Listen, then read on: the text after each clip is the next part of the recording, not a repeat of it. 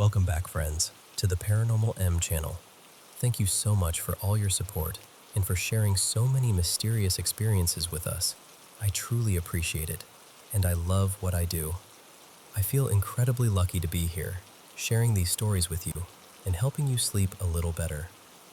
Don't forget to subscribe and turn on notifications so you won't miss our latest videos.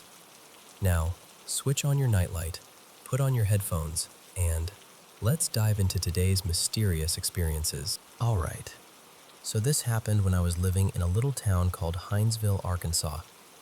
And I'm not telling you some campfire story I found online. I was there, and I wasn't alone.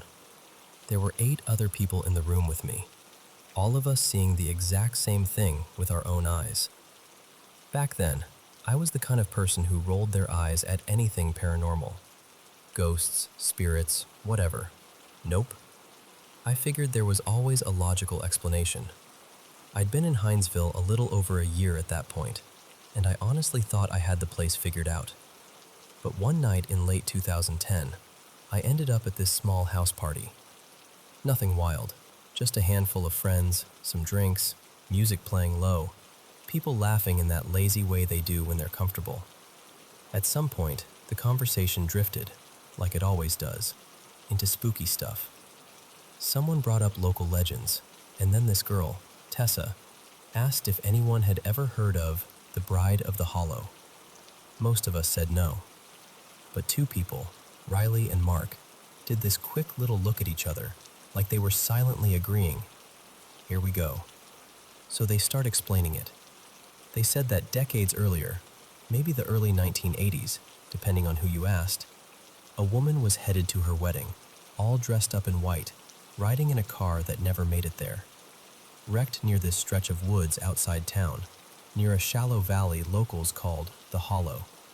And after that, people started seeing her, late at night, always in a long white dress, always moving wrong, like she wasn't walking so much as sliding. And here's the part everyone always said the same way. Nobody ever saw her face. That's when this guy in the room, Caleb, finally spoke. He'd been quiet all night, just kind of listening with his drink in his hand. He let out this and said, "People tell me I'm full of it, but I've seen her." You could feel the temperature of the room change. Not literally, but you know what I mean. Like the vibe shifted. Everyone got quieter without even realizing it. Caleb said the first time was when he'd gone out to hunt right before sunset, and he described this moment where the woods just shut off. No birds, no bugs, no rustling. Just silence so sudden it felt intentional. He said he saw her between the trees. No crunch of leaves, no snap of twigs. Just there. A tall figure in white, gliding forward with her hands stretched out like she was presenting something. He said it was a bouquet, flowers held carefully in both hands. But the flowers looked dead, dried out, browned like they'd been pressed in an old book for years.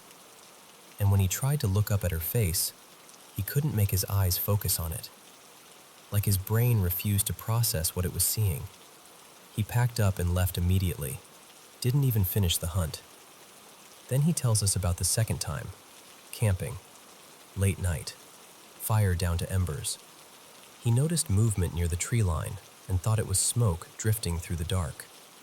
But then it separated from the shadows. He said she hovered just outside the firelight, not stepping into it, just lingering at the edge like she didn't want to be fully seen. And he told us he didn't sleep, not even a minute. He sat there until morning, watching the woods. Now, as the party went on, people started clearing out. Some went to the kitchen, some outside. A couple passed out in random chairs, you know. Eventually, 9 of us ended up sitting in the living room. And the thing about that living room is it had this big front window, like a wide picture window, that looked straight into the trees. We'd all stared out of it 100 times before. There was never anything out there but darkness and branches. We're talking, half paying attention, and then Maddie just stops mid-sentence. Like someone hit pause on her. She's staring straight at the glass, And I remember thinking, what is she looking at? Then I saw it too, but as it drifted closer, the outline sharpened. It was tall, too still, wearing a long white dress that floated just above the ground. And it wasn't walking. It moved smooth, like the ground wasn't even a factor. No bobbing motion, no shifting weight, just a steady gliding approach, silent as a thought. And it was holding something out in front of her. When she reached the edge of the yard, nobody spoke. It was like all our voices had been taken. She passed directly in front of the window, right in front of us, and that's when I saw the bouquet. Wilted, brown, old, like something you'd find in the bottom of a trunk in an attic. Her head was tilted down toward the flowers, like she was staring at them. And then, this is the part that still makes my stomach tighten. There was no face, no eyes, no nose, nothing. Just a hollow darkness where a face should have been, like looking into an empty hood. I felt this cold pressure slide down my arms into my chest, like my body knew before my mind could catch up that something was wrong. We watched her glide toward the side of the house, out of sight of the window. And that's when the doorknob moved. Not the window, the actual side door. It twisted slowly at first, careful, deliberate, like someone trying not to make noise. Then it rattled harder, like whoever it was testing it, trying to figure out how to get in. Nobody moved. I don't mean we chose not to move. I mean we couldn't. I don't think anyone even blinked. And then, it stopped. The pressure in the room lifted almost instantly, like a weight had been taken off our shoulders. We all snapped our eyes back to the window. She was gone. No footsteps, no crunch of leaves, no movement. The woods were still again, like they'd never been disturbed. For a long time, we just sat there, trying to make sense of it with the only tools we had: logic, denial, excuses. Later, we tried to explain it away. We blamed the drinks. We said our minds filled in details because we'd just heard the story. But here's the problem with that. 9 people don't hallucinate the same faceless woman. 9 people don't all imagine the same dead bouquet. And 9 people don't all hear the same doorknob twist like someone's trying to come inside. I don't know what she wanted. I don't know if telling her story brought her closer, like we invited her without meaning to. I don't know if she thought someone in that house was waiting for her. I only know this. I didn't believe in any of it before that night. And after that, I couldn't pretend it wasn't real. I moved away not too long later. But even now, people still talk about that valley. They still trade sightings. They still whisper about the bride who never made it to her wedding. And honestly, if you've ever had something happen that you can't explain, I want to hear it. I really do. Because I know how it feels to sit there afterward, trying to convince yourself you imagined it, when deep down, you know you didn't.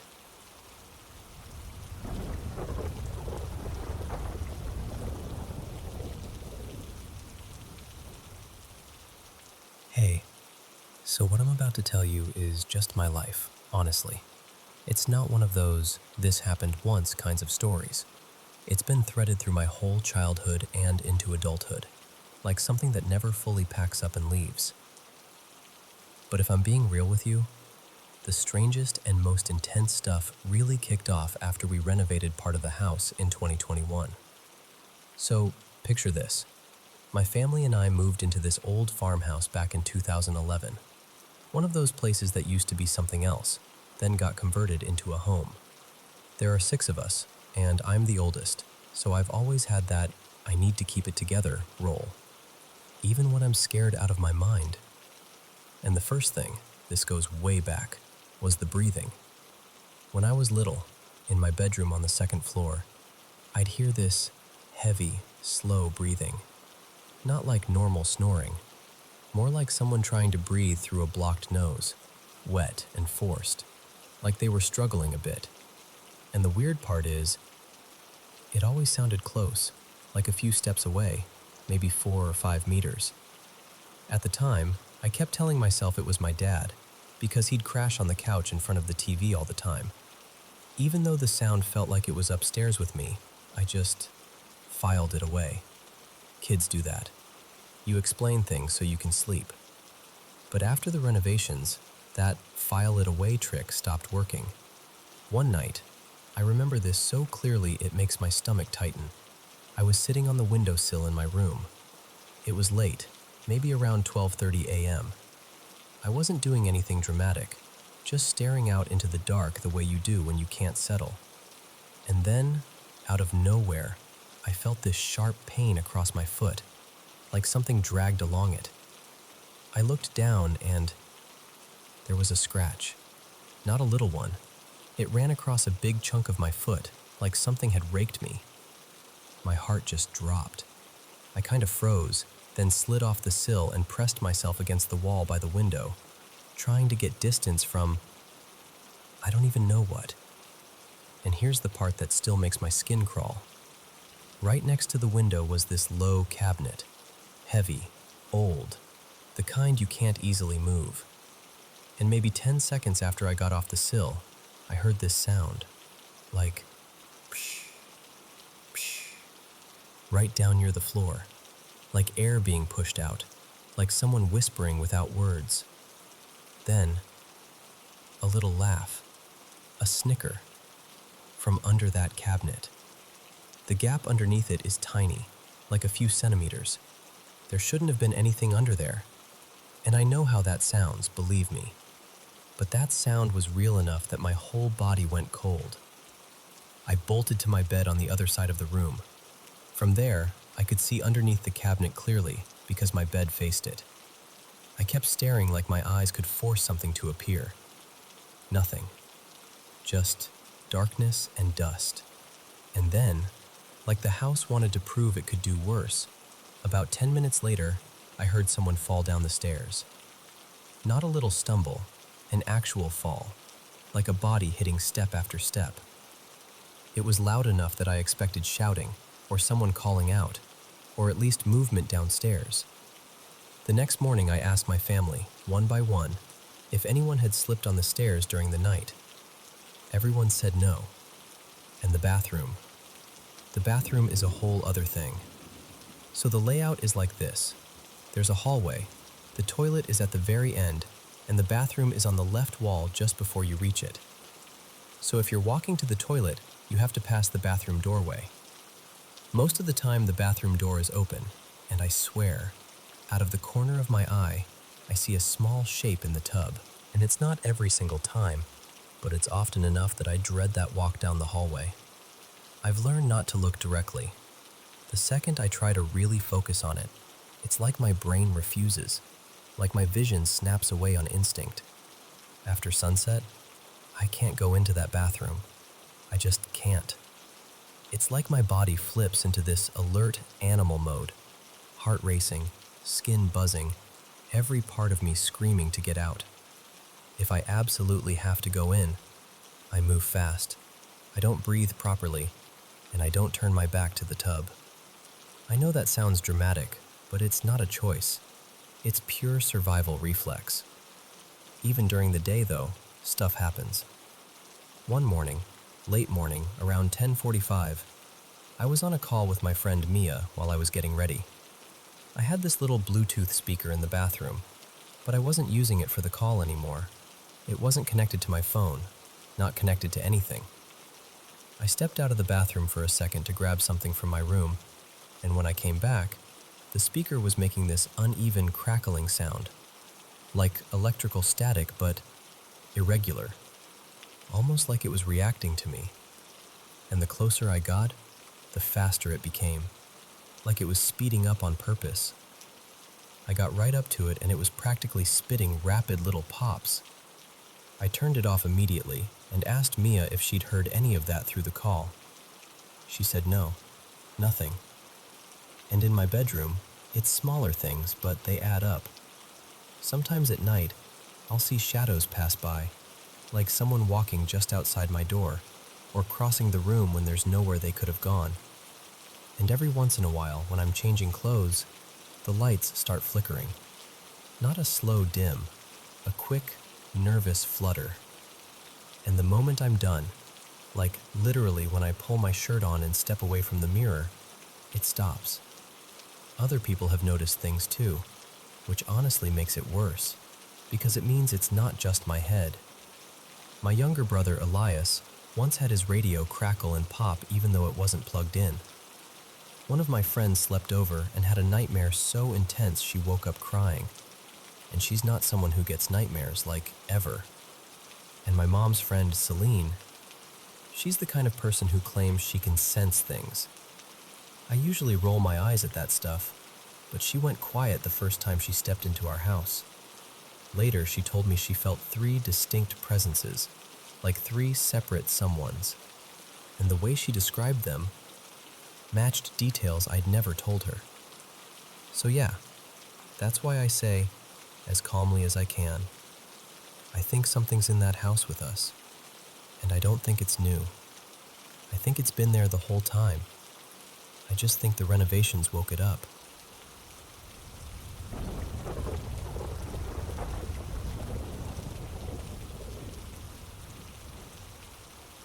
So, let me set the scene for you. A while back, I got hired for this super niche hands-on art job. One of those things where you can't really phone it in, and you definitely can't leave it half finished. The location was this repurposed building from the late 1800s, right in the middle of a big city. Philadelphia, actually. Gorgeous in that worn, echoey way, but also the kind of place where you can feel how many years are sitting in the walls. They'd only been using the space again for maybe 2-3 years. Before that, it sounded like it had been sitting quiet forever.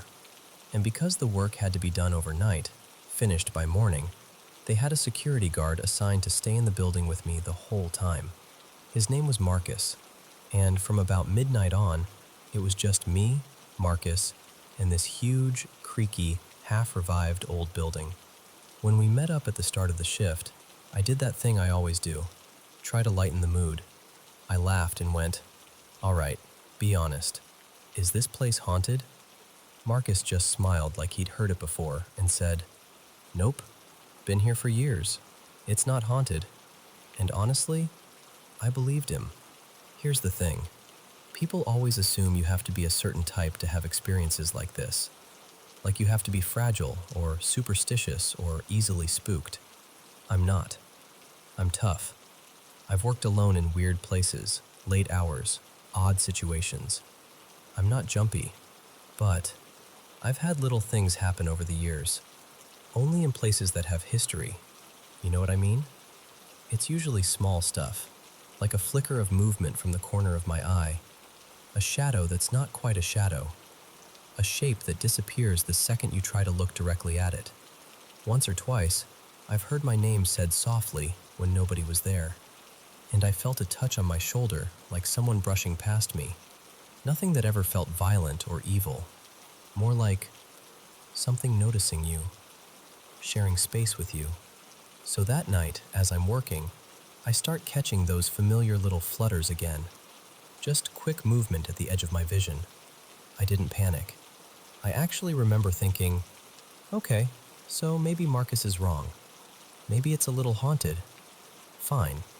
But nothing, and I mean nothing, prepared me for what happened around 4:20 in the morning. I'd been working for hours by then, deep in it, headphones on, completely locked into that zone where your hands know what to do before your brain catches up. The work was going beautifully. Everything was turning out exactly the way I'd pictured it.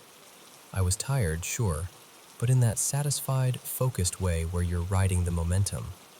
At one point, I was digging through my tool bag, eyes down, sorting through a mess of supplies, when suddenly, something rushed me. Not like a breeze, not like a sound, like a person, a man. It was fast, this solid, stout figure moving straight toward me like he was trying to startle me on purpose. My first thought was, Marcus. He was a bigger guy too, and I figured maybe he was messing around, trying to be funny. But then, right as that thought landed, I saw what the figure was wearing, and my stomach just dropped. It wasn't a modern uniform. It looked like an old clerical outfit, like a priest's robe. Dark fabric, that unmistakable collar, old-fashioned, formal, out of time. I swear to you, I saw it clearly. And then, just like that, he was gone. Not ran away, not ducked behind something. Gone, like someone turned off a light. The exact same way those corner-of-the-eye shadows disappear. Except this time it was close. Way too close, but I didn't. I froze for a beat. And then, weirdly, the fear didn't fully take over. It was more like adrenaline mixed with awe. Because once I realized what I'd just seen, I got this rush of, how do I explain it? Excitement. Like, oh, that was real. That actually just happened. And I remember thinking, was he trying to scare me? It felt like it, honestly. Like a prank, except from another century. I didn't sense anything malicious, no heavy dread, no sick feeling, just that jolt of being startled. So I started walking toward where Marcus usually sat. I was about to tell him, I really was, but as I got close, I stopped myself. I peeked in, saw him sitting there like normal, calm as anything, and I thought, he's going to think I've lost my mind. So I didn't say a word. I went back to my work, but for the last couple hours, I was hyper aware of everything. Every little sound, every shift of light, every corner of the room. Nothing else happened after that, not like that. But I'll tell you what did happen. I felt watched. Not constantly, but enough that I noticed it. Like there was a tension in the space. Like something was aware I was there and was just observing. I finished the job right on time. Morning came. My bosses were thrilled, like thrilled. They praised everything, said it was exactly what they wanted. And later that day, once I was out of that building and in daylight with coffee in my hands, I told a couple close friends. The kind of friends who don't immediately laugh at you. Because I know what I saw. And I know I'm not the only one. That building? Yeah. It's haunted. Absolutely haunted.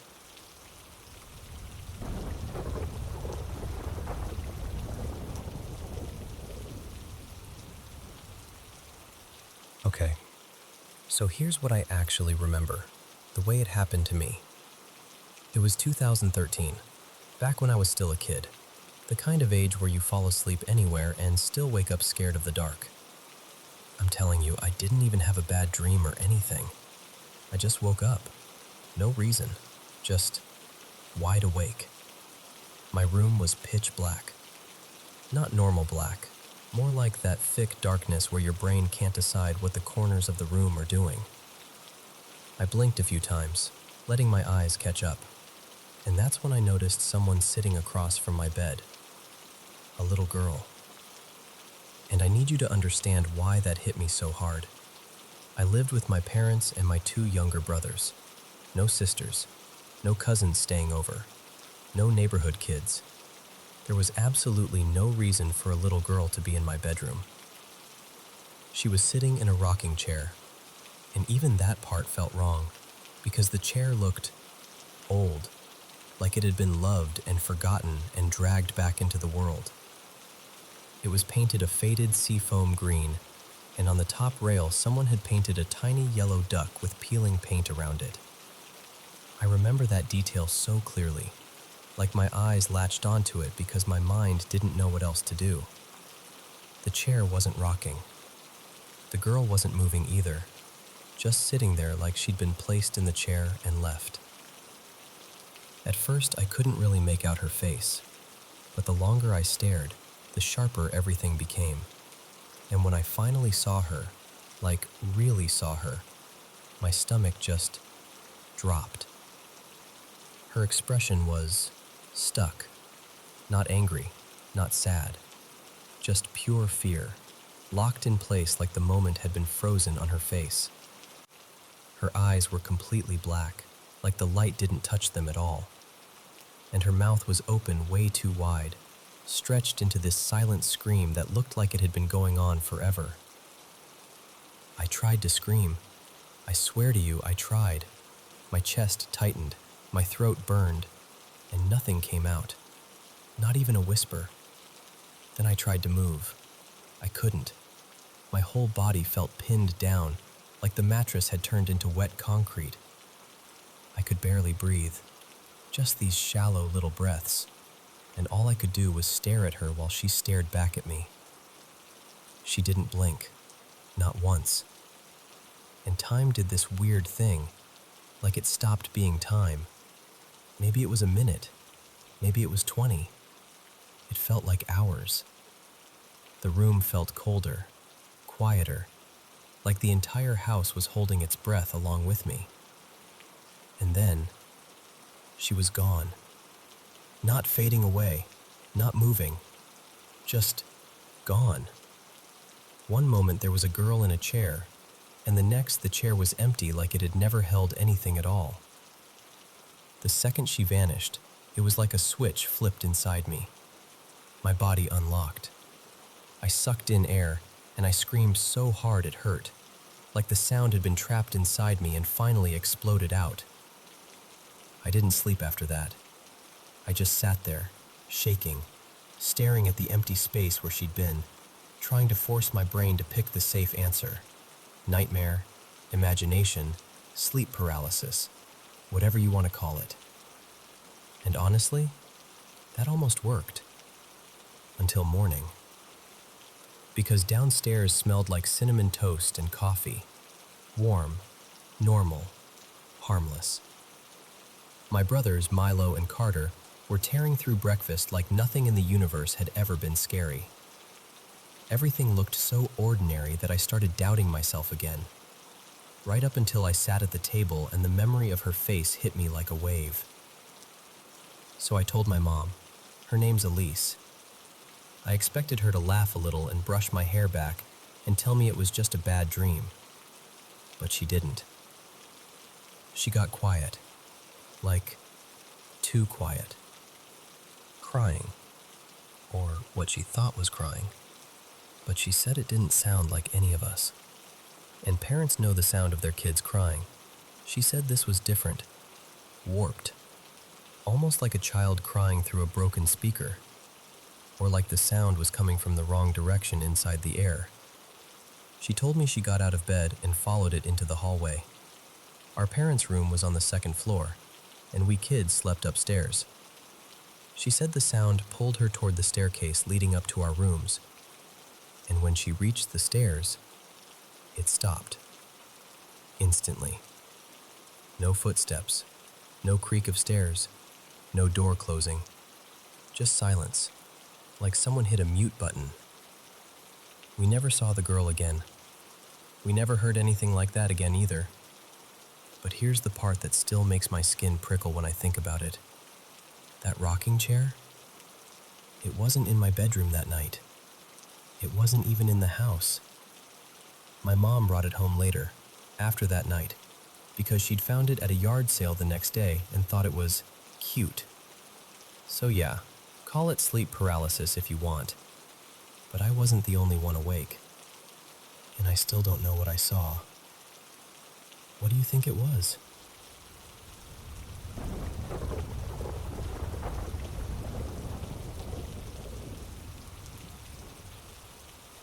So this happened years ago, and it's one of those stories that's equal parts creepy and ridiculous. Like, I laugh when I tell it now, but in the moment, I was not laughing.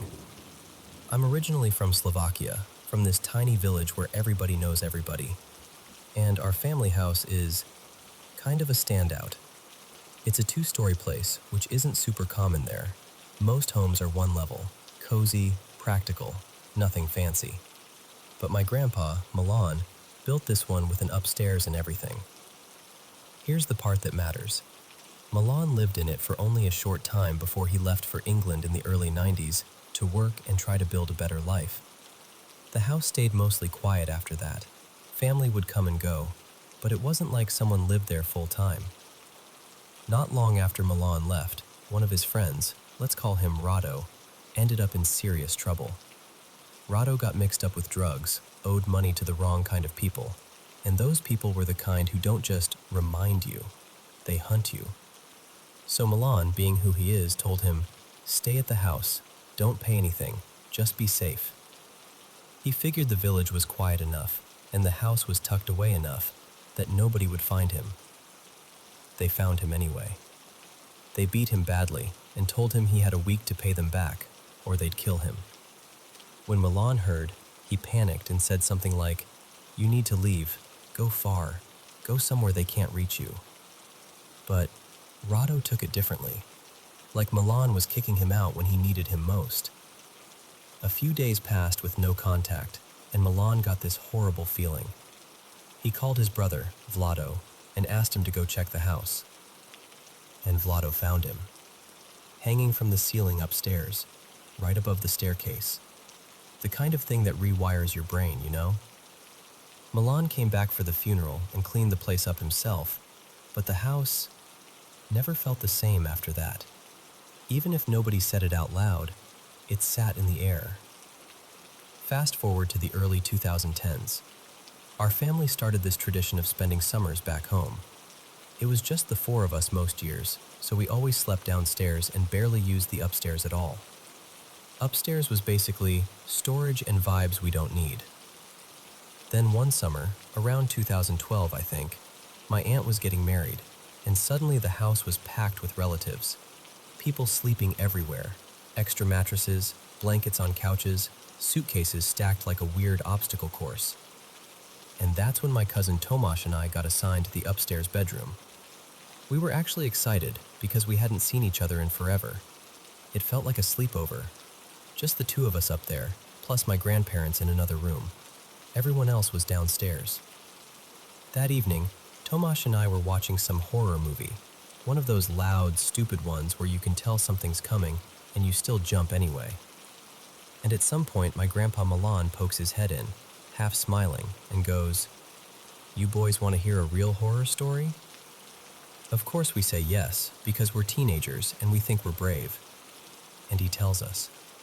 He tells us about Rado, about the debt, the beating, the week-long ultimatum. And then he just casually stands up and goes, "Come here." He leads us out into the hallway and points over the staircase, right up at the ceiling beam area, and goes, "That's where he was." Like he's pointing out where a picture frame used to hang. And then, he adds, almost like an afterthought, "He was here for days before anyone found him." After that, upstairs didn't feel like a fun sleepover anymore. It felt like we'd been placed in a museum exhibit called Bad Decisions, featuring ghosts. We tried to act normal and go to bed, but I couldn't sleep at all. My brain kept doing that thing where it replays the image you don't want, like I'm picturing this man hanging over the staircase just watching anyone who walks up and down. So I do what any genius does in a haunted house. I distract myself. I plugged in my console and played this zombie game mode for a while, just trying to get tired enough to stop thinking. Eventually, I passed out. And I'm not exaggerating. I slept maybe an hour. Then I woke up. Not from a nightmare, not from the wind, not from someone snoring. No, from a sound. This quiet, strained, sliding sound. Like something tightening. Like something being pulled. At the time, I didn't know what it was, but later I could only describe it one way. It sounded like a rope being pulled taut. I opened my eyes. And there, right in the corner of the room, was a figure. A man. Hanging. Facing away from me, slightly turned like he belonged there, like it was normal, like it was his room and I was the guest. My whole body locked up. I couldn't even breathe properly. I reached over and tried to shake Tomasz awake, hard, because I'm thinking, if he sees it too, it's real. But he wouldn't move. He was completely out cold. And my brain, my brilliant survival brain, decides I have exactly one weapon in this situation: panic and whatever is within arm's reach. So I start throwing things. First my controller, then my water bottle. Then, because fear makes you creative, I grab my socks and whip those too, like I'm trying to defeat the undead with laundry. After the socks hit the corner, I dove under the blanket and just stayed there, breathing like I'd run a marathon. And I could still hear it, the faint shifting, the creak, the quiet movement like the rope was swaying. I don't even remember falling asleep again. I think my brain just shut off to save itself. Morning comes, light in the room, sounds of people downstairs, life continuing like normal. I lie there for a minute, frozen. Then I slowly look over at the corner. Nothing. No man, no rope, no shadow, no anything. And for one tiny moment I think, okay, dream. Horror movie plus Grandpa's story equals nightmare. Then I sit up, and I see my controller on the floor, my water bottle too, and my socks, exactly where they landed when I threw them. My stomach drops all over again. But the real final punch, the thing that made my skin go prickly even at breakfast, was what Milan said later, like it was a totally normal observation. He looks at me over his coffee and goes, "Why were you moving around so much last night? And throwing things?" And I just stared at him. Because if it was a dream, why did he hear it? So yeah, that's the story. Now when I tell it, I try to make it funny, because it sounds insane. I'll be like, yeah, I fought off a ghost with socks. Like I'm some kind of budget paranormal investigator. But honestly, it still creeps me out. And whenever we go back to Slovakia, I stay with other family if I can. Because I don't care how grown I get. If someone offers me the upstairs bedroom in that house, no thank you. Not unless I'm bringing extra socks.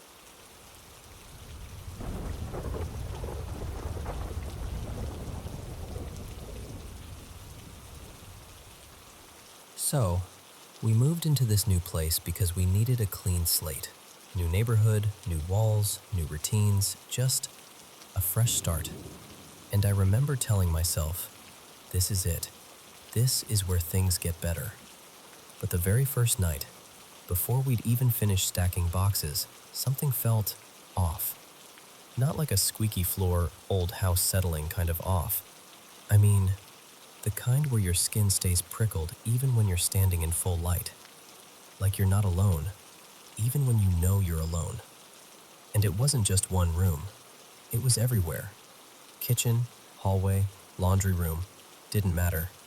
I could be brushing my teeth at 2 a.m. or folding towels at noon, and that same heavy feeling would settle over me like a hand on the back of my neck. Being watched. Constantly. For the first week, though, nothing happened, which almost made it worse.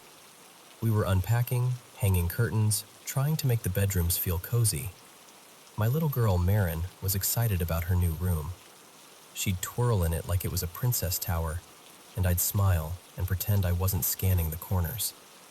Then, on the 7th day, I was at the kitchen sink rinsing a plate, and that pressure came back, sudden and thick, like the air had changed texture.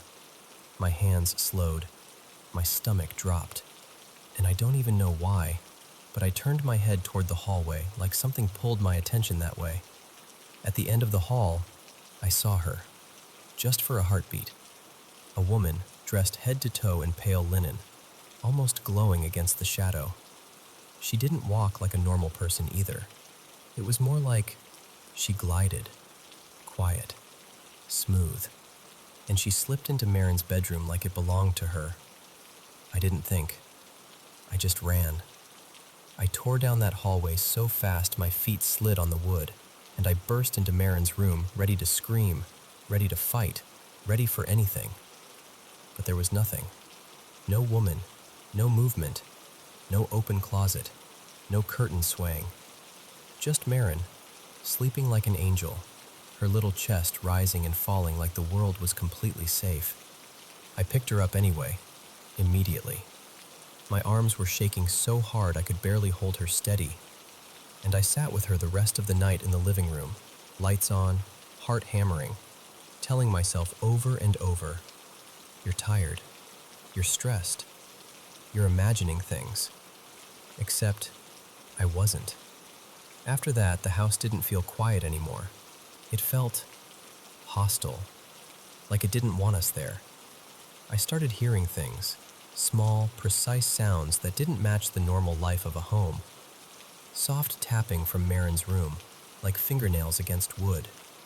Whispering too, but always just under the edge of clarity, like the house was trying to speak without letting me understand. It happened in the afternoon. It happened at 3 a.m.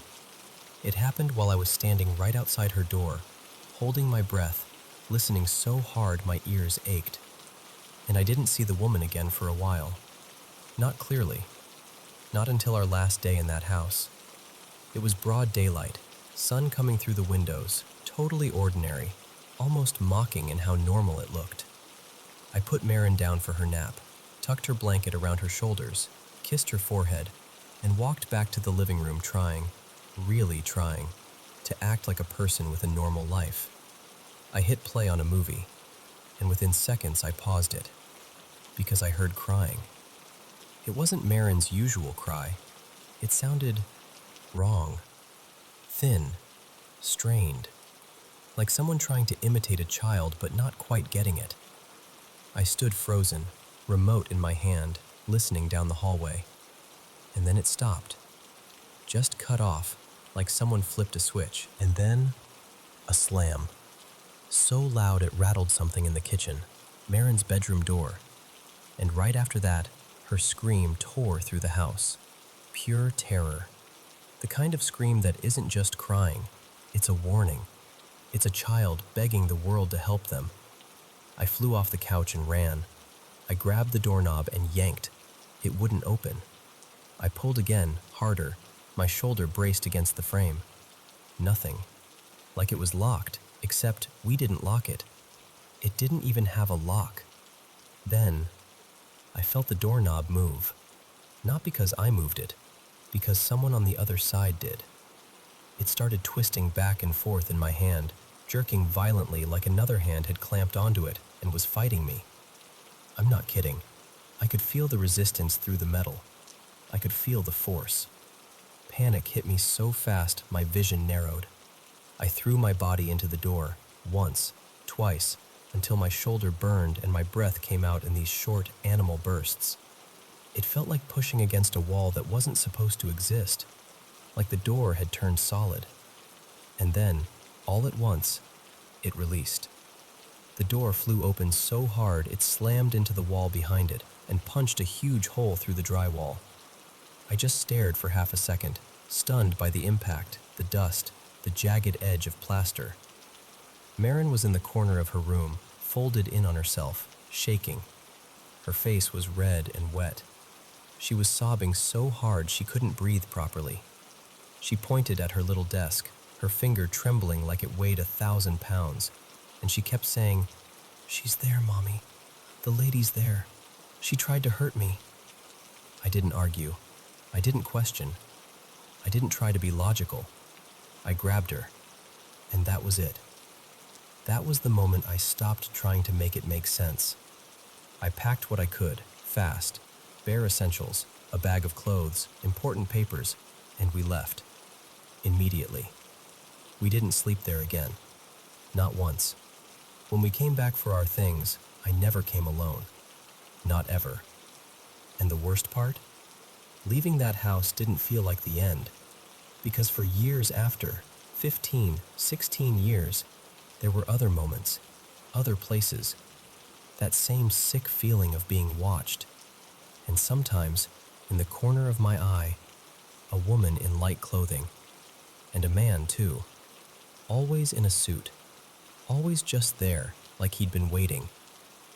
So, yeah, if you want, I can tell you about the other things that happened after that. There's more, a lot more.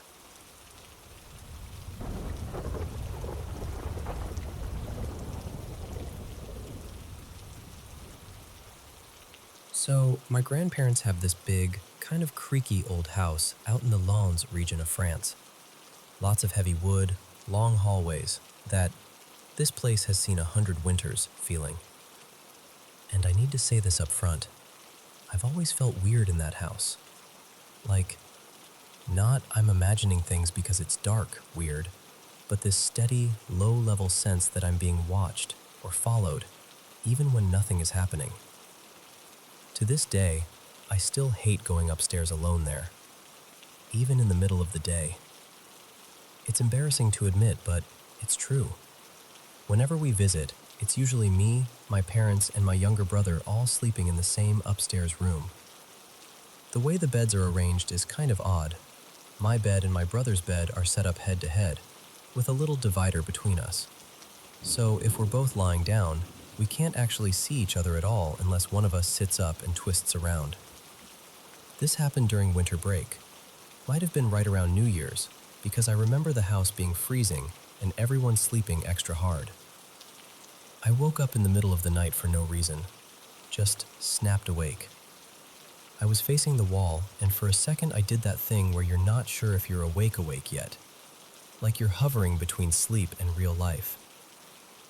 Then I turned over, and I swear to you, the moment I looked toward the middle of the room, my stomach just dropped.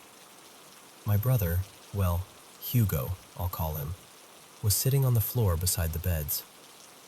Just sitting there like it was totally normal, and he was staring straight at me with his eyes opened way too wide, and he had this stretched, teeth-showing smile on his face, like he was trying to freak me out on purpose. And the thing is, when we were little, he used to do this stupid face to annoy me, this exact kind of grin. But he'd grown out of it ages ago, which somehow made it worse because it felt deliberate, like whoever or whatever I was looking at was copying something it knew would get under my skin. My first thought was sleepwalking, because he actually used to have episodes when he was younger, like real ones, wandering, talking nonsense, the whole thing. So even though I was terrified, I tried to force my brain into, okay, this is explainable. Still lying there, I reached over and shook my mom's shoulder. I whispered like, Mom, wake up, please. Hugo's up again. He's sleepwalking and it's really creeping me out. She stirred, sat up a little, and squinted around the room, all groggy and confused. Then she just said, super casually, What are you talking about? He's in bed. And I remember getting angry for a second. Like, no, he isn't. He's right there. Are you seriously not seeing this? So I looked back toward the spot on the floor, ready to prove it. And it was empty. Just empty floor. Nothing there. My whole body went cold. I sat up fast, staring at where he had been, like maybe he'd crawled away or ducked behind something. Then I looked up at his bed, and Hugo was there, curled up, breathing slowly, completely still, sleeping so peacefully it was almost insulting. I didn't sleep after that. I just lay there staring into the dark, replaying it over and over, trying to find the moment where it could have been a dream. But here's the part that still messes with me. I wasn't half asleep. I wasn't fuzzy. I remember the exact angle of his shoulders, the way his eyes looked too bright, the ridiculous amount of teeth in that grin. It lasted long enough for me to wake my mom, for her to look around, for me to look back again. It felt physical, like he was really there, so I don't know what it was. All I know is that house already made my skin crawl. And after that night, it stopped being just a creepy old house feeling. It felt personal.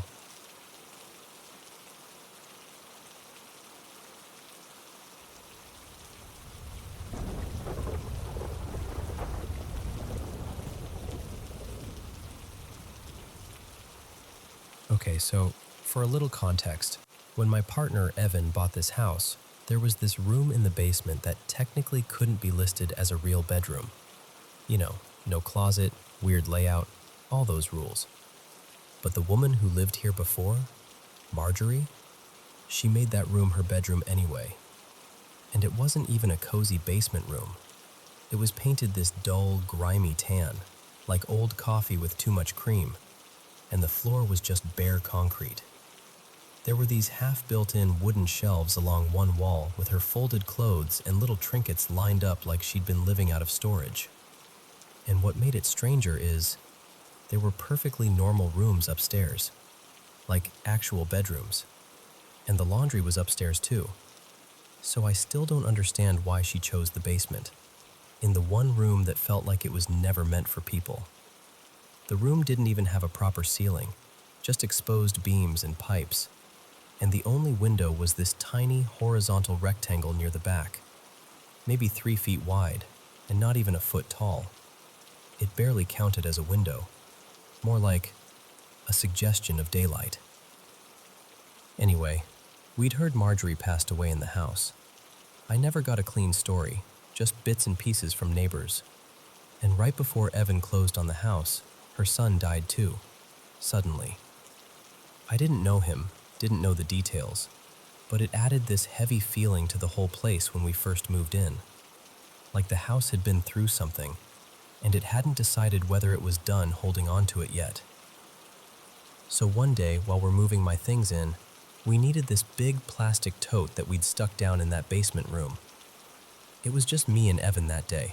My daughter was at school, and this was before my son was born, so the house felt extra quiet. Evan was upstairs sorting boxes, doing that focused, please don't talk to me unless the house is on fire organizing thing. I run downstairs, and I'm already telling myself, just grab the tote and go back up, because I hated that room. I didn't even want to look at it too long. I open the basement door, head down, and when I step into that room, of course, it's completely black. We'd already replaced the light bulb down there before, but for some reason the bulbs in that room never lasted. They'd burn out insanely fast, like the room just ate them. And that day I didn't have my phone on me either. I'd left it upstairs like an idiot.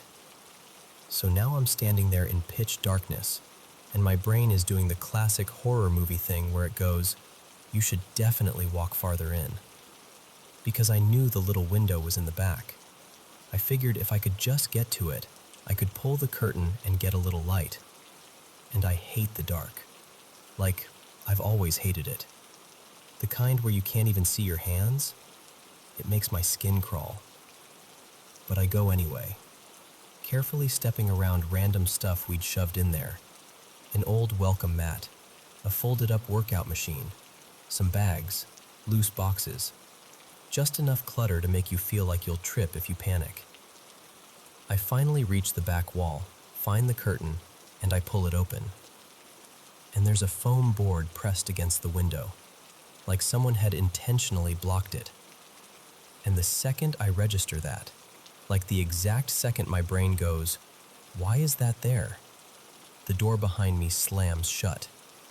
Not a gentle click, not a slow drift, a full, sharp, violent slam, like someone threw their whole weight into it.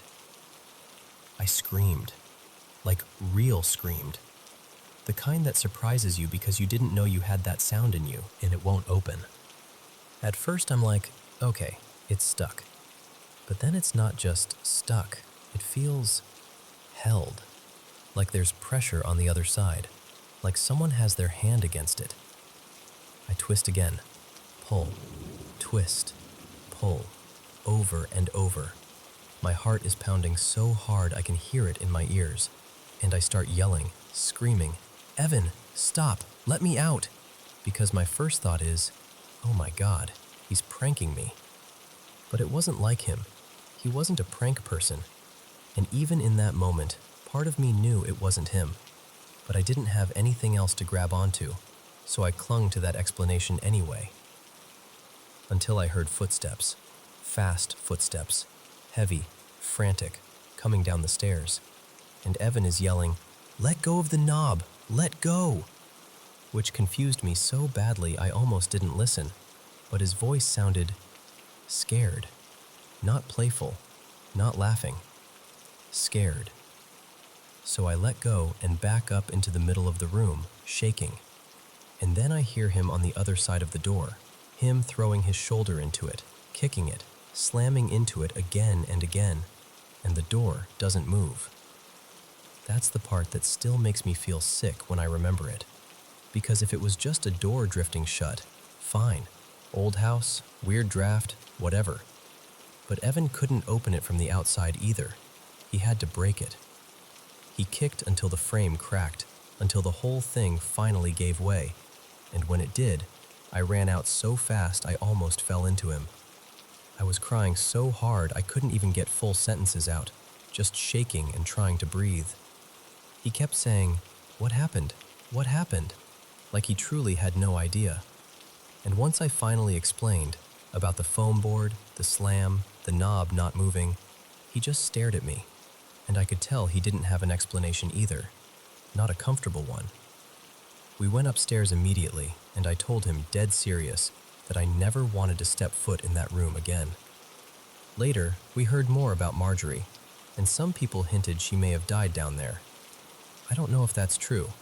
I still don't have a straight answer, but that room has always felt wrong. Like the air is slightly off, like you're intruding.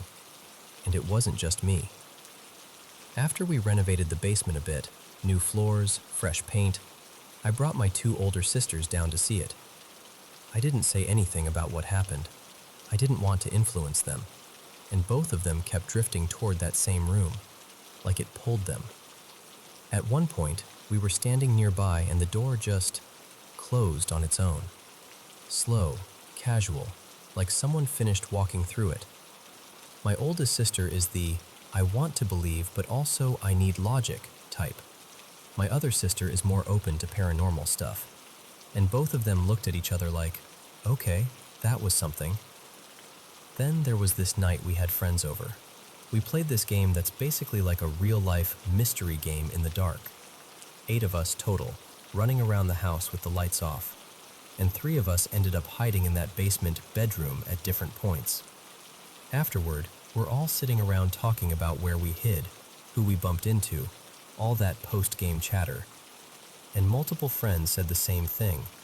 They said when they entered that room, it felt like someone else was already in there with them. One friend even swore something brushed their ankles, like a cat weaving around their legs. But our cat was upstairs, and he's loud. Trust me, we would have known if he was down there. So, yeah, could the house be settling? Sure. Could the door have been a pressure thing, or a weird latch, or a warped frame? Maybe. Could the light bulbs have been some electrical issue? Absolutely. But here's what messes with me. After Evan started renovating that room to turn it into an office, the light bulbs stopped burning out. They last for months now, and if you stay in the basement long enough, there's this feeling like you're being watched. Not generally, not vaguely, like it's coming from a specific corner. And you can tell yourself whatever you want. Your brain is playing tricks. It's just the shadows. It's just a creepy basement. But the feeling doesn't go away. It just waits there with you.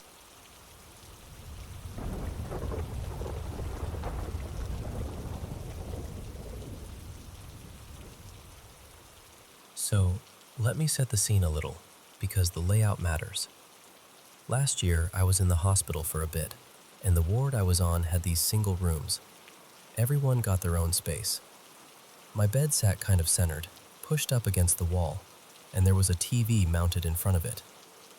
To the right of the bed was the main door, and it had that little nurse window in it, like they could slide it open and check on you without actually stepping inside. Diagonally to the right was the bathroom, and on the left side of the room there were a couple benches, this big window looking out at the night, and a worn lounge chair that looked like it had seen 1,000 exhausted visitors fall asleep in it. Anyway, it was late. The kind of late where the building feels hollow. They had me on some pretty heavy medication, and it made my body feel like it was sinking into the mattress. I remember drifting off. The kind of sleep where you don't even realize you're gone until you're suddenly not. And then, I woke up. I don't know what woke me. I didn't hear a crash or a voice or anything like that. I just opened my eyes and immediately felt that weird, someone's here awareness, like your brain catches it before your heart does. And that's when I saw it. A figure, humanoid, tall, about the height of an adult man, maybe a little taller. It wasn't standing over me like in a dramatic way. It was leaning, like it was peeking in at me from the side, almost playful about it. That's the part that still messes with me. The energy felt giddy, like it was amused that I could see it. The face is the clearest thing in my memory. It was pale, chalky pale, almost washed out, like it didn't belong under normal lighting.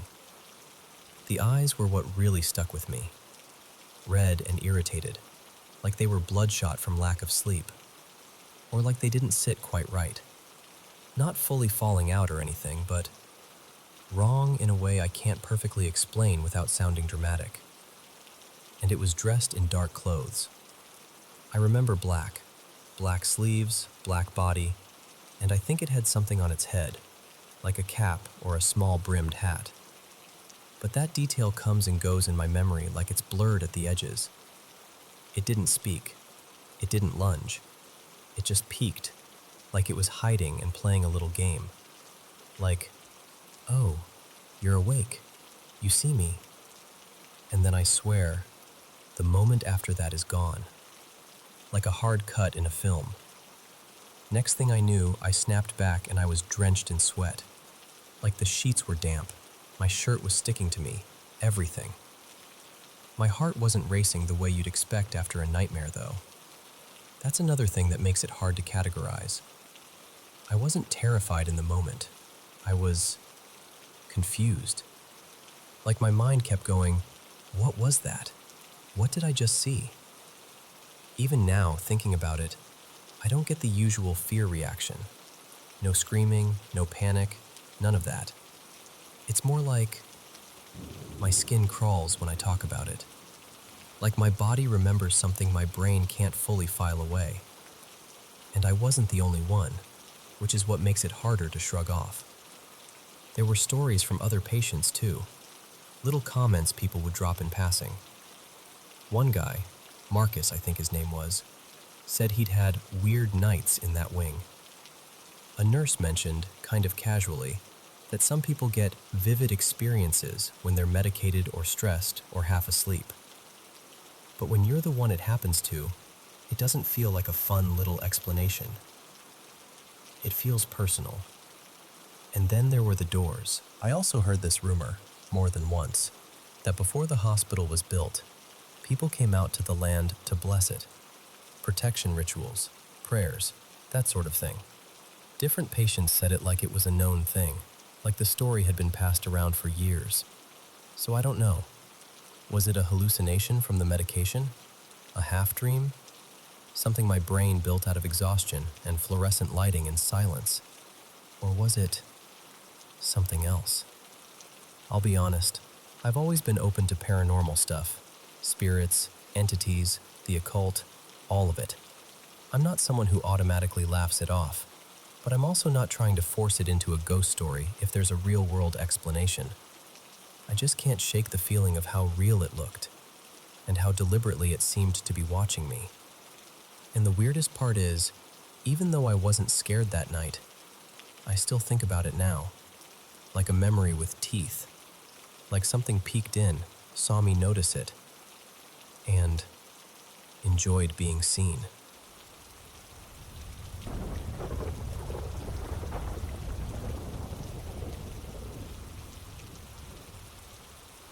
Okay, so I literally made this account because I cannot get this out of my head, and I just need to talk it through like I'm telling a friend. It's late. Well, technically early. It's around 4:20 a.m. where I am, GMT 3, and I know the exact time doesn't matter, but I'm kind of clinging to details to keep myself calm. So, quick context. I live in an apartment building, and for a while now I've had this uneasy feeling at home. Not like boo spooky all the time, more like a quiet, weird pressure. Sometimes I wake up with my heart racing for no reason, like I'm startled awake by something I can't even name. There have been other little moments, but none of them compare to what just happened tonight. I went to bed around midnight, totally normal. I put my phone down, rolled onto my side, and just fell asleep. No scary movie, no creepy podcast, nothing. Calm. Then, out of nowhere, I wake up. And I'm not fully awake at first. You know that half-dreamy state where your eyes are open, but your brain is still catching up. I was kind of curled up on my left side, face turned slightly down toward the pillow.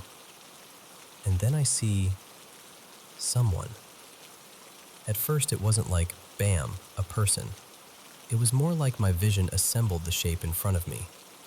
Like my eyes focused and the outline sharpened, shoulders, torso, arms. And when it fully clicked into place, I was face to face with a man I have never seen in my life. He was dressed really formally, like a dark suit, neat, like he was going to a business meeting or a wedding or something. And the part that makes my stomach turn even now is that he was smiling at me. Not a huge grin, just this calm little smile, like he was waiting for me to notice him. And I swear, I saw his lips move, like he was talking or trying to say something, but I couldn't hear anything.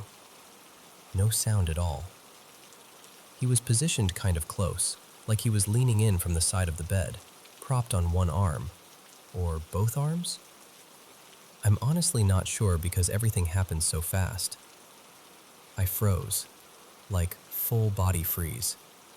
I don't even remember if I flinched back or leaned closer out of panic. My brain just kind of locked up. And then I blinked, and he was gone. Not like faded away, not like moved into the shadows, just gone, instantly, like someone turned off a screen.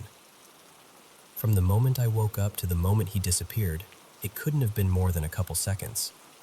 The second he vanished, my body kicked back on and I shot up.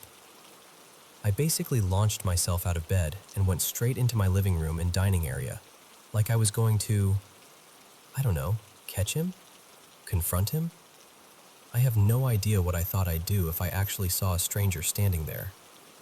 But I checked anyway, corners, doorway, everything. Nothing. No one.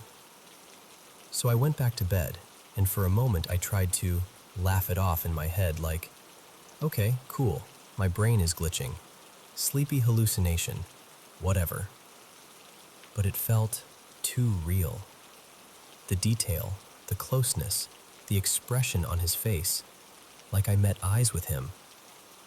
I started shaking when I replayed it, like actual trembling.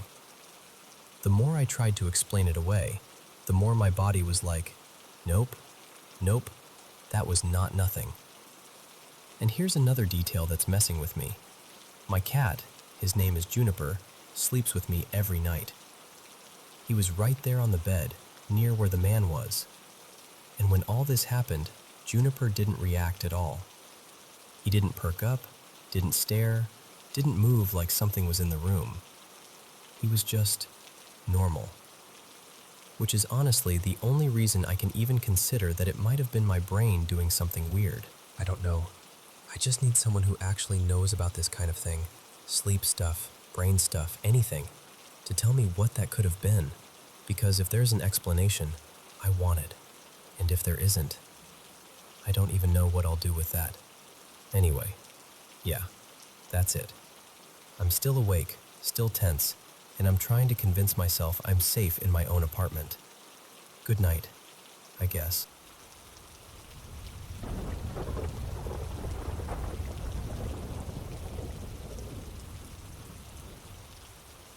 So, before I tell you what happened this morning, I should give you a little context, because without it, I know it sounds unreal. I've been dipping in and out of meditation for a while now. For a time, I was really deep into it, experimenting with things like remote viewing and guided audio sessions that are meant to shift your awareness. I don't do it as consistently anymore, but lately I've come back to it for a very specific reason. I've been trying to quiet down the PTSD that's been hanging around after a hospital incident a few months back. I have a rare condition called achalasia. Basically, swallowing is a fight. Food, water, anything. And in early autumn, during what was supposed to be a routine procedure, something went catastrophically wrong. There was a mistake, and an artery got nicked. Everything went into emergency mode. I lost a lot of blood. They had to rush me into surgery. I survived, obviously, but I didn't come out the same. Since then, my symptoms have gotten so much worse. I've dropped a scary amount of weight, and I've got this long, angry scar stretching across my abdomen, a physical reminder of a moment I genuinely could have died. Fast forward to yesterday. I nearly ended up back in hospital because I was so dehydrated. Even drinking water can be painful and exhausting, and I could feel myself slipping into that danger zone again. And then, this morning happened. I was at my desk, meditating like I usually do, nothing dramatic. I wasn't asleep. I wasn't drifting. I was fully aware of the room, the sounds around me, the feeling of the chair under me. I knew exactly where I was. And in that clear, awake space, I felt a presence. It wasn't vague. It wasn't just a sense. It was like someone had walked into the room. When I opened my awareness to it, I saw this small being, almost like it had stepped out of a storybook. The best way I can describe it is a little creature with the look of a calf or a small bull, but not in a realistic way. More like a gentle, mythic version of one. It had thick fur and these curled horns that framed its head. And on the horns, this is the part that sticks with me, there were these strange ornaments, like hoops or big circular bands, the way earrings might hang, except they were set into the horn itself. It climbed up onto me like it belonged there, like it wasn't asking permission. It settled right on my stomach, directly over the scar. And I remember thinking immediately, why there? Why that spot? Then it looked straight at me, not past me, not through me, at me. And with this calm, deliberate motion, it traced a symbol in the air, this bright, electric neon blue that honestly felt like light you could touch. It drew a crescent moon over my scar, but not the way you usually picture a crescent. The points were angled upward, like a bowl. And underneath it, there was this glow, like the crescent was being lit from below, the way the sun makes the edge of the moon shine at night. It was so vivid it felt impossible. It finished the shape, paused like it was setting it into place, and just held my gaze for a second longer. Steady, almost reassuring. Like, that's done. That's enough. You're okay. And then it was gone. No dramatic exit. No jump scare moment. Just gone. Like it had never been there at all. But even with that awareness, this didn't feel like a dream. It didn't feel like sleep. It didn't feel like imagination. It felt like an encounter. And the part I can't ignore, because it's the part that made me sit back and go cold, is what happened afterward. Since that moment, I've been able to drink water like I haven't been able to in a long time. Not perfectly, not like I'm suddenly cured, but noticeably easier. Less pain, less resistance. Enough that I caught myself thinking, wait, what? And then I just kept drinking, almost scared it would stop if I focused too hard on it. After yesterday, that shouldn't have been possible for me today. So now I'm stuck in this strange space. I'm in awe of it, honestly. And I'm also trying to understand it. I looked up folklore and symbols, and the closest match I could find was this horned figure from old mythology, Cernunnos. But the fit isn't perfect, and I can't figure out why anything like that would show up to someone like me, in my little ordinary life. sitting at a desk trying to breathe through trauma. I don't know what it was. I just know it came straight to the wound, straight to the place where I was cut open to be saved, and it left a bright blue crescent like a mark, like a blessing, like a stitch of light. And ever since, something has shifted. Even saying it out loud makes me feel a little ridiculous, but I also can't pretend it didn't happen. So that's why I'm telling you. Because if you've ever had something like this, something that sits right on the line between the unexplainable and the psychological, I'd genuinely love to know how you make sense of it. Because right now, all I can do is hold it carefully and admit the truth. Whatever it was, it felt real.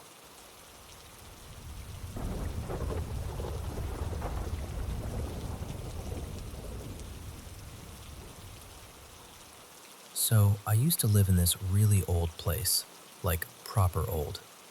It was in the historic part of downtown, brick and creaky and full of those little quirks that come with buildings that have been around forever.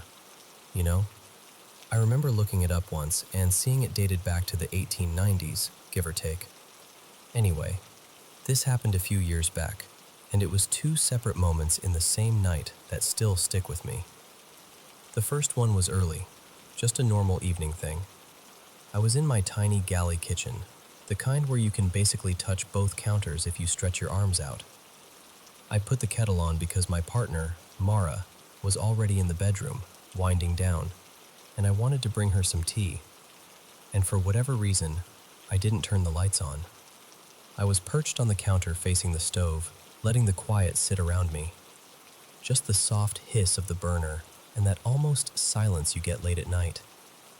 Then, out of nowhere, I felt this blast of cold right on the back of my neck. Not like, oh, the window must be cracked, or the fan shifted. No, this was sharp, like something had leaned in close and exhaled, and the air itself had teeth. Every hair on my arms stood up. I swear I got goosebumps instantly, like my body reacted before my brain even caught up. I spun around, half expecting, I don't know what. A prank? A person? Something explainable.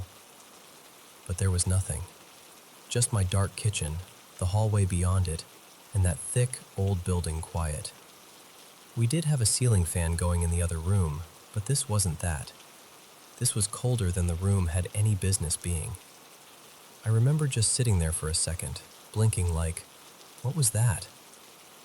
Then I turned the light on, watched the kettle like it had personally offended me, and tried to shake it off. I brought the tea down the hall, gave Mara a quick kiss, and didn't even mention it at first because it sounded ridiculous. Like, hey, the kitchen just breathed on me, you know? But then came the second thing. And this is where it gets weird, because I am a champion sleeper. Like, if the world ends, I'm probably still drooling into my pillow. I don't wake up in the middle of the night unless something really pulls me out of sleep. That night, I woke up suddenly.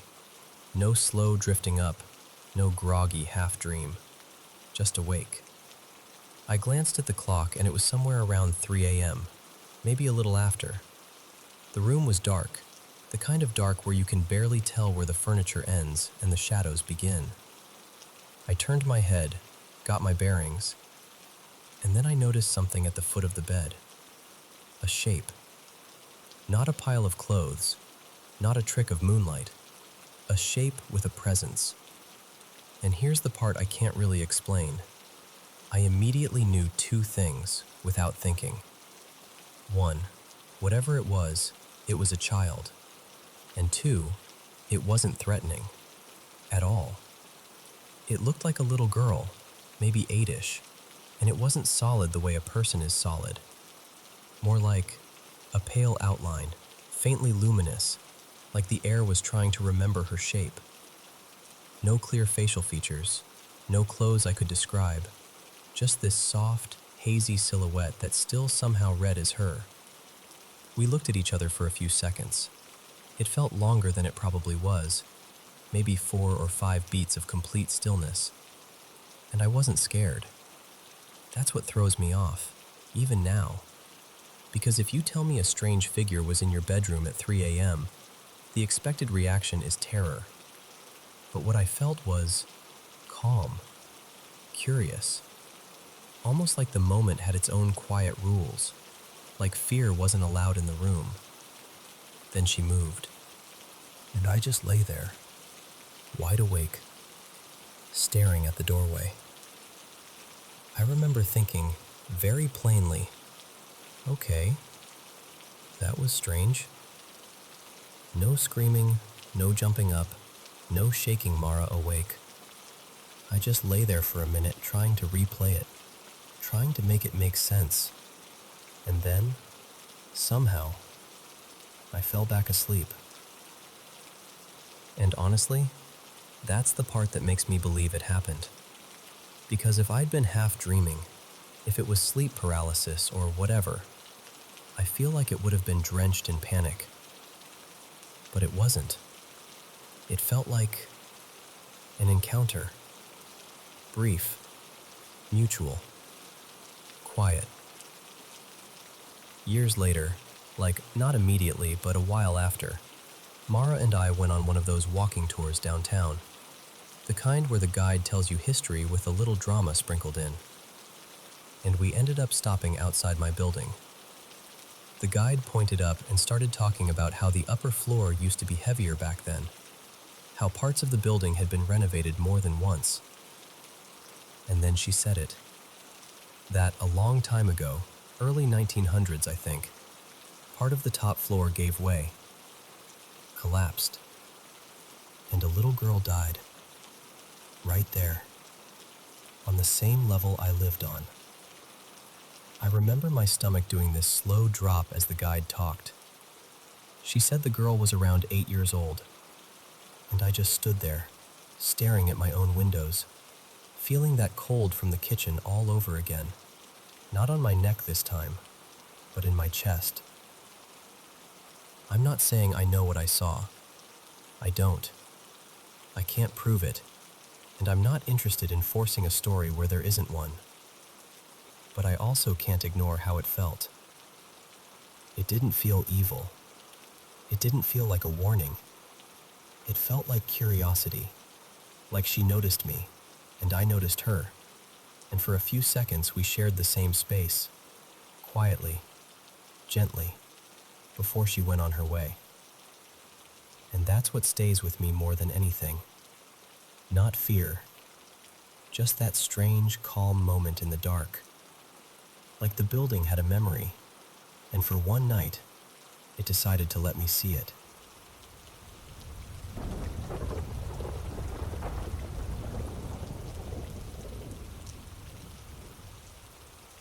So, I'm usually the kind of person who just reads everyone else's stories and keeps my own to myself. But I've had a handful of weird little moments at my Aunt Diane's place that I can't stop thinking about, and I figured I'd finally tell someone. Diane and her husband travel a decent amount, and whenever they head out of town, she asks me to come house sit and watch their dog Toby. It's a sweet setup, honestly. The house is in a quiet suburban neighborhood, everything's comfortable, and Toby is basically a fluffy little security guard who follows you everywhere. But here's the thing. No matter how many times I've stayed there, I always end up exhausted. Nighttime in that house just flips a switch in me. I get this creeping paranoia once it gets dark, especially if I'm alone in a room. My partner, Miles, usually stays with me, which helps, but even then, I don't know.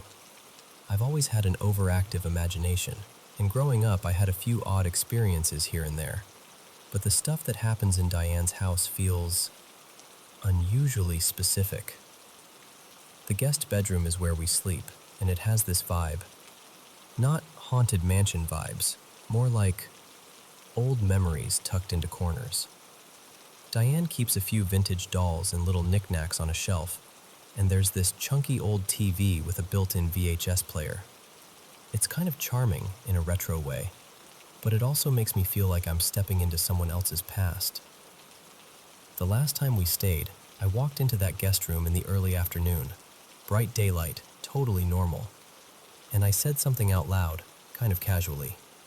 Like, "Hey, if there's anything here that can hear me, thanks for letting us stay. I appreciate it." And immediately, no pause, no build-up, I hear a couple of knocks. Like 2, maybe 3, coming from the wall right next to me. I froze. Not in a dramatic movie way, more like my brain just went blank for a second. Then I was like, "Okay, cool, thank you." And I backed out of the room as politely as if I'd interrupted someone's nap. I literally closed the door and just didn't go back in for a while. I'm not proud. I'm also not sorry. Later that day, Miles put in a VHS tape, A Bug's Life, because comfort movies are a thing, and it was playing fine. At some point, I went into the guest room to grab my phone off the bed. The second I walked past the TV, the movie stopped.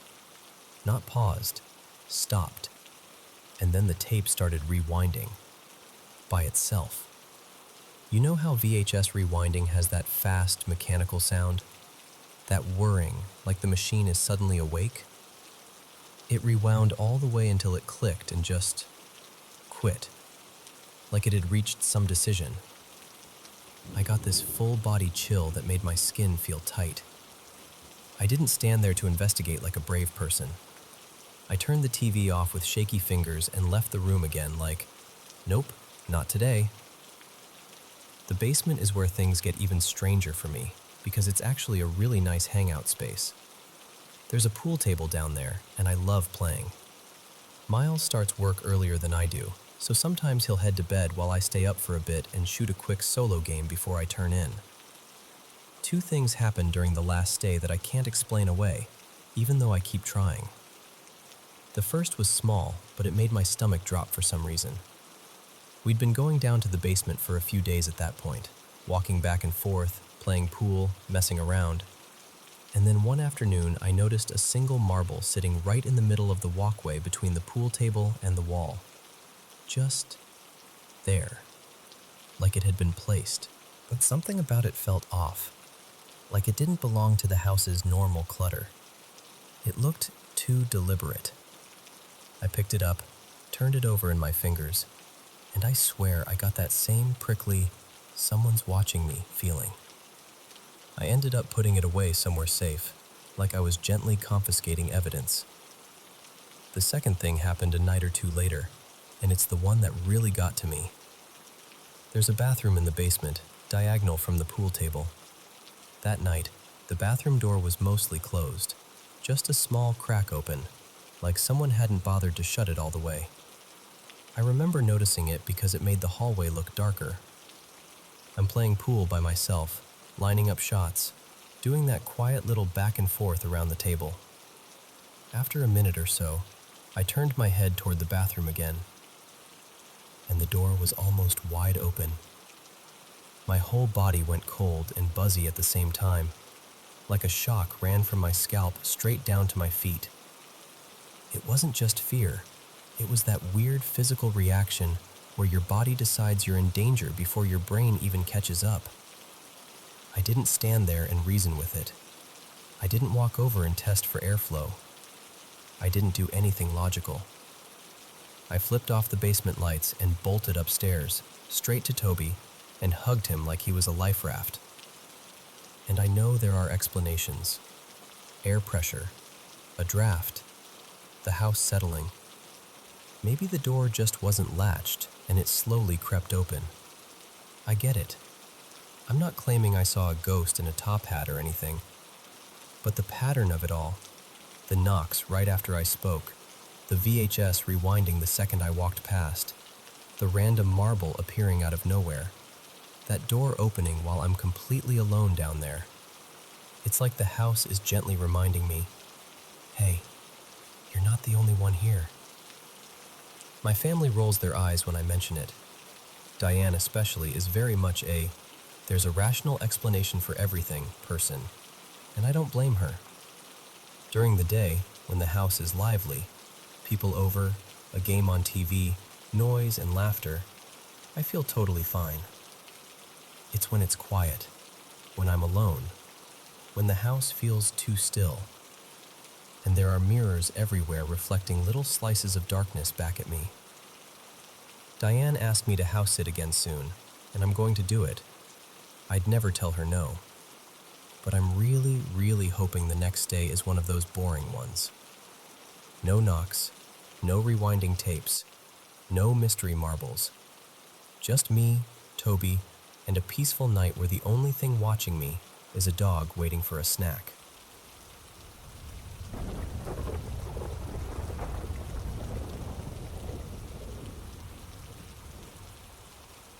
Okay, so I've been living in this genuinely gorgeous house in the US, the kind that makes you feel lucky every time you pull into the driveway. And yeah, the timing is bittersweet because I'm probably moving out soon. But here's the thing, this place has a history. I found out pretty early on that it had a reputation for paranormal activity. Like, people talked about it. And when we first moved in, it wasn't just rumors. It was active. Then it faded. And now, out of nowhere, it's creeping back in again. So let me set the scene. I moved in around early 2023 with my partner, Ethan, and 3 friends, Carter, Noah, and Lena. 5 of us total. Ethan and Noah were the skeptical types, the kind of guys who would roll their eyes and call everything drafts or old pipes or your imagination. Carter, Lena, and I, we were the ones who kept having experiences we couldn't explain. Also, this matters, the previous owner was an elderly woman who passed away. I never fully confirmed whether she died in the house, but I have a strong feeling she might have. And once you start connecting dots in a place like this, it's hard to unsee the pattern. When we first moved in, the activity came in waves. Voices, footsteps, random scents, like perfume one night, cigarette smoke another. And the weirdest part wasn't even the noises. It was the feel of the house shifting emotionally. Like you'd walk into a room and suddenly feel anxious, or sad, or watched, for no reason you could name. Anyway, I'll just tell you the moments that stuck with me the most, because even now, some of them make my stomach drop. The first big one happened one night in late winter, maybe February or March of 2023. Noah and Lena were out of town visiting family. Ethan was working a night shift about an hour away. Carter was asleep downstairs. His room was in the basement. So it was just me, alone on the main floor, scrolling on my phone in bed because I've always been a night owl. My bed shared a wall with the kitchen, and right on the other side of that wall was the top of the basement staircase. And that's where I heard it. 2 male voices, clear enough that I could tell they were talking to each other, but muffled enough that I couldn't understand the words. It sounded like an argument, but not angry exactly. More like tense. Then suddenly a weird little burst of laughter, like something about it was funny. I just laid there listening, trying to logic it out. But I knew who was in the house. I knew who wasn't. And there was absolutely no way it was any of my roommates. It went on for maybe 10 minutes, then died down. I didn't want to move, but I also didn't want to just lie there imagining the worst, so I got up and stepped into the hall. The living room and kitchen were pitch black, silent. I even whispered something like, "Hello? Is anyone there?" Like that would help. Nothing. I stood there for maybe 30 seconds, just frozen. Then my nerves finally snapped, and I practically sprinted back into my room and climbed into bed like a kid. And then, like it was waiting for me to stop checking, the voices started again. Another 5 to 10 minutes. And when they stopped, I pulled the covers over my head and stayed that way until I fell asleep. The second one didn't happen to me. It happened to Carter. His bedroom was in the basement. Outside his door was this open family room type space with our instruments and a couple old pieces of furniture, including this antique bench that had belonged to someone in his family. He listened until it went quiet. And then, because he's braver than I am, he called out, like, "Hello?" Nothing. Then he said, clear as day, a voice called his name. "Carter." And right after that, like someone was trying to get his attention, the voice went, "Hey, listen to this." And then a guitar strummed loudly, hard, sharp, echoing, right there in the basement. Carter told me he just lay there and whispered, "Nope," and forced his eyes shut until he fell back asleep. When he told me the next morning, I got chills so fast I felt nauseous. I didn't go into the basement alone for days after that.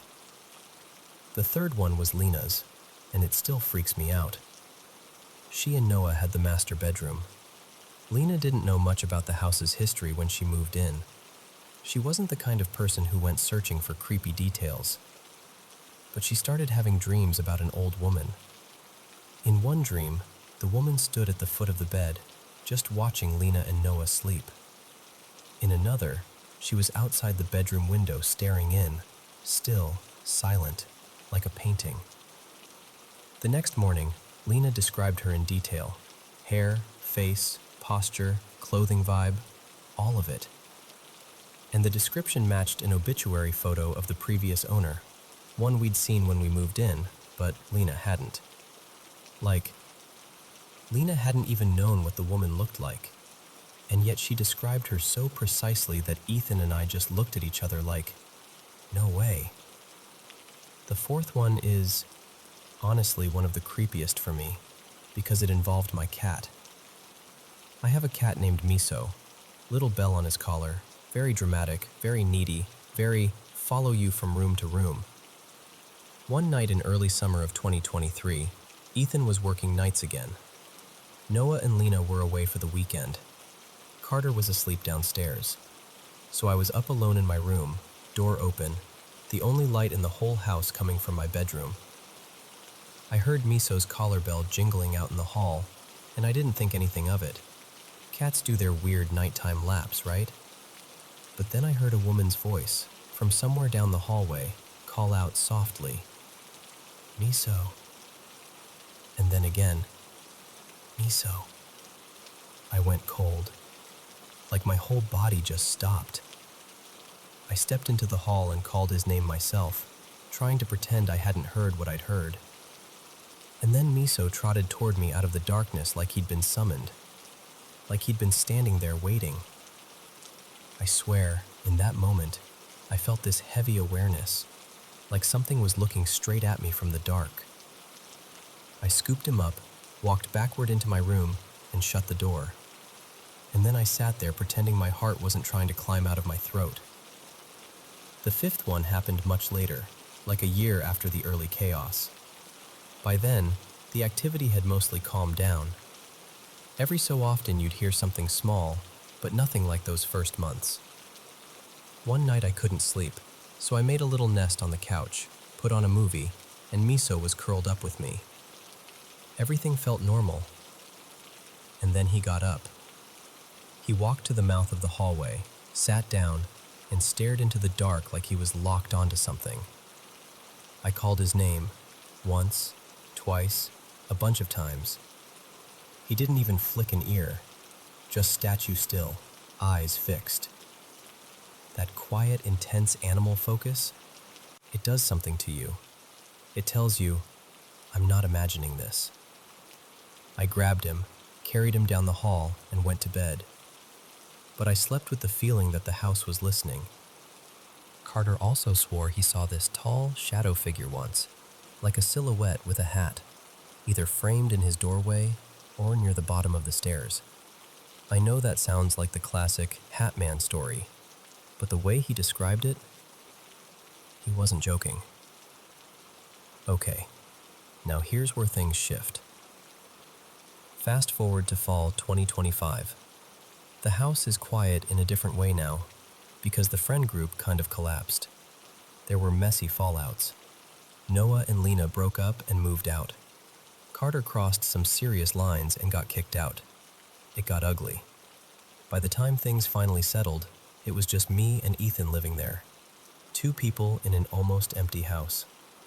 Ethan switched careers and started doing healthcare IT, and he turned Carter's old basement bedroom into his office. Most of the rooms are empty now. No clutter, no roommates, no constant noise. Just our bedroom, the office, and long, quiet stretches of hallway.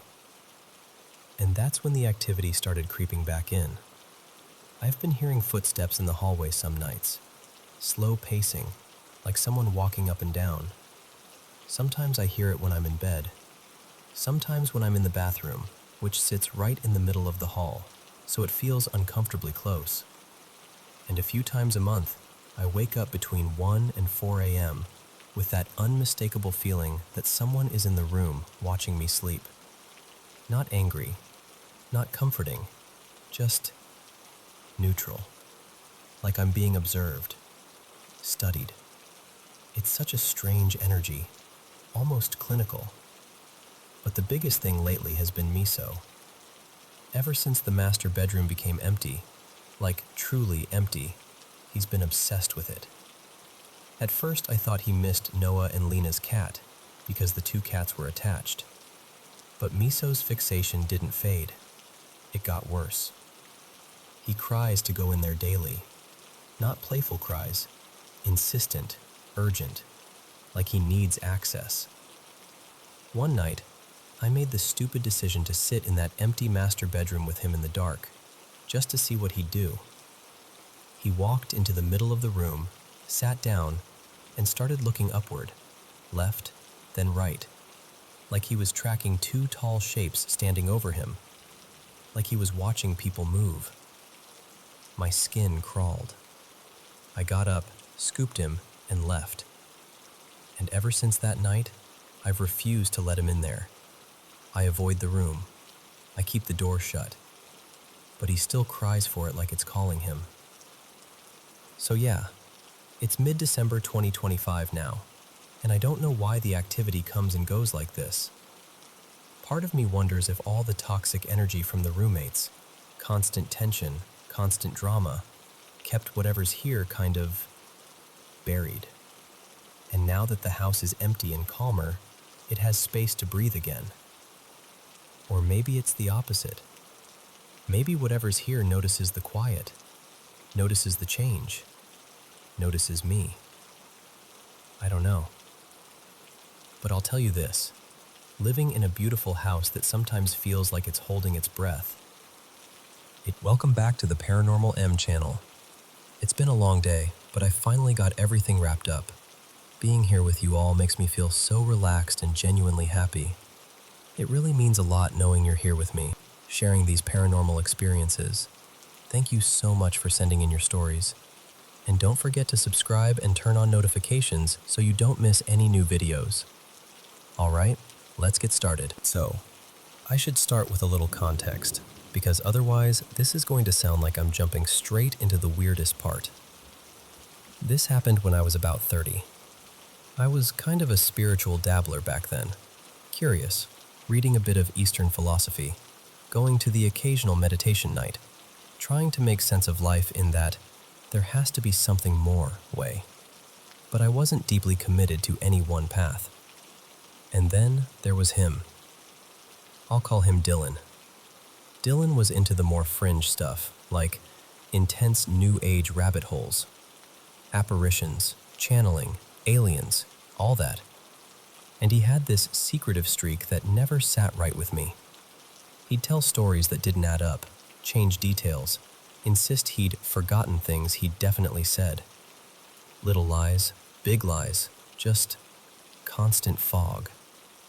I also knew he struggled with a compulsive sex problem, and he'd hinted at some really ugly behavior from his past that made my stomach turn. Not, I messed up and I'm ashamed, ugly. More like he wanted to shock me with it, like he liked the power of saying it out loud. That was one of the big reasons I'd reached the end of my patience. After about a year of emotional whiplash and confusion, I was done. But when I told him I was leaving, he got this look, almost smug, and said, "I just want to show you something about myself first." Not in a vulnerable way, more like he thought he had a reveal, like this was going to impress me or change my mind. And honestly, I didn't feel scared. I felt tired. I felt sorry for him. And I remember thinking, fine, let him have his little moment, then I'm gone. So I stayed. He had us sit on the floor, facing each other. He said he was going to meditate, and I was just supposed to watch. The room was quiet. No music, no candles, none of the usual dramatic stuff. Just him, cross-legged, eyes closed, breathing slowly. Maybe a minute passed, maybe 2. Time got slippery after that. And then, this is the part I can still see as clearly as if it happened yesterday. He opened his eyes and looked right at me. His eyes were wrong. Not just the pupils, not like they were dilated. I mean all of it. The iris, the whites, everything was pitch black, like 2 perfectly smooth, bottomless pools. No reflection, no life, no human in them at all. And at almost the exact same moment, the room felt colder. Not like I got goosebumps because I was nervous, like the temperature dropped, sharply, as if someone had opened a door to winter. He didn't smile. He didn't blink. He didn't move. He just stared at me with those black eyes. And I need you to understand, I didn't have time to build theories or talk myself into anything. It wasn't like, oh, this could mean X or Y. It was instant, like information landing whole in my body. Whatever was looking at me wasn't Dylan. It felt ancient, and it felt hateful. Not personal hatred like someone being mad at you. Bigger than that. Like a cold, vast contempt for people, for humanity. The sensation was so intense it was almost physical, like pressure in the air. And with that came this strange, simultaneous knowing.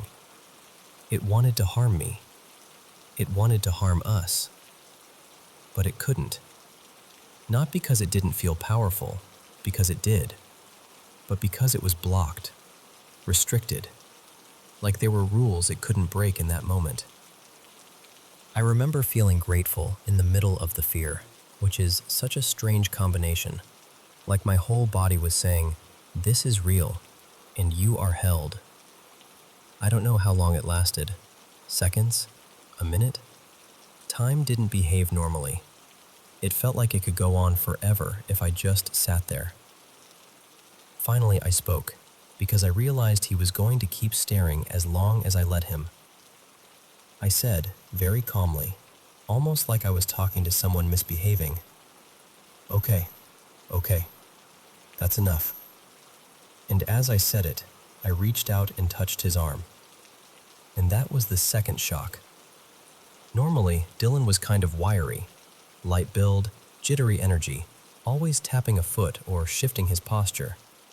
But when I touched him then, it was like touching something solid in a way people aren't solid.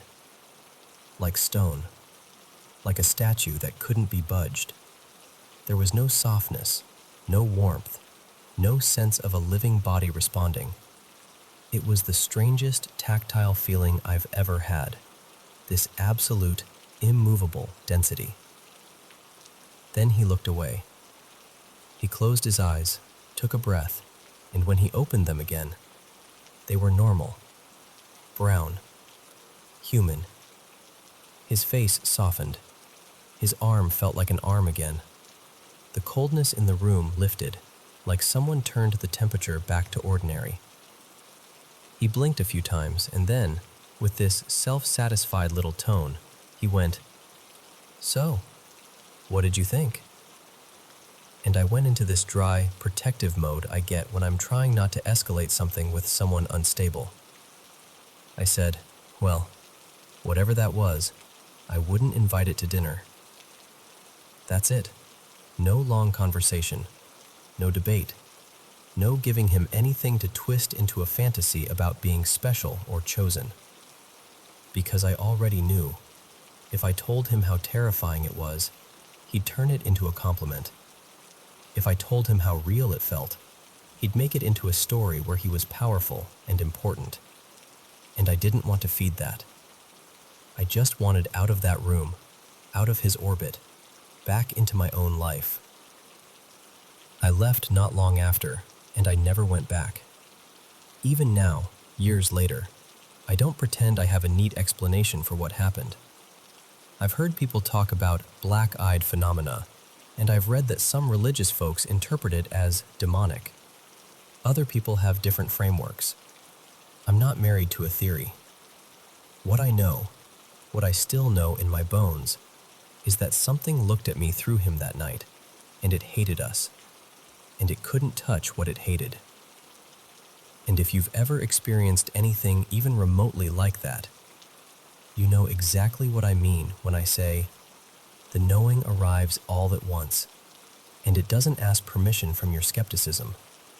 It just lands.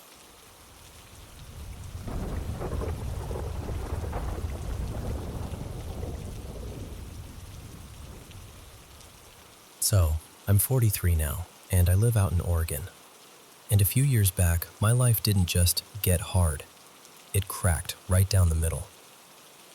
It was 2020, the kind of year where everything already felt cursed. And then, in my personal world, it all fell apart in one brutal sweep. My closest friend, Marissa, lost her fight with cancer. My brother packed up and moved clear across the country with his kids. And that same day, like the universe wanted to really make sure I understood the message, my old cat, Jasper, who'd been with me forever, died too. It sounds dramatic when you say it out loud, but it genuinely felt like something reached in and pulled out every emotional support beam I had left. And I wasn't starting from a healthy place. I've carried heavy stuff my whole life: abuse, anxiety, depression, addiction. The kind of baggage you learn to smile over so people don't ask questions.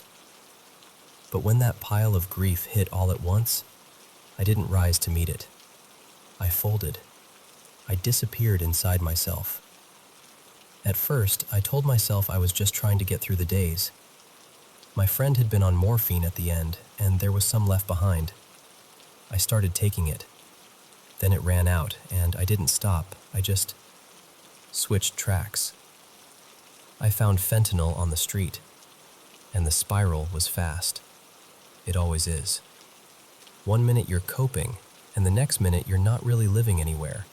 You're just hiding inside your own body, trying not to feel. Eventually, pneumonia almost killed me. I remember this one night so clearly it still makes my stomach tighten. Feverish, barely breathing, sweating through the sheets, and honestly thinking, this might be it. I couldn't even work up the energy to cry. I just laid there and whispered into the dark. Not a fancy prayer, not a religious moment, just this quiet, desperate thought like, please, someone help me. Anything, anyone.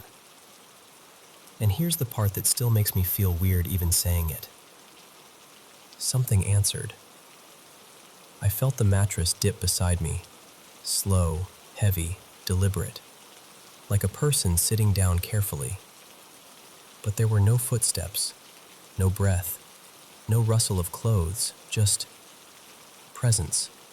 Thick, focused, intentional. After that night, my house didn't feel like my house anymore. I'd adopted a newer cat not long before. Her name was Poppy, and she used to sleep right next to me, always. But after that, she wouldn't go into my bedroom. She'd stop at the doorway like she hit a wall, frozen, eyes wide, and her head would track something I couldn't see, like she was watching it cross the room. Then it started happening in the rest of the house. Little things at first, shoes tipping over on their own, small objects not being where I left them. And the whispers. I don't mean voices having full conversations. I mean like the edges of sound brushing past your ear when the room is supposed to be quiet. Enough that you turn your head, thinking someone's behind you. And then one morning I woke up and my ceiling fan, had come loose. It was hanging over my bed by one cord. I sat up and stared at it like my brain refused to accept what my eyes were seeing. Because how does that happen quietly? How does that happen without shaking the whole ceiling? I just remember thinking, if that had dropped. After that, the shadows started. At first, it was like flickers in the corner of my eye, the kind you try to explain away. Sleep deprivation, drugs, stress, whatever. But it didn't stay subtle. But the moment I can't shake, the moment that branded itself into my memory, happened at the stairs. I was standing at the top of the staircase, looking down into the living room. It was dim, not pitch black, just that low light you get at night when you haven't turned everything off. And this shadow thing started moving. Fast, chaotic, almost playful in the creepiest way, jumping from the couch to the chair, darting, swinging, like it was using the furniture as a playground. And it moved with this speed and smoothness that made my whole body go cold. And right then, right at that exact moment, Poppy came running up beside me and pressed herself hard against my leg. She was rigid, trembling, staring straight down the stairs. We stood there together, me and my cat, watching it. And in that moment, something in me just broke in a different way. Because I could argue with my own mind all day. I could tell myself I was imagining it. But my cat wasn't imagining it. She saw it too. After that, it felt like my inner light dimmed, like something inside me got smothered. I wasn't just depressed. My spirit felt shut off, like someone had pulled a heavy blanket over my soul. I tried everything people suggest when they don't really know what else to say.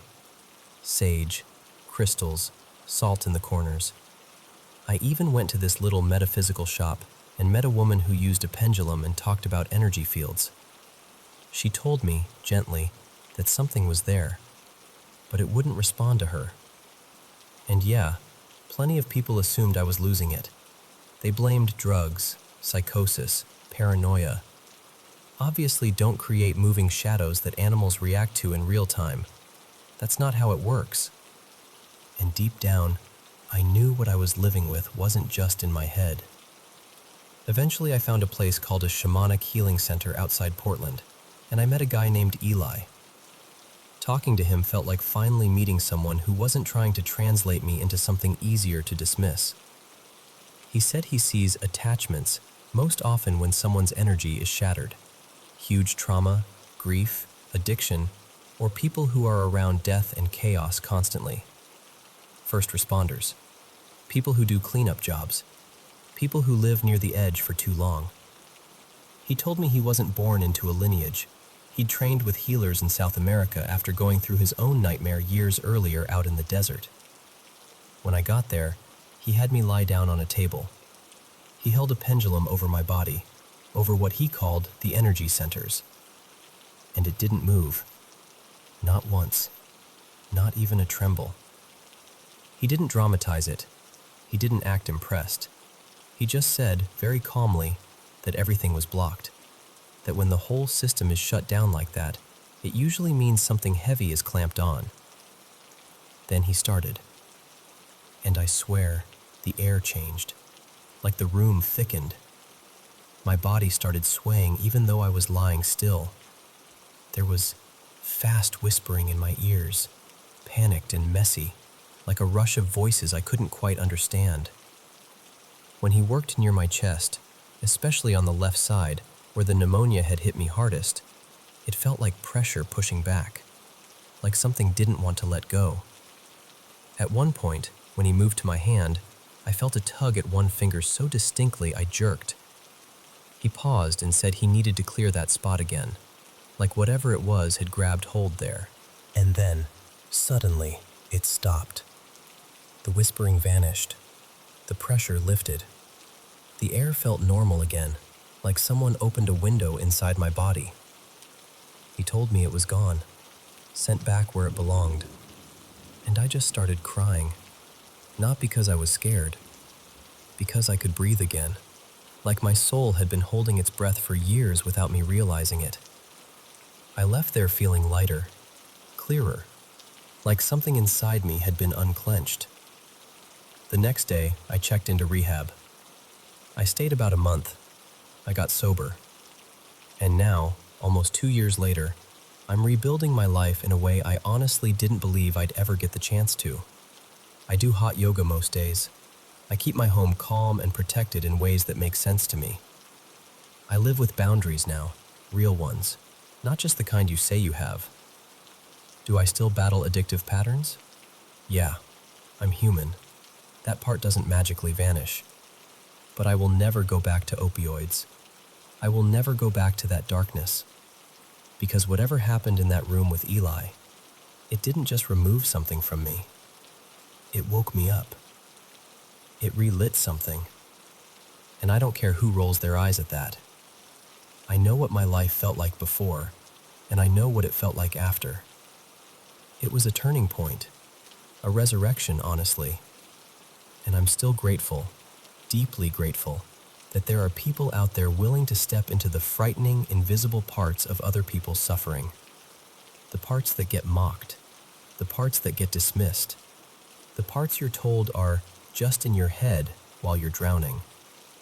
Some people choose to walk toward that darkness anyway, carefully, bravely, so someone like me can find their way back.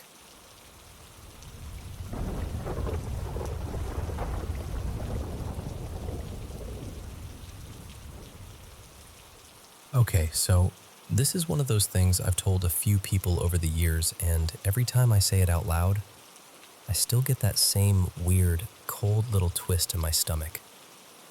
It was early summer, 2017, not long before it really starts staying light late into the evening. I remember it was a Tuesday because I had had a pretty ordinary day, and I was doing that familiar drive back toward Frome, coming from Wells instead of Shepton Mallet. The sky was in that golden, end of day but not dark yet stage, you know? Still bright, clear visibility, nothing dramatic about the weather at all. And then I came around a bend, and something up ahead just grabbed my attention so hard, it felt like my whole body clicked into alert mode.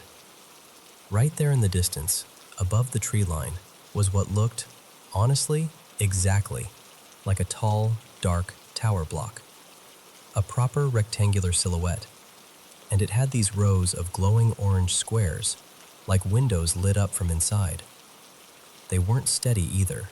They flickered in that unmistakable way fire flickers. Not like a reflection, not like the sun hitting something. It looked structured, built, real, like a high-rise burning. My first reaction was panic. Immediate, instinctive panic. Because the only thing my brain could label it as was a tower block of flats on fire. I slowed down and started trying to figure out where it could even be, whether I needed to turn off, whether there was some way to get closer or call for help. And then, just a few seconds later, this other thought hit me, hard.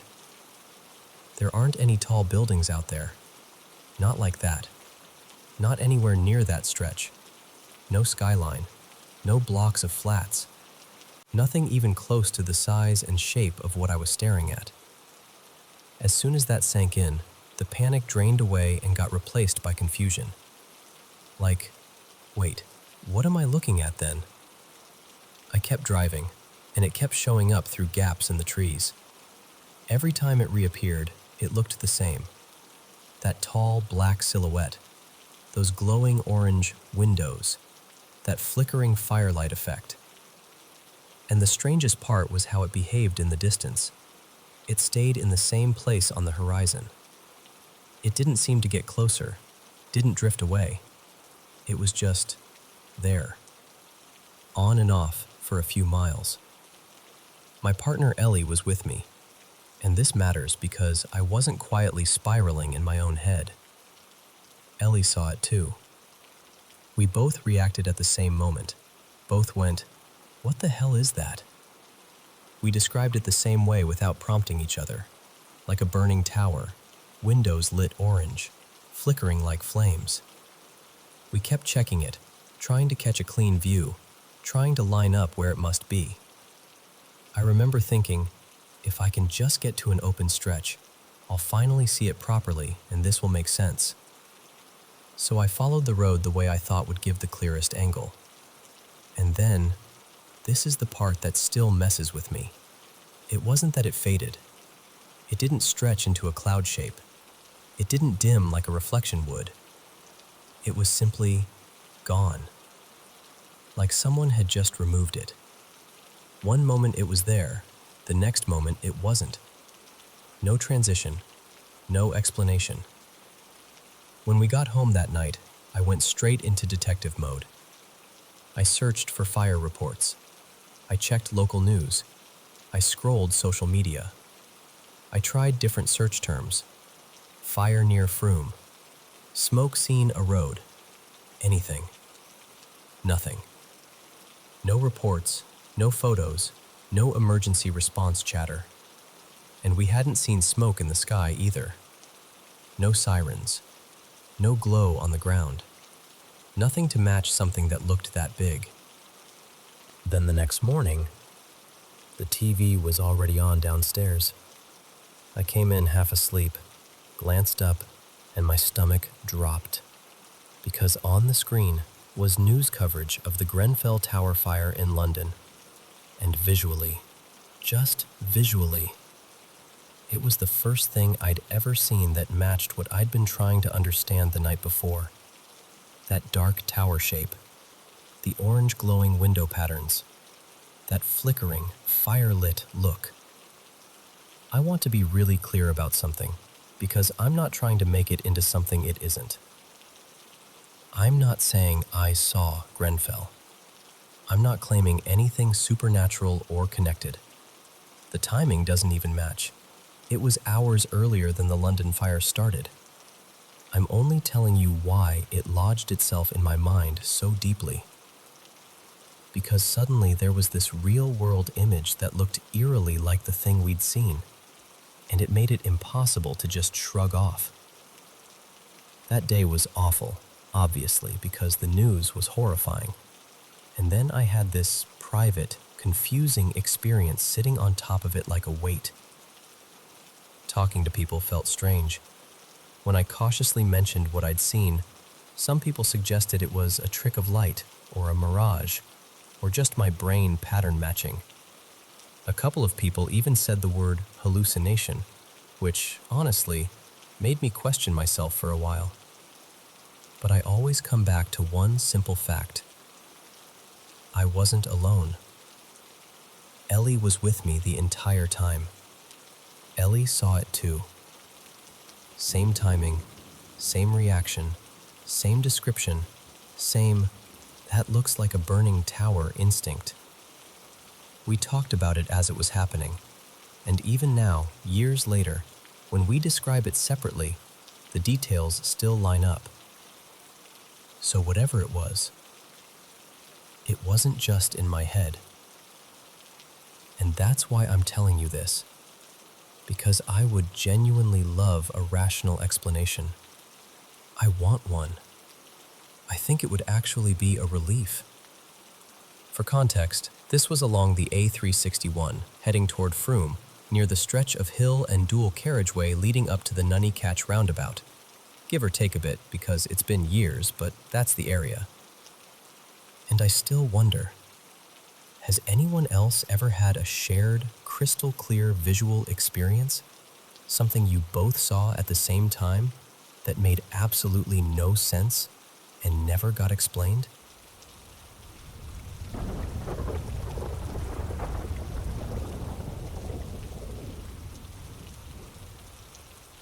This all happened out near the Olympic Woods, over a few years, starting around 2021, and honestly, it was one of the messiest seasons of my life. I was losing pieces of myself. Everything I thought I had under control, my body, my mind, my plans, just slid right out from under me. And yeah, I'm the kind of guy who tries to reason things out first. I'm not a follower, never have been. I keep my distance from institutions, from official stories, from people telling me what's true. I've always leaned toward freedom and solitude. So when weird things started happening out there, green pulsing lights, shapes where there shouldn't be shapes, faces seeming to press out of bark like the trees were watching back, I fought myself hard not to jump to conclusions. But I also couldn't pretend it wasn't happening. Before any of the strangest stuff, I need to tell you something heavy. because it matters. A few months before my big accident, I was done. Like, done. I had a handgun in my hand. I'd already made peace with it in my head, closed my eyes, thought about my kids first. Then I thought about my animals, what they'd do if they found me like that. And my finger was where it shouldn't have been. And then my phone rang. I ignored it at first, but it kept going. And something, call it instinct, call it the universe, call it whatever you want, made me open my eyes and look. It was my aunt, Mara. I hadn't spoken to her in years. We weren't close. We weren't even okay. But I answered, and she talked me down, piece by piece, like she was holding my face in her hands through the phone. I'm still here because she called. I still don't fully understand why she did that night, or why I picked up.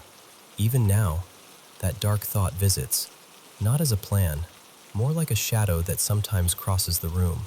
But I know what it is now. I know I can survive it. And the thing is, I'd already died once before all this. It was late 2021, one night close to midnight. Blood clot, heart event. Then everything went sideways. Lungs, seizures, the whole nightmare chain reaction. I remember the moment I wasn't here anymore, and I'm telling you straight, whatever is on the other side felt clean, quiet, like taking off a heavy pack you didn't realize you'd been carrying your whole life. Then, after that, it was like my body kept rolling dice it shouldn't have survived. A stroke not long after. Then a nasty infection, MRSA, turning into sepsis. People don't always come back from that. Somehow, I did. And before all of that, my back had already betrayed me. Surgery, pain, working myself into the ground, juggling too much, trying to hold up a life that was already collapsing. Custody stress, court stress, money stress, no sleep, no room to breathe, just grind until something inside you snaps. Then came the part that still stings the most in a regular human way. I lost my housing. Fast. Like the world decided I didn't get to pause. I sold the place I'd fought for and watched the money drain into other hands. And suddenly, I was living out of a beat-up motorhome with nowhere steady to put it. For a while, I hid out in the mountains near a tiny Oregon town. Then later, I found a rough patch of land outside a place called Hoodsport. Getting the rig up that driveway was pure misery. I'm not exaggerating when I tell you I spent nearly a week tilted like I was about to roll, sleeping crooked, eating like an animal, trying to keep my nerves from snapping. Then winter hit. I got frostbite. I'd collapse into the snow and just lie there, face down, too tired to move, begging for an ending that wouldn't come. I made torches out of whatever I had, clothes, fuel, branches, just to move around at night. I had a run-in with a cougar close enough to make my skin crawl even now. And around then, I saw the first green light. Not like a flashlight, not like a reflection, like a living pulse, hovering where it shouldn't hover, breathing green in the dark. I told myself I was exhausted, that my brain was misfiring, that survival does weird things to perception. But it didn't stop. Later, after I'd scraped my way into something that resembled stability, I had a night that still sits in my chest like a stone. I was sitting out on my porch in the pitch-black forest, alone. No streetlight, no neighbor glow, just trees and blackness. I clicked on my flashlight, expecting nothing. And there, against the woods, was the outline of a woman's face. Not a full body, just a face, huge, like it was pressed into the air itself. 2 feet across, maybe. The weirdest part was how it looked camouflaged, like it was trying to be invisible, blending with the leaves and shadows. But once I saw it, I couldn't unsee it. Her eyes were closed, calm, almost solemn. And on her forehead were 3 dots in a triangle, 2 low, 1 above. I shut the light off. My heart was hammering. I waited, told myself, okay, breathe. You're imagining it. Then I turned it back on. Still there, clearer even. I'm not religious. I don't do church. I don't do God the way people mean it most of the time. But I do talk to the universe sometimes. I meditate. I pay attention to nature because nature doesn't lie. And for reasons I can't explain, that face pulled my mind toward this old story I'd read once, about a kind of mother of the world figure from India. I won't pretend I'm an expert. I'm not. But the description I found later, this idea of something feminine showing up when chaos hits, something tied to nature, felt uncomfortably aligned with the state I was in. I never decided what she was, just that she was there. Then came the accident. There'd been an emergency call. Someone hurt up on the mountain, and rescuers lost signal. I knew the terrain better than most people, and I had a heavy ATV, the kind that could crawl where other vehicles couldn't. So I went looking. I remember trying to edge away from a drop-off, and then the machine started tipping. Slow at first, like a nightmare in delayed motion. Then there was no stopping it. I tried to jump. Didn't matter. I went down and ended up underneath it. Rocks below, weight above.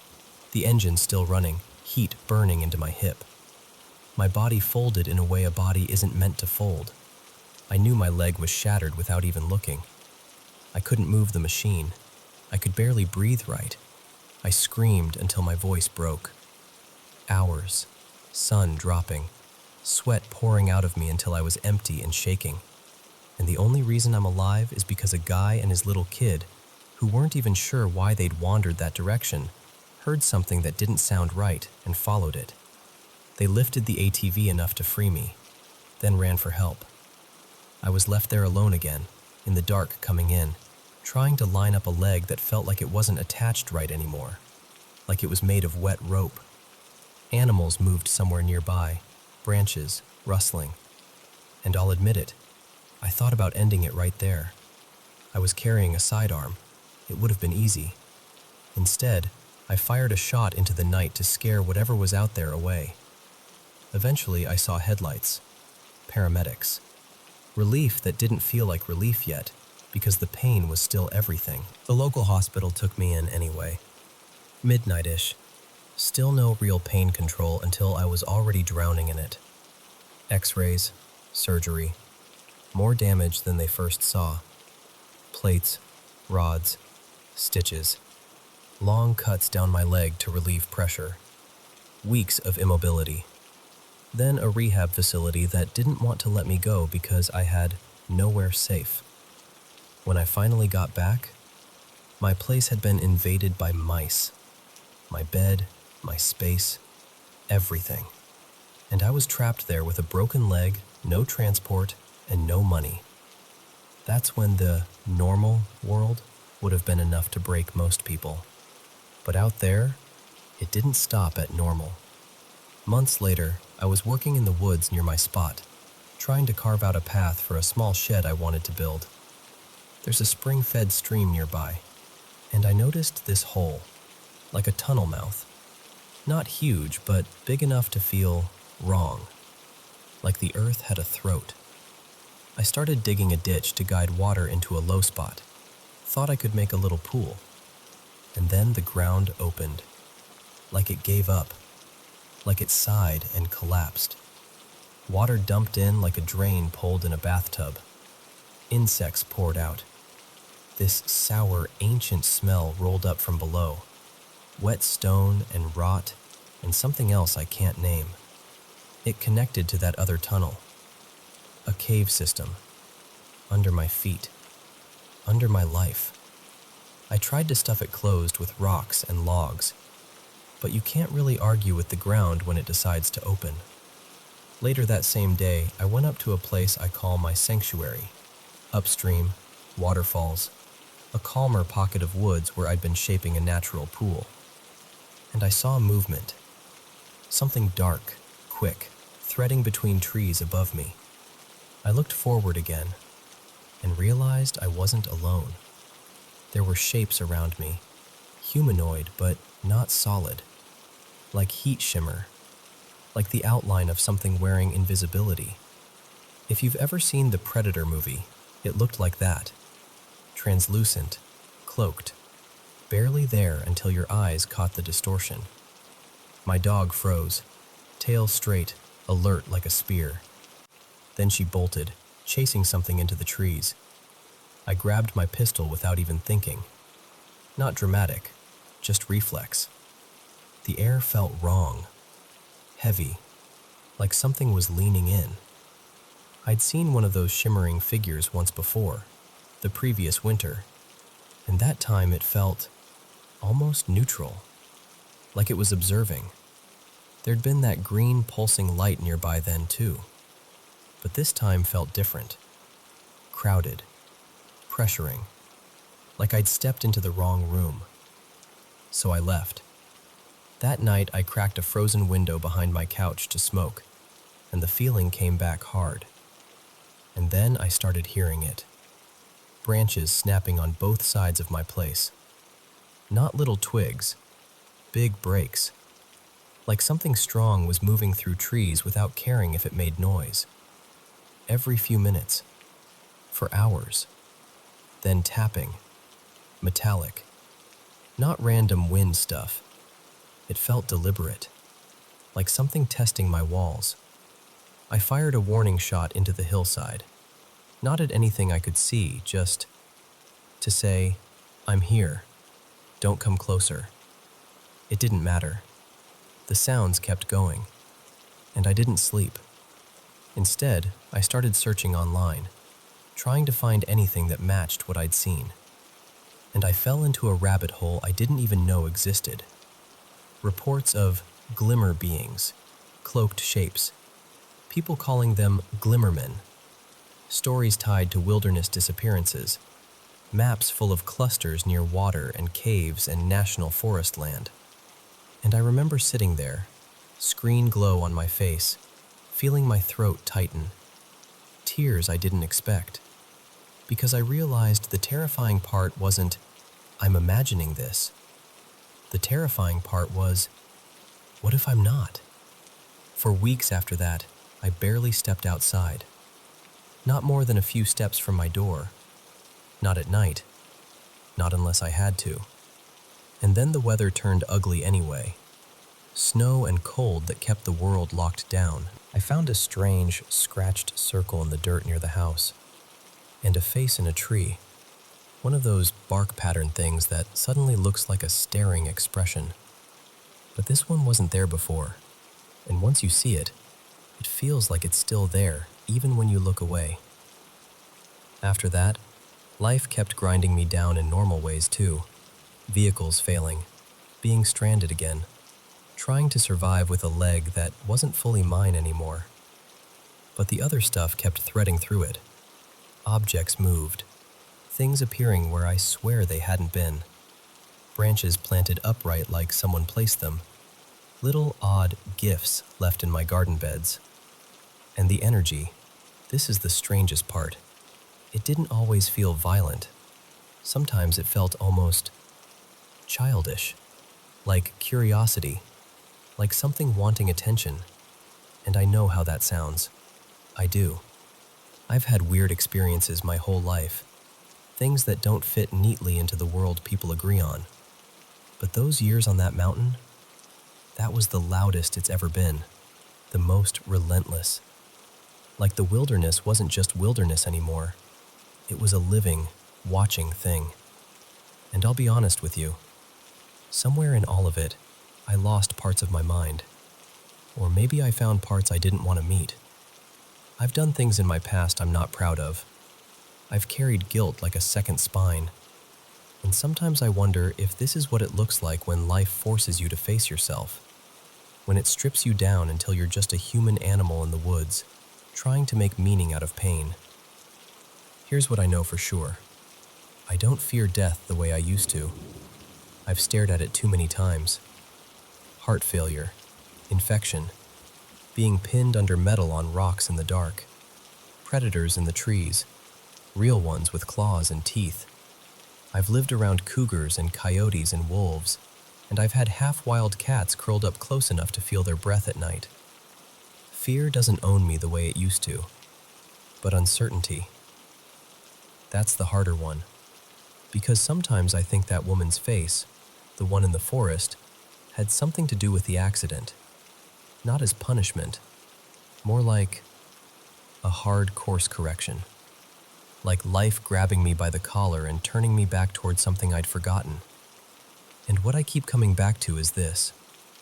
Out there, away from cities and noise and distractions, you start to feel how thin reality is, how much we ignore, how much our ancestors probably noticed because they had to. In modern life, we chase comfort.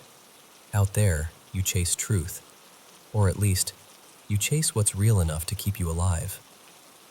Lately, things have been quieter. I meditate every day. I try to stay steady. I'm still fighting the system stuff, paperwork, disability claims, scraping by on temporary assistance, waiting on decisions that can change your whole life with a single letter. And I can't tell you what the universe wants from me. Some days it feels like it wants me to surrender. Other days it feels like it wants me to stay stubborn and alive out of sheer spite. All I know is, I'm still here. And even when nothing dramatic is happening, even when it's quiet, there are 1,000 tiny moments that don't make sense until you look back and realize they were connecting into something. So that's why I'm telling you, not to convince you, just so someone else knows what it felt like to live through it.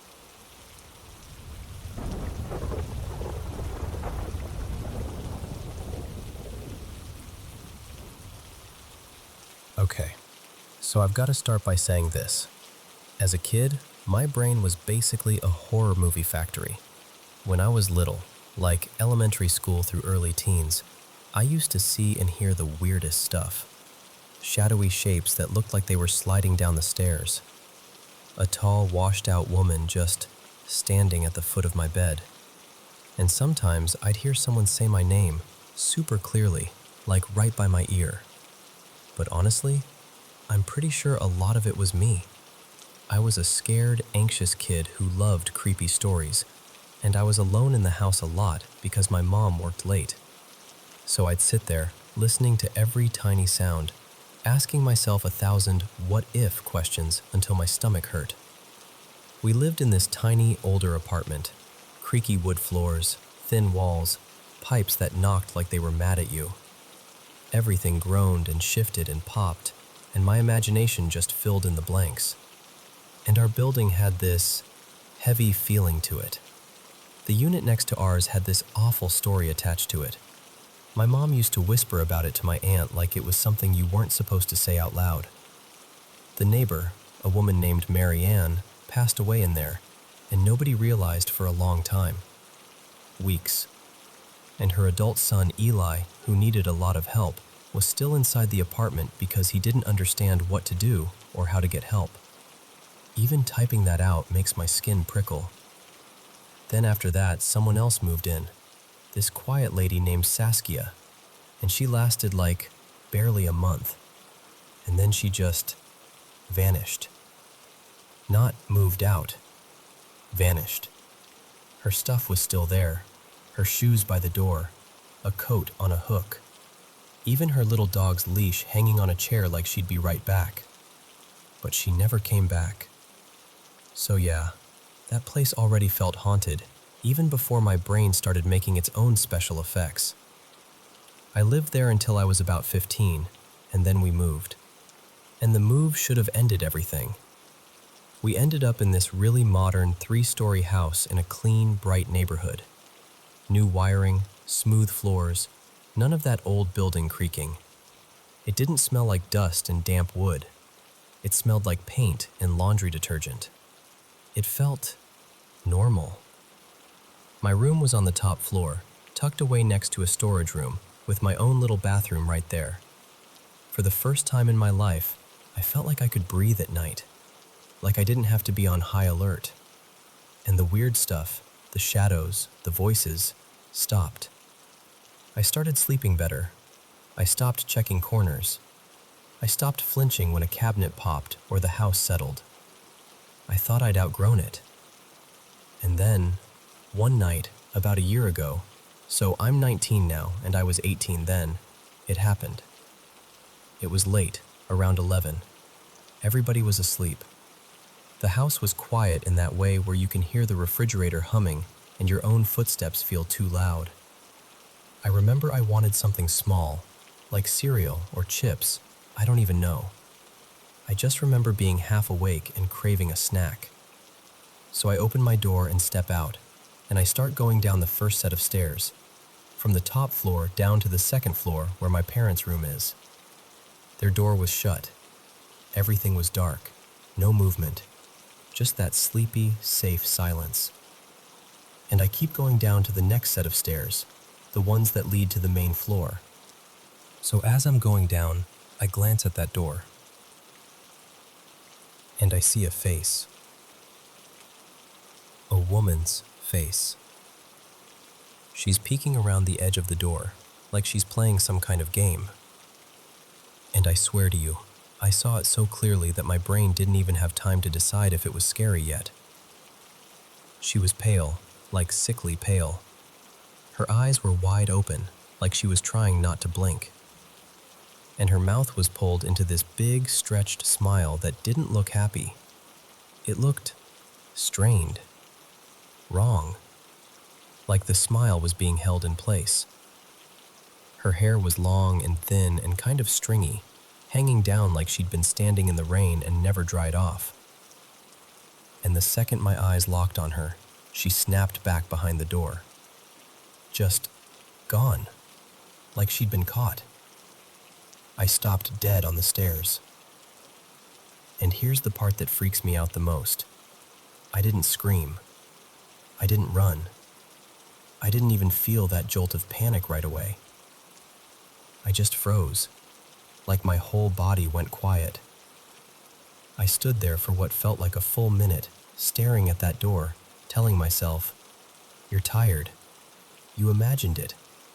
You're halfway asleep. Don't be dramatic." Then I forced myself to move. I went down the rest of the steps, slowly, like if I moved too fast I'd make it real. I looked into the hallway, looked into the kitchen. Nothing. The door was still there. The house was still quiet. Everyone was still asleep. No one. But I have never been able to shake it. Because all the stuff I saw as a kid always had this dreamlike quality, like foggy shapes, faceless figures, stuff that even in the moment felt kind of unreal. This was different. This looked like an actual person. Like I could have described her wrinkles, the texture of her skin, the way the light caught the curve of her cheek. It had that awful, specific realism, pores and all, that you don't get from a blurry childhood fear. And I haven't seen her again. Not once. But every time I walk down those stairs at night, I feel it. That little hesitation. That instinct to keep my eyes forward. Because part of me is terrified that I'll glance at that door and she'll be there again, peeking like she's been waiting. I've never been the type to truly believe in paranormal stuff.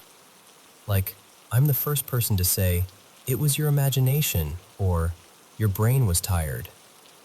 But after that, I started looking things up, just out of curiosity at first, and I found people talking about this exact kind of thing. Like this idea of a peeking presence, something that watches from behind door frames or around corners.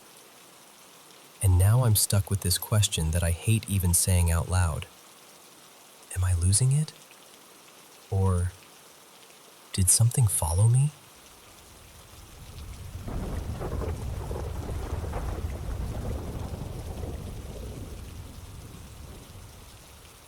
So, I've been searching for years, honestly, just trying to find anyone who's been through something even close to what I've experienced. I've seen people talk about tapping on windows, sure, but the way it happens to me has always felt different. And I've put off telling the story forever because it's hard to explain, and it makes me feel stupidly scared, even just saying it out loud. I think it started when I was about 13, maybe 14. That was also the start of a really rough stretch in my life, which I bring up because sometimes I wonder if that matters. But the first time it happened, I remember it so clearly. I'd be lying in bed at night, not at any specific time, just night, and I'd hear 3 sharp taps on my bedroom window. Always 3. Not a scratching sound, not a branch brushing glass. 3 clean, precise knocks.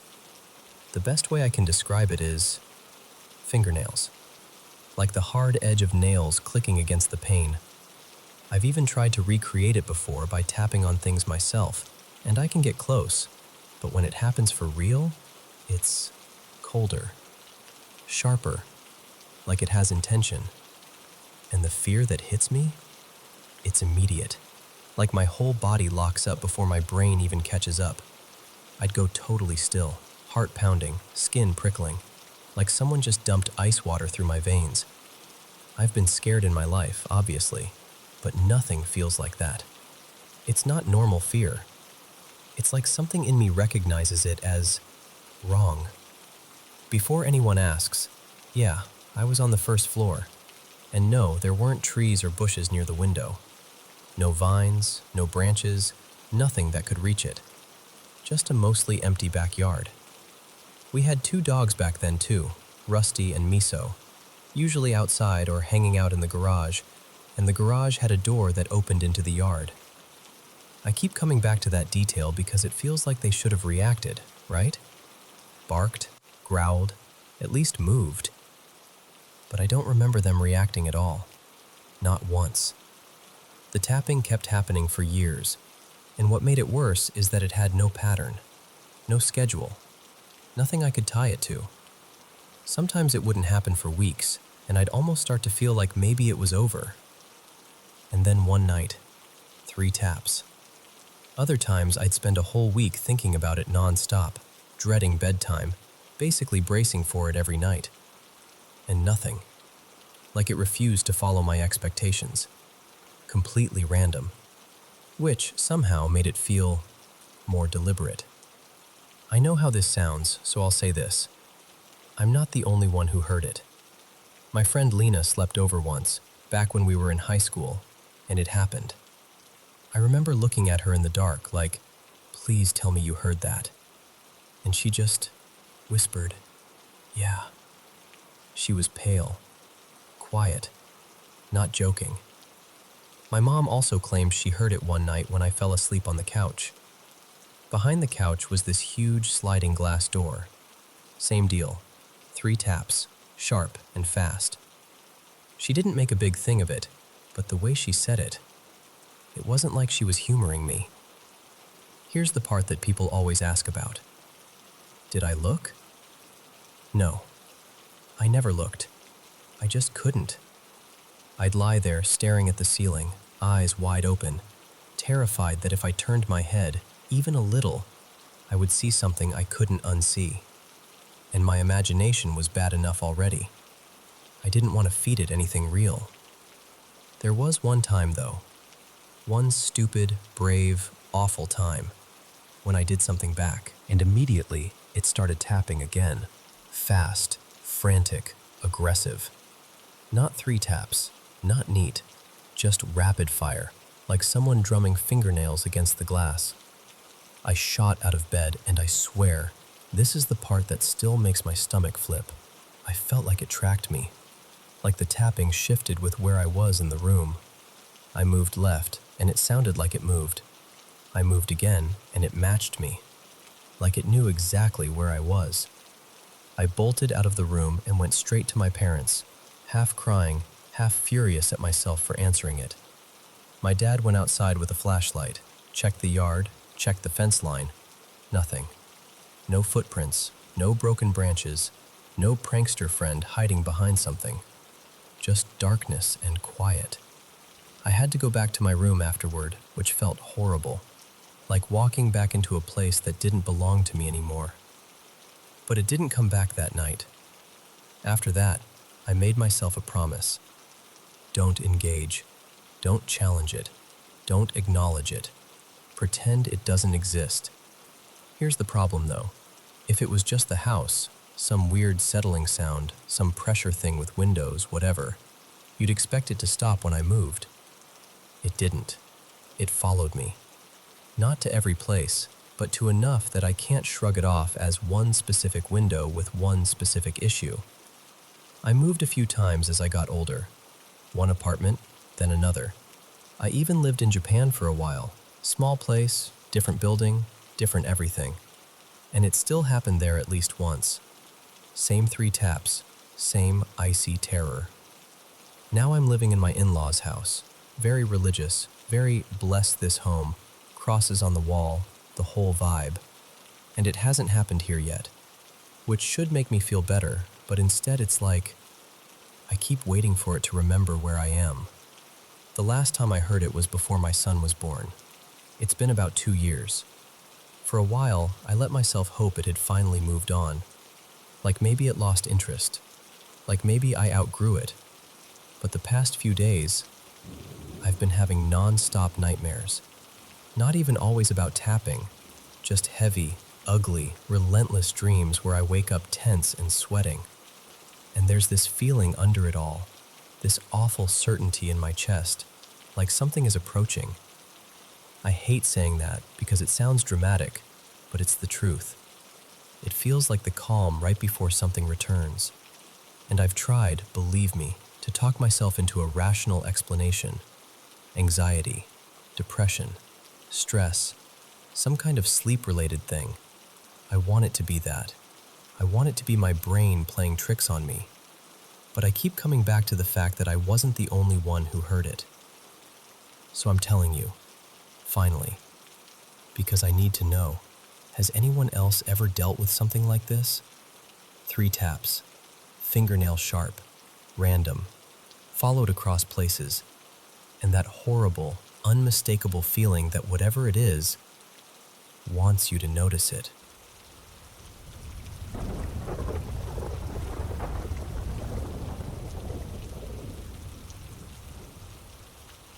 So, there's this little college tucked into the hills in northern Maryland, just a few miles below the Pennsylvania line.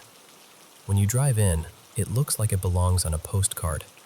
Stone buildings, big trees, that kind of calm, old-world quiet. The campus is called St. Bridget's College, and right behind it, up the slope at a higher elevation, is this shrine people come to visit. Locals just call it the Grotto. And here's the thing. During the day, it's all peaceful. You'll see visitors walking slowly, hands folded, whispering prayers. But at night, well, at night, the place feels like it remembers too much. I went there in the early 90s, 91 to 95, and back then, the whole area was still mostly rural. Cornfields, narrow roads, fog settling low in the mornings. The kind of place where sound carries, and silence has weight. Also, this is the funny part, or the embarrassing part. Our sweet little school somehow ended up on those party school lists. Like, consistently. People love to pretend it was all rosaries and theology, but honestly, the place was marinated in alcohol. That was the vibe. Half holy ground, half hold my beer. Anyway, I didn't learn the ghost stories right away. Those came from a priest named Father Martin Keene. Warm guy, twinkly eyes, always seemed like he had a story loaded and ready. Every Halloween, he'd do this unofficial greatest hits of strange things that had happened on campus. Not dramatic like a campfire storyteller, more like he was remembering old neighbors. And there's one story he told that stuck with me in a way I still don't fully love. I lived in a dorm called Donovan Hall. Weird little stroke of luck. I had the only single room on my floor. Which sounds great until you realize a single room is also a lot of alone time in an old building, at night, with pipes that sigh and radiators that knock like they're trying to start a conversation. I saw some odd stuff in that room. Shadows that didn't feel like shadows, movement in the corner of my eye. But I'm going to be completely honest with you. I was not living like a monk. I had a phase where I thought I was experimenting, and I kept, let's call it a questionable amount of substances around.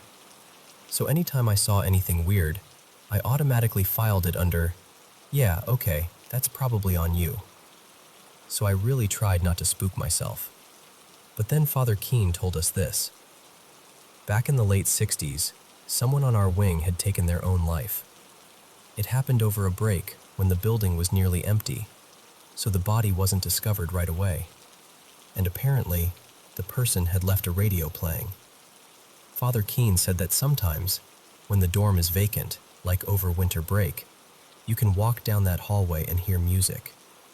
Not footsteps, not whispers, just late 60s radio hits, faint and tinny, as if a door is closed somewhere and you're hearing it leak through the cracks. Here's the part that made everybody go still. They never told us which room. So if you lived on that wing, you spent the rest of your time there doing this quiet math in your head, counting doors, remembering who lived where, wondering if you were sleeping 10 feet from the story. Now, that's one category of strange. There were others, lighter in a way.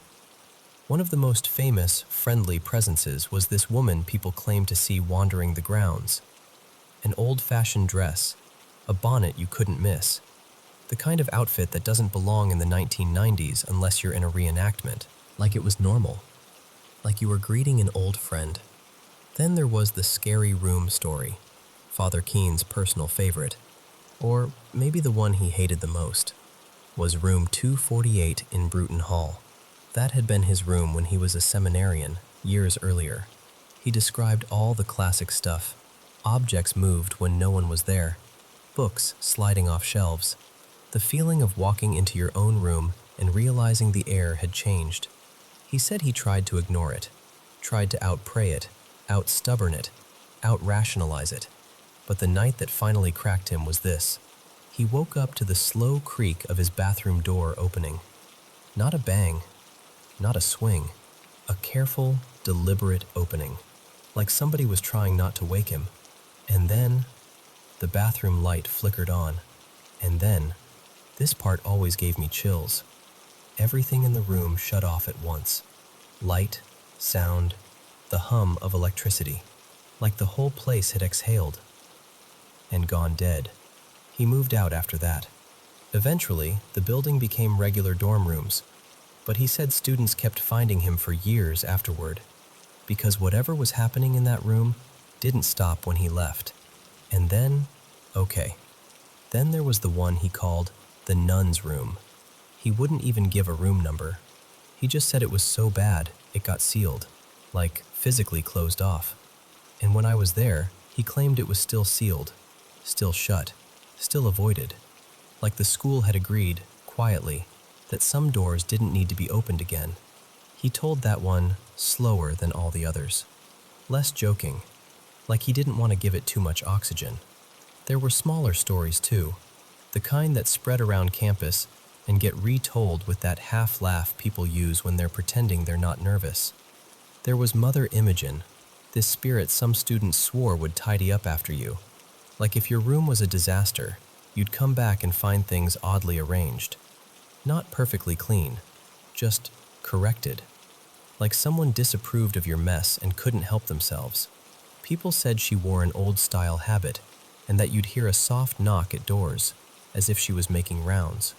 There was the Confederate soldier, a quiet figure seen at the edge of campus, walking like he had somewhere to be and didn't care who was watching. No dramatic chains or moaning, just this steady, lonely pacing through the dark. And then there was my favorite story, not because it's scary, but because it's almost sweet until you think about it too hard. They said once a year or so, a student would hit a breaking point. A new student usually, homesick, alienated, maybe convinced they didn't belong there. The kind of person you can spot because they're trying to disappear. And a priest, kindly, older, with a beard, would somehow appear. Like right when the student was ready to quit. He'd sit with them, listen, say exactly what they needed to hear, and send them back with this steady, calm confidence. The student would wake up the next day with a completely different outlook, like something in them had reset. And then, eventually, they described the priest to someone who'd been around longer. And the older student would say, very gently, "Oh, You met Father Andrew. And when the new kid asked who that was, the answer would come, he died years ago.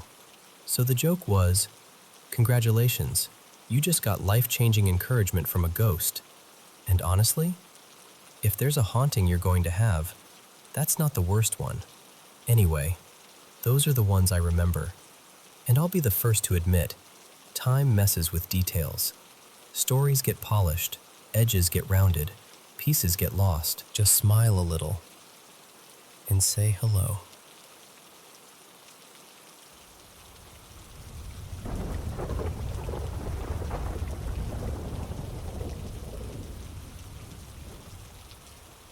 So, I need to tell you this like I'd tell a friend sitting across from me, because that's the only way it comes out right. When I was little, my family swore I had this weird, paranormal streak. Like talking to people who weren't there, or reacting to things that made adults go quiet and exchange looks. There was even a story I grew up hearing. Apparently, when I was a baby, something unseen knocked a couple toys clean out of the crib like they'd been thrown. No one made some big dramatic deal out of it, though. It was more like, that's odd. And life moved on. I moved on too. Mostly. But there's this feeling I get sometimes, and it's hard to explain without sounding like I'm trying to make myself into some kind of movie character. It's not like hearing voices or seeing shadows in corners. It's just a pull. Deep inside my chest, like something invisible hooks itself around my ribs and tugs. Like my body knows something before my brain catches up. The first time I remember it clearly, I was 8. My grandpa, let's call him Ray, had cancer. Everyone knew it was bad, but it wasn't one of those "this is the day" situations. We were visiting, doing the whole family rotation, one by one, saying our goodbyes just in case. But no one was acting like we were minutes away from anything. When it was my turn, I went into his room alone. He looked tired in that way that makes you feel small, like you're watching someone fade in real time. I sat there, and at first it was normal. Quiet, awkward, kid brain trying to figure out what you're supposed to say when you're 8 and your grandpa is sick. And then, that pull hit me. It was sudden. Not pain, not fear, just this heavy, sick certainty. Like the air in the room shifted and my body went, something's coming. Something's coming right now. I didn't understand it, not really. I just felt yanked inward, like my chest had a string tied to it and someone was tugging the other end. I left the room a minute or two later, because what else do you do? I went back out to where everyone was, trying to act normal, but my stomach felt wrong. Less than 5 minutes later, everything changed. Someone rushed in. Voices got sharp. People stood up too fast. And I found out he'd suddenly woken up, said something about his mom, like he was seeing her, like he was going to her, and then he was just gone. It was unexpected.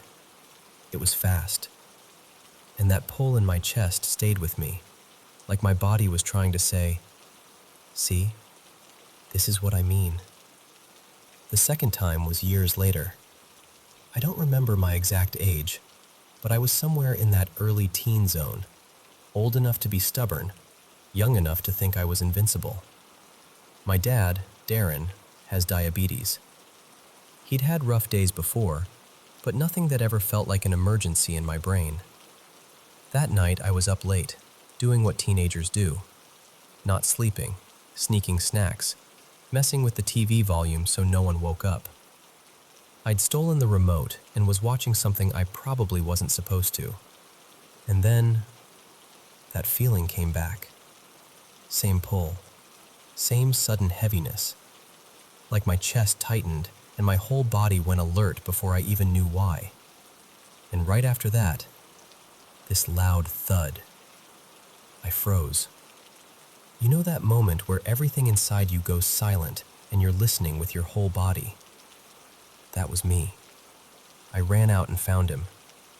He'd crashed, blood sugar so low it was terrifying. He was barely responsive. It wasn't dramatic the way movies do it. It was worse because it was real, quiet and wrong and urgent.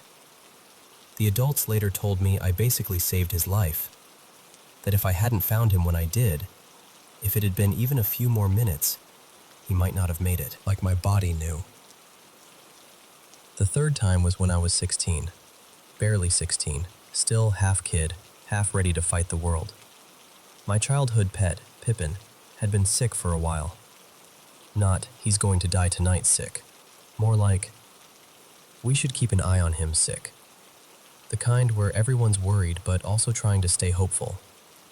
That night didn't seem like the night. Nothing dramatic happened, no big warning. And then, there it was again, the pull.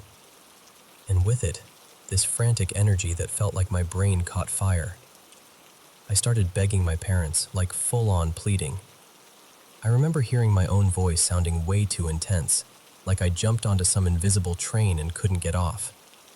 I said something like, I can feel it. We have to take him in. If we don't, he's going to die soon. I even tried to grab him and leave, like I could just outrun whatever was coming. My parents stopped me, thank God, because I was not in a normal headspace. And later that night, early morning really, he passed. After that, I stopped trying to treat this like a coincidence. 3 times is a pattern. At least it feels like one. Which brings me to the reason I'm even telling you any of this. I'm 17 now, and I met someone recently, long distance, the kind of connection that sneaks up on you, and then suddenly you're sitting there thinking, oh, this is real. I actually care about this person in a way that scares me. Let's call him Eli. We traded numbers for emergencies, like if our main app went down or something serious happened, we'd still have a way to reach each other. Normal couple-ish planning, nothing spooky. Except when his contact popped up, it showed his full name, and I didn't know his last name yet. It wasn't like a huge secret or anything, we just hadn't gotten to that point. But seeing it all spelled out like that made my stomach drop, because the moment I read it, that pull happened again. Not panic exactly, more like a signal. Like my chest tightened and something inside me went, pay attention. And the thought that hit me was so strange I almost didn't want to admit it to myself. That I was supposed to have that information. Like I was supposed to be able to reach him. Like I was meant to keep him here. Because here's the other context. Eli struggles mentally. He has dark days. And since meeting him, there have been a few moments where I've talked him down, where I've stayed up and messaged him through the worst of it, where I've said the right thing at the right time without knowing how I found it. And maybe that's just what people do when they care. Maybe I'm not sensing anything supernatural at all. Maybe I'm just observant. Maybe I'm just scared of losing people, so my brain searches for patterns like it's trying to build safety out of randomness. But I can't shake the timing. I can't shake how the feeling always shows up like a knock on the inside of my ribs, like something leaning close and whispering, not yet. Go. Now. And I hate how heavy it feels, because if I'm wrong, then I'm just being dramatic. But if I'm right, then it's like I'm walking around with this invisible alarm inside me, and it only goes off when something precious is about to slip away.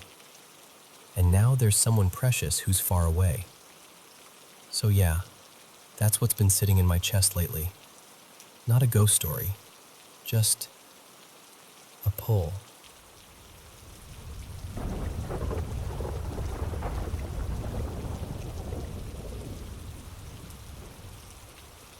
Hey, before I start, I just want to give you a heads up. This story touches on mental health and suicidal thoughts. So, good evening. At least, it's evening as I'm sitting here writing this, but I'm going to tell it like I'm talking to you across a kitchen table.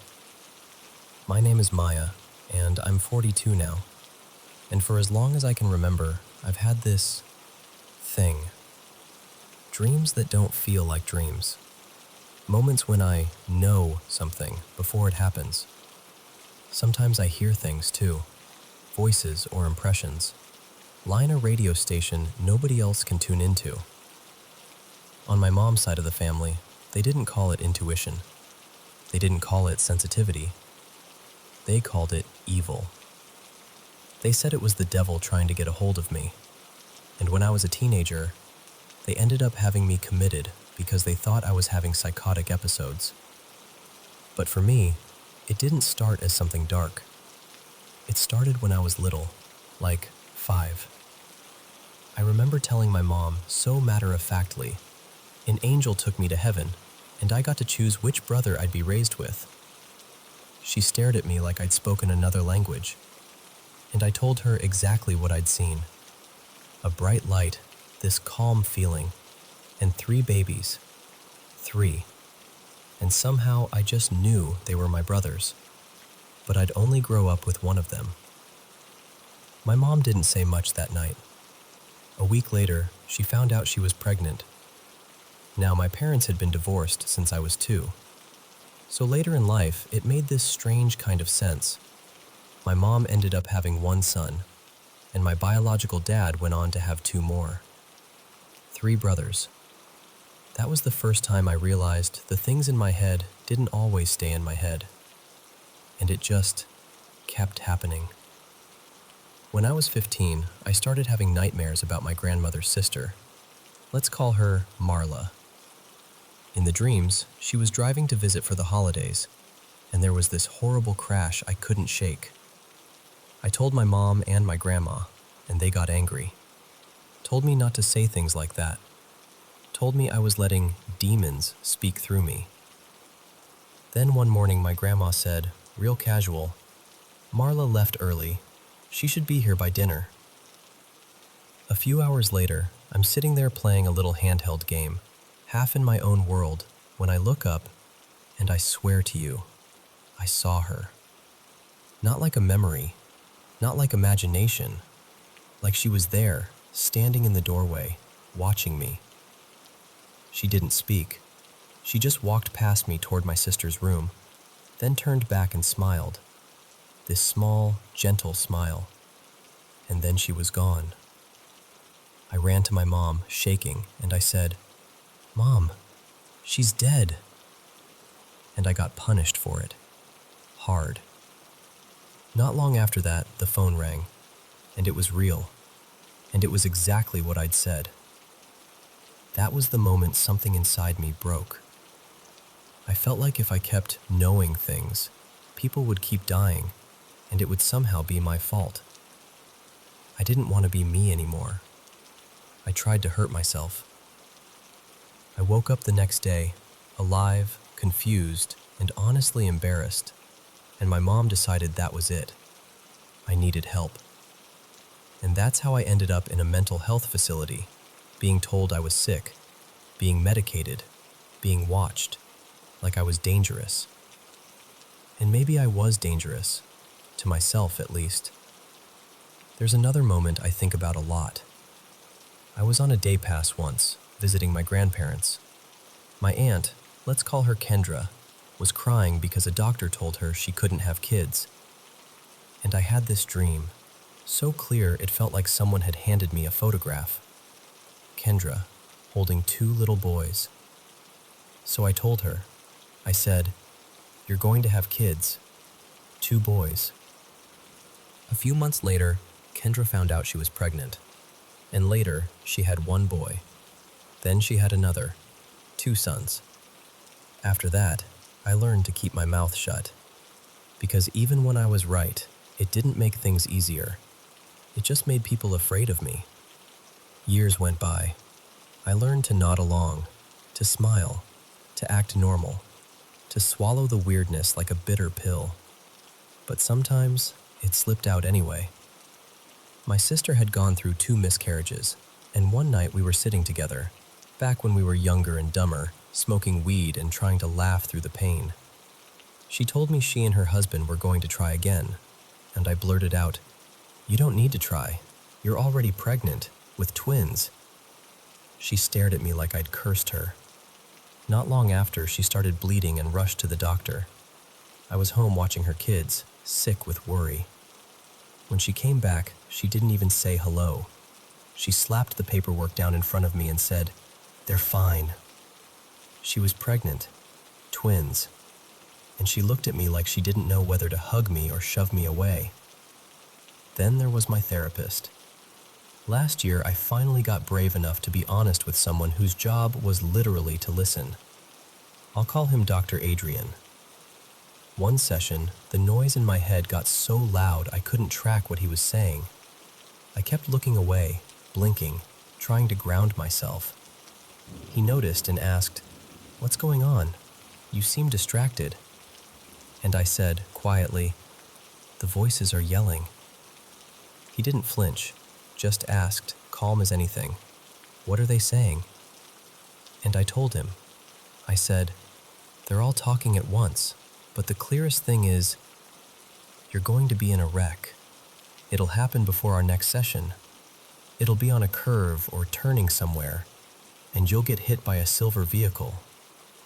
2 weeks later, the day before our next appointment, he texted me a photo, him in the back of an ambulance, and all it said was something like, "You were right." He'd been hit while turning out of a parking lot by a silver car. Our session was supposed to be the next day. After that, I went back to silence again, back to biting my tongue, because I don't want to be right. I want to be wrong. I want to be ordinary. But recently, I opened up to my mom again, just a little, because my sister was pregnant, and this time everyone was excited. They were expecting a baby girl. My mom asked what was bothering me, and I told her I'd had a dream about the birth. I didn't want to say it. I felt stupid, like I was inviting trouble by naming it out loud. But I said it anyway.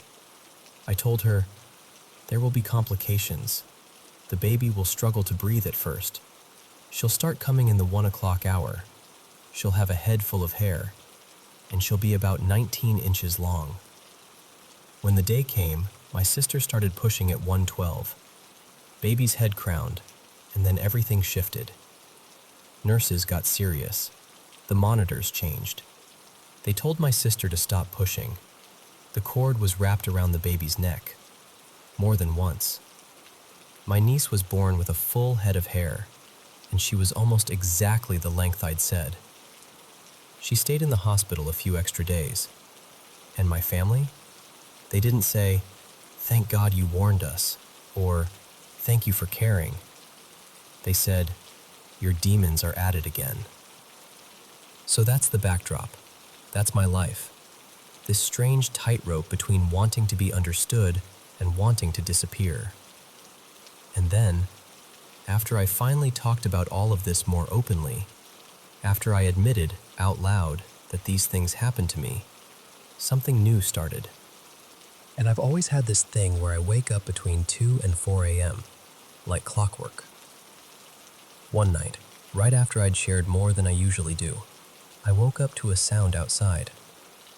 It reminded me of something I used to hear in a tiny rural town I lived in once, population under 1,000.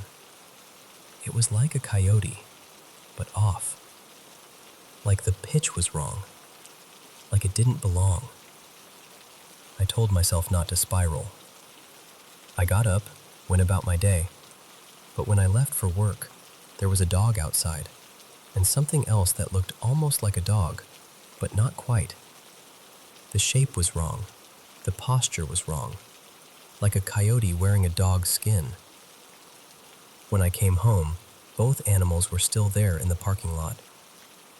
I live in a small apartment complex, only a handful of units, mostly adults. Quiet place. I started laundry, made dinner, and the sound came back. So I stepped outside, and those animals were staring straight at my apartment. I took a few steps toward them, and they ran toward the ditch, but then they stopped and looked back at me, like they wanted me to follow. I didn't. I asked a neighbor if they'd seen them. The neighbor blinked and said, "See what animals?"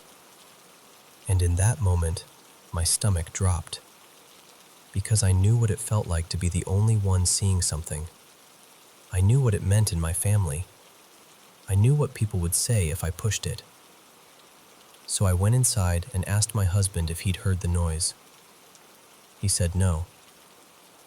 But my cat, his name is Jasper, he reacted. Jasper's usually affectionate, sleeps by my pillow, follows me around like a little shadow.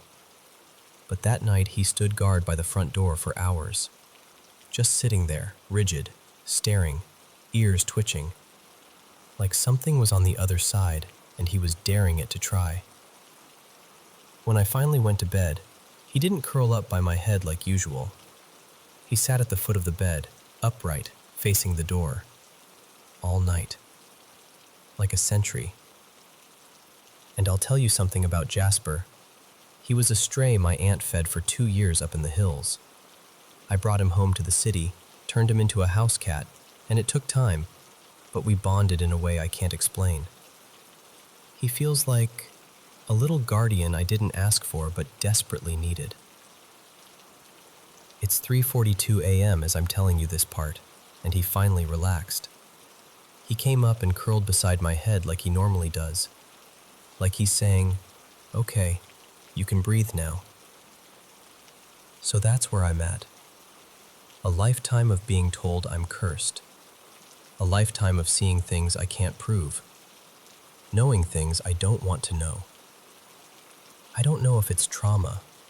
I don't know if it's genetics. I don't know if it's mental illness mixed with coincidence, mixed with pattern recognition. I've heard family stories on my dad's side about people being called witches. I've heard stories on my mom's side about indigenous ancestry and second sight. I don't even know what I believe. What I know is this: I'm tired of being afraid of myself.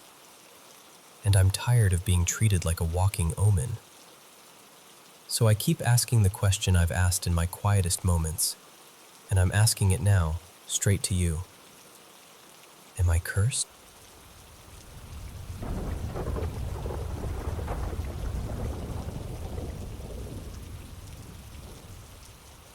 So, I guess I should start by telling you this up front.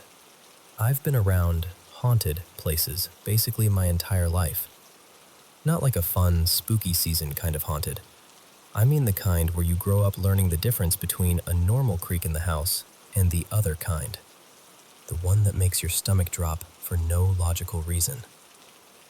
My family's always been deeply spiritual, the serious kind of spiritual, and for whatever reason that seems to draw things in. Like we're a porch light and they're moths. We actually learned, years back, how to keep most of it at a distance. Nothing dramatic, just specific rituals, a few protective practices, the kind of stuff you don't talk about at parties because it makes everyone go quiet. But anyway, 2 weeks ago, my friend Marina invited me over to see her new apartment. She was sharing it with 3 other women, and she was excited in that bright, proud way people get when they've finally upgraded their space. I didn't want to show up empty-handed, so I grabbed a nice bottle of gin, something with a pretty label, the kind you feel classy setting on a counter. Her building was gorgeous, tall, old, elegant. It had that European vibe, more like Paris than anything else, right in the middle of a neighborhood that wasn't exactly falling apart, but you could feel it slipping. Like the paint was still on the walls, but hope was starting to peel at the edges. The lobby was even prettier than the outside. High ceilings, polished stone, that quiet echo every fancy building has. Marina met me at the entrance, and we got into the elevator together. And listen, this part matters, okay? Because people always assume the feeling shows up right away. We hit the wrong floor by accident. Totally normal mistake. We stepped out, wandered around a hallway for a minute, laughed about it, then got back into the elevator and went to the correct floor. That entire time, I felt fine. Completely fine. I was actually admiring the hallways, the lighting, the old trim, the way the carpet muffled footsteps. Nothing about it screamed bad. But the second the elevator doors opened on her floor, it was like walking into a wave. Not a chill. Not that movie cliche where everything drops 10 degrees. It was heavier than that. The air felt dark, like it had been holding its breath for years. And if you've ever lived somewhere haunted, really haunted, you know what I mean. There's this instant recognition your body does before your mind catches up. Like your nervous system is quietly going, "Oh, this again." I didn't say anything at first. I didn't want to freak her out on the first night in her new place. But when she unlocked her door and we stepped inside, it got worse. The feeling wasn't just in the apartment. It was at the entrance, like something was stationed there, lingering. What made it even stranger was the apartment directly across the hall. Their door had religious writing on it, protective phrases, the kind people put up to keep negative energy away. And I remember staring at it thinking, that should be working. That kind of thing usually creates a boundary. Not perfect, but enough to discourage whatever's roaming around. But for some reason, it wasn't doing anything. And that's where my mind started going places I didn't want it to go. Because years ago, I lived in this high-rise where a man had taken his own life in the building. After that, the atmosphere changed. The kind of presence that moved through that place wasn't angry. It was suffering. Constant, sharp suffering. Like grief with nowhere to land. But here's the awful truth. Most of the time, you can't help. Not without paying for it. It takes something out of you. And unless you're willing to drain yourself completely, you can't just carry them to peace like some kind of holy ambulance. So they linger. And when they linger, they affect everything around them. Sleep, mood, health, the way a room feels. Standing in Marina's entryway, that old memory snapped right into my chest. The presence felt similar. That same, dense, drowning sadness. I remember tensing up instantly, bracing for the kind of torment I'd dealt with for years. Nightmares, waking up exhausted, feeling watched when no one was there. I honestly thought, I need to leave, right now. But it didn't touch me, and that surprised me. Because usually, when something recognizes you, when it realizes you can sense it, that's when it gets bold. Later, I remembered I'd been wearing a protection charm that day. Nothing flashy, just something small, something personal. And I'd been consistent with my prayers lately too, more than usual. Maybe that mattered. Maybe it created a kind of shield.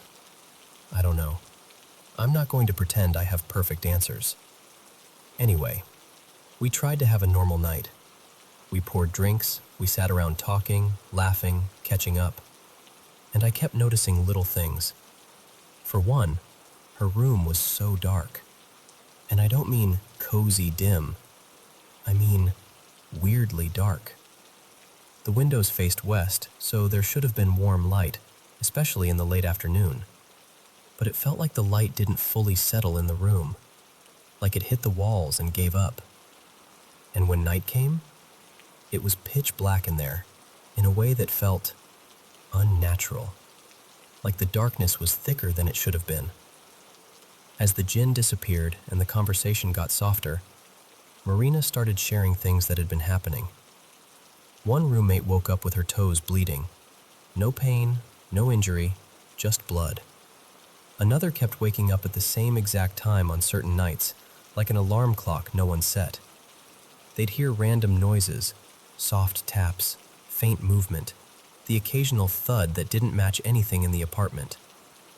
And I sat there listening, nodding, trying to keep my face calm, but inside I was thinking, yeah, that tracks.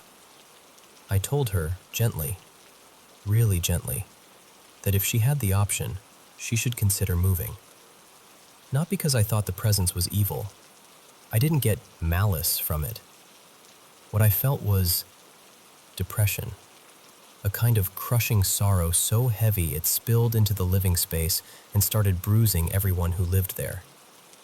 Like being around someone who's crying quietly in the next room all the time, except you can't reach them, and you can't make it stop.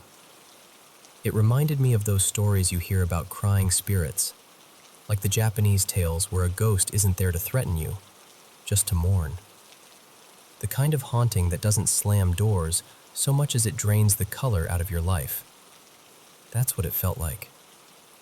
And honestly, that kind can be the hardest. Because what do you even do with grief that isn't alive anymore, but still won't leave?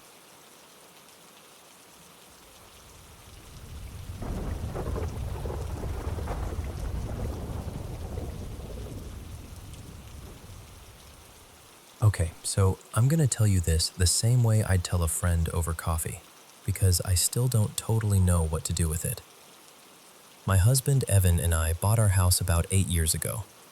It's one of those one-level brick ranch homes, built in the early 1950s, but it had been fully renovated a few months before we moved in.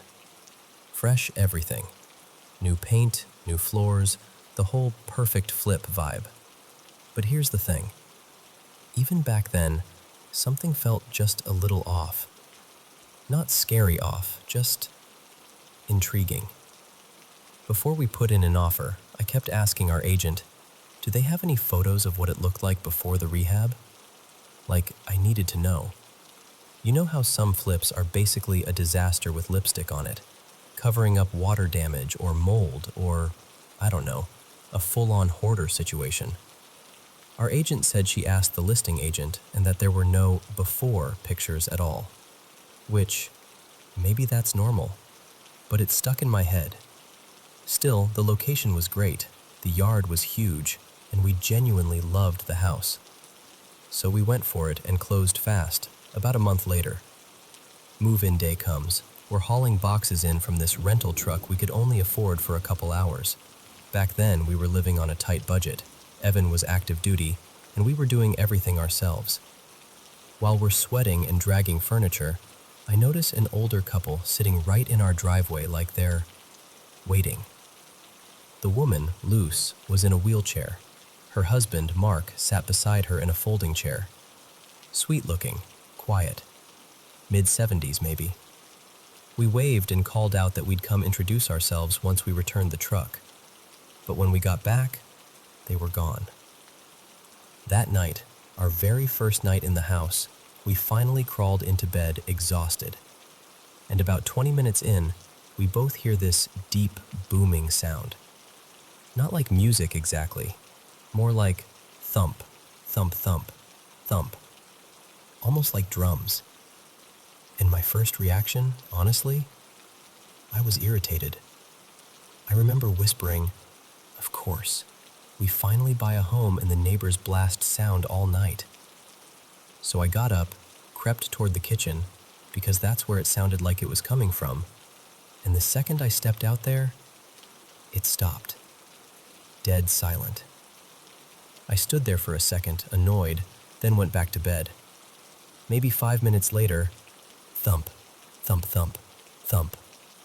Again. This time Evan was already half asleep, but I got up again. Now it sounded like it was coming from the garage. The door to the garage is off the kitchen, so I opened it, peered into the dark, and it stopped instantly.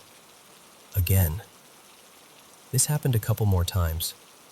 The last time, I shook Evan awake because it started to mess with my nerves. Like, it wasn't just noise anymore. It was the way it stopped the moment I went toward it, every single time. Eventually, we fell asleep, but I'll be honest, my body didn't fully relax all night. The next day, we're still unpacking, and I see the couple outside. So I walk over and introduce myself properly. Luce is warm and chatty, and Mark is friendly, but quieter. She tells me she grew up in the Philippines, and he's originally from Idaho. One of those met young and stayed together forever love stories. Apparently, they'd been together since they were teenagers, because Mark had met her while he was stationed overseas years ago. We're talking, and I finally ask about the house. And this is where my stomach kind of drops. Luz tells me the previous owner, an older man named Gordon, had died suddenly of a heart attack at a medical office nearby. Like, one minute he was fine, and the next, gone. His daughter, Tessa, inherited the house, but she couldn't keep up with the property taxes. She'd only lived here a little under 2 years before selling. And Luz goes, "Oh no, never. But I've been in the garage." I'm like, "Why the garage?" And she says, so casually, like she's telling me what she had for lunch, "Because Gordon was a drummer, jazz drummer. He played in a band and he'd practice in there all the time, most nights until maybe 9, sometimes later on weekends." And I just stood there like, are you kidding me? Because that booming we heard the first night, it sounded exactly like drums, and it had sounded like it was coming from the garage. After that, though, nothing happened. Not really. The house just became our house. Life got busy. You settle in, you stop scanning the corners, you know? Until recently. About 3 weeks ago, I was in our bedroom and I saw the closet door move. Not like it shifted a little or maybe the air vent kicked on. I mean, it moved like someone nudged it from the inside. A slow, deliberate glide, just enough to make my brain go cold. I bolted out of the room and called Evan at work like, "Please tell me you're about to laugh and say there's a logical reason for this." He tried to calm me down, and when he got home, everything looked totally normal. No drafts, no loose track, nothing obvious. And then, this part. I still feel ridiculous saying out loud, but it happened. Yesterday, I was cleaning the master bathroom, just doing normal, boring chores, and I walked into the bedroom to grab my water bottle, and the bed moved. The left side lifted like someone grabbed the frame and shifted it. Not a tiny shake, not settling. It actually picked up and slid a little. I screamed. So loud, Evan came running, and he heard it too, the sound of it dragging. He didn't see the lift happen, but he heard me and the movement and came in fast enough to catch the tail end of it. So now I'm sitting here telling you this, trying to be reasonable, trying not to spiral, but also thinking, what am I supposed to do with that? Because I don't feel like I'm being haunted in some dramatic movie way. I don't feel watched. I don't even feel pure fear, exactly. It's more like confusion with a side of dread. Like the house is reminding me it had a whole life before us. And tonight, I'm not sleeping in that room. I'm on the couch, no shame, just me, a blanket, and every light I can justify leaving on.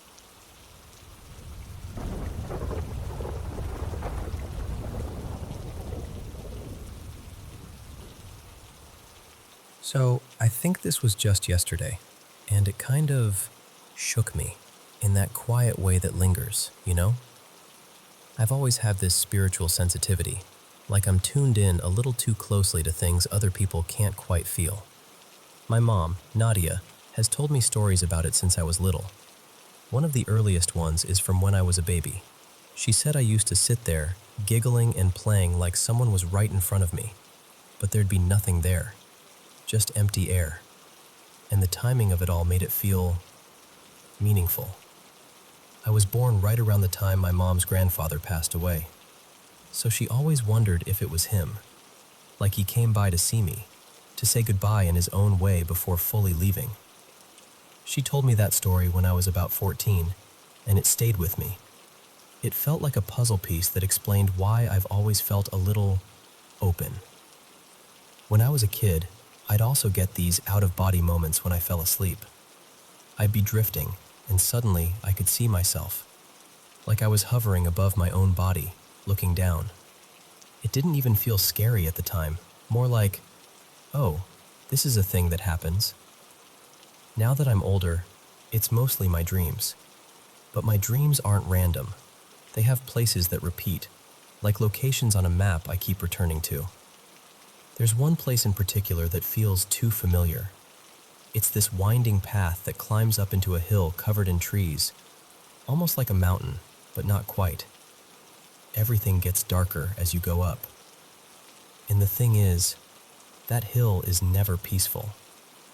Whenever I dream about that hill, it's like danger comes with it automatically. There are wolves sometimes, or this feeling of chaos chasing me and my family, like something is always right behind us. And then, in the most recent dream, I saw La Llorona there, on that same hill, on the way up, toward the house that shows up in that dream world. And what's messing with my head is that I haven't even been thinking about her lately. A while back, maybe like a month or two ago, I saw this video online about her song, but it was in a Nahuatl version, and it was so vivid it stuck to my brain for a minute. I remember thinking, wow, that's haunting, and then I moved on. I didn't obsess over it. I didn't keep listening to it. If anything, I've been on a totally different vibe. Like the last song I can remember hearing super clearly in a dream was something completely unrelated. Like, "Good luck, babe," which makes zero sense, but dreams do that. I think the last time I even watched anything La Llorona related was months ago when it was spooky season, and I put on a movie expecting it to be amazing. And it wasn't. Like, at all. It felt more like a cheap jump scare thing than the actual folklore, and I remember laughing at how disappointed I was. Then I didn't really think about her again. So why would she show up now? Why would she show up in that place, the hill that always has danger attached to it? And then today, this is the part that made my stomach drop. I started smelling smoke. Just randomly. No obvious reason at first. And of course, I tried to be logical. I'm living in Guatemala right now, and where I am, people set off fireworks a lot. Like, it could absolutely be that. It could be someone cooking. It could be something outside that I didn't notice. But my brain did what it always does when something feels even slightly off. It started connecting dots. I looked it up, and of course there are all these interpretations that say smelling smoke out of nowhere can be a spiritual warning, or a sign, or some kind of message. But still, I can't stop wondering.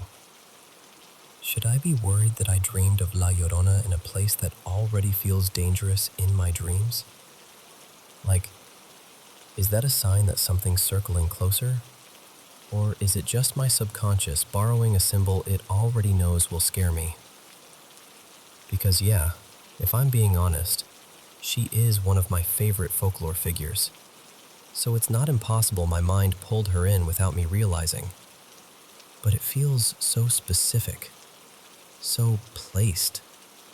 Like she wasn't just in the dream, she was waiting in the part of the dream that already carries all the dread.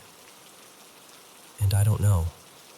I'm trying to stay rational, but there's this soft, persistent feeling in me that's like, pay attention.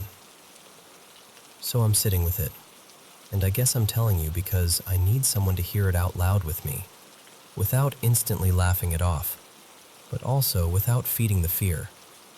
Because right now, I genuinely don't know what it was. A warning?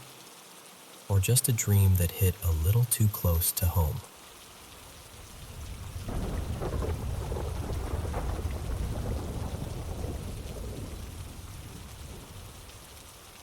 Hey everyone, it's me again.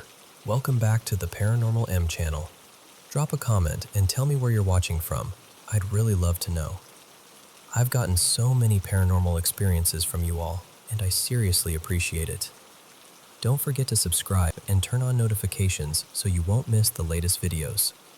Oh, and have you been having trouble sleeping lately? Let me help you out. Now follow me, get into bed, turn on your nightlight, and listen to today's paranormal stories. Alright, so I'll start with the basics, because I feel like you kind of need the full picture to understand why this whole thing feels so heavy. I'm a British lad, name's Jame, and I live with my mom. My dad doesn't stay here full time, but he comes up most weekends to help out, fix what he can, do the dad jobs, you know? We've also got a small zoo going on. 5 dogs now, Used to be more, but life happens. And one cat who acts like she owns the entire street. My mom, Elaine, is ill. Autoimmune disease. And not the, oh, she gets tired sometimes kind. I mean properly ill. The kind that takes over everything. My dad, Peter, has struggled with his mental health for years, and he lives with schizophrenia. But he's medicated, and most of the time, it genuinely does help. 5 years ago, we moved into this modern-looking house. From the outside, it looks decent. Clean lines, newer build, all that. But living in it? It's like the place is held together by bad intentions and wishful thinking. The electrics trip for no reason. The taps snap or leak. The shower dribbles through the ceiling like it's trying to rot the place from the inside. The boiler has this lovely habit of dying right when you need warmth the most. When we first moved in, my older sister Sophie lived with us too, but she moved out not long after, barely made it a year. And honestly, sometimes I think she escaped. Not long after that, my mom got sick in a way that didn't make sense. It started with food. Suddenly, she couldn't digest most things. She went from eating normally to living off a small list of safe foods, and over time that list got smaller and smaller. Like her body was rejecting the world bit by bit. Then came the extras. Ectopic heartbeats, those awful thudding skips that make you feel like your heart is doing something it shouldn't. Weird bowel issues that no one likes talking about, but it got serious enough that she needed help in ways that still make her feel humiliated, even though it's not her fault. And the doctors? For ages, they couldn't tell us anything solid. It was always stress, anxiety. Maybe you're focusing on it too much. That sort of thing. Eventually, she paid for a private scan because she was getting desperate. And that's when they found something that made everyone go quiet. Her pancreas wasn't functioning properly, like it had basically packed up. And after even more time and more tests, the diagnosis finally came. Autoimmune disease. Just triggered. No clear reason, no obvious cause. It was like something flicked a switch and her body turned on itself. My dad, like I said, has two versions of himself. And I don't mean he's grumpy sometimes. I mean it feels like two completely different atmospheres. One is calmer, helpful, even gentle. The other is sharp and hostile, verbally aggressive, like he's stepping into a storm you can't talk him out of. And the weird part is, sometimes afterwards he barely remembers what he said. People will say, it's the schizophrenia, and maybe it is, but he's on medication that usually works for him, and his dose was adjusted not that long ago, so it still doesn't fully explain why it can flip like a light switch. Now, here's where it gets strange. And then there's the bad luck. Except it doesn't feel like random bad luck when it keeps happening. There are car accidents at the entrance to the estate constantly. Not once a year. I mean, it's become a thing people casually mention. Like, oh, another one at the entrance. But the bit that really made me start paying attention was the neighbors. 3 neighbors, all with weird health stuff. 2 had cancers that seemed to come out of nowhere. They got treated, thank God. But even after that, they've had lingering symptoms doctors still can't pin down. Fatigue, pains, odd flare-ups, things that never get named properly. The 3rd has been ill for ages with no diagnosis at all. And then I remembered something that made my stomach drop. The person who lived in this house before us got sick with the same autoimmune disease as my mom. It's like the house has a favorite trick. And every year, without fail, around holidays, especially Christmas, everything gets worse. Like joy itself irritates the place. My dad slips into that nasty mood more often. My mum flares up. The house breaks more things. Something always happens. It's almost like it's trying to stop us from relaxing, stop us from enjoying anything, like it can't stand the idea of peace. We've had strange dreams, too. My mom has this recurring nightmare that she's stuck in this haunted house. Not our house, not any place she recognizes, but it's always the same in the dream. She moves into it, and then she can't leave.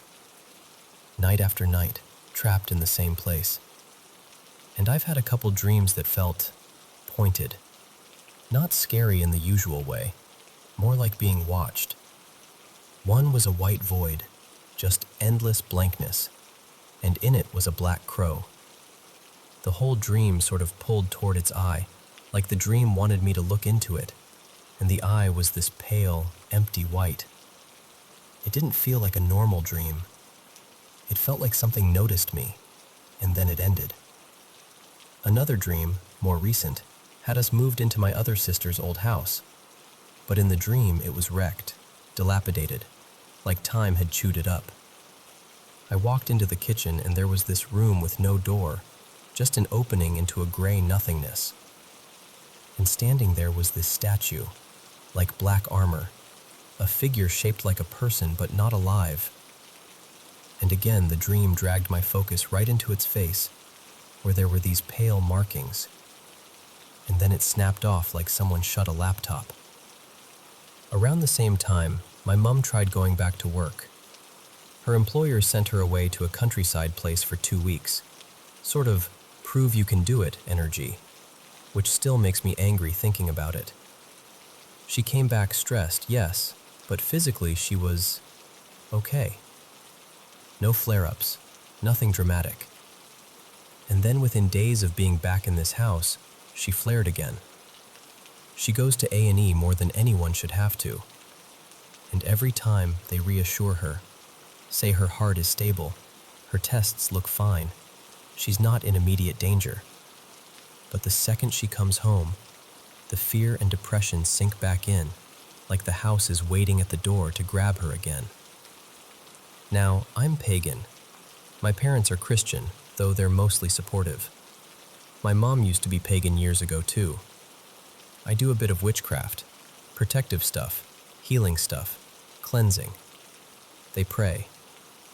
And sometimes, this is the maddening part, both things help for a little while. Like you can feel the air lighten. And then there was this Friday. My mom was already dealing with ectopic heartbeats again, but earlier in the week they'd eased off. The night before Friday, I did a healing ritual. Quiet, focused, the kind where you don't even tell anyone because you don't want the skepticism in the room. And when she woke up the next morning, she'd actually had a break from the heart weirdness. Not perfect, but better. Friday afternoon, one of our dogs, Bran, he's normally fearless, started trying to get outside to go toilet. Nothing unusual. Then suddenly he froze, and he started yelping, proper panicked, high-pitched screaming like he'd seen something that terrified him. He bolted to the front door, scratching at it like he wanted to escape the house itself. And when anyone tried going outside, he freaked out even worse, like the outside was dangerous too. We rushed him to the vet, thinking maybe a seizure or pain or something. They found nothing. By the time we brought him home, he was basically normal again, tired, shaken, but physically fine. But the stress of it hit my mom like a brick. It re-triggered everything. The ectopic heartbeats came flooding back, constant, melting, one after another. And it felt so cruel because it was like something waited for the exact moment she'd started improving and then shoved her back down. And ever since we started talking about what might be going on, since we started connecting dots, saying it out loud, things have ramped up again. Like it doesn't want us looking too closely. Like it's trying to drown us in noise so we stop thinking clearly. That's the part that gets under my skin most. The timing. The way it all feels reactive. I don't think it's a normal ghost story. It doesn't feel like a spirit in the hallway. It feels more like something vindictive and clever, something that nudges reality sideways. Sometimes I wonder if it's something like the Fae, something old and petty that doesn't care about human suffering. Other times I think it's more like a place thing. Like the estate sits on something it shouldn't. Like there's a thin spot here, a doorway or overlap or whatever you want to call it. And maybe it isn't even one thing. Maybe there are several weird forces in the area, and the one messing with my family isn't the same one twisting the weather. I don't even know what I want from telling you all this. Part of me wants someone to say, yeah, that sounds like this. Like there's a name for it and a way to deal with it. Part of me wants to feel less alone, because when you live in something like this for years, it starts to mess with your head. But mostly, I just want someone to hear it the way it feels from inside the house. Because when you live with enough coincidences, after a while they stop feeling like coincidences at all.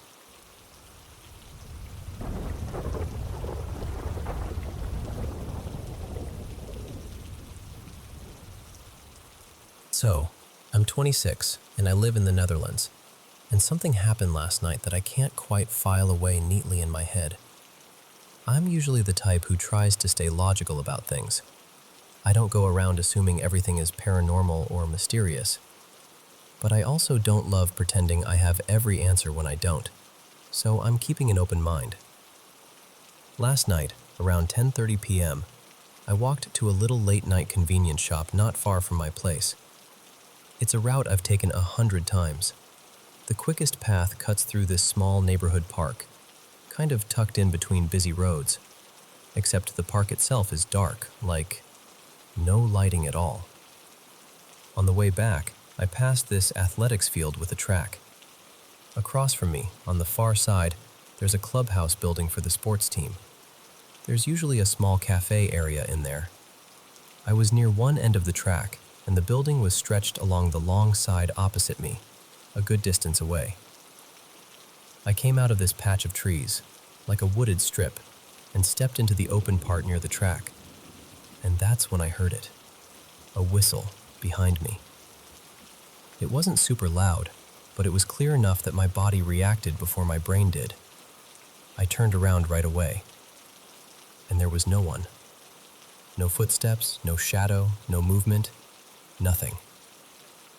I told myself, okay, maybe someone's walking a dog back there, because that would at least make sense. But then, a few seconds later, I heard laughter coming from the same wooded area. It sounded like a woman's voice.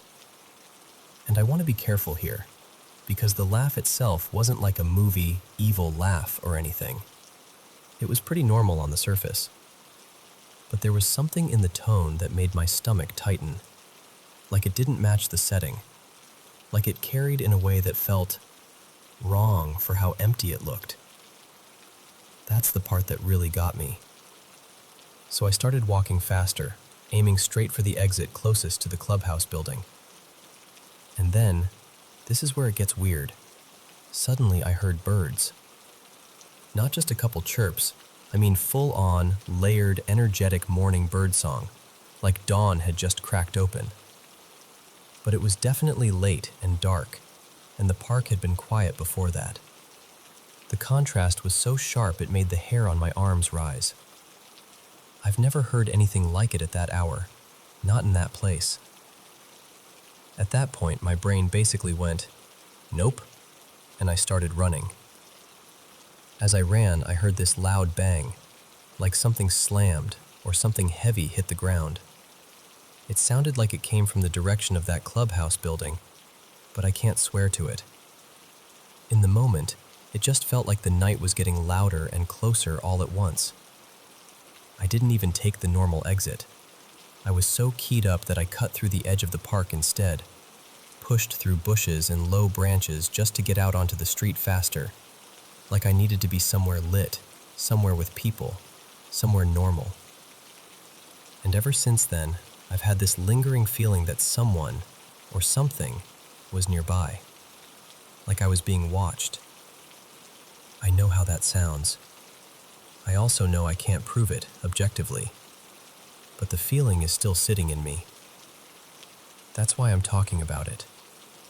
I'm not trying to make it into some dramatic story. I genuinely want to understand what might have happened, whether it's something explainable that just hit my nervous system the wrong way, or whether there's another angle I'm not seeing.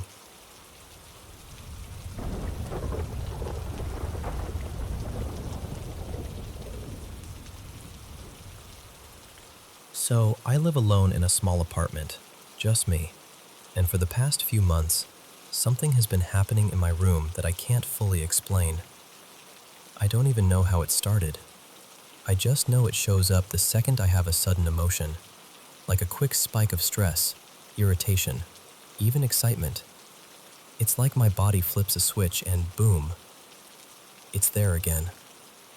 And when it happens, my whole body feels heavy, like someone stacked weights on my chest and limbs. My legs, especially my feet, start tingling like crazy, and my breathing gets shallow. It's not just, I'm freaked out. It's physical. I can feel it. Most of the time it starts with the bed, not shaking violently, nothing dramatic like in a movie, but enough that I can feel it through the mattress. And the second I notice it, I'm like, okay, here we go again. Then I'll catch movement out of the corner of my eye, like a small warped spot in the air, almost like a see-through smudge or an orbish blur. If I stare too hard, it's faint. If I stop trying to stare, I'll see it dart across the room like it doesn't even care if I notice. And here's the part that makes me angry. Not scared. Angry. Because whatever this is, it feels intrusive. Perverted. I'm not going to get graphic, but it tries to mess with my personal space in a way that makes me feel violated, especially when I'm lying down. Like I can't even relax in my own bed.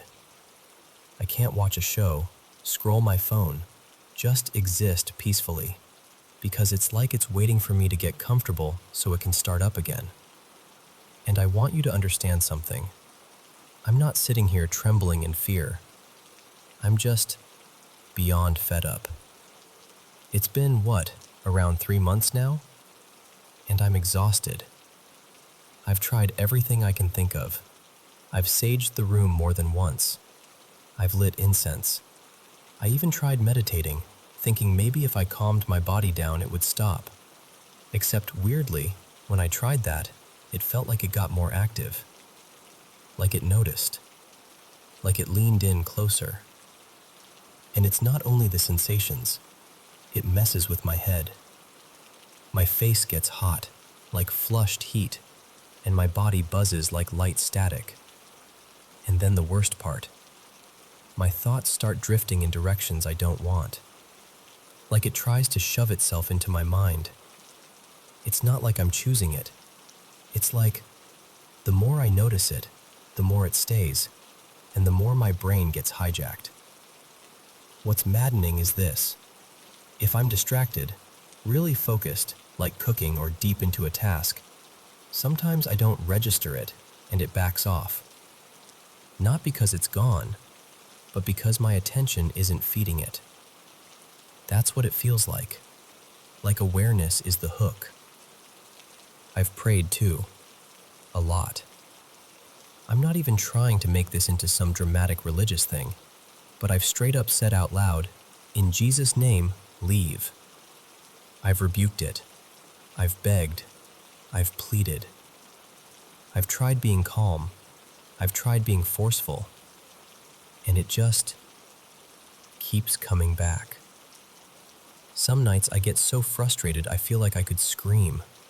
Like I want to rip the whole bed apart and start over somewhere else. I've had moments where I'm just pacing, furious, thinking, this is my home. This is my body. You don't get to do this. And when it finally backs off, the change is immediate. The whole room feels lighter, like someone opened a window inside the air. My chest doesn't feel crushed anymore. My face cools down. My thoughts clear up. And I'll just sit there thinking, oh my God, that's what normal feels like. But when it returns, it's like getting shoved back underwater. So yeah, that's where I'm at. Tired, angry, over it. And I'm saying this honestly. I don't know if this is something paranormal, psychological, stress-related, or something else entirely. but I do know it's real in the sense that I'm experiencing it, and it's pushing me to my limit. If you're listening and you've ever dealt with something like this, whether you call it anxiety, sleep issues, trauma responses, spiritual stuff, whatever, please, I just need something, a direction, a foothold, because I'm trying to keep myself grounded, and I don't want this to keep stealing my peace.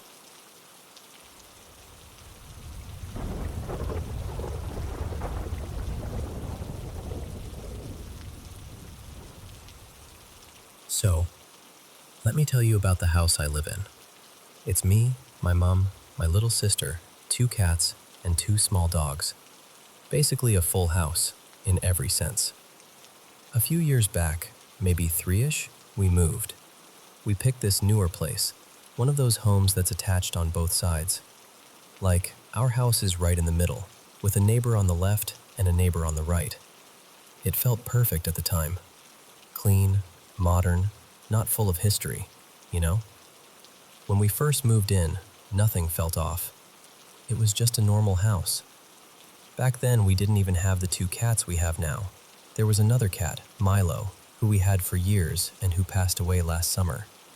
But at the start, no weird vibes, no creepy nights, nothing like that. And then, about 2 years ago, things started. It began with sounds upstairs. And I don't mean the usual house settling noises. I mean the kind of creaking you get when a person is walking across the floor. Step, step, step. Plus this soft, heavy little thoom that happens with each footfall. If you've ever been downstairs while someone walks around above you, you know that exact sound. Except, the problem was that everyone would be downstairs with me. At first I tried to explain it away. I was like, okay, maybe it's the dogs? But they're tiny. They don't make that kind of weighty noise. And the cats have their own sound too. When they're tearing around, it's more like quick thuds and skitters. Plus the upstairs is carpet, so you can actually hear the dogs' paws when they run. This wasn't that. This was slow, deliberate, human. Eventually I mentioned it to my sister. Her name's Callie. And she just looked at me like, wait, you hear that too? Because she'd been noticing it as well. It's not constant, which almost makes it worse. It happens randomly, mostly during the day. Just footsteps, up there, like someone's pacing or checking rooms. And then it wasn't only the footsteps. Little things started piling up. Stuff would fall for no reason. Lights would flicker, even after bulbs were changed. Doors would drift open or swing shut when no one touched them. And sometimes, this part really gets me. My pets would act like something invisible was right in front of them. Like the dogs would do that play bow and start doing those little excited hops, wagging at empty air. One of the cats would stare at a corner and do that twitchy head thing like it's tracking movement. You know when animals play with something you can't see and you try to laugh it off, but your stomach still drops a bit? Yeah, that. But the bathroom stuff is what really convinced me something was genuinely weird. Every morning, I shower, and I always lock the bathroom door from the inside. Always. I'm the kind of person who checks it, twice, 3 times, because I hate the idea of someone barging in, even though nobody ever does. And yet, a few times, I've stepped out of the shower, dripping, reaching for my towel, and the door is unlocked. Unlocked. Like I never locked it. Except I did. I know I did. And then the opposite has happened too. Sometimes I'll pop into the bathroom just to clean my piercings or grab something quick, and I won't bother locking it because I'm literally in there for a minute. One time, I specifically remember leaving it unlocked. I even remember the little click of the door shutting without me turning the lock. When I went to leave, it was locked. I stood there for a second, kind of frozen, trying to convince myself I must have done it without thinking. So I unlock it, and the door won't open. like it's stuck, like something is holding it shut. And then, after I'm basically panicking, it just opens, like nothing happened. Now here's another thing. I keep my bathroom door shut all the time because I don't want the cats jumping up on the counters and knocking things over. And in this house, each floor has its own bathroom. The one on the first floor is basically mine because my bedroom is down there. My mom and sister have theirs upstairs, so nobody really uses mine but me. Multiple times I've shut that bathroom door, gone into my bedroom for a while, and when I come back later, the bathroom door is wide open. At first I blamed the cats too. That's the obvious answer, right? Cats are little chaos machines. But then it happened when both cats were literally with me. Like, on my bed, in my room. No chance they'd done it. And the dogs can't reach the handle even if they stand up. They're too small. And it's not my family. I'm up late a lot, and it's happened when my mom and Callie are definitely asleep upstairs. Like, dead quiet, everyone in bed, and still, somehow, the door opens. Then there are the smaller things. The annoying, reality-twisting stuff. I'm really organized. Like, it bothers me if something isn't where it should be. I have a specific drawer where I keep my school things. Revision books, notebooks, pencil case, everything. It's my little everything goes here drawer. And things go missing from it. Not in the I lost it in my bag way. In the I put it in the drawer and it is not there anymore way.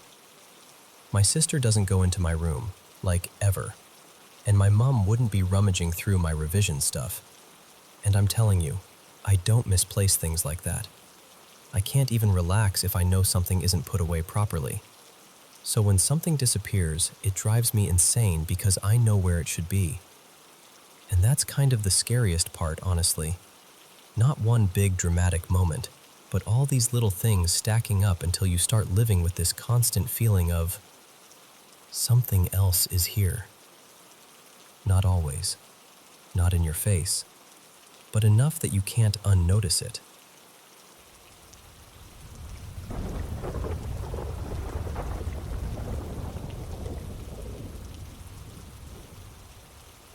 So, the other day I was scrolling and saw someone talking about a mimic, and it hit me like a little mental whiplash, because I have a story that still gives me that cold, betrayed feeling in my chest when I remember it. Okay, quick setup because it matters.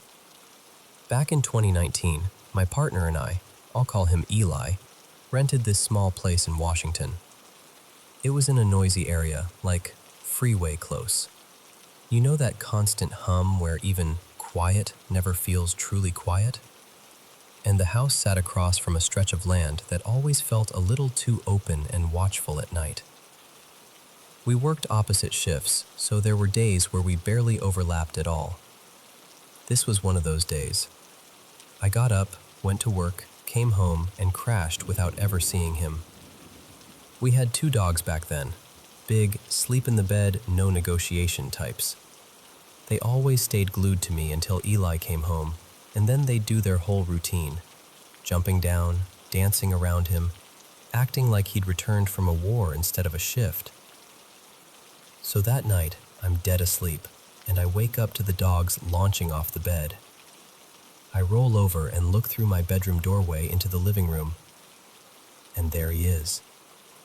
Eli's standing just inside the front door, and the dogs are spinning and prancing around him like idiots, happy, squealing, tails going a mile a minute. And he's laughing, doing that soft baby voice thing people do with dogs, like, "Oh, hey there." Then he looks up at me, smiles. He's wearing this bright, swirly tie-dye band shirt, one of his favorites, and a gray trucker hat. Totally normal, completely ordinary. And honestly, I remember feeling this warm little wave of relief, like, okay, he's home, everything's fine, and that deep, sleepy comfort slid right back over me. I barely even spoke. I think I just nodded, half asleep, and rolled back over. A minute later, I hear movement. like he's walking around, maybe in the kitchen.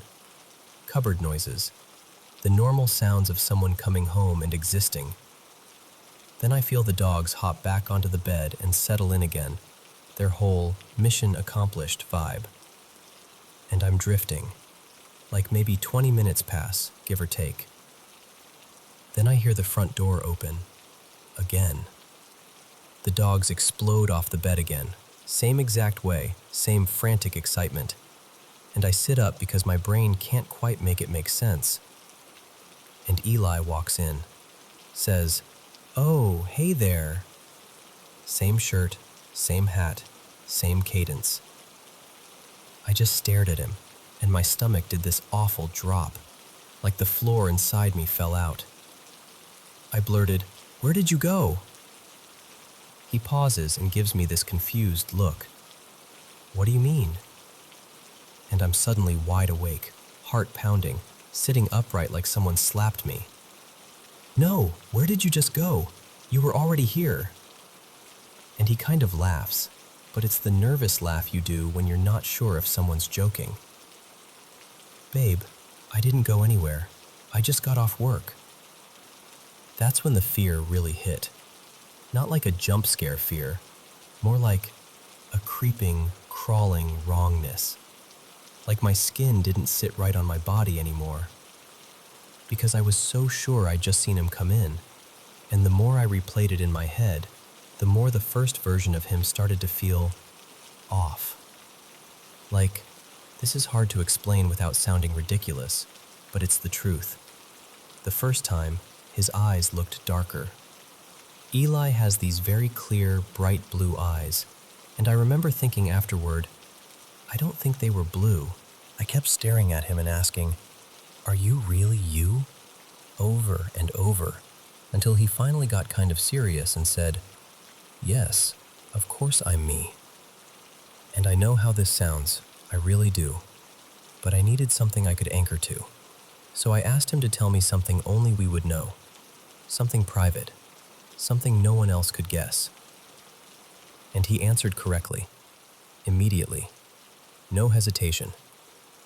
I didn't even relax though, I just felt shaken in a different way. Like, okay, so maybe he's him now, but what the hell was I looking at earlier? That night we made up a safety phrase, like a ridiculous little password, but we treated it seriously. Something we could use if either of us ever had that gut feeling again, like, prove you're you. And I remember saying out loud, quiet but firm, like I wanted the walls to hear it. Something like, "Don't do that again. Mimicking isn't welcome here." I know how it sounds, but I also remember the feeling, and it didn't feel like a dream. It felt like being fooled right to your face. And honestly, that was only one incident in that house. That place was active. After a while, the paranormal stuff almost became routine, which is a weird thing to admit. But it wasn't just me and Eli. Friends who stayed over had experiences too. People would come in skeptical and leave kind of quiet.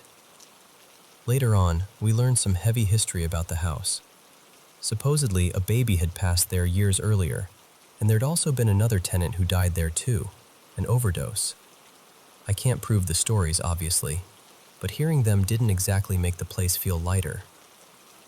While we lived there were nights where it felt like something toyed with us. I had my hair gently tugged like someone was standing behind me. Objects would move, or get knocked, or, once, something got tossed in our direction like it wanted us to know it could.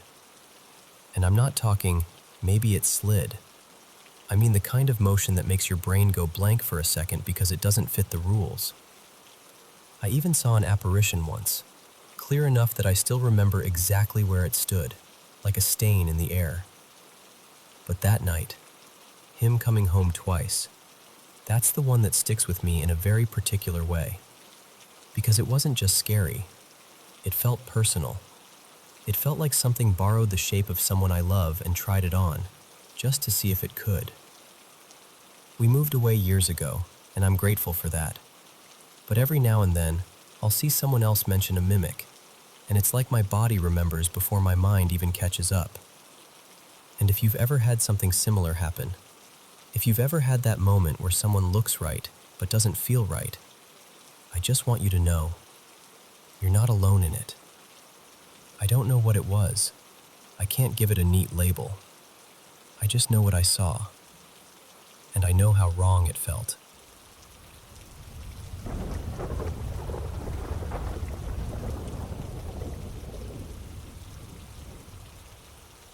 So, this happened when I was about 15. I'm a grown adult now, and I still get that prickly goosebump feeling when I think about it. It was sometime around 2011 or 2012, I'm pretty sure.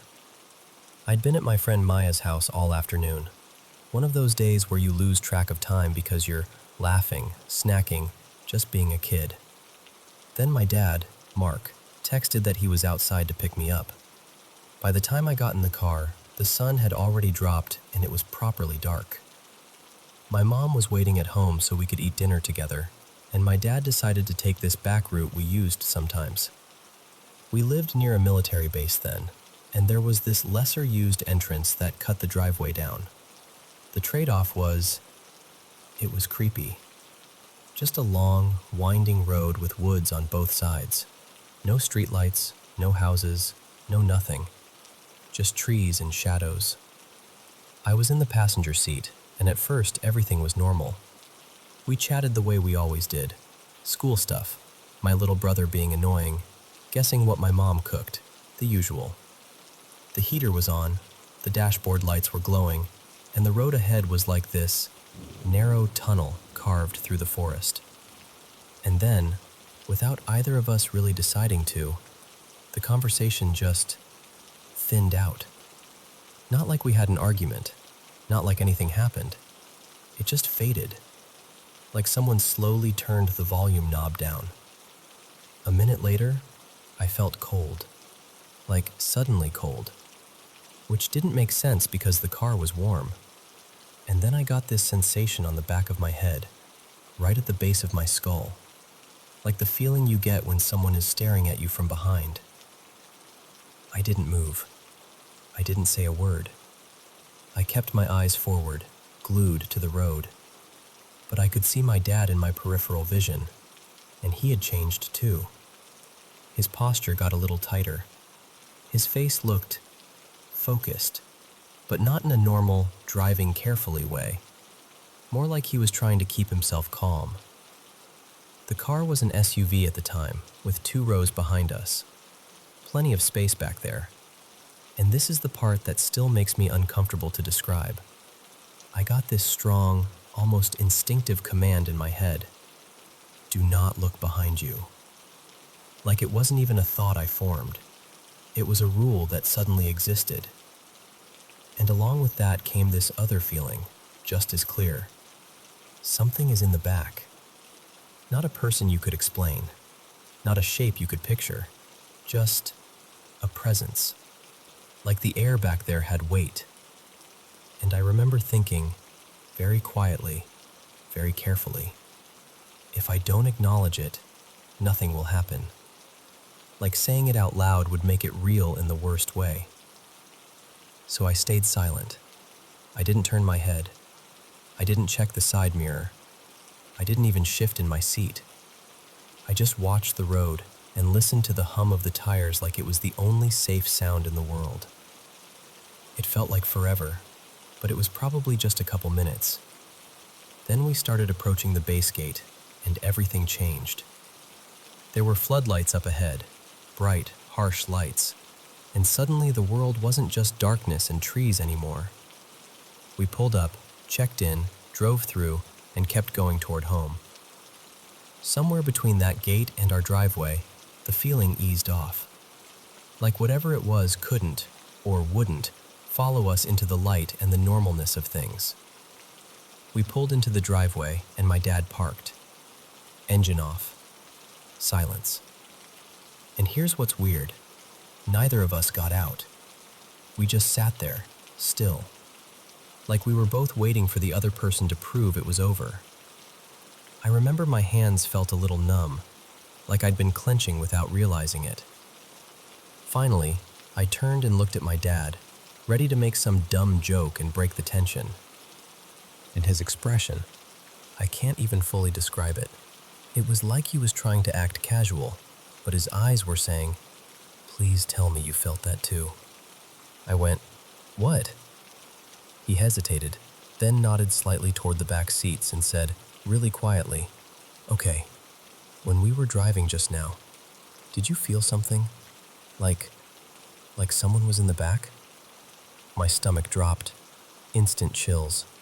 The kind that start in your shoulders and rush all the way down your arms. And I just whispered, "Yes." I told him I'd felt it the whole time, and I didn't want to say anything because it felt like speaking would make it worse. And he let out this tense little laugh, like relief mixed with nerves, and admitted he hadn't wanted to say anything either. He said he didn't even want to look in the rearview mirror. He just kept his eyes on the road and waited for it to pass. We sat there another moment, both of us kind of absorbing the fact that we had shared the same exact experience without a single word. And I don't know what it was. I don't know if there's some psychological explanation, or if the road itself just messes with you, or if it was something else entirely. All I know is, whatever that feeling was, it felt real. And the part that stays with me the most isn't even the fear. It's the fact that my dad felt it too. At the same time, in the same silence. And we both, instinctively, chose the same thing. Don't look back.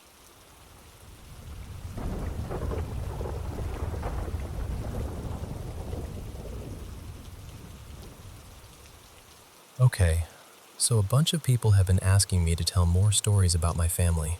And honestly, I get it. Because the truth is, my family's always been tuned in. Like, we've got gifts. We pick up on things. And sometimes, that means things pick up on us. So let me tell you about the time we lived in this condo that was absolutely, unmistakably, haunted. And I don't mean, oh, the vibes were weird. I mean stuff happened. Constantly. First of all, my body knew before my brain did. I was sick all the time in that place. Like, constantly run down, always coughing, always exhausted. But the second I left the condo, I'd feel normal again. It was like my health came back the moment I crossed the parking lot. And there was this one presence in particular. And I'm telling you right now, it had an attitude. Like it wanted smoke with me specifically. And I used to laugh about it because I was the only black person in my family living there at the time. So I'd be like, "Oh, great. We got a hateful little ghost too. Cute." Like an equal opportunity menace. But jokes aside, it wasn't funny for long. Because my niece, let's call her Maya. Maya was a little kid then, but she was already a medium. The kind where you don't have to teach her anything. She just knows. And whatever was in that condo, it felt like it wanted her attention. Like it wanted to feed off her. So I stayed on guard. All the time. Because I could handle it messing with me. But I wasn't letting it mess with her. And it did mess with me. Especially when I was weak. One time I had this nasty cold. One of those ones where you're half delirious, throat on fire, body aching, just miserable. I was in bed, and I swear to you, I felt something sit down on the mattress. Like the bed dipped. Then it was like the weight shifted, hard. And I slid in a way that could have snapped my neck if I'd fallen wrong. I panicked and tried to bolt out of the room, because I'm scared of the dark, and I always sleep with my door cracked. Always. But when I reached the door, it was locked. Locked. And that's not normal for me. I never lock my door, especially not at night. So I'm standing there sick as a dog, heart pounding, trying to yank it open, and it felt like the room was closing in around me. Another time, I was downstairs with some of my relatives, my aunt, my cousin, just hanging out, while Maya was asleep in my room. Suddenly we hear this violent bang upstairs, like something got dropped hard. I ran up, fast, and when I opened my bedroom door, my stomach just sank. My entire bookshelf had been knocked over, flat on its side, right next to the bed. And Maya was a tiny kid. That shelf could have seriously hurt her, could have killed her. But by some miracle, she was tucked way over on the far side, pressed close to the wall like she'd instinctively moved away. After that, my sister, Maya's mom, told me something Maya had said. Maya claimed there was a whole family in the condo. She described a teenage boy wearing overalls, and she said it like she was dead serious, like it wasn't a guess. She said there were parents too, and a little blonde girl. And then she casually drops this part like it's no big deal. They live in the closet. The closet. And she was mad because the little blonde girl kept playing with her toys. I remember being like, okay, babe, sure, maybe she's got a big imagination. She's 6. Kids say stuff. But I still believed her, because Maya doesn't lie. She's never been that kind of kid. So fast forward years later, like almost a decade, and we start doing this thing where we zoom in on photos from that condo. Because weirdly, we'd noticed before that faces sometimes showed up. Like the tenants were always present, like they paid rent. So we're zooming in, laughing a little, creeping ourselves out. And then we get to this one photo. It's a picture of me with my older nieces. In the photo, my oldest niece is in front, and I'm behind her with my younger niece beside me. And behind my oldest niece's shoulder, there's a boy, a teen, wearing overalls, just staring directly at me and my younger niece like he's watching us on purpose. I swear to you, my blood went cold so fast I felt it in my teeth. Because Maya described that exact boy, years before I ever noticed him. And at the time, I'd told myself it was probably just a kid thing, just imagination. Nope, there he was, overalls and all. And the worst part? When you zoom in, it's not even just him. There are other faces, half-formed, like they're peeking out from shadows. And one of them, this is the part that really messed me up, looked like my dog that had passed away. Like she was there, watching over us from wherever she went. That picture messed me up for a long time. Because once you see something like that with your own eyes, you can't pretend anymore. You can't rationalize it away. You either accept the world is bigger than you thought, or you lie to yourself. And from that day on, I never doubted Maya again. Not even for a second. Because she kept being right, over and over. And now she's grown into an absolutely gifted medium. And that condo? Oh, it had more in it than that family. Here's another one that still makes me shudder. Back then, I was finishing high school and also going to cosmetology classes. I used to grow my nails out because I did nail art for my portfolio. Little designs, practice sets, the whole thing. And I didn't have many people to model for me, so I practiced on myself a lot. One morning, I woke up in this sharp, burning pain. I looked down at my hand and my long thumbnail, my good thumbnail, had been snapped clean off. Like ripped. Not a little break, I mean gone. And on the same hand, I had 3 deep scratches, long, dramatic marks, like somebody dragged claws down me. And I'm sitting there like, how did I not wake up? How did I not feel it happen? We didn't have pets, no cat, no dog, nothing. I checked the bed, the blankets, everything. No broken plastic, no sharp edges, no explanation. Just those marks. And that's the thing about places like that. After a while, you're not even asking, is this real anymore? You're just trying to get through the day without being targeted. I know I'm telling this kind of fast, but honestly, it feels good to say it out loud. Because it takes a lot to scare me. And even then, I still hate when people act like you're crazy for describing something you lived through. My mom has passed since then, and she still visits sometimes. Not in a scary way, more like comfort.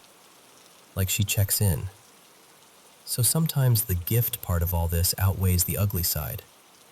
But yeah, my family and I have always felt like we're haunted, like something about us, about what we can sense makes spirits restless, like they notice us more. And the funniest part? We moved recently. New place, fresh start. And then Jordan comes up to me one day, completely serious, and says, "So, I found these condos we could look at." And I'm like, "Which condos?" And they named them. The same ones. But I'm older now. I'm not just scared. I can identify what's happening. I can feel manipulation when it tries to sneak in wearing a normal face. So no, we are not going back. Anyway, keep it spooky, because I've got plenty more. And trust me, this one was one of the lighter stories.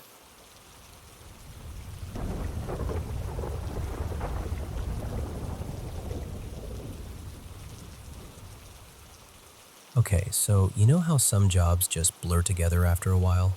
That's basically my life. I supervise new builds, which means I'm usually the first person unlocking the place in the morning and the last one locking it up. And I'm used to catching the usual nonsense: missed outlets, half-installed fixtures, tools abandoned in weird spots, breakers left in the wrong position. All of it. After enough houses, you stop being surprised. But this one actually got to me. So I'm walking a house that the electricians, supposedly, wrapped up late yesterday afternoon. Nothing fancy, just my normal routine. Check the fixtures, test outlets, scan for trash, jot down punch list stuff. I'm moving room to room, kind of on autopilot, and I end up in one of the back bedrooms. Smaller one, with a view of the lot line and a muddy little backyard because it rained the night before. Anyway, I go to check the closet, and the closet light is on. Not like, oh, they forgot to shut it off, because that happens. It was more the vibe of it. Bright, steady, almost too clean looking for a dusty, unfinished closet. But whatever.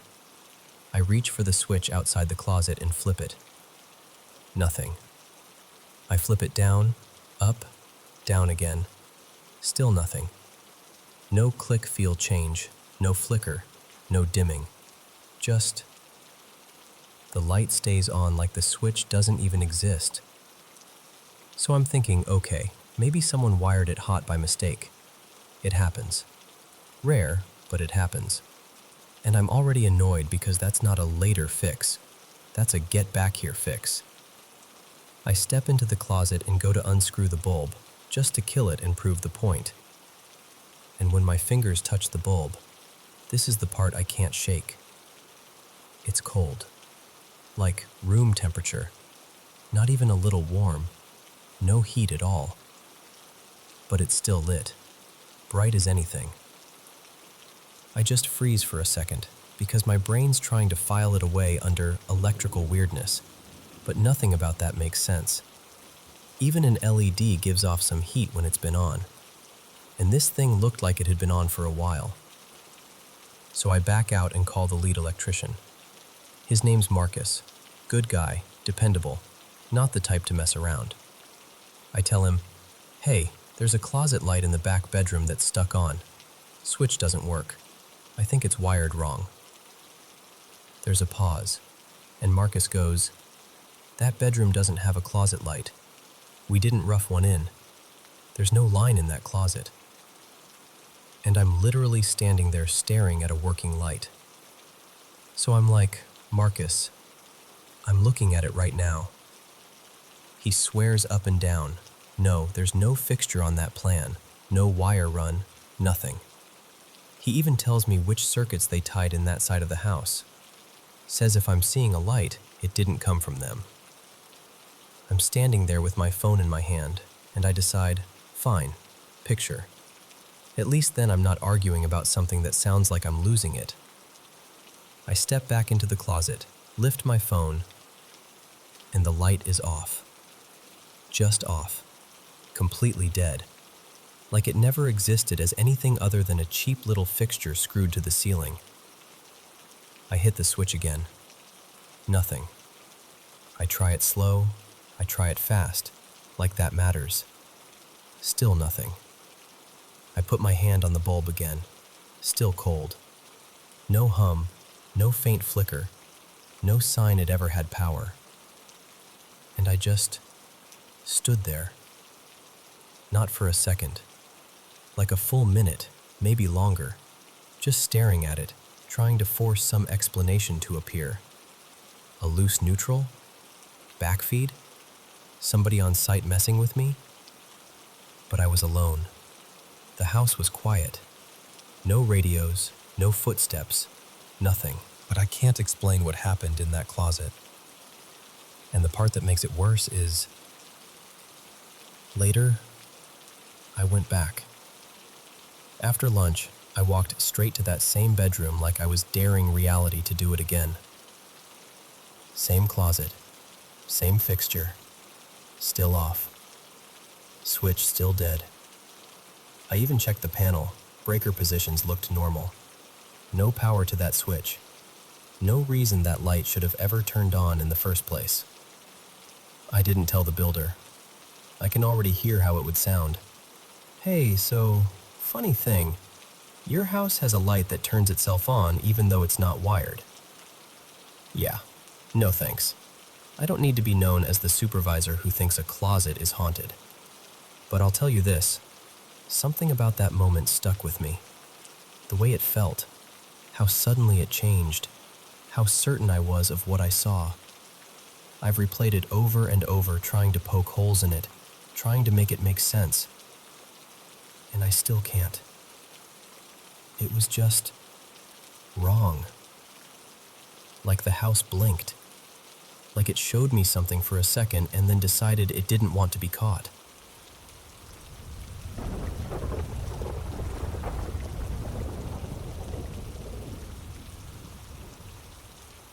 So, I've been lurking in these kinds of story spaces forever, and I finally decided to share the one that's been stuck in my family's head for decades.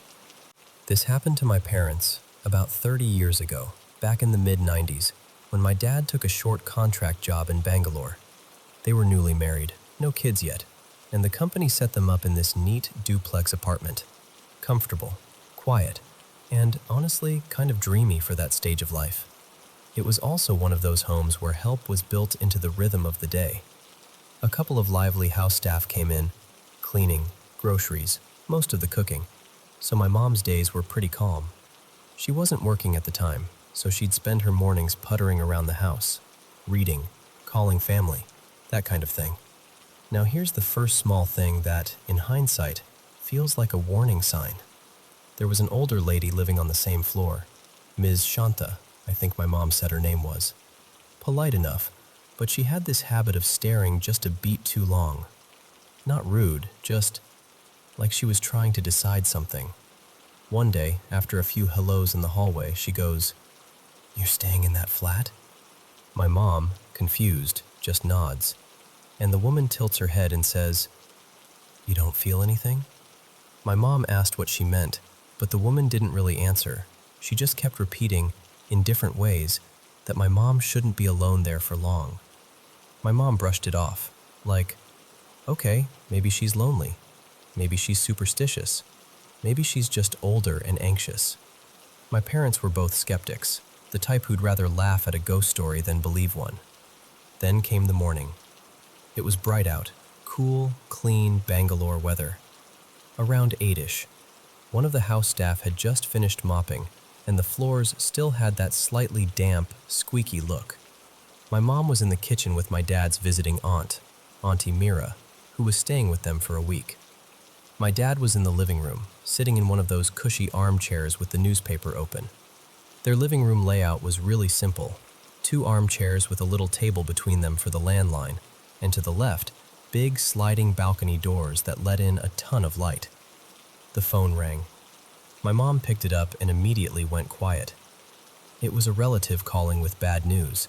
My mom's grandmother, who'd been very old and had been fading for a while, had passed away. Natural causes. Peaceful, they said. But still, my mom adored her. Like, truly close. So she's standing there holding the receiver, trying to keep it together, and then she hands the phone to my dad so he can speak to the family too. and as my dad reaches out to take the receiver, a single, heavy drop of dark red liquid falls to the floor. Then another, smaller, then another, and another. Just plop, plop, plop, in this weird little trail that moved toward the balcony doors. And the part that made them both feel cold was that it didn't land on him. It didn't hit his feet. It didn't splash his pants. It was like whatever was dropping was deliberately avoiding him, skipping neatly beside him. My mom said it looked exactly like fresh blood. Not paint, not rust water. Blood. The kind you'd see if someone had a deep cut. They froze. Because the floor had just been mopped. No one had walked through anything. No one was bleeding. My dad checked his hands, his arms. My mom checked hers. Auntie Mira checked herself. They looked at the ceiling.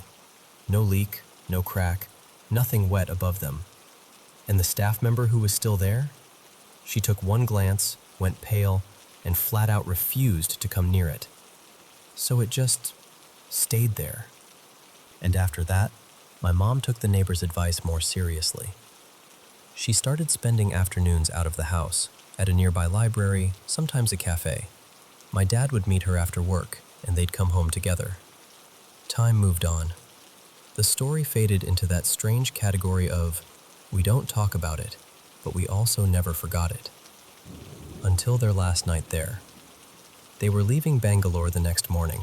Early flight, suitcases open, everything half-packed. They were in the bedroom folding clothes and sorting documents, tired but excited, to finally go home. My mom dropped something, maybe a toiletry bottle or a stack of papers. She bent down to pick it up, and that's when it happened again. Same pattern, one big drop, then smaller drops, tracking forward in a line. And again, no contact, like it was falling around her, not onto her, like something was aiming with unsettling precision.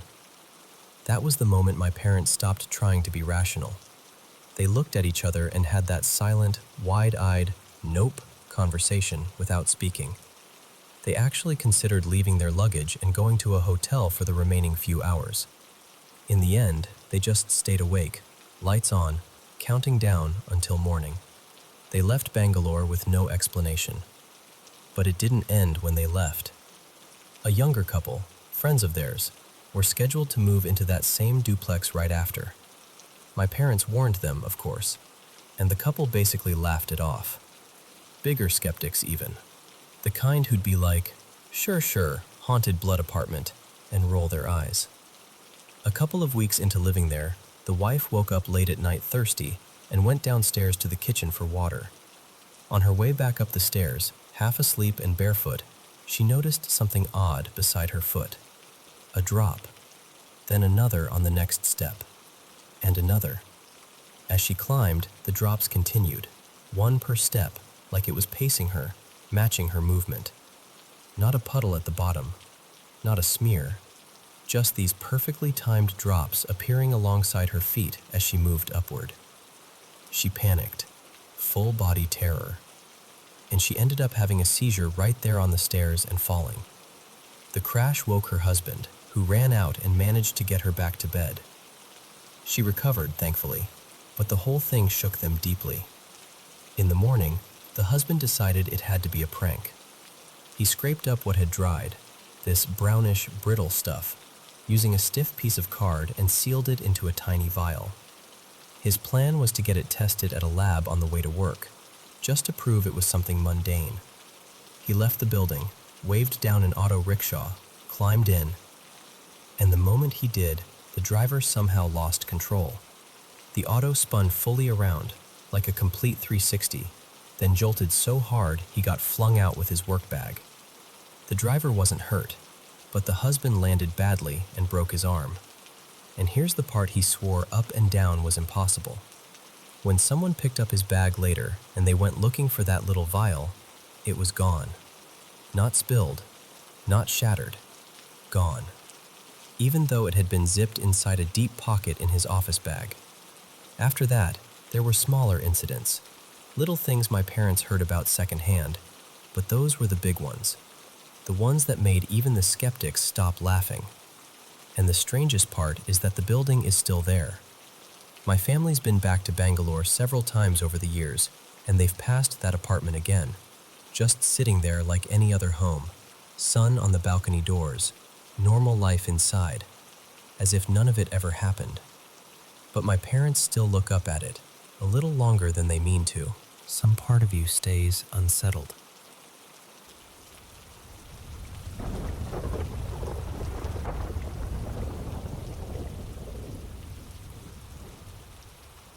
So before I tell you any of this, you have to understand, I've never been a ghost person. Like, I love a creepy story. I'm totally open to the idea that the world is full of things we can't explain. But my default setting is skeptical. Logical.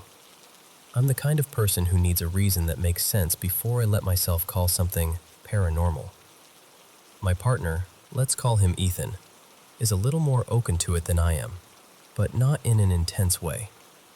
He's heard enough odd things in his life to keep a small part of his mind cracked open.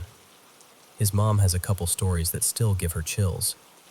And Ethan had one experience years ago that he still can't explain. But it's not like he walks around talking about spirits all the time. We're both spiritual in that energy is real kind of way. We believe people leave imprints. We believe grief changes a space. But I still struggle to look at anything strange and go, yep, ghost. And honestly, I never had a personal reason to even consider it, until my dad died. It was late 2022, and it wasn't peaceful. It was sudden and painful and complicated. He'd been struggling hard for a long time. Depression, alcoholism, the kind of sickness that doesn't just live in the body but kind of sinks into a person's whole presence. Losing him cracked something open in me, but even then, I tried to stay grounded. Grief does weird things. Brains do weird things. Houses creak. That's what I kept telling myself. Then, about 5 months after he passed, something happened that still makes my stomach tighten when I think about it. I woke up dead asleep, right in the middle of the night, with that unmistakable feeling of someone being there. Not like a noise, not like a dream, like a weight in the air. Like I was being watched, not in a creepy, predatory way, but in a way that made my skin go cold anyway. And I swear, in the darkness, I could make out this not fully formed shape. A shadowy figure standing close, too close, right beside the bed, like it was leaning over me. I couldn't see a face, nothing clear, just presence. It didn't feel evil, it didn't feel angry, but it felt heavy, lonely, sad. The way my dad's energy used to feel near the end, like someone carrying too much. I remember being scared, just instantly, and the moment I felt that fear spike, it was like it backed away. Like whatever it was recognized, oh, you're not ready. The next day I told Ethan, and he didn't laugh, didn't brush it off. He just listened and said quietly, I believe you. And we moved on, because what else do you do with something like that? Around that same time, Ethan opened up about the thing that happened to him years earlier, long before we were together. He told me about his ex, Maya, who died from an overdose. She'd been trying, apparently. She'd gotten clean, slipped, and then it happened while she was alone, in some random place, with people who weren't really her people. She was only in her early 20s, and Ethan was dating her when she passed. He said a while after her death, he was in bed one night, half asleep, and he heard the front door open. You know how you can recognize someone's routine without even thinking about it? The little sounds, keys, shoes, a bag set down. He heard all of it and assumed it was his girlfriend at the time getting home from work, and then he fully woke up. His girlfriend wasn't home. She was still at work. He told me it wasn't scary. It didn't feel malicious. It felt familiar, like someone passing through, not trying to haunt him, just trying to be close for a second. So between my experience and his, we had this unspoken understanding. Maybe there's more out there than we know, but we didn't obsess over it. Life kept moving. The house stayed normal, until recently. The last couple weeks have been different. It started small, one of those nights where you wake up briefly and the air feels off. Not a sound, not a sight, just a weird shift in the room, like the atmosphere got thicker. I didn't even say anything. I rolled over and forced myself back to sleep. I didn't want to give it power. I didn't want to spiral. But then, a few days later, Ethan admitted he'd felt something similar too. And then came the first thing we both heard. We were downstairs having dinner one evening, just the two of us in the kitchen, and we heard a door close upstairs. Not a gentle click, not the kind of soft drift you can blame on air pressure. It was loud. A clean, unmistakable, someone just closed a door sound. We both froze. Because no one was up there. Not the kids, not the bat, nothing. We just stared at each other like, "Did you hear that?" And the look on his face told me he did. Then a day or two after that, we were in our bedroom talking. I was standing near my vanity, and Ethan was sitting on the bed. And out of nowhere, this little travel-size perfume bottle tipped over and started rolling, like it had been nudged. And I mean rolled, not a tiny wobble. It fell and moved like it had momentum. The thing is, nothing was near it. The cat wasn't in the room. There wasn't an AC vent blasting toward it. The surface wasn't uneven. I checked. I stood there staring at it like I was trying to force physics to confess. Ethan laughed in that nervous way people laugh when they don't know what else to do, and he goes, "Well, okay then. Guess we've got a roommate." We joked, but it wasn't really funny. Because I'm telling you, there are weird moments you can talk yourself out of. And then there are moments where your brain runs through the entire list of explanations and comes up empty. Then, last night, we're watching a movie. And of course, it had to be a scary one. We're already on edge, already doing that pretend we're not scared thing. And suddenly the TV glitches, just for a second, and then it exits out of Netflix and opens a completely different streaming app. Not buffering, not a pause, not like someone hit back once. A whole other platform opens up like someone intentionally navigated there. Neither of us had the remote in our hands. It wasn't even within reach, and no one else was in the room. We just sat there in silence for a beat, and then Ethan goes, very quietly, "Okay, that's new." And here's the part I keep remembering in hindsight. About 2 weeks before all of this, we had this episode with the lights. Not a normal flicker like, "Oh, power surge." It was this eerie, repeated dim and brighten, like someone was playing with a switch, just enough to make you look up and go, "Wait, what was that?" The kids noticed too. Everyone got that uncomfortable little laugh going, like, "Haha, okay, weird." And then we moved on. But now it feels like that was the first tap on the shoulder. It feels random. And the strangest part is, whatever this is, it doesn't feel evil. It doesn't feel like something trying to hurt us. But it also doesn't feel like my dad. And it doesn't feel like Maya. It feels unfamiliar. Like something or someone trying to be noticed, but not necessarily trying to be understood. I did get a tarot reading recently where the reader said an ancestor was trying to connect, but even that doesn't quite fit the vibe. It's hard to explain. It's like the energy doesn't feel personal. It feels present, So I'm not sitting here saying, I'm convinced there's a ghost in my house. That still feels dramatic coming out of my mouth. But I am saying that I've run out of tidy explanations. And when you get to that point, when things keep happening in a way that feels intentional, you start to wonder if maybe the house isn't just a house. Maybe it's listening. Maybe it's responding.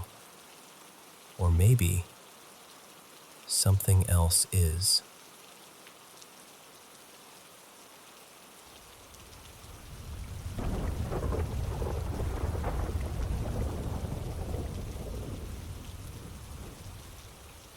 So earlier today, I'm sitting at my desk in my bedroom, half working and half doing that thing where you pretend you're being productive, scrolling an online store I shouldn't be on, watching a how to get your life together video like it's going to magically fix me.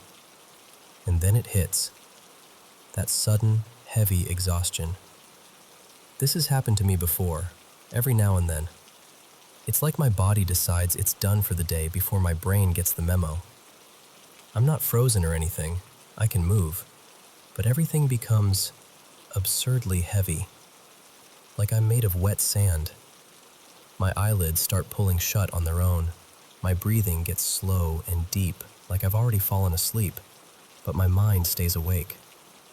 And the weirdest part is, my thoughts don't race, they don't wander, they just stop. It's just quiet awareness. No commentary, no inner dialogue, just me existing. Which is so ironic, because anytime I try to meditate on purpose, my brain acts like a caffeinated squirrel. Usually I'm out within a couple minutes, but this time was different. I lay back, eyes closed, letting the heaviness take over, and then this sudden bright flash, like someone took a photo right in front of my face. It only lasted a second, but it was sharp enough that my awareness kind of noticed it in the way you notice something without reacting. I think there might have been a second, softer flicker after, but the first flash is the one that really stuck. I didn't move.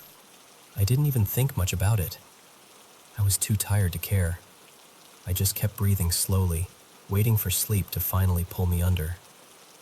And then I heard a voice. Not with my ears, inside my head, but it was so distinct that it felt like it came from a real spot in the room, to my right and a little above me, which is especially strange because my bed's up against the wall, so there's not exactly a lot of space over there.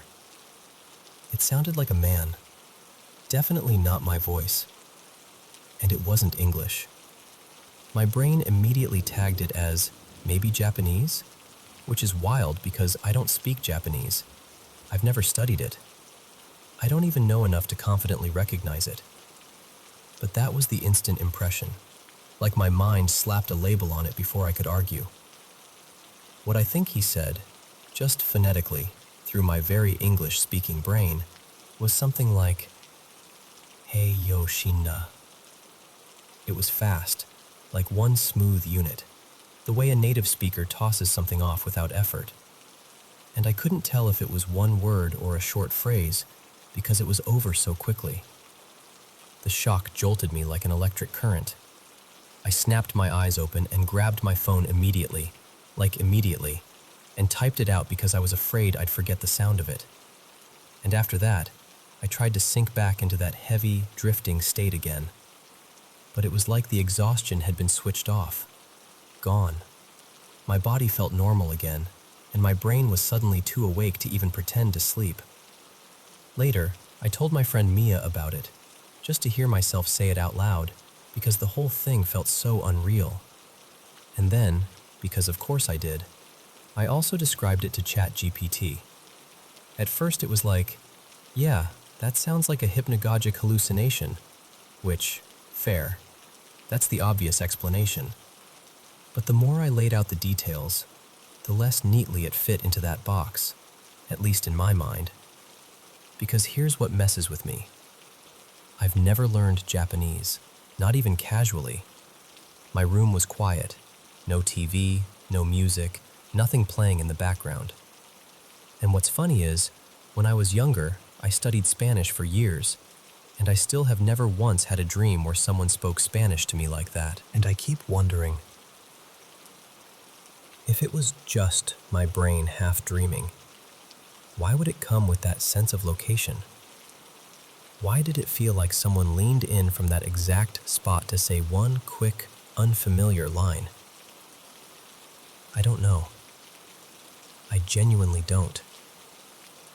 All I know is, for one strange moment, in the quietest part of almost sleep, something spoke to me from the right side of my bed, and it sounded like a language I don't even have access to. And that has been sitting with me ever since.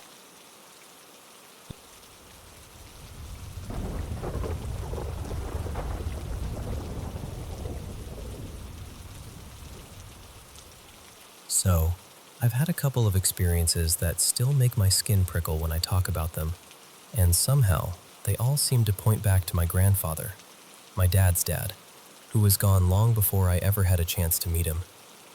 He died when my dad was little, around 8, I think, and my dad, Graham, didn't talk about him much. Not in a dramatic, never speak of this again kind of way. More like, there just wasn't much to say out loud. But every now and then, when I was growing up, he'd mention him.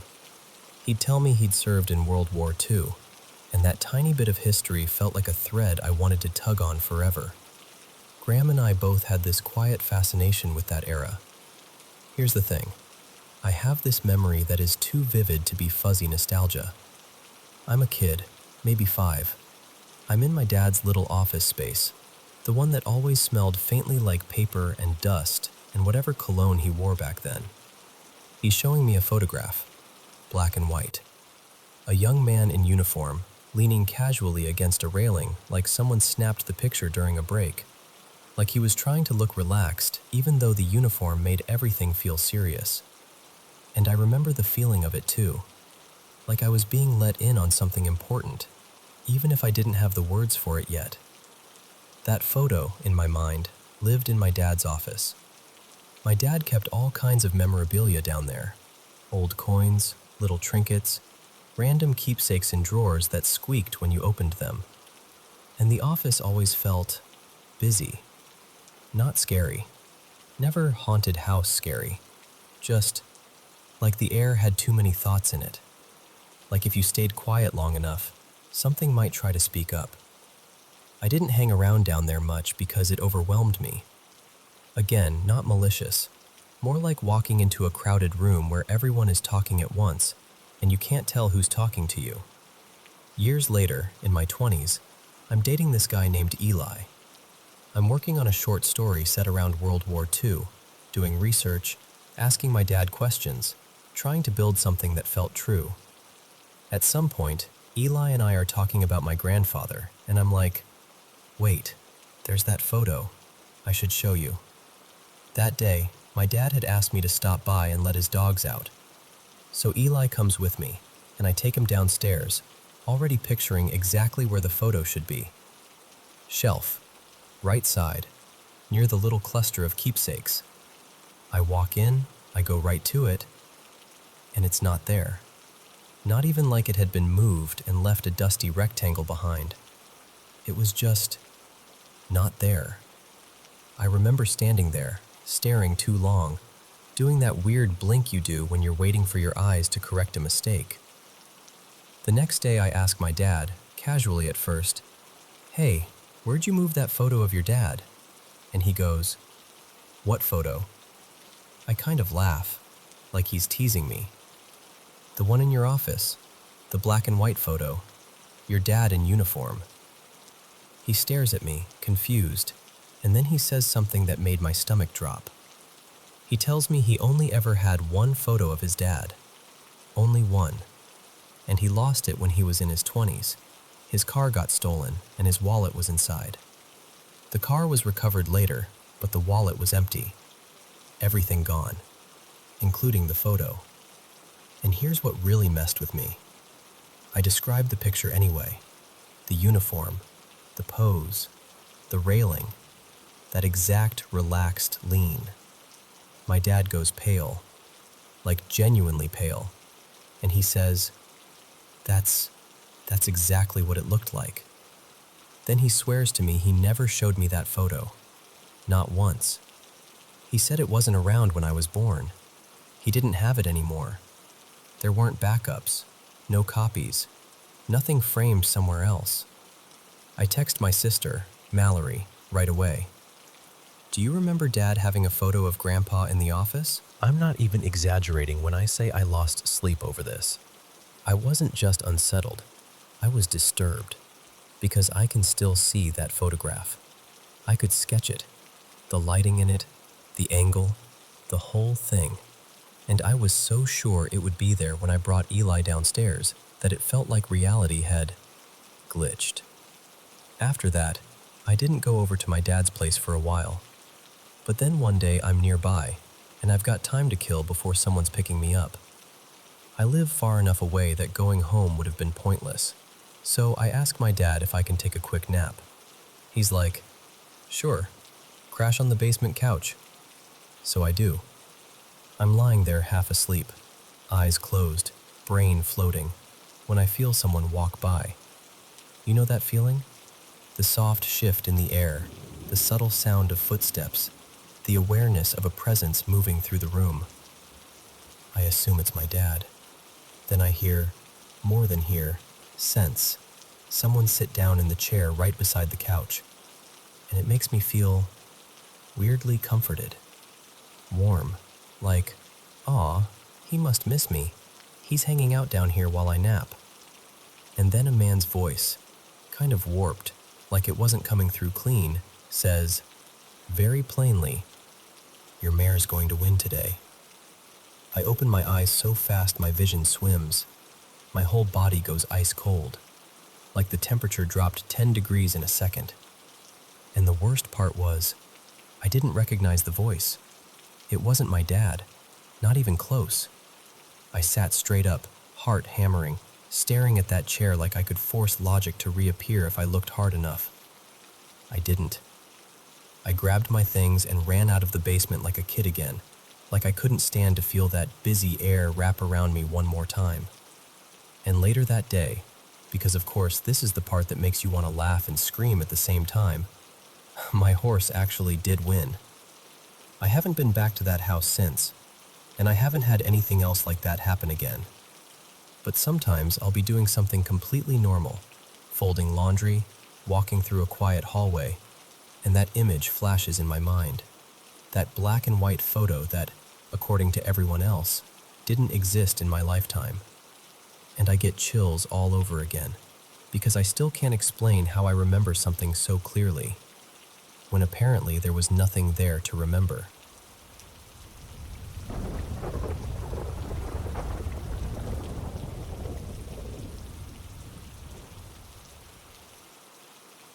So, this happened to me and my cousin about a year ago, and I still don't really know what to do with it, except tell it like it felt. It was late, like really late, and my cousin, let's call him Dylan, and I were sitting around with a couple beers, just talking the way you do when the world's quiet and your guard is down. Somehow we drifted into old memories, and then we started talking about my brother, Noah. Noah died when he was 17.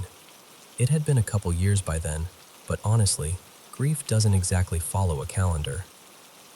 And I remember saying something I'd said before, but that night it hit different. I told Dylan, I always wished I could have done a shot with him someday. Like a dumb little brother wish, you know? Nothing huge, just one of those small moments you imagine you'll get someday, and then life doesn't give it to you. At some point, Dylan checked his phone for the time, and he goes, dude, it's 3:12. And I swear the air changed, because 3:12 a.m. was the exact time Noah passed away. We just stared at the screen for a second, and then we did that thing people do when something is too heavy to hold, made a joke. Like, well, that's not creepy at all. And then Dylan, half laughing, goes, maybe he's listening. And I don't know who said it first, but suddenly it was decided. We were going to the cemetery. Not in some dramatic way, more like, fine. If I never got the chance when he was alive, then maybe we'd do it anyway. Just once. Bring a couple little bottles and sit with him like he was still part of the night. The cemetery was about a half-hour walk from my place, and the whole way there we talked about the big questions. What happens after you die? Whether heaven is real, whether people can somehow still hear you. The kind of talk you don't usually have in daylight. And we also started messing around, asking for a sign. Not like we were praying, exactly. More like tossing a request into the dark and seeing if anything tossed back. I remember saying, if you're here, give us something obvious. Like, I don't know, an animal doing something weird right over our heads. Nothing happened. Of course nothing happened. We got to the grave and it was quiet in that deep, serious way cemeteries are at night. We stood there for a second, and then I just talked. I told Noah we missed him. Told him I still thought about him all the time. Told him I was sorry for all the moments we didn't get. And then we took the shots.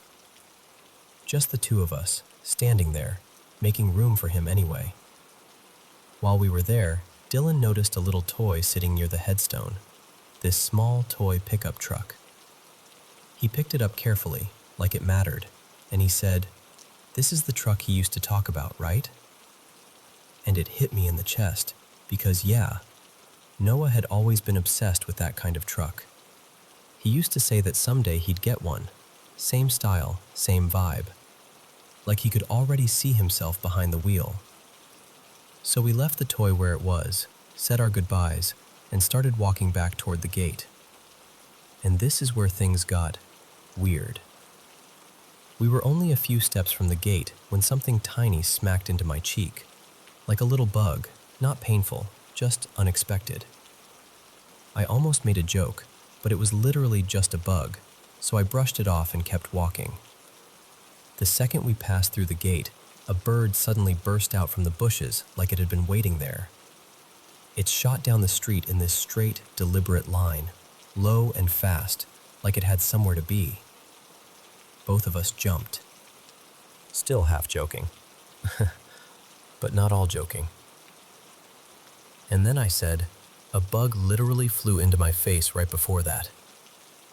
And Dylan's eyes got wide, and he goes, "Shut up. Same thing happened to me, right before the bird." We just stood there for a second and then laughed, because what else do you do when the universe gets oddly specific? We actually said out loud, like idiots, like kids, "Okay, Noah, thank you. We got it." But then the bird kept going, and something in us just followed. Like, all right, if we're doing this, we're doing this. We walked down the street it had flown into, and at the end, right at an intersection, the bird was there again, sitting right in the open like it was waiting. I swear it looked at us. When we got closer, it lifted off and dipped into a side street to the left. Dylan muttered something like, "No way this is real." And without even thinking, we jogged after it. It flew straight down that next street, then rose up and vanished into the dark like it had completed its job. And we just stopped. Quiet. Standing there in the empty street, listening to our own breathing, looking at each other like, did that just happen? And then, no exaggeration, maybe 5 seconds later, a car rolled down the street behind us. The only car we'd seen all night. And as it passed under the streetlight, we both saw it at the exact same time. It was the same kind of pickup truck Noah always wanted. Same shape, same stance, close enough that my stomach dropped.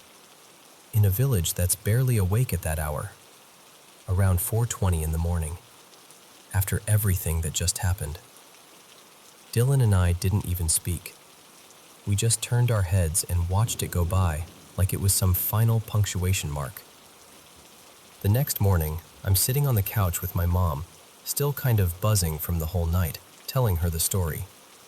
She's listening, doing that mom thing where she's trying to stay calm, but you can tell she's feeling it too. And right in the middle of me talking, this unusual bird, not one we normally see around our yard, lands outside and just watches us. Not for a split second, for like 20, 30 seconds. Just perched there, staring in, like it had all the time in the world. And then it flew off. And I remember trailing off mid-sentence because it felt like the night hadn't fully ended. Like whatever that was, it had followed us home. I can't even tell you what kind of bird it was. My mom might remember. And honestly, maybe there's some normal explanation for all of it. But all I know is how it felt. It felt like we asked for something. Something small, something simple. And for one strange night, the world answered in a way that was gentle enough not to terrify us, but clear enough that we both walked away thinking the same thing.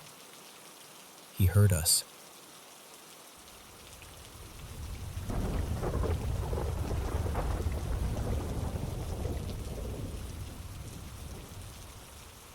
So, this goes way back. I was still in high school, late teens, working this part-time job after classes. And my manager, his name was Darius, was just one of those guys you instantly clicked with. Calm, sharp, funny as hell. He looked out for me, but never in a preachy way. Just solid. After closing sometimes, Darius would say, "Come on, man, let's get out of here." And we'd head over to this little neighborhood bar he liked. Not some fancy place, just loud music, dim lights, a couple pool tables, regulars who all seemed to know each other. And I'd be the only white kid in there, sticking out like a sore thumb. But nobody messed with me. No tension, no weird looks, nothing. Just people having their drinks, talking, laughing. We'd have a few beers, unwind, then call it a night. Now, here's where it gets layered. I also knew Darius's older brother, Reggie. Big dude, like the kind of guy where you notice him the second he walks into a room. And the year before I started working under Darius, Reggie and I had gotten into a fight. Dumb teenage stuff, pride and anger and all that. I won't act like I was some tough guy. It was messy and stupid, and honestly, I don't even remember what it was about anymore. But one morning, I pulled up to pick Darius up for work. He didn't have a car at the time, and Reggie happened to be outside. I remember that moment so clearly because my stomach dropped. Like, oh great, here we go.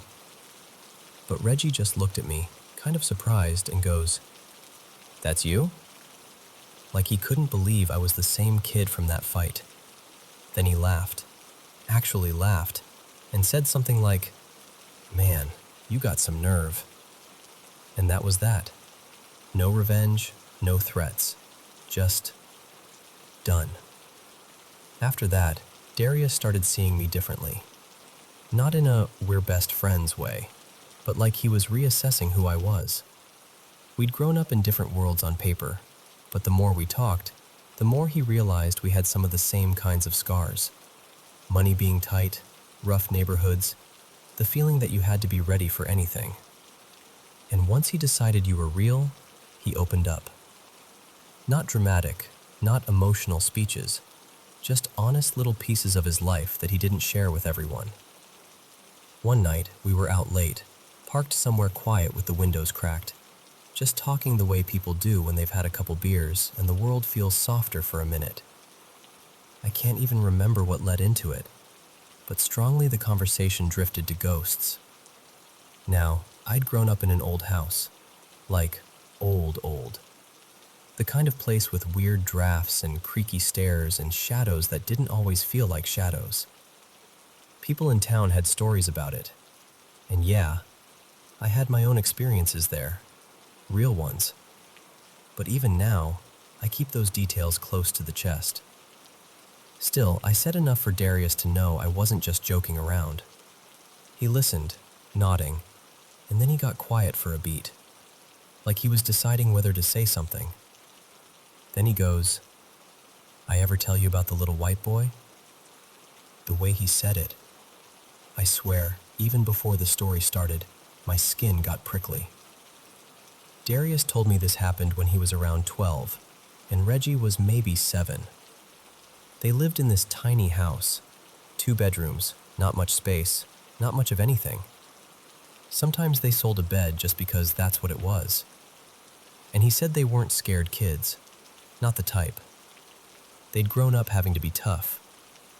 So this one night, they're lying in bed, trying to fall asleep, and they start hearing this sound, soft at first, like a faint scratching, almost like a mouse in the wall. Darius told Reggie, "Relax, probably just something in the house." They listened, holding their breath, and Darius realized it was coming from this wardrobe at the foot of the bed.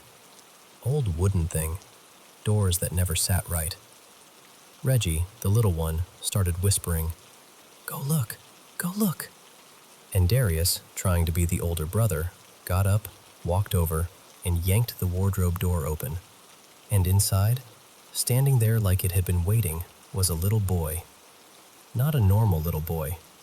Darius said he was small, like maybe 6 years old, but what threw him wasn't the size, it was the color. The kid was white in a way that didn't look human. Not pale, not sick, like bright. Like he was washed in moonlight from the inside out, and he was glowing. And the weirdest part?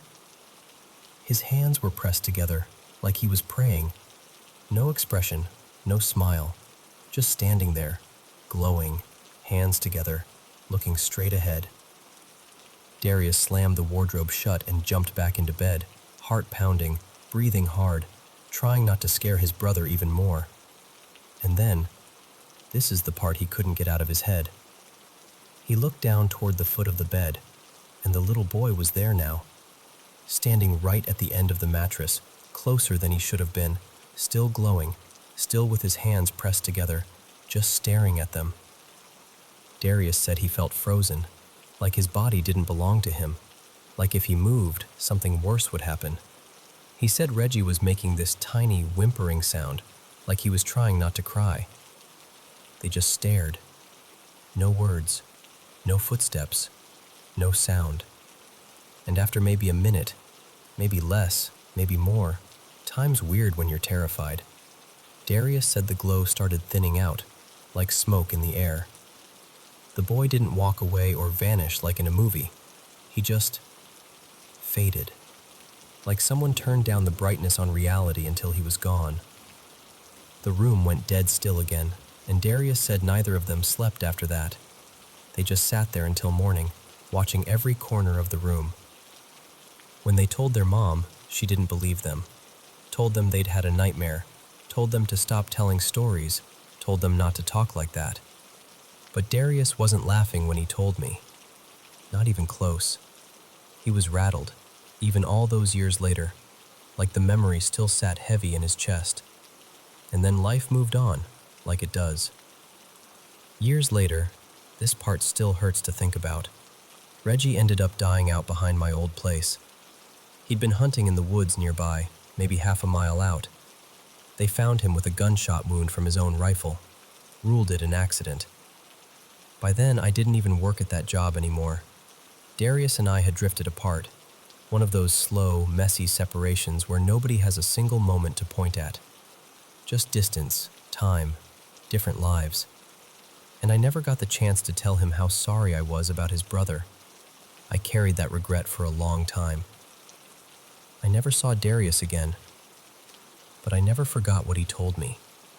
That was the only paranormal story he ever shared. Before that and after that, he wasn't the kind of guy who talked about ghosts or spirits or any of it. So when he told me this, I believed that he believed it, completely. And honestly, I've thought about it for decades, because I know plenty of people roll their eyes at this stuff. I get it. I'm not trying to convince anyone who's determined not to believe. I'm just saying, people see things. People experience things. Too many, too often, across too many places and generations for it all to be nothing. Maybe it's not ghosts the way movies sell it. Maybe it's something else, something we don't have language for yet. All I know is, Darius wasn't making it up, and that story stayed with him. I'm telling it now for the same reason I've kept it in my heart all this time.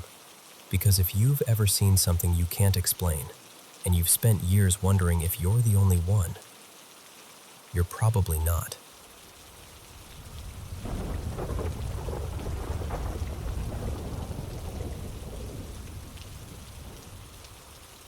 So, I grew up way out in Alaska. And when I say remote, I mean remote.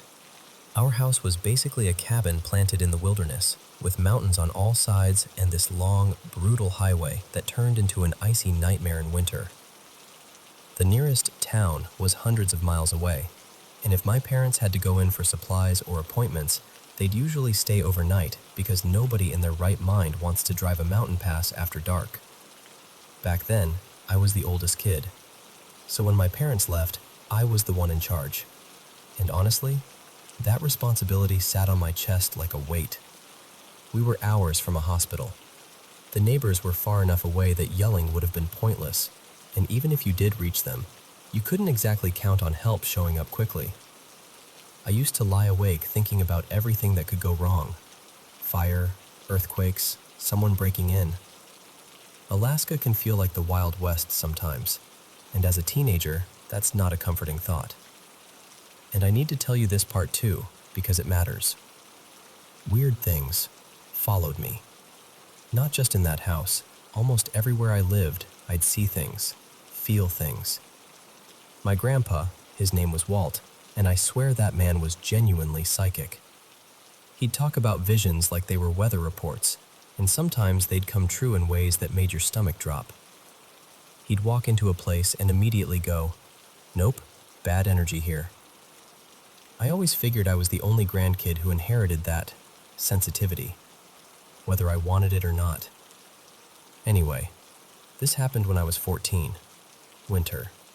My parents were gone overnight, and I was already stressed before the sun even went down.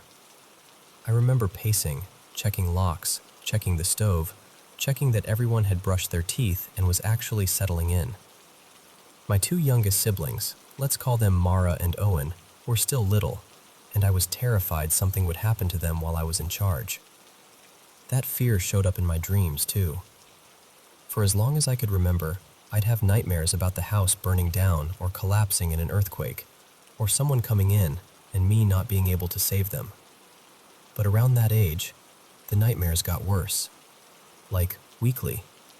Not just bad dream bad, more like wake up sobbing, heart hammering, throat raw from screaming bad. They were so realistic it felt like my brain was rehearsing tragedies. So that night, I did what I always did when I was overwhelmed. I pulled Mara and Owen into my room and had them sleep in my bed with me. It sounds sweet, but it was really me trying to keep everyone close where I could protect them. And I stayed awake for a long time, staring at my doorway like I could will the night into behaving. Then sometime after midnight, maybe 1, maybe 2, the whole cabin shifted. That's the only way I know how to describe it. It's like the air got heavier. My skin prickled. The hairs on my arms lifted. That deep, instinctive feeling that something is wrong, even if you can't explain why. I'd felt it before in other places, but that night it was stronger, sharper, like the house itself was holding its breath. I just lay there, tense, staring at the dark hallway beyond my door. I knew where my dad kept a handgun hidden. He'd shown me just in case. I knew how to use it. But the weird thing was, this didn't feel like a human threat. The gun didn't make me feel any safer at all. It felt like, whatever this was, it wouldn't matter. I must have dozed off at some point because I snapped awake suddenly, drenched in cold sweat. My eyes went straight to the clock. 3 a.m. Exactly. And immediately, my stomach dropped because the bed was empty. I ran into the hallway and checked the other kids' room. Sometimes Mara would wander and curl up with one of the older ones. But every bed was empty. Blankets tossed back like someone had gotten up in a hurry. No sleepy voices. No shifting. Nothing. I ran downstairs calling their names. No, screaming their names. My voice echoed in the cabin like it didn't belong there. I checked the living room, the kitchen, the downstairs bedroom, the entryway. Every corner felt wrong. Every room was silent in that dead, heavy way silence gets when you're alone and you know you shouldn't be. And I remember this one horrible thought cutting through everything. They're gone. You lost them. Then, like someone snapped their fingers, I woke up for real. I sat straight up in bed, gasping, and immediately looked beside me. Mara and Owen were there, sleeping peacefully, warm, breathing. The blankets pulled up to their chins like nothing had ever happened. The relief hit me so hard it almost made me dizzy. I actually put my hand on Mara's shoulder just to feel her there, like I needed proof I wasn't still dreaming. And then I looked at the clock. 3 a.m., exactly. That's when the relief started draining away again, because right then, clear as day, I heard a baby crying. Not a faint sound, not something distant. A baby crying loudly, like it was only a few feet away. Like it was just outside my open bedroom door, around the corner in the hallway.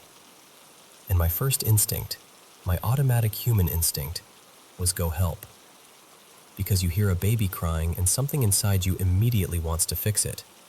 Find it. Pick it up. Make it stop hurting.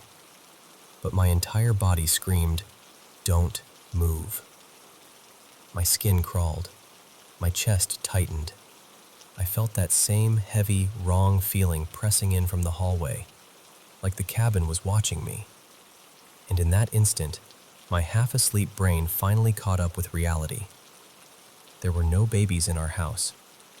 Mara was the youngest, and she was 5. There wasn't a neighbor nearby with an infant. There wasn't anyone who could have brought a baby to our cabin in the middle of nowhere without us knowing. And even if there had been, why would a baby be crying right outside my door at 3 in the morning? The crying kept going. That awful, real infant cry. The kind that makes you picture a tiny red face, the hitching breath, that little gasp like they're trying to breathe and sob at the same time. Then the wailing again.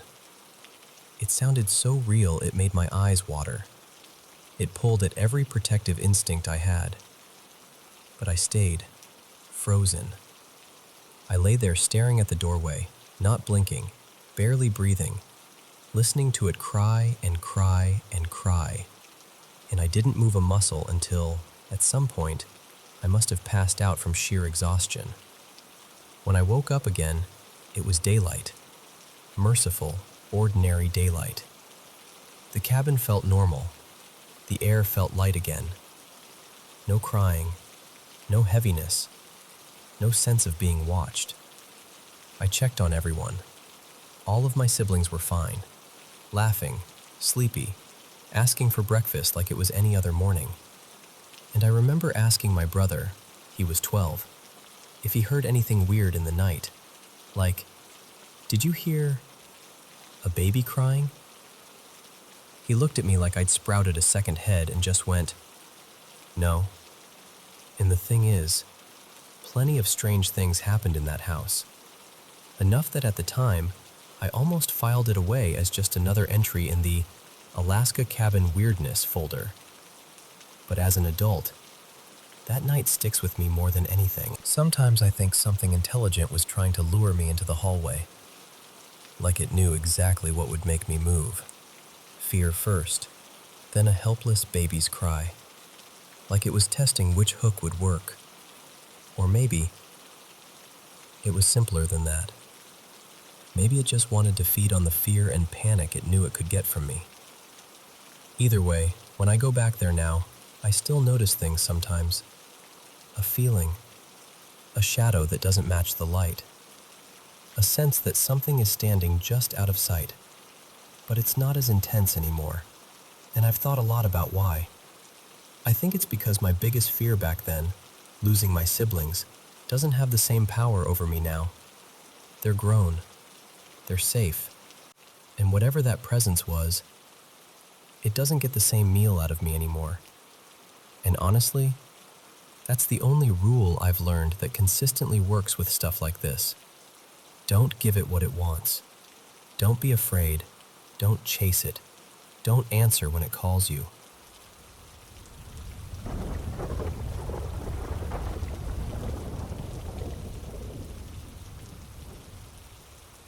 Today is the last day of 2025. It's kind of hard to put into words, isn't it? What do you usually do on New Year's Eve? Let me know in the comments. Thank you for everything we've done together this past year, and a huge thank you to all my amazing friends for always supporting the Paranormal M channel. Wishing all of us a wonderful New Year's Eve and an even brighter 2026 ahead. Don't forget to subscribe and turn on notifications. Now, let's see what mysterious experiences we'll run into on this final day of the year. So, I'm an agency nurse down here in southern Louisiana, which basically means I'm the plug-the-hole person. If a facility is short-staffed for the night, I'm the one they call. I rotate through the same handful of places, so even though I'm not staff, I end up seeing the same buildings, the same halls, the same routines, over and over. But there was one place, let's call it Bayou Pines, that always felt different. Not in a busy way, in a something's off way. They took everybody. Psych issues, withdrawals, aggressive dementia, end-stage hospice, you name it. You never knew what your assignment was going to look like until the moment the charge nurse handed you the list. And at Bayou Pines, there was one resident everyone talked about in that tone. Like saying her name too loud might wake something up. People called her Ms. Delphine. Ms. Delphine was in her late 80s. Tiny, maybe 4 foot something. Frail, paper-thin arms. White hair that stayed brushed back, and she was blind. She also had dementia and a reputation for being mean in that sharp, hateful way. The kind of mean that makes your stomach tighten before you even step into the room. Nobody liked going near her door. I'm not exaggerating. Some nurses would pause, take a breath, and then go in like they were crossing a line. And here's the part that stuck with me even before my night with her. People swore she could tell the second someone stepped across her threshold. Blind or not, the moment you crossed into that room, she'd snap her head and start shouting, telling you to get out, cussing, sometimes screaming slurs. I heard more than one nurse say they kept a little vial of blessed oil in their pocket just for her med pass, like it was PPE. Her family barely came. Someone told me they visited only a couple times a year because of how she'd treated them when they were kids. The first time they came, they taped crosses on the wall, like a lot of crosses. The next time, they brought a priest. And listen, the room was small, maybe 10 by 12. So with all that up on the walls, it felt cramped and heavy, like the air couldn't move right. Anyway, one night I get assigned there for an 11 p.m. to 7 a.m. shift. I walk in, get report from the nurse I'm relieving, and right at the end she goes, "Oh, and you've got Ms. Delphine tonight." The way she said it? Like she was warning me about a storm. I tried to stay calm. I told myself, maybe she's declined since the last time I was here. Maybe she's settled. Maybe this will be one of those nights where you just do your rounds and keep it moving. Med pass at that place was always a marathon. First one around midnight, then another early morning before shift change. 30-ish residents, long, dark hallway, TVs glowing behind half-open doors, the nurses' station lit up at the far end like a lighthouse. Around 12 a.m., I start down the hall with my cart. The corridor was dim, and the only real light came from the nursing station way behind me and those flickering TVs ahead.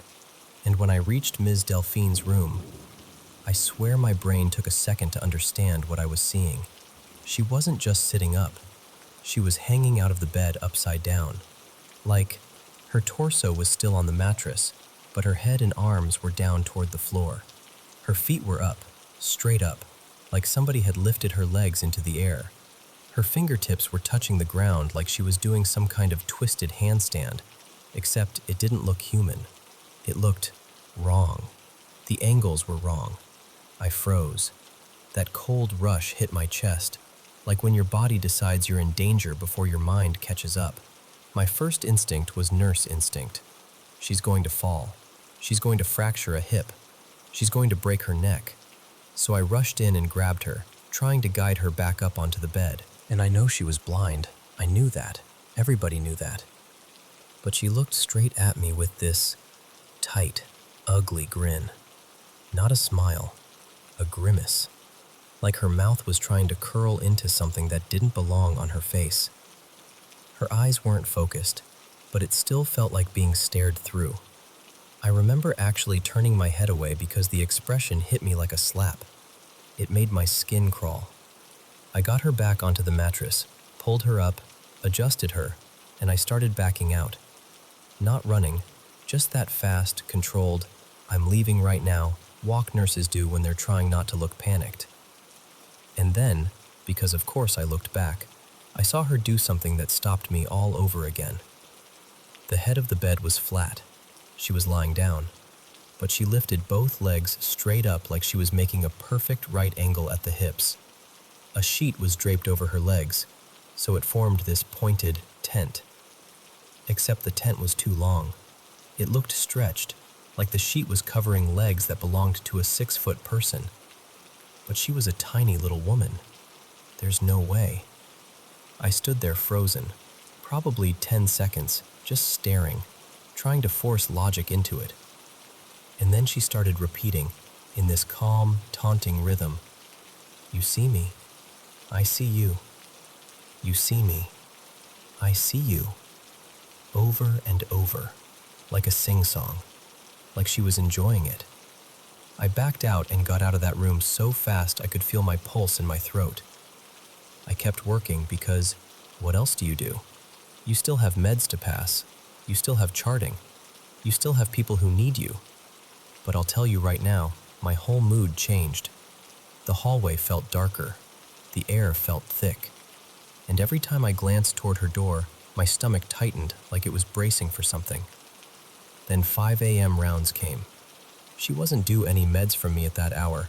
I just had to check that she was breathing, safe, in bed. Basic hospice check. That's it. The hall was still dark. TVs still glowing. Everything quiet in that eerie pre-dawn way.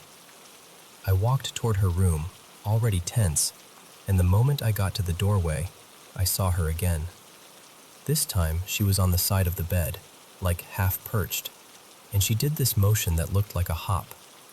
Not a weak, shift-your-weight kind of movement. A hop like a kid getting excited, like someone bouncing on a mattress for fun. And the worst part? She landed back into the bed and turned her face in my direction at the same time, like she knew exactly when I was there, exactly where I was standing. Her TV was on, bright enough to light the side of her face, and the whole thing felt playful in a way that made my blood run cold, like she was performing. I walked up quietly, because I didn't even want my shoes to sound loud. And I remember thinking, how does she know I'm here? How? At that point, I was scared in a way I don't usually get scared. Not, this patient is unpredictable, scared. More like, my body is telling me something is wrong, scared. When the day nurse came in to relieve me, it was Tasha, full-time staff. I tried to tell her what I saw, and she gave me that look like, "Okay, babe, sure." She goes, "That's not possible. She can't do any of that." And then she starts listing it off. Ms. Delphine didn't feed herself anymore. She was contracted, legs stiff, limited mobility. Hospice. Family requested sedation, Ativan and morphine as needed, usually kept comfortable and sleepy. Tasha said the woman hadn't really spoken or been coherent in months. And I'm standing there like, I'm telling you, I didn't give any PRNs tonight, just her scheduled meds at midnight. She wasn't snowed, she was awake. Tasha shook her head. Even if she was awake, there's no way she moved like that. Vegetative, silent. No, you see me, I see you. No grimace, No movement. Nothing. And it wasn't like she was pretending to sleep. It looked like the kind of stillness you don't question because it's exactly what you expect on hospice when somebody's that far gone. I stood there for a second, just staring, because it felt like the night had been erased. Like I'd imagined the whole thing, but I hadn't. I know what I saw. I know how her face looked when she turned toward me. I know the way the sheet tent looked wrong, and I know how that hallway felt. Heavy, dark, almost dangerous, like the air was warning you. I didn't call it demonic. I'm not even saying it was supernatural. I'm just saying, whatever it was, I never went back to that facility again. And to this day, I still get goosebumps thinking about that quiet little voice, repeating like a promise. You see me, I see you.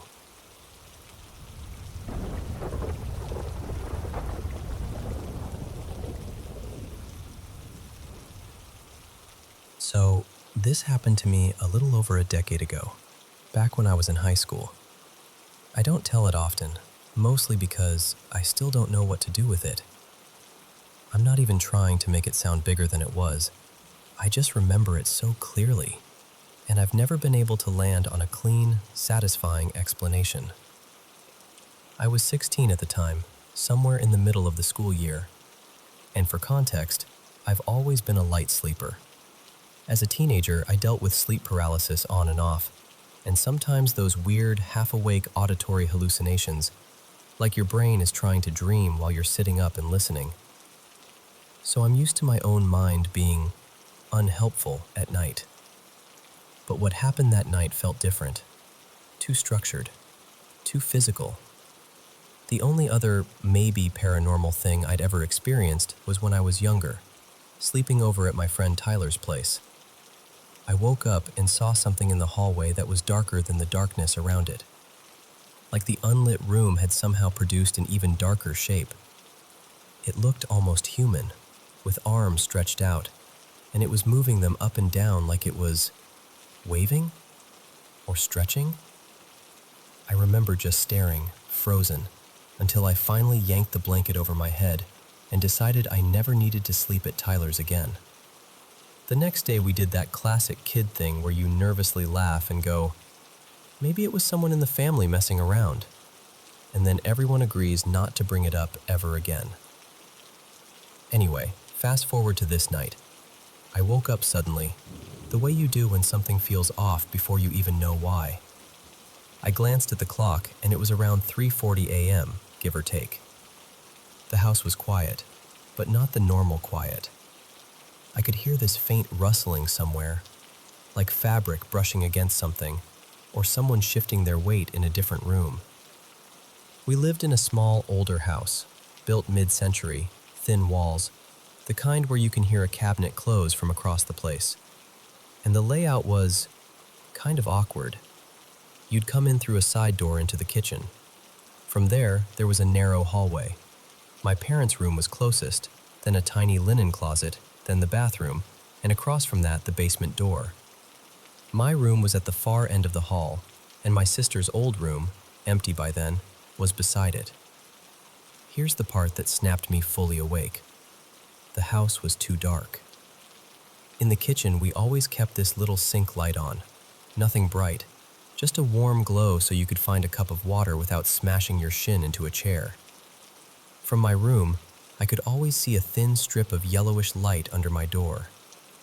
But now, nothing. Just pitch black under the door like someone had poured ink down the hallway. And then I heard it. A footstep. Heavy. Not the soft shuffle of a barefoot parent going to the bathroom. It sounded like a boot. One solid step, then a pause, then another. Pause, then another. Slow and deliberate, like whoever it was wasn't trying to sneak, but also wasn't in a hurry. Each step sounded closer, and I remember my throat getting tight because I couldn't make my brain choose between intruder and my brain is doing the thing again. Then the steps stopped right outside my door, and my doorknob moved. Not like a gentle bump, like a real, unmistakable jiggle. someone testing it, turning it slightly, letting it rattle for a second. And then, nothing. No footsteps walking away, no door creaking, no whispering. Just dead quiet, like the sound had been switched off. I ended up sliding back into bed and pulling the blanket up like that was going to protect me from whatever. I stayed like that for what felt like forever, just listening for the smallest clue that I wasn't alone. But nothing happened. And eventually, the fear shifted into this weird, stubborn logic. Like, okay, if someone's out there and they're waiting, hiding in my room isn't going to change anything. If the worst is happening, it's already happening. So I did the dumb, brave thing you do when you're 16 and terrified.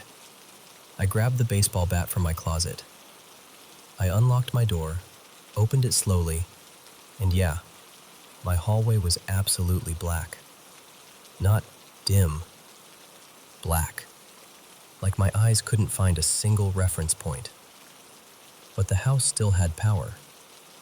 I looked out through the kitchen window, and the streetlights were on.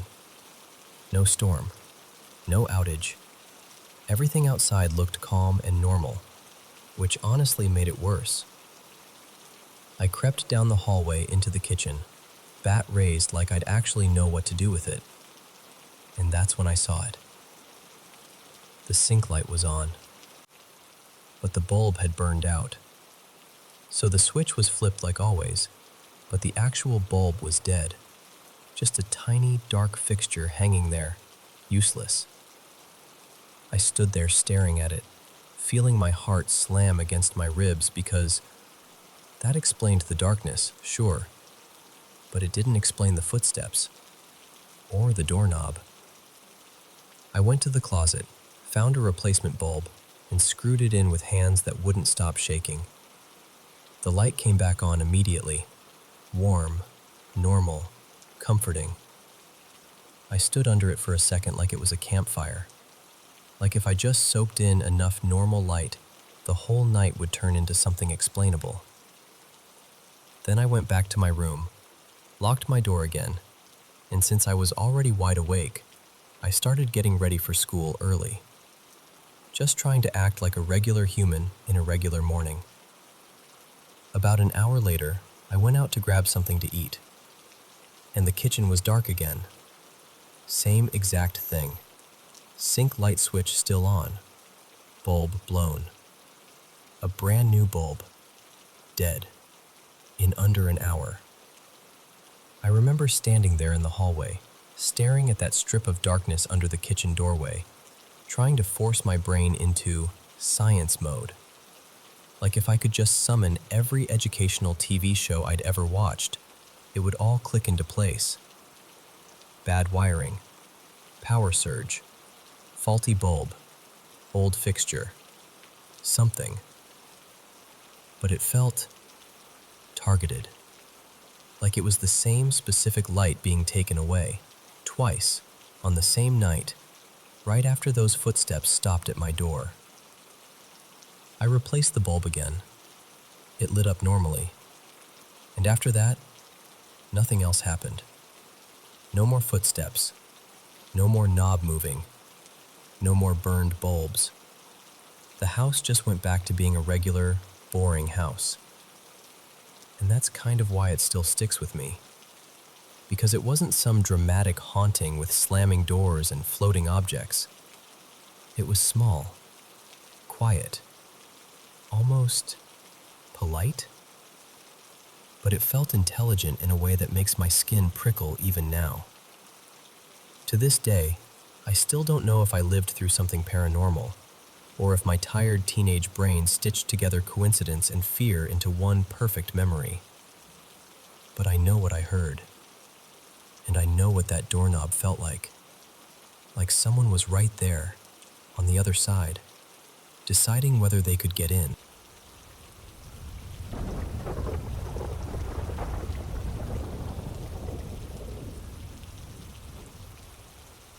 Alright, so I've got two quick stories that still stick with me, even all these years later. And I mean stick with me in that way where you'll be doing dishes one day and suddenly your brain goes, "Hey, remember that?" Story 1 is a dream that turned into sleep paralysis. Story 2 is what I can only describe as a shadow person situation. Okay, so the first one happened about a week after my grandma passed. My grandpa had already been gone for years at that point. The house felt different, like the world had shifted and nobody told your nervous system how to catch up. One night I go to sleep and I have this dream that I still remember crystal clear.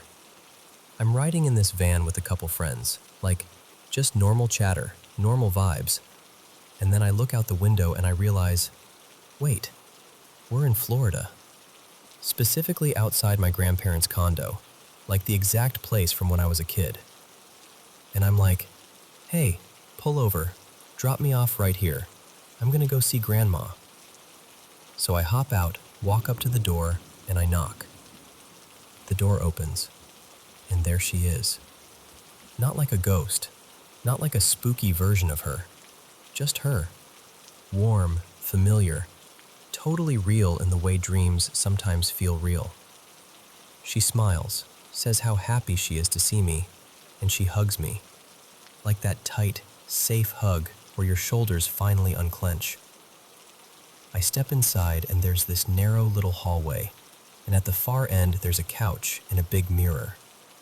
One of those mirrors that makes the space feel longer than it is.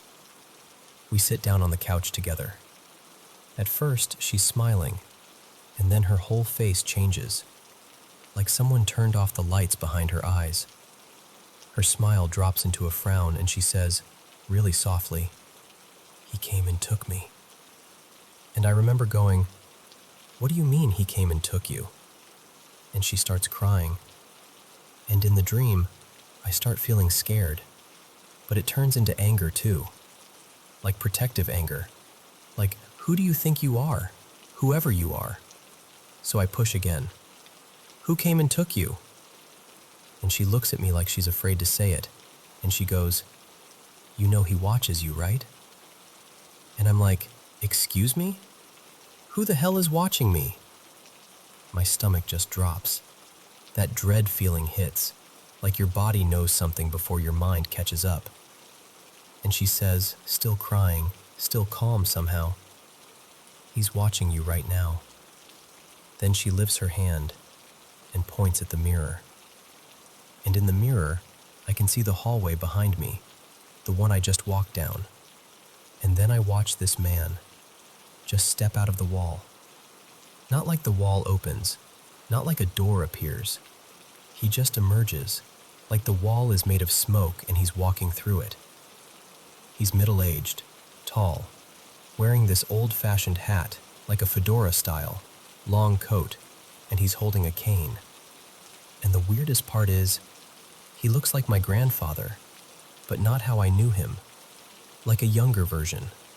Same shape to the face, same vibe, but it's not comforting. It's wrong. He pauses for half a second and turns his head, and I swear, he looks right at me through the mirror, like he knows I'm watching. Then he keeps walking, and goes into the opposite wall and disappears the same way he came.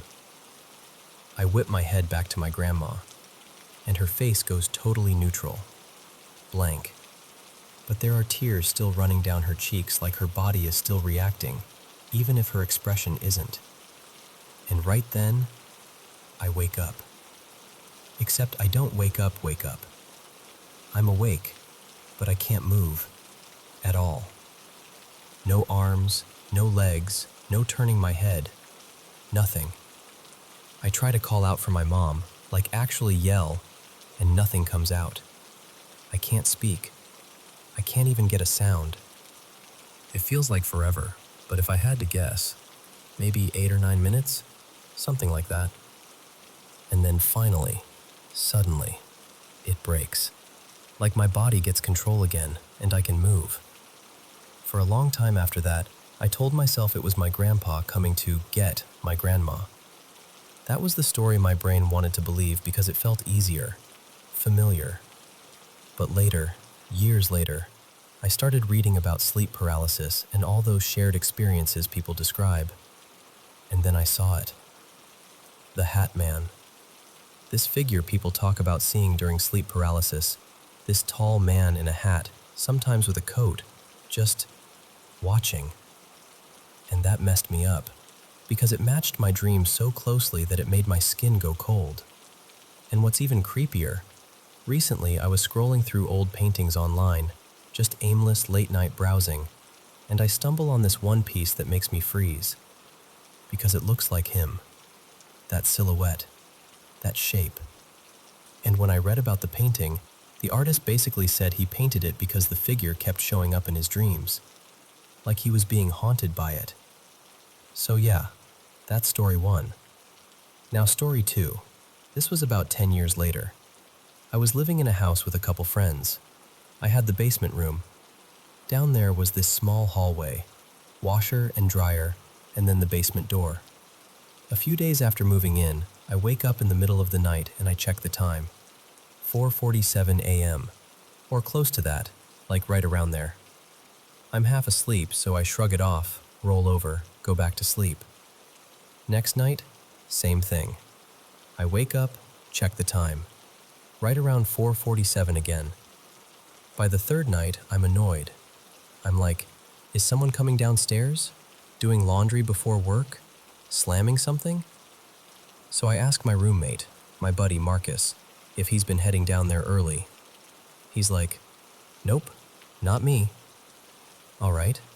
So the next night, I wake up again at the same time. And this time, when I open my eyes, I see something at the opening of that hallway. And I don't even know how to describe it without sounding ridiculous, but it's like a void. Like a human-shaped patch of darkness that's somehow darker than the rest of the dark. Like it's not absence of light, like it's something absorbing it. It doesn't move. At first I'm confused. My brain is trying to make it into a coat on a chair or a pile of something. But then I feel it. And the feeling is what makes it real. It feels angry, heavy, like an angry male presence, like the air has pressure to it. So I do the obvious thing. I sit up fast and turn the light on. Nothing. The hallway is empty, everything normal. Next night, same wake up, same time. But now it looks more defined, more humanoid, and it's just slightly closer. Now I'm actually scared. Light on, nothing. And at this point I'm like, okay, there's something in this basement, or my brain thinks there is. Either way, I'm not enjoying it. So I have what I still call my brilliant idea. I buy a pack of beer and I'm like, all right, I'm staying up. If 4:47 is the appointment time, I'm going to be awake for it. So I drink, waiting for the moment, trying to build up courage. And of course, I get too drunk and pass out before the time even hits. But I still wake up at 4:47, and I'm still drunk, like woozy, heavy, bold in the dumbest way. And it's there again. I can see it, and I can feel that same angry presence. So I stumble up and I start talking to it like I'm in a movie, like I'm some priest in an exorcism scene, even though I'm not religious at all. And I'm slurring something like, "You're not welcome here. This isn't your house anymore. You have to go. You need to go toward the light." I turn all the lights on and I pass out again, but this time it's different. There's still a figure, still like a human-shaped darkness, but it's not tucked in the hallway. It's right at the end of the couch where I'm sleeping. And the weird part? I'm not scared, because the feeling is completely different. It feels loving, gentle, calm, like the opposite of the heavy anger from the nights before. And if I had to put a label on it, it felt like feminine energy, like someone checking on me, not threatening me. And after that night, it stops. I never wake up at that time again. Not like that. Not in that house. Not with that pattern. And yeah, those are my two stories. I still don't know what they mean. I don't know if they were grief, stress, sleep paralysis, coincidence, something paranormal, or some weird blend of all of it. But I'll tell you this, I've thought about them for decades. And even now, when I wake up in the dark and the room feels just a little too quiet, part of me still expects to see something standing in the hallway.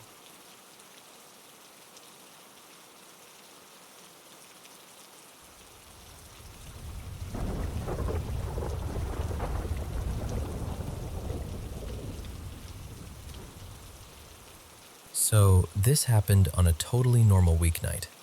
I think it was a Wednesday. Nothing special about it. Nothing spooky in the air. My friend Mason and I just wanted to end the night doing something calm, you know? Stargazing. Get away from the city lights, find a quiet spot, maybe listen to some music and just breathe for a minute. We drove out past the last stretch of neighborhoods, where the street lights start thinning out and everything gets in quieter. After a while, we saw this little turnoff. Barely even a road, honestly, just gravel and shadows. Mason looked at me and went, "Want to try it?" And I was like, "Sure, why not?" It felt kind of fun, like we were discovering something. At first, it seemed normal. The road split into these smaller roads, almost like little branches, and we kept taking the one that looked like it went deeper. We eventually reached what looked like an old ranch house, or maybe a cabin, sitting back from the road. It was weird looking in that neglected way, like the kind of place you'd see in a movie and immediately think, nope. But we laughed it off. Probably just someone's property, old and falling apart, whatever. But then, the vibe changed. We started noticing these little signs and number markers along the road, and I swear they were counting down, like we were going the wrong way. Like this was supposed to be an exit, not an entrance. And the trees were getting thicker, closing in. The road felt narrower. The darkness felt heavier. I checked the map and it said we were like 5 minutes from the end of the road. Easy. Except it just kept going. 10 minutes. 15. It felt like the road was stretching itself out, like it didn't want to end. And the more we drove, the more my stomach started doing that sinking thing, like when your body realizes something's off before your brain can explain why. Finally, I said, "Okay, turn around, now." And Mason didn't argue. He just nodded, like he'd been waiting for me to say it. So we turned around, and 3 minutes into heading back, the car started moving like it had a mind of its own. I'm not kidding. Flat road, no slope, no wind pushing us. The engine wasn't revving or anything. It was just rolling, steady, like it had been set on cruise control, except Mason wasn't touching the pedals. I didn't believe it at first, like I actually laughed, because it sounded insane. So Mason, to prove it, lifts both feet up and puts them on the dashboard. Just casually, like, "See?" And the car keeps going. Same speed, straight down that gravel road like it's being guided. That's when the fear really hit me. And then I noticed the trees. They weren't just swaying, they were moving, like they were leaning in and pulling back, almost rhythmic, almost like dancing. But wrong. Too deliberate. The air was still. There wasn't enough breeze for that kind of movement. And the way they moved didn't match the wind anyway. It looked like the forest was reacting to us. Neither of us was talking much at that point. Just these little half sentences. Like, "Do you see that?" And, yeah, I see it." When we finally got close to the entrance of the gravel road, we saw lightning. Except it wasn't the normal white-blue kind. It was this strange mix of yellow and deep orange, almost like the sky was flashing with fire. And it was late, past 11 p.m., and there weren't even clouds overhead like you'd expect. The moment we reached the paved road again, it was like the pressure in the car popped. Like stepping out of a room where someone had been quietly watching you. We both exhaled at the same time. We even laughed a little, like we'd been holding our breath for 20 minutes straight. But we didn't, because as soon as we got onto the highway, that same sick feeling came back, stronger. Like our instincts were practically yelling at us, "Go home, don't keep looking, don't push it." So we turned around and headed back toward the city. And that's when things got even weirder. Out of nowhere, a car shows up behind us. And when I say out of nowhere, I mean it. 2-lane road, no side streets, no driveways, no intersections for miles. 1 second it's empty behind us, the next there's this pale-colored sedan right on our bumper.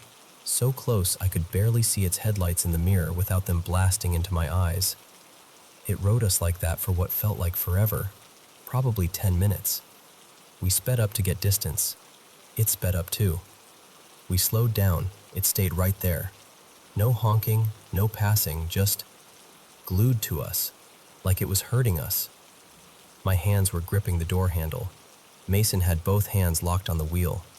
We weren't even playing music anymore, just silence and the sound of tires on asphalt. And then, we crested this small hill. The headlights dimmed, just slightly, and then the car was gone. No turnoff, no brake lights, no pulling back, nothing. Just empty road behind us. I felt my stomach drop so hard it was like I'd missed a step. Not long after that, we passed this older guy on the shoulder with a broken-down electric SUV, hood up, trunk open, standing there like he'd been stuck for a while. But he didn't have hazards on. No flares, no phone light, just standing in the like he was waiting. And by then we could already see the distant glow of the city, so it wasn't like we were in the middle of nowhere anymore. But it still didn't make sense. We finally got home, and we just sat there in the driveway for a minute, staring at the dashboard like we needed proof we were back in reality. We talked through it, over and over, trying to make it make sense, trying to turn it into something funny. But I didn't sleep. Because earlier on the gravel road, I'd taken a quick video, just a few seconds, mostly to capture how dark it was and how the trees looked. I didn't even think about it at the time. Later, in bed, I watched it again, and the second I saw it, my chest went cold. In the reflection on the windshield, on my side, the passenger side, there was a face, an older woman's face, clear enough that I could make out the shape of her cheeks and her eyes, like she was sitting right there where I'd been. Except, I was the only one in that seat, and the worst part is, when I saw it, it didn't feel like a trick of light. It felt like something that had been there the whole time, quiet, patient, just waiting for us to notice. And ever since then, I can't drive down a road like that without thinking, what if we didn't just stumble into a weird place? What if we almost didn't get to leave it?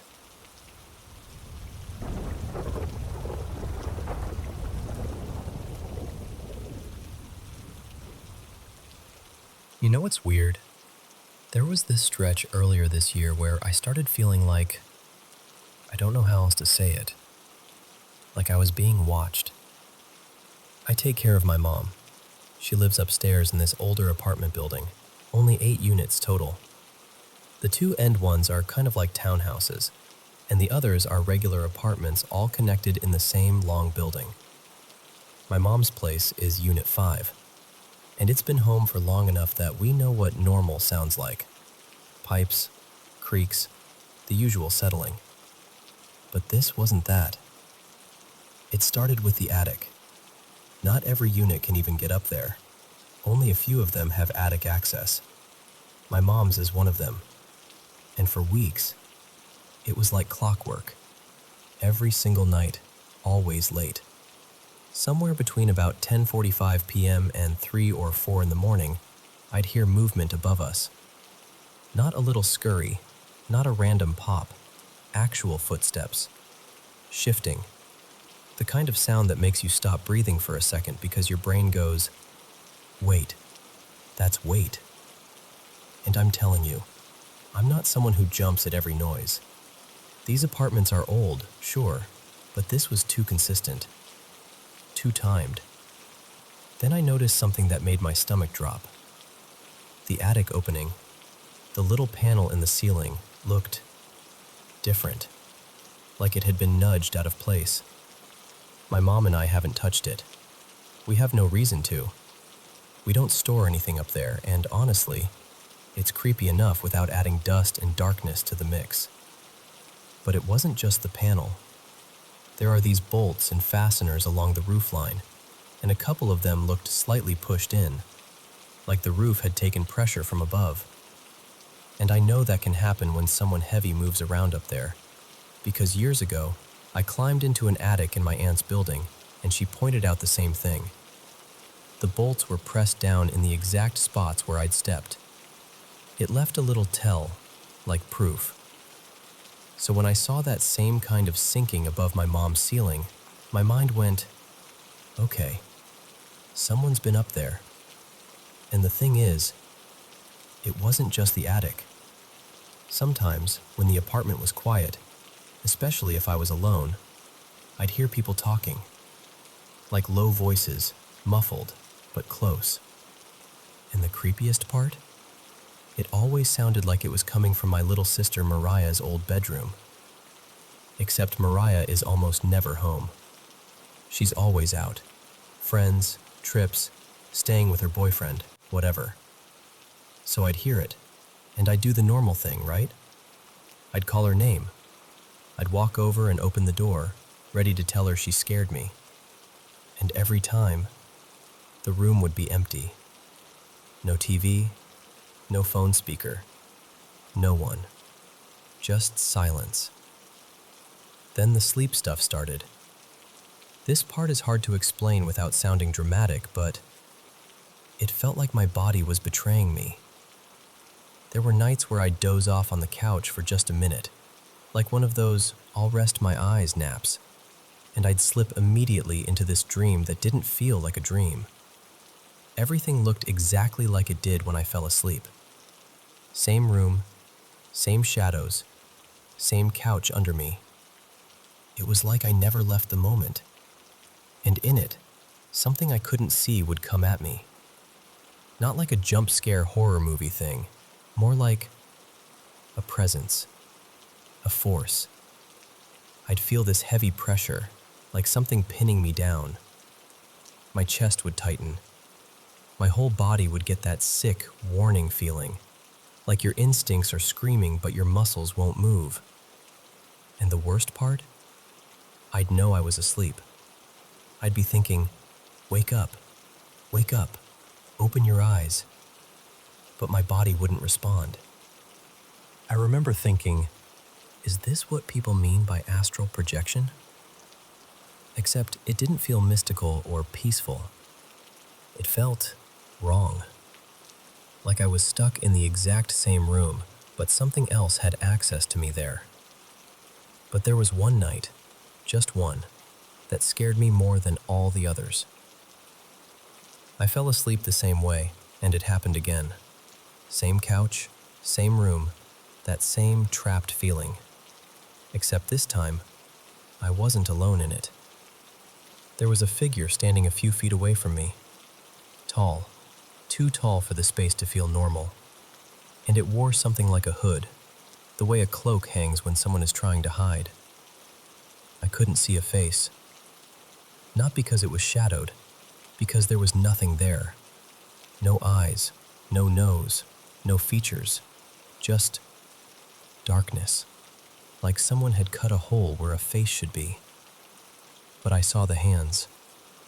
That's what I can't shake. The fingers looked thin and too long, like bone with just enough skin to cling to it. Dry, almost dehydrated. And the nails were pointed, longer than they should have been. Not sharp like a knife, but sharp like something that's never been cut and has no reason to be normal. I remember trying to scream, but nothing came out.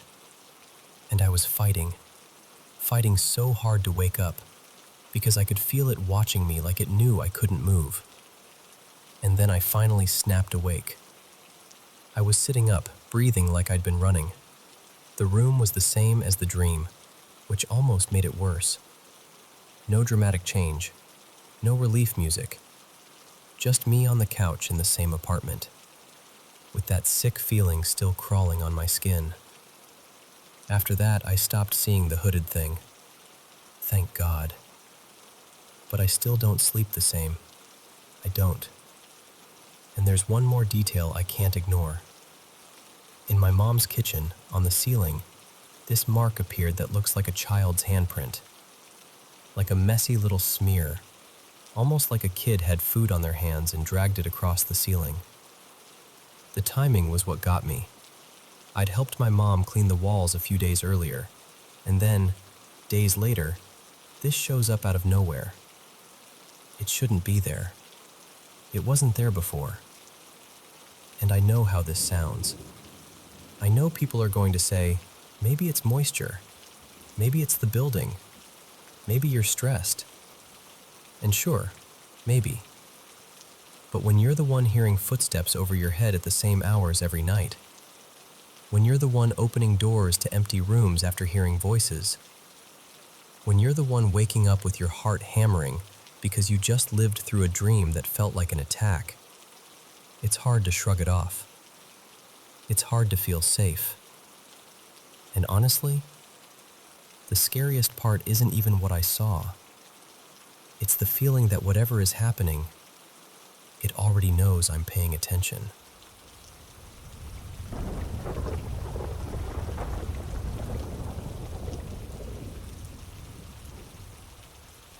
Okay, so this is one of those childhood memories that's still lit up in my head like it happened yesterday, and I genuinely don't know what to do with it. I was probably 7, 8, somewhere in that range, old enough to know what I was seeing, young enough that everything still felt a little dreamlike even when I was fully awake. And I want to be really clear. I'm not someone who grew up chasing ghost stories. Even now, I'm skeptical by default. But that house we lived in back then? Yeah, I'll admit it had a vibe. The kind you laugh about later, but still glance over your shoulder in the hallway. This happened on a morning we were leaving super early, like ridiculously early. We were flying out because I was going to visit my dad in Pennsylvania. My mom, well, in this version of the story I'll call her Marissa, was the type who believed the airport was basically a battlefield and you survived by arriving 3 hours before anyone else. So it's maybe 3:30 a.m., something like that. And the important part is, I'm awake, not half asleep, not stumbling. I'd already been upstairs for a while, had my little bag packed, even took a quick shower. I remember the feeling of being clean and alert and kind of wired, the way kids get when something big is happening. Right before we're about to leave, I go downstairs to use the bathroom one last time. The bathroom was right next to the laundry room. Like, you open the bathroom door and the laundry room is basically right there. We had a stacked washer and dryer, and I could hear Marissa moving around in there, rustling clothes. So I finish up, wash my hands, and I crack the bathroom door open just a little, because I'm a kid and I'm nosy, and I peek out, and I see her at the dryer.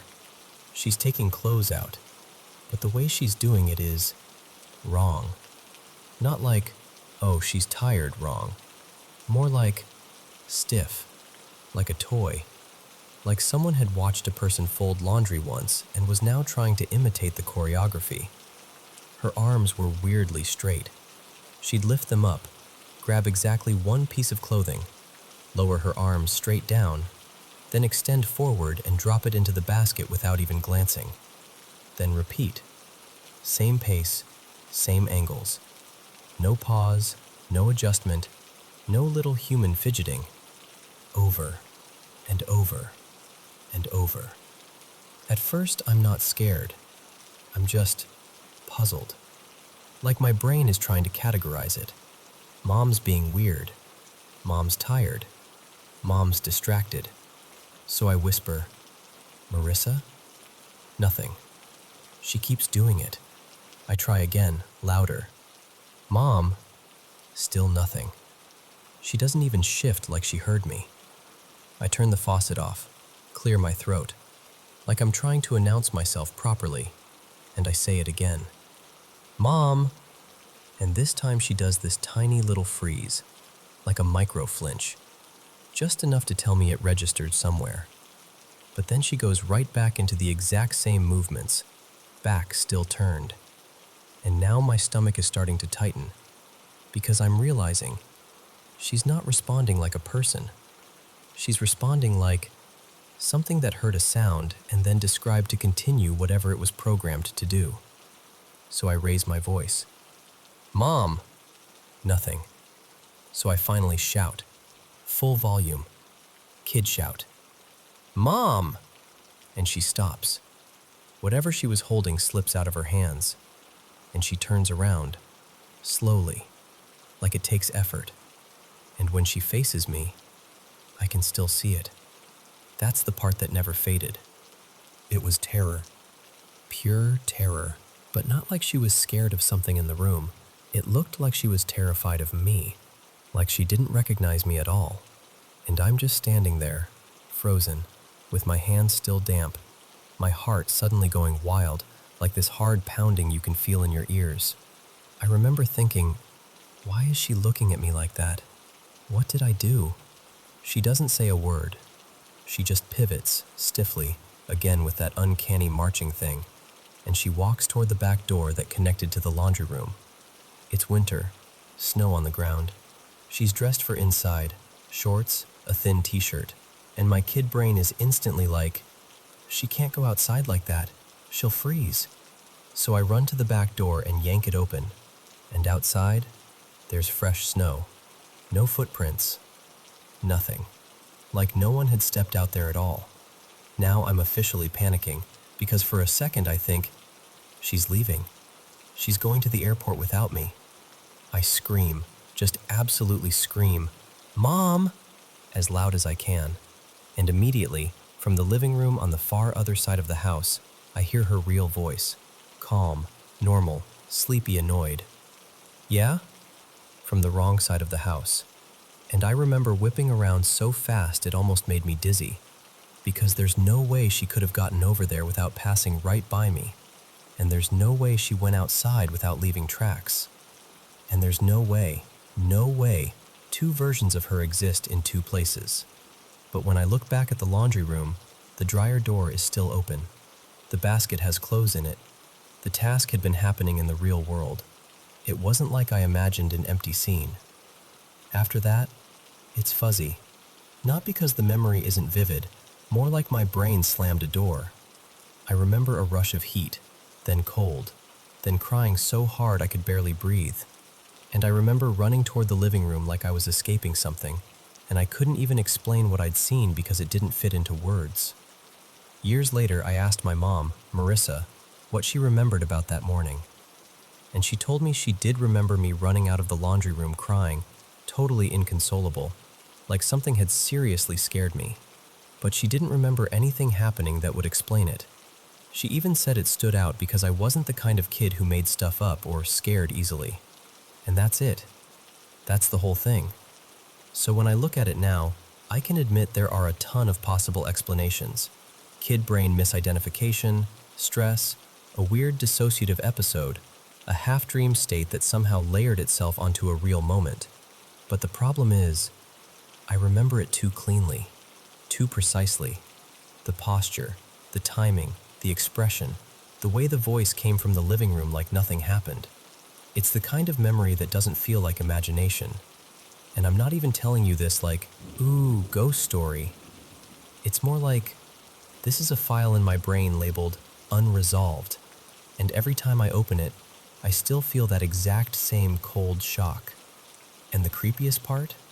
It wasn't just that it looked like my mom. It was that whatever it was seemed to be trying really hard to be her.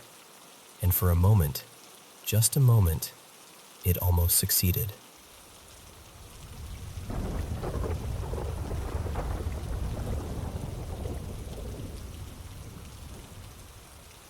So, I don't tell this story to freak you out. I'm telling you because it still sits in me, years later, like a stone you keep turning over in your pocket. Back then, I was about 26, living out in the German countryside. Mostly open fields, farms, little streams cutting through the land. Not the dramatic kind of nature, you know? No towering mountains, just long, flat stretches where you can see forever. And on a clear night, the sky usually puts on a show. There were a couple wind turbines out there too, turning and steady like they always do. That night, I'd been at my friend Marcus's place. It was late, around 11:30, maybe closer to midnight, and I was driving home on this narrow road that cuts between farmland. Cool autumn air, clear weather, the kind of night where you'd normally catch a few headlights in the distance, even if it's rural. But I didn't.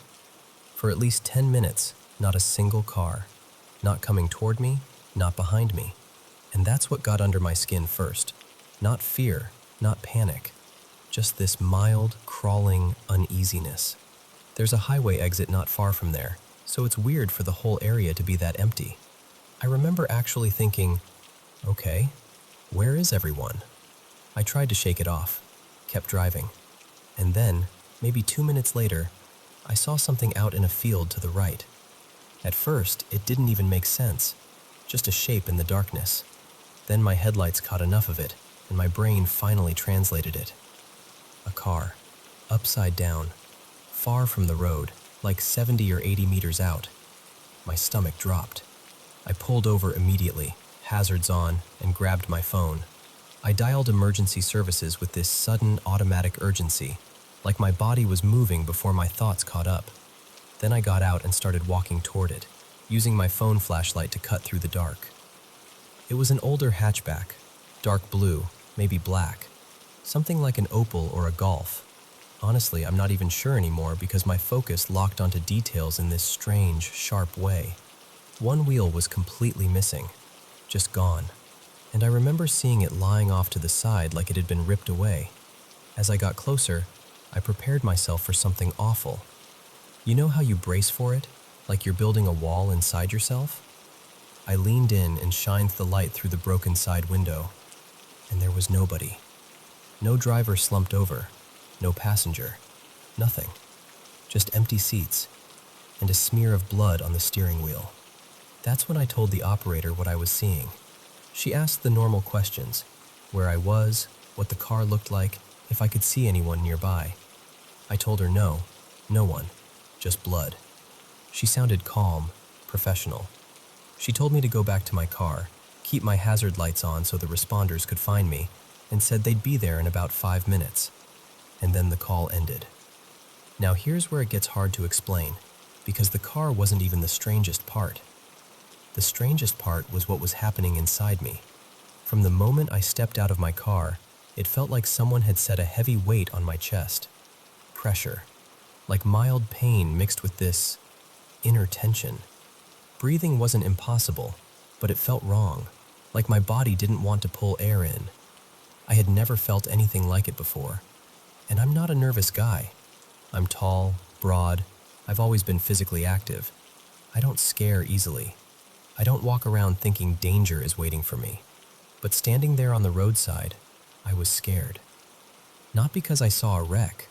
I mean, yes, that was disturbing, but this was different, more primal. Like every cell in my body was saying one clear sentence: get back in your car. Leave. Now. And only once I was sitting there, hands on the steering wheel, did I start noticing the rest. There were no sounds. No wind in the grass. No distant highway hum. No frogs. There's water nearby, you'd normally hear something. No insects. Nothing. It was like the world had been muted. And then I looked up, and I swear to you, the sky was wrong. It had been a clear night when I left Marcus's place, but here, above this stretch of road, it was just blank. No stars, not even faint ones, just darkness. 5 minutes passed, nothing. 10 minutes, still nothing. The pressure in my chest kept building. I kept checking the road in both directions, expecting headlights, expecting anything. I even started thinking maybe I'd gotten the location wrong. Maybe they were coming from the other side and I just hadn't seen them yet. 20 minutes. No sirens, no police, no ambulance. No random car passing by. Not one. And by 30 minutes, I was shaking. Not dramatically, just this tight, contained trembling, like my body was holding itself together by force. The sensation in my chest had become unbearable, like my own instincts were physically punishing me for staying. So I left. I hate that part, but it's the truth. I drove away because I truly felt like if I stayed 1 minute longer, something bad would happen. And I didn't even know what that something was. I just knew it. When I reached the next town, I pulled into a gas station that was still open. I didn't even care about the coffee at first. I just needed light, people, normal sounds. I needed reality to feel solid again. Her name tag said Nina, asked if I was okay, and I must have looked pretty rough because she kept watching me while she rang me up. I asked her if any emergency vehicles had gone by in the last half hour. She said no. And then she added, casually, like it was just a weird coincidence. Actually, there hasn't been much traffic at all for a while. She shrugged it off after that, but I couldn't. I stood there gripping this paper cup, feeling my hands finally stop trembling just because another human being was talking to me about normal things. I went home, exhausted, and slept like I'd been knocked out. But in the morning, it was still in my head. That feeling, that silence, that blank sky, the overturned car. So I got dressed, got in my car, and drove back to the spot. And there was nothing. No wreck, no debris, no torn up field, no tracks, no flattened grass. Nothing to show a car had been upside down out there at all, especially that far into the farmland. It should have left evidence. It had to. My skin went cold. I checked my phone. No emergency call in my history. Not even a failed call. Just nothing. Like the conversation had never happened. I drove home in a daze, trying to convince myself I'd mixed up the night, mixed up the location, something, anything. And then I remembered my shoes. The night before, when I got home, I'd put them in the bathtub to rinse them because they were caked in mud from walking into that field. I went to the bathroom. They were still there. Dirty, streaked with dried mud. I looked up local news, police reports, anything. There was nothing. No crash, no mention of an overturned car, no injured driver, no late-night response. And that's the part that still gets me, even now. Because if it was a dream, fine. If it was stress, fine. If my mind played tricks on me, okay. But then why were my shoes in the bathtub? Sometimes, when I can't sleep, I replay it and my mind circles the same questions like it's trying to land on something that makes sense. What if I had waited longer? Why didn't I call emergency services again? Why were there no stars? Why was it so silent? And the worst one, the one I don't like saying out loud. If the car was real, where did it go? Because I still don't have an answer. I just have the memory of a road that went empty, a night sky that went dark, and a feeling in my chest that I have never felt before or since.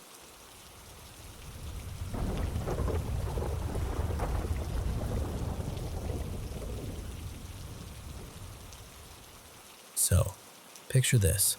It's a totally ordinary weeknight. We're all at the dinner table. Me, my husband, the kids, plates clinking, everyone halfway focused on food and halfway on whatever story someone's telling. And then we hear it.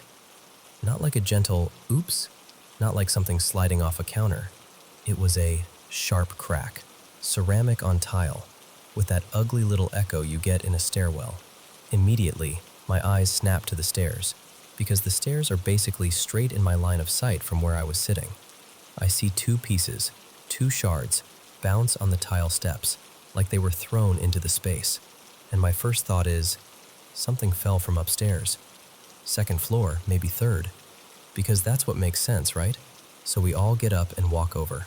And the second I'm close enough to really see the pieces, my stomach does this weird drop. They look familiar. The color, the thickness, the curve.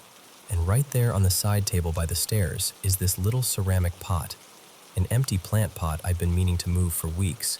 It's sitting exactly where it always sits, like it's innocent.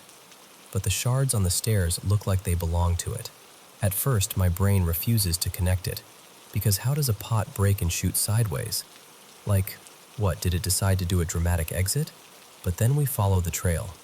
The path of those pieces is weirdly straight, like they traveled in a direct horizontal line from that side table, not from above. One of the shards had even slid under this tiny gap beneath a glass stair panel, like it had momentum, like it had been launched. We pick up the pieces, bring them back, and I swear to you, they fit perfectly into the pot, like a puzzle. The pot had been intact, sitting there quietly, and now it was missing exactly those two chunks. So now we're standing there doing the most human thing ever, trying to recreate reality. We check the upper floors. We look for something small and heavy, like maybe a little decor object or a tool or anything that could have fallen, hit the pot, and sent pieces flying. Nothing. No missing item. No extra object rolling away. No second sound. Just the crack and those two shards. And what really threw me was this. The pot's rim wasn't chipped. There wasn't a dent. No mark that screamed, "Something hit me." It looked like it simply snapped and ejected pieces with force. Now here's where it gets personal, because my husband, Elias, has this belief from his family. In his culture, when something like glass or ceramic breaks inside the home, it can mean the evil eye has been absorbed and dispersed. Like, instead of landing on a person, the negative energy finds an exit through something breaking. And I know how that sounds. I do. I'm not floating around the house with incense looking for portals. I'm a maybe there's a logical explanation kind of person, but I'm also not the type to ignore a string of strange things when they pile up, because this wasn't the first time something like this happened to us. A while back, we had guests over, Nadia and her husband. Sweet couple, but they'd been struggling to have a baby for years. At the time, we had a newborn. The visit was normal, dinner was normal, until our baby suddenly started screaming like I have never heard in my life. Not hungry crying, not tired crying. This was that panicked, piercing, continuous scream that makes your whole body go cold. It went on for about 20 minutes straight. We couldn't calm her down. Nothing worked. And I got so scared I actually called an ambulance. When the paramedics arrived, she was completely calm. Like, peacefully normal.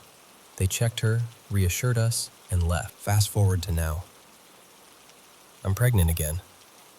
I'm visibly pregnant, like there's no hiding it anymore.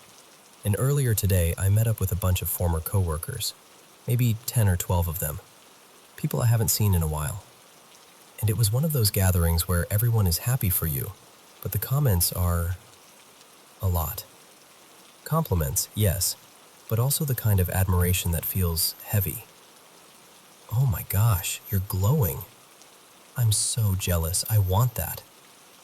You're so lucky you get to stay home right now. I wish I could be pregnant. And none of them said anything cruel. They were being kind. But it was that concentrated attention, everyone staring, touching my belly, talking about what they want, what they miss, what they wish they had. And I remember leaving the meetup feeling oddly drained, even though nothing bad happened. Then we come home, we sit down for dinner, and the pot basically explodes sideways in the same room we're sitting in. So we call my mother-in-law, Miriam, because she fully believes in the evil eye, no hesitation. And she immediately goes, "That's what it is." Like it's the most obvious thing in the world. And I'm standing there thinking, okay, but if it's not that, what is it? And then, to make it even weirder, we remembered something else. A few days ago, our house cleaner, Roberto, left a broken clay ornament on the table to show us. I assumed he'd accidentally knocked it while cleaning. No big deal. Stuff breaks. Life happens. But when we told him about the pot today, He looked genuinely unsettled and said, "No, I didn't break that ornament." He said he found it already cracked the last time he cleaned, like it had a piece missing before he even touched it. And he's been with us long enough that I trust him to tell me if he dropped something. He's careful, and he's honest. So now I've got multiple breakages with no clear cause, and this one, the pot, didn't just break. It threw pieces. And that's the part that keeps replaying in my mind. The trajectory, the force, the fact that my eyes were on the stairs and I didn't see anything else fall. So I'm here in this uncomfortable middle space where half of me wants to be rational. Temperature change, hairline fracture, pressure, vibrations, whatever. And the other half of me is like, okay, but why now? Why right after that meetup? Why does it feel like the house is reacting? And I'll be honest, I'm a little shaken. Not because I'm convinced there's something evil in my home, but because it happened so close to us, so suddenly, and it felt targeted, like it chose a direction. So that's where I am, wondering if this is just physics being creepy, or if it's something people have been describing for centuries with different names. Evil eye, energy, a presence, a warning, a release. And the scariest part isn't even the pot. It's how normal the night was right before it happened.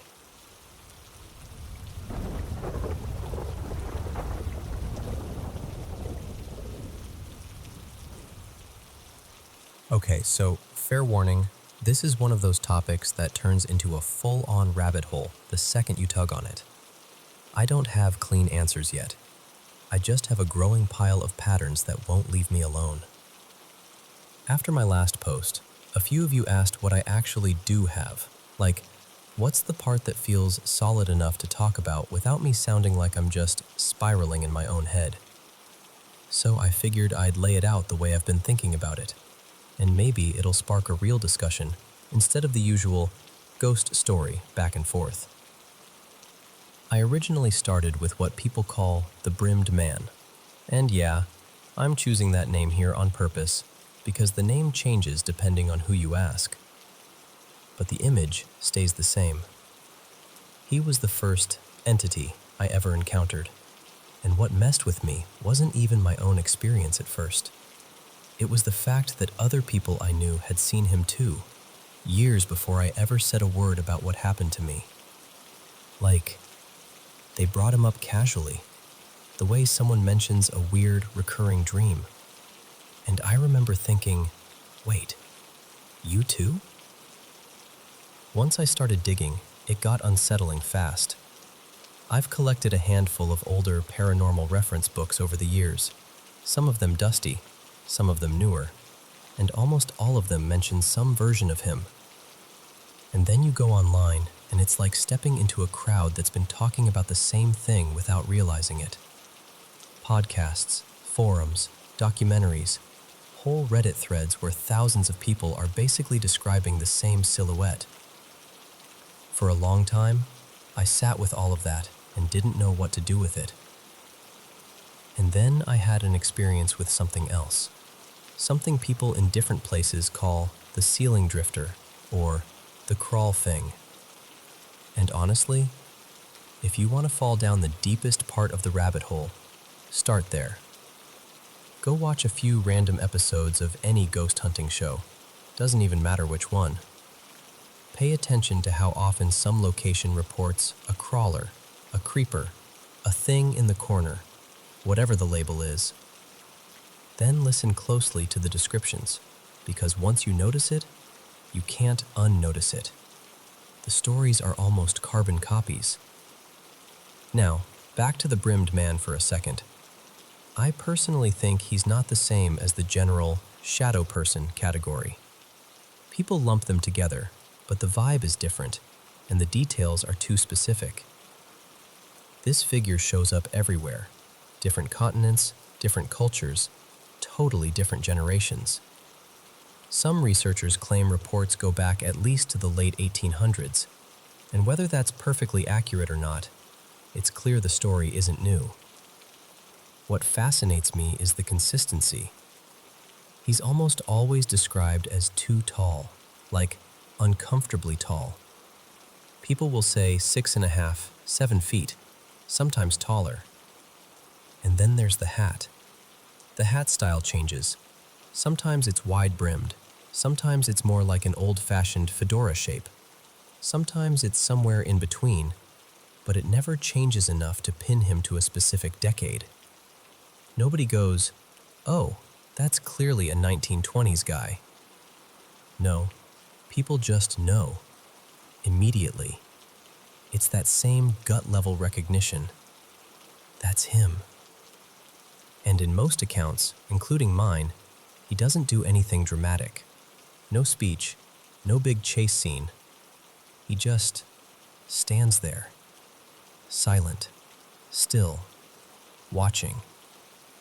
And then he fades, or he slides back into darkness like the dark is a doorway. Now, I know the most common explanation, especially online, is sleep paralysis. And look, I'm not dismissing sleep paralysis. I get why that explanation is popular. But it doesn't fit every case. It doesn't fit mine. And I've talked to enough people, friends, friends of friends, people who weren't trying to be spooky about it, who swear they were fully awake in normal conditions and still saw the same thing. And that's the part that keeps pulling me deeper.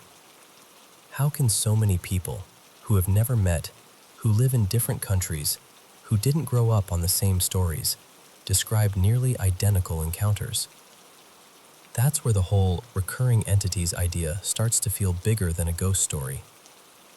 There's another one that fits into this same pattern, the night hag, also known in some circles as the old woman, the old hag, the black-clad visitor.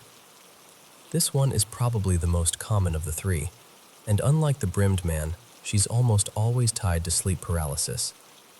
The reports repeat like a script. Someone wakes up frozen, can't move, can't speak, and there's an older woman, often dressed in black, moving toward them.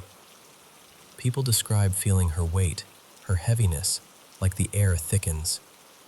And when they finally snap out of it, she's gone. But the feeling doesn't vanish right away. It lingers, like your body remembers it even when your brain tries to file it away as just a nightmare. And then there's the ceiling drifter, the one that still creeps me out the most to talk about, because it's often not humanoid at all. People describe it as a moving mass, like a knot of darkness darker than the shadows around it. Shifting, smearing, sometimes swelling larger, like it's breathing without lungs. It shows up a lot in older places, abandoned buildings, empty hospitals, shut down schools, half-renovated houses. And here's what's weird. Those locations usually have their own regular haunting stories tied to the place. A person, a tragedy, a name. But this thing, it feels random, like it doesn't belong to the building at all. Like it's not from there, it's just in there. Hanging out in a corner, up near the ceiling, like it's waiting for something. And nobody ever has a clear explanation for why it's there. So yeah, I'll be honest with you. I find it easier to believe there's something paranormal going on than to accept that this is all just a shared subconscious glitch. I can acknowledge that some experiences are sleep-related, absolutely. But the consistency across time and geography is hard to shrug off. And I keep thinking about the questions we usually ask. Why is this building haunted? Why hasn't this spirit moved on? What's keeping them here? But what if those aren't the right questions? What if the paranormal isn't only about ghosts stuck to specific tragedies or soaked into specific locations? What if it's something more intricate? Something woven into human consciousness, or something that intersects our reality only under certain conditions? And here's the thought that won't leave me alone. What if these recurring entities aren't random at all? What if they're part of a larger system, something that brushes up against our world in predictable ways, even if we don't understand the rules yet? I don't know. I'm not claiming I've solved anything. I'm just saying, the patterns are there. And once you start seeing them, it gets really hard to look away.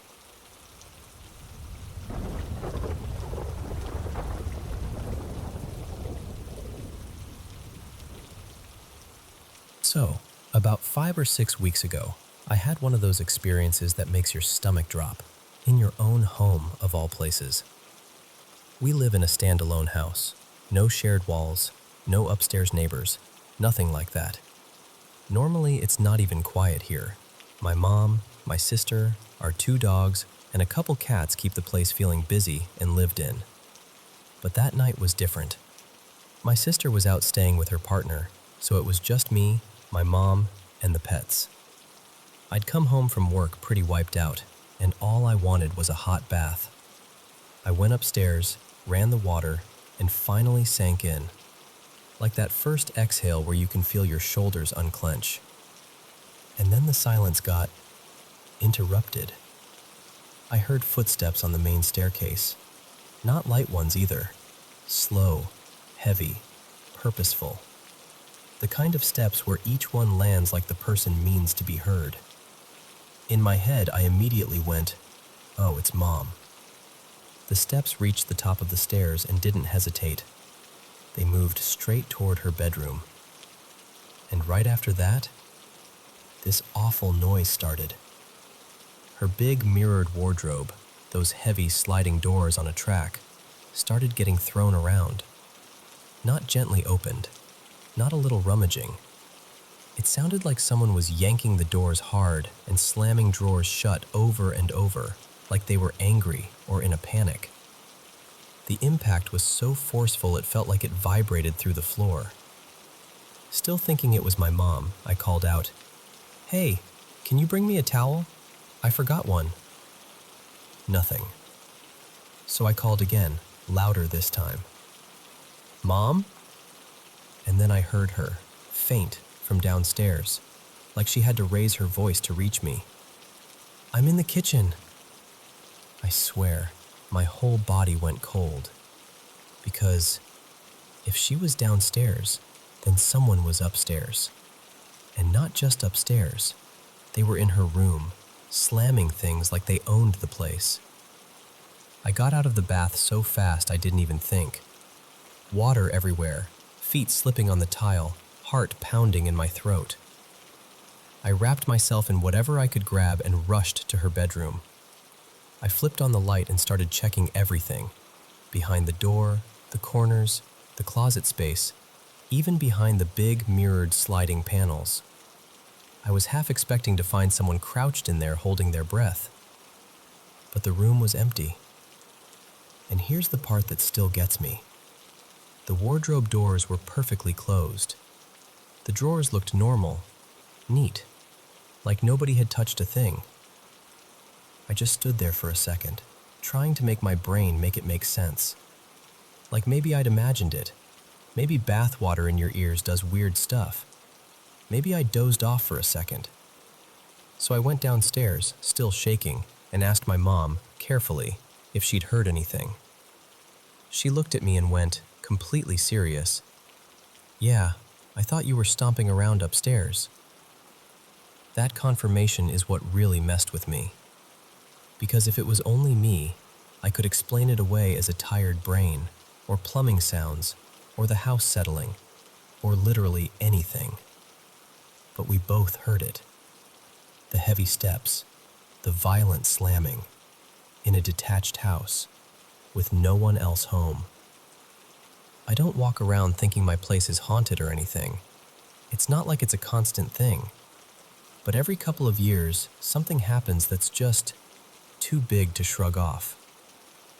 Then everything goes quiet again for a long time, like nothing ever happened.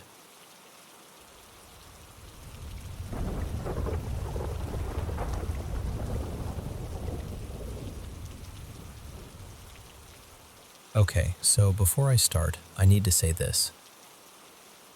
I remember weirdly little about that vacation.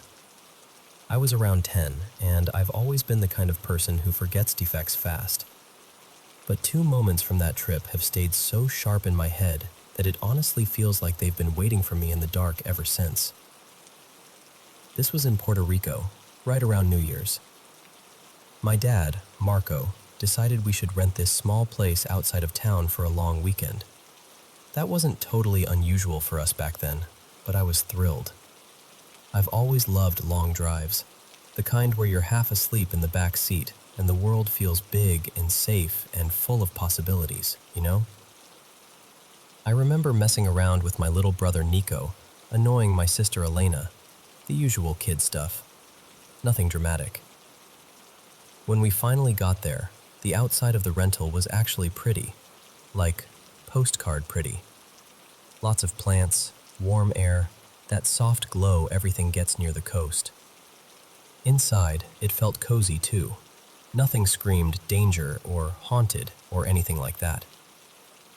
For a few minutes, it was just a normal family trip. And then I looked toward the kitchen. The kitchen had this little counter, almost like a breakfast bar, that made kind of an open window into the room. There was the main doorway, and then that counter opening, and behind the refrigerator there was this narrow slice of shadowed space. And in that shadow, I saw it.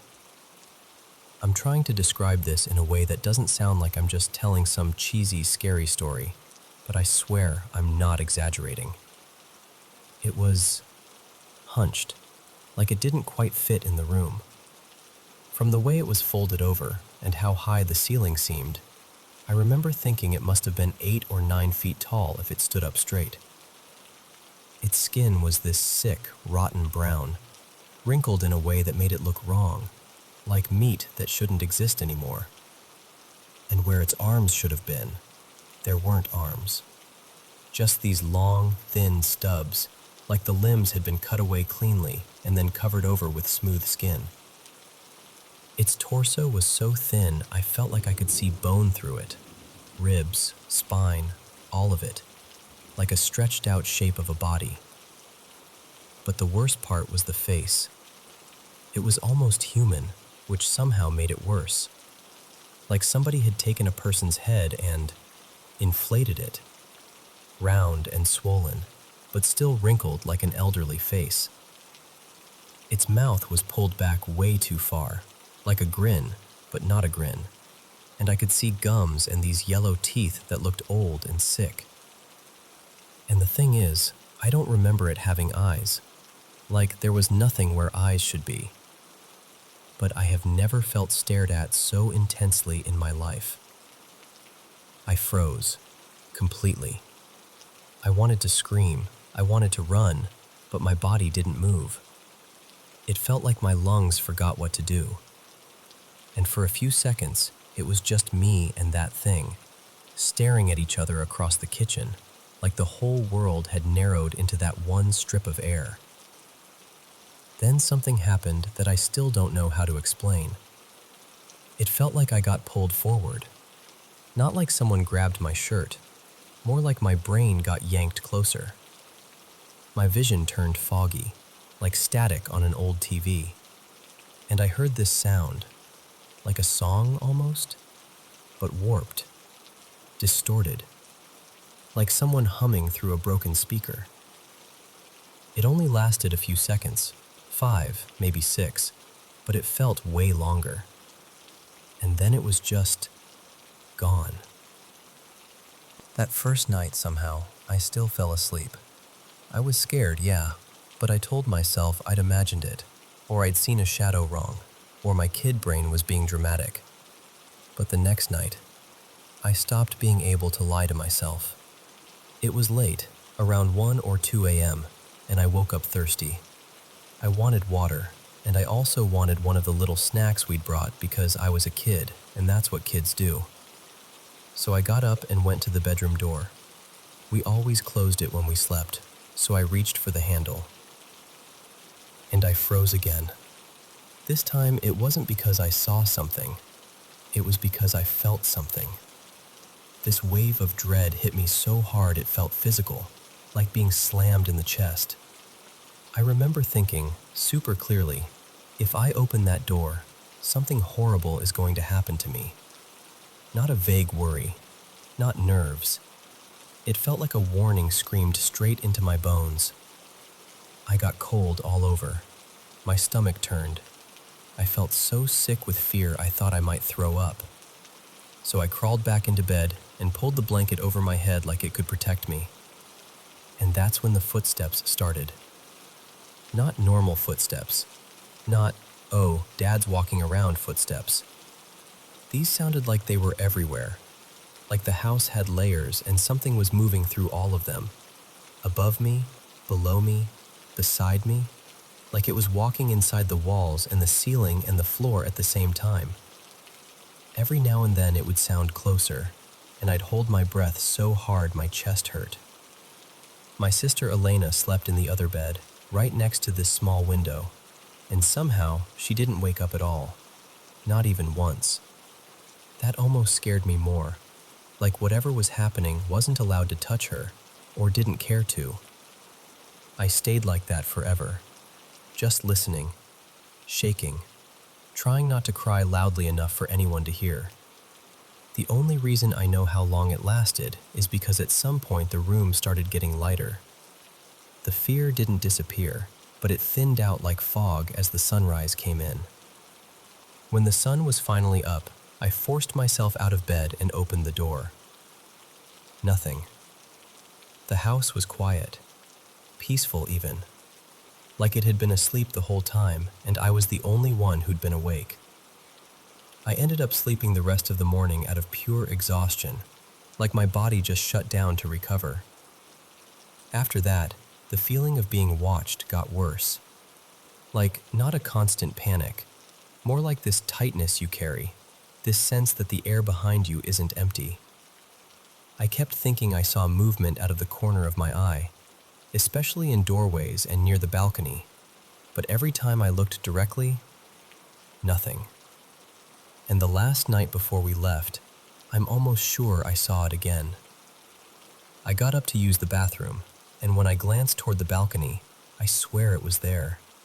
Just a shape, hunched the same way, watching. When I did a double take, it was gone. Later, my sister told me, out of nowhere, that she'd seen something outside on the balcony too. She didn't describe it the same way I did, and she couldn't say when exactly she saw it. But the fact that she said anything at all made my skin go cold. We never went back. It didn't follow us, at least not in any real way. But every once in a while, especially around New Year's, I still dream about that place. And in the dream, I'm 10 again, staring into the kitchen, and my body won't move, and I can feel it looking at me even without eyes. I know how it sounds. I know. If someone told me this story, I'd probably assume they were making it up, or dressing it up into something scarier than it really was. And I will never, ever stay in a place like that again.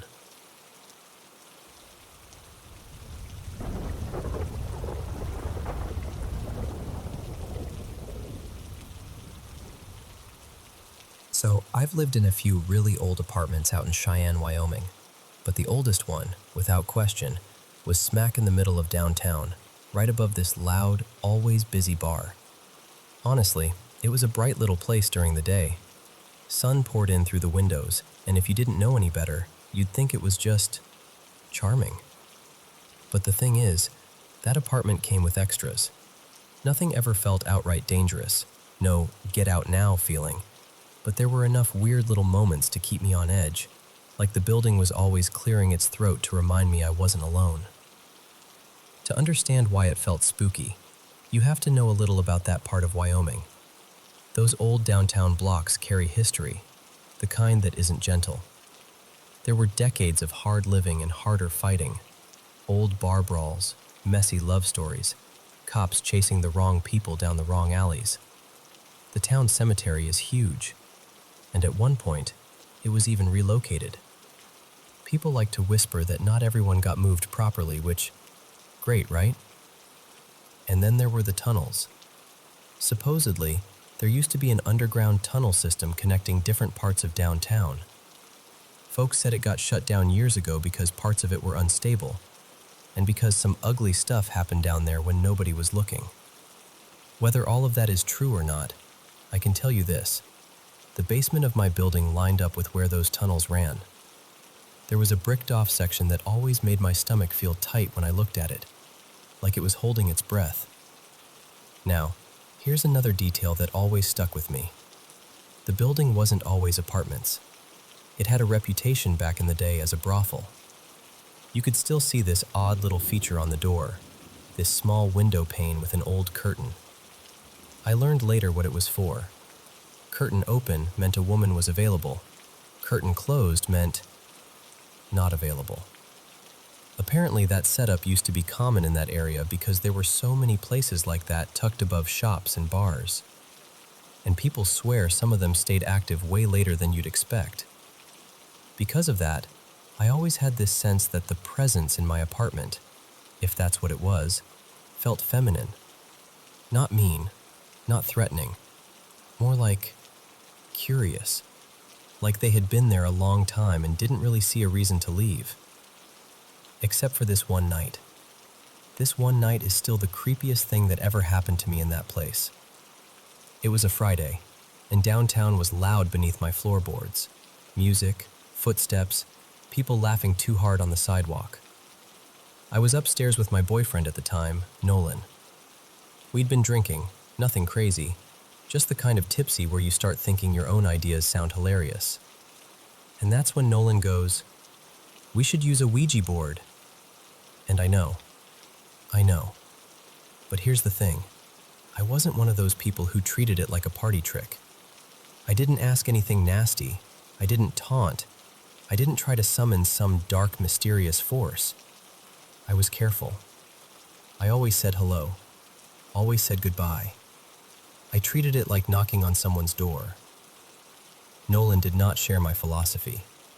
He thought it was funny to poke at whatever might be around. He started making little comments, sort of daring the room to respond. At first, nothing. No chills. No shifting shadows. The planchette didn't budge. It was just us sitting there like idiots, waiting for a plastic triangle to do something magical. So then Nolan gets this bright idea. He decides we should take it down to the basement that already felt wrong even in the middle of the day. He wanted to play down there, where it's more active, he said, like we were going ghost fishing. And then, maybe 2 minutes later, it happened. I was standing in my little kitchen, and all at once, the air turned cold. Not, oh, it's drafty cold. This was like stepping into a shadow, like someone had opened a freezer door inside my chest. And right after that, pop. My kitchen light burst. Not just flickered, not just went out. It burst. A sharp crack, like a tiny firework. For half a second, I saw that quick spark inside the glass, and then it went dark. I stood there in the dim, frozen in place, and the only thing I could hear was the muffled thump of music from the bar below me, and my own breathing. I cannot explain to you the feeling that filled the room after that. It was like being stared at, like the space behind me was suddenly occupied. I kept waiting for Nolan to come back upstairs, and every second felt stretched thin. I didn't want to turn around, and I didn't want to move. I just stood there, heart pounding, whispering, "Nope, no, we're done." When he finally came back up, he was buzzing like he'd just been on a roller coaster. "Did you hear that? That was insane." He kept talking about how wild it was, how the board felt weird, how the basement gave him the creeps, like he was proud of it. And I was so angry I could have cried. I told him, "You don't get to come into my home and be rude to whatever's here." I made him put the Ouija board away properly, and I made him replace the light bulb too, because honestly, it felt like the least he could do after he went downstairs and antagonized the entire building. And after that, things settled back into their usual pattern. Little odd moments, little reminders. Nothing dramatic. But that night made one thing very clear to me. Whatever was in that apartment didn't mind me. It minded him.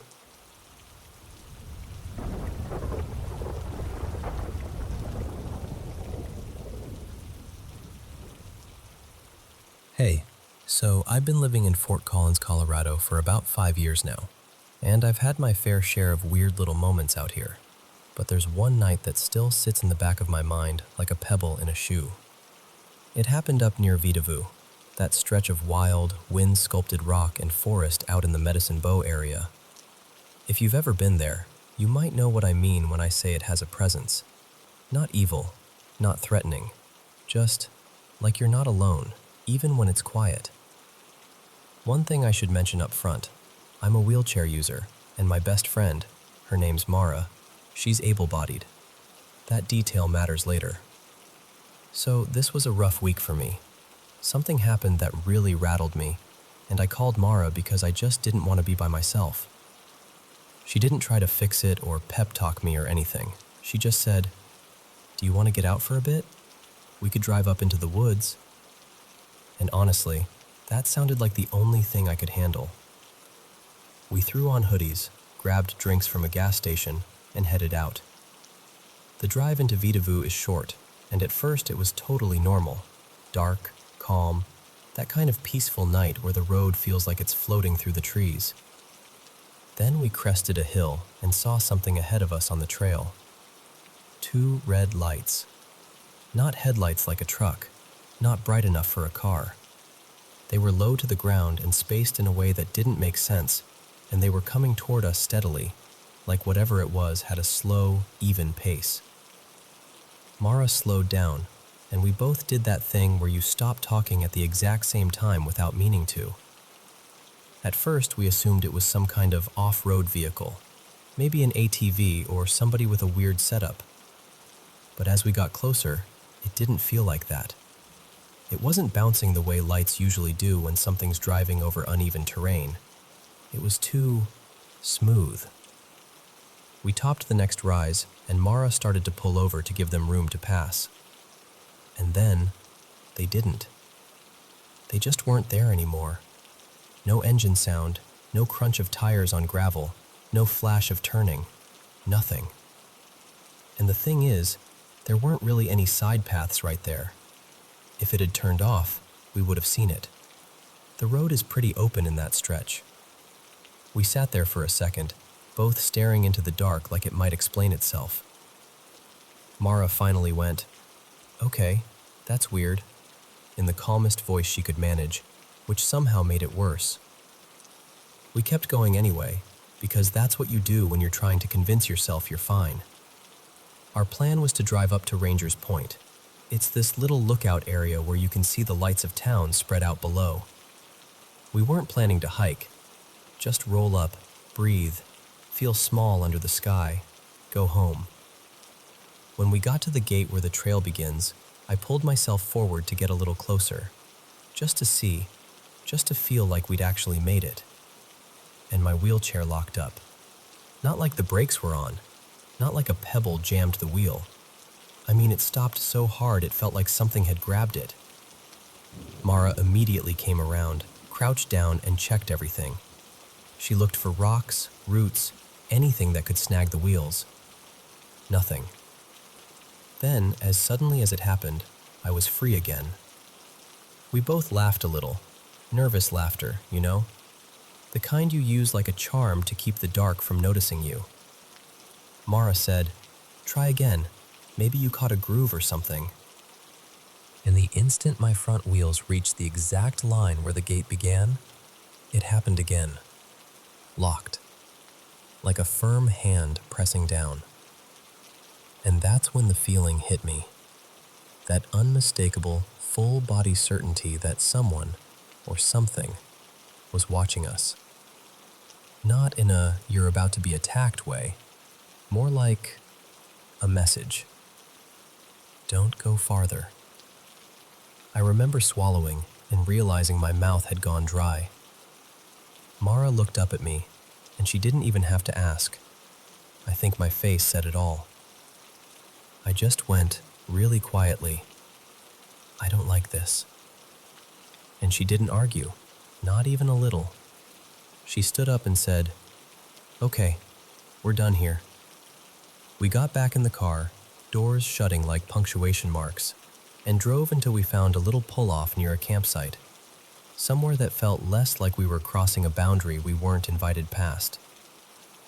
And here's the part that still messes with my head. After all of that, the night turned beautiful. On the way back, the sky opened up with the most unreal meteor shower I've ever seen. I'm talking long, bright streaks, one after another, like the universe was trying to distract us, or reward us, or soften the edges of whatever just happened. By the time I got home, I could breathe again. I felt steadier, like I'd been carried through the worst part of the night and placed gently on the other side. But if I'm honest, the only moment I was truly scared wasn't the lights. It was that feeling at the gate. Because I still don't know what stopped my chair. Maybe it was a weird mechanical thing. Maybe the ground was angled in just the wrong way. Maybe it was coincidence stacked on top of coincidence. Or maybe there really was something up that trail. A bear, a person, an accident waiting to happen. Or maybe it was nothing at all. But I know what it felt like. It felt like the forest leaned close and said, very clearly, "Not tonight." And I'm glad, so glad, that I listened.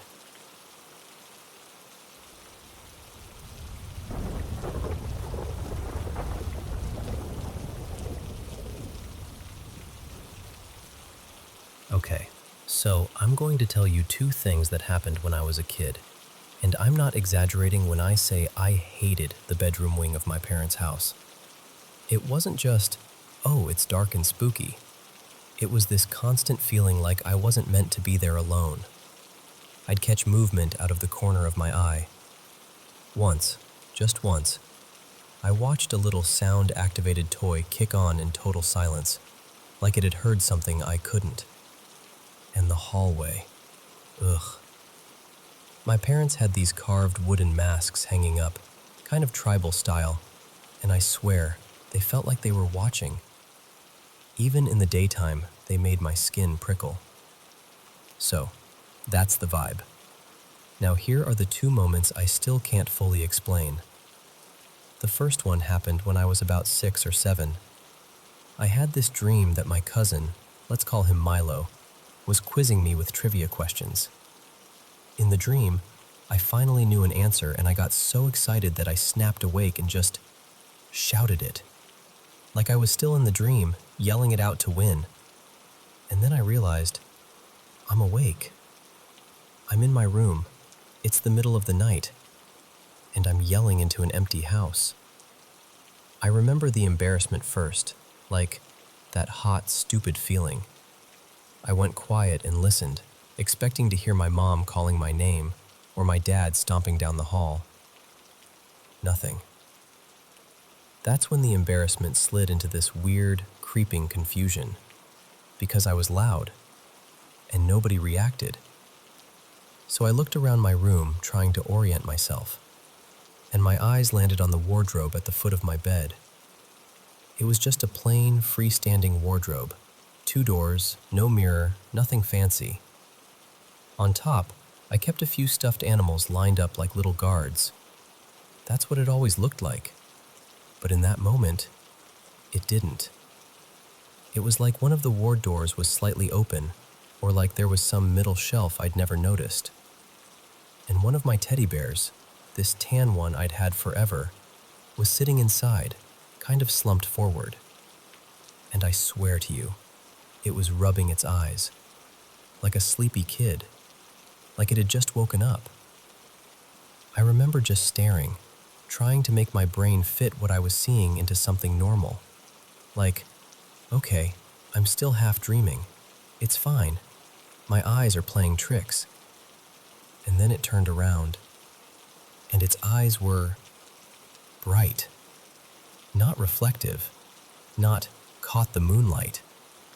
They were this warm, metallic glow, like amber or gold, and they were too bright to belong in a dark room.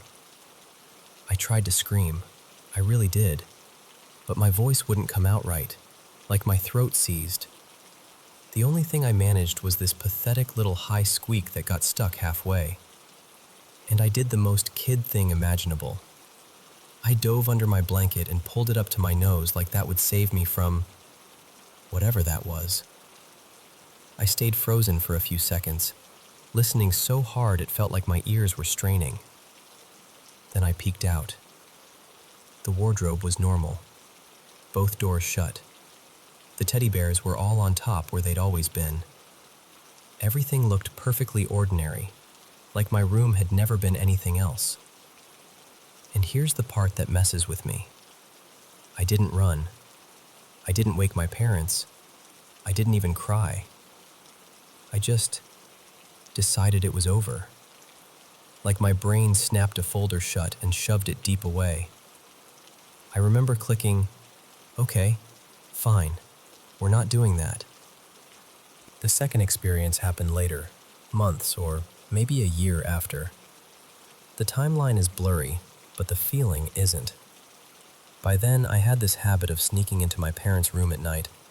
Not every night, but enough that it was normal for me. I'd wake up in my own bed, feel that awful, wrong feeling about the hallway and those masks, and I'd shuffle into their room and wedge myself between them. One night, I'd already done that. I was safe, warm, squished between my mom and dad. Then I woke up again. The bedroom door was closed, but it had those textured glass panels, warped enough that you can't see details, just shapes and movement. And I saw someone out there, a silhouette, moving slowly along the hall. At first I thought it was my brother, let's call him Jonah, because who else would be walking around at night? But the shape didn't move like a sleepy kid going to the bathroom. It was hunched, low, almost dragging its steps, like it was tired in a way I couldn't name. I lay there, wide awake, watching it cross that glass. And then it stopped. And it turned its head toward the door, toward me. And through that warped, blurry glass, I saw the same thing. That soft gold glow, those eyes. Not bright like headlights, more like embers, like something alive in the dark. I didn't even think. I instantly went limp and shut my eyes and did this perfect performance of sleeping. You know when you're a kid and you suddenly become an Oscar-winning actor because you're terrified? That. A few seconds passed. I cracked my eyes open just a sliver. The silhouette was moving again, slowly, away down the hall toward my brother's room. And again, I did something that still confuses me. I let myself believe it was my brother. I told myself I'd imagined the eyes. I rolled over and went back to sleep like that explanation was good enough. But later, days later, I replayed it and realized how little sense it made. Jonah didn't walk like that. He wasn't up wandering at night.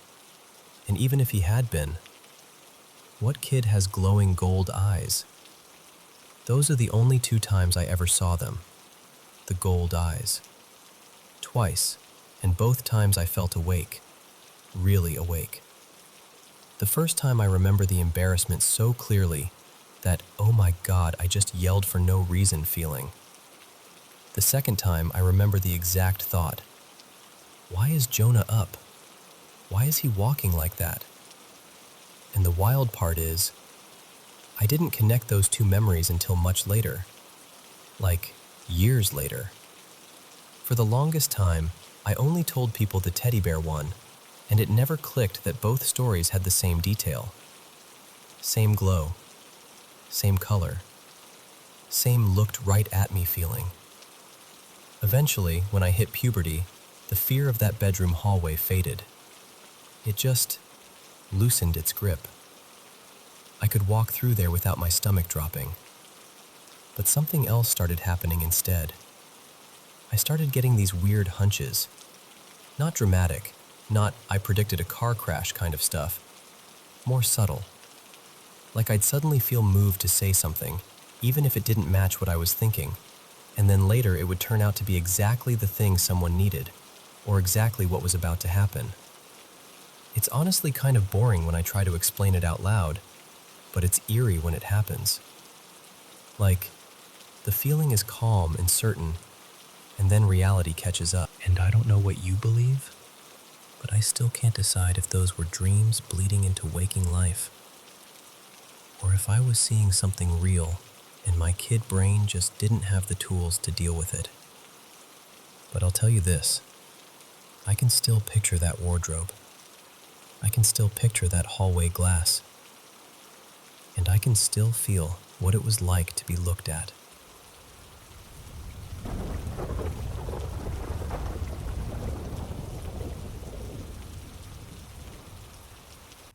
Happy New Year to all our amazing Paranormal M viewers. Can you believe it's already 2026? Wishing you a year where all your hopes and dreams come true. Thank you so much for all the love and support. You truly mean the world to us.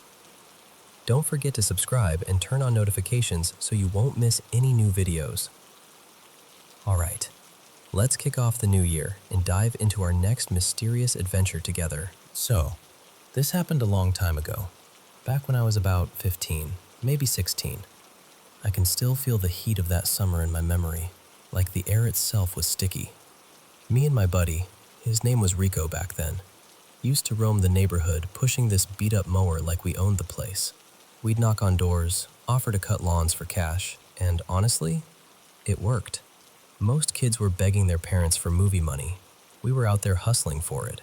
I used to go solo at first, but after a couple situations that made my stomach turn, getting chased off once, and another time a guy trying way too hard to get me to step inside his house, I decided I wasn't doing that alone anymore. Rico was about a year older than me, a little bigger, louder voice, the kind of presence that makes people behave. Plus, I'd split the money with him if he helped. Fair deal. We usually charged $10 for a full yard, front and back, and if you hit even 2 or 3 houses, you felt rich. That meant weekends were covered. Arcade tokens, cheap burgers, maybe a matinee if we were lucky. It wasn't glamorous, but it was freedom. Finding yards wasn't always easy, though. We got strategic. We'd look for older folks first, usually the safest, and honestly the kindest. You could spot them by the way the house looked cared for, or the car out front, like an old Buick with a handicap tag hanging from the mirror. And the older people? They'd tip, or they'd hand you a cold drink like you'd just survived a war. Sometimes they'd send you home with a cookie wrapped in a napkin and a story about back in my day, when somehow every hill was steeper and every winter storm hit hardest on school mornings. You know how it goes. Anyway, one afternoon, midsummer, late June or early July, we're walking and we see this house. And I mean, this house. The grass wasn't just tall, it was wild, like it had swallowed the yard whole. The bushes were crawling up the porch like they were trying to get inside. The whole place had this abandoned vibe. Quiet in a way that didn't feel peaceful. More like the kind of quiet that makes your skin listen. Rico slowed down and goes, "Man, I don't know." And I'm acting tough, of course. I'm like, "That yard is a gold mine." I flash him 3 fingers and whisper, 30. Like I'm negotiating with the universe. He hesitates, but he goes up anyway. I'm hanging back, leaning on the mower handle, trying to look casual. Then Rico freezes on the walkway. I'm about to laugh at him, until I see why. There's an old man sitting on the porch, tucked into the shadows like he'd been there the whole time. We didn't even notice him at first because of how overgrown everything was. Rico turns and comes back fast, eyes wide, and he whispers, "He's just sitting there. He won't say anything." And I'm annoyed, because I'm 15 and I think I know everything. I tell him, "Dude, you have to speak up. Some old folks can't hear." So I go up there with him, all swagger, like I'm about to teach a masterclass in door-to-door lawn sales. Up close, the man looks rough. Not mean, just worn down. He's wearing these old striped overalls and heavy brown shoes like he dressed up just to sit on that porch. His head is bald, his forehead is lined deep, and his hands, resting on his knee, are speckled with age spots. His nails are long and jagged, like nobody's trimmed them in a while. His whole face had this exhausted sadness to it, like life had been chewing on him. But the creepiest part wasn't the clothes or the nails. It was his eyes. They weren't focused on us. They were like pointed through us. I clear my throat and go, "Hi, sir." Nothing. So I raise my voice. "Hello, sir." Still nothing. Not even a blink. No response. No nod. No get lost. Nothing. I glance at Rico and he gives me this look like, "Please, can we leave?" So I take a step back and go, trying to stay polite. "All right then. Have a good one, sir." And that's when the old man moves. He stands up slow, like his joints don't want to cooperate. He turns his head toward Rico first, then toward me. And when he looks at me, my stomach drops. Because now I can see his eyes clearly, and they're this pale, cloudy, milky white, like glass that's been left out in the sun too long. He doesn't say a word.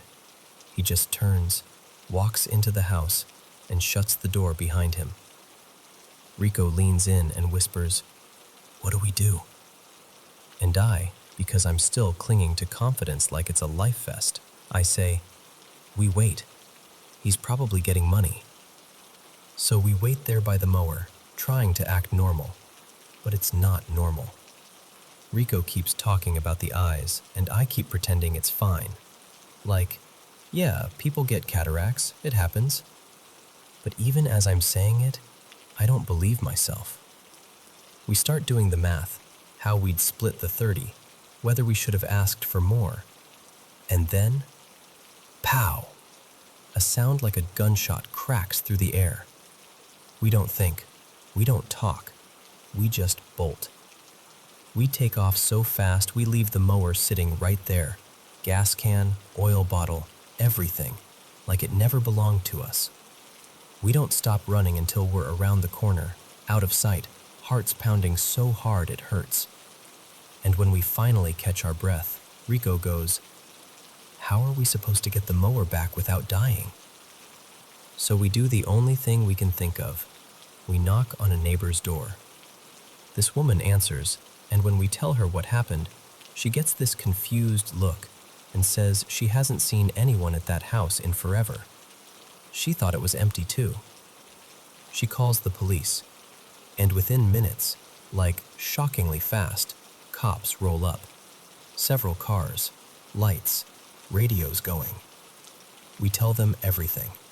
The porch, the silence, the old man, the clothes, the eyes, the gunshot. At first, they treat it like the guy just fired a warning shot to scare off kids. But even the cops can't ignore how neglected the place looks. The whole thing shifts from old man being angry to something's wrong here. A few officers go inside while we watch from the street, standing next to a neighbor's mailbox like we're invisible. They're not inside long. They come back out looking weird. Not panicked, just rattled, like their brains are trying to relabel what they just saw. One officer walks over and goes, "You boys say this happened today?" We both nod hard. "Yes, sir." Then he asks if we went inside. We tell him no. He asks again, more serious, like he's trying to catch us in something. No, no, no. Then an unmarked car shows up. A guy in plain clothes goes in, comes back out, and walks straight toward us. He introduces himself as a detective. He asks for our story again, and we tell it again. He asks what the man was wearing again, and we tell him again. Then he says something I'll never forget. He goes, "I'm not going to arrest you if you went into that house. I just need the truth." And we're like, "We didn't." And he pauses, looks at us and says, real quiet, "What you're telling me and what's inside doesn't match." My throat went dry. He says there is a man inside wearing the exact outfit we described, but the man had been dead for a long time. Months. Me and Rico just stared at him, like our brains had stopped taking in information. I remember thinking, that's impossible. He stood up. He looked at me. He walked inside. We eventually got permission to grab our mower and leave. They didn't want us lingering. Honestly, neither did we. But we still watched the story when it aired. They said the man had died from a self-inflicted gunshot. They said there was a dog found in there too, also dead. And they said the body had been there for around half a year, decomposed so badly it was... I don't even like repeating it. It didn't feel real. It felt like something you'd hear in a horror movie and roll your eyes at. But it was real. And the part that messes with me the most is that porch moment. Because I swear to you, hand on my heart, we talked to someone sitting in that chair. We heard him shift. We watched him stand. We watched him go inside. After that, I was done. No more mowing. No more knocking on doors. No more trying to earn weekend money by walking up to strangers' houses. Between the people who yelled, the people who invited you in a little too eagerly, and then that, whatever that was, I'd had enough. Sometimes you don't need proof to know something happened. Sometimes your body remembers first. And even now, all these years later, when I smell freshly cut grass in the heat of summer, part of me still thinks about that yard, and that porch, and the man who didn't answer until it was way too late.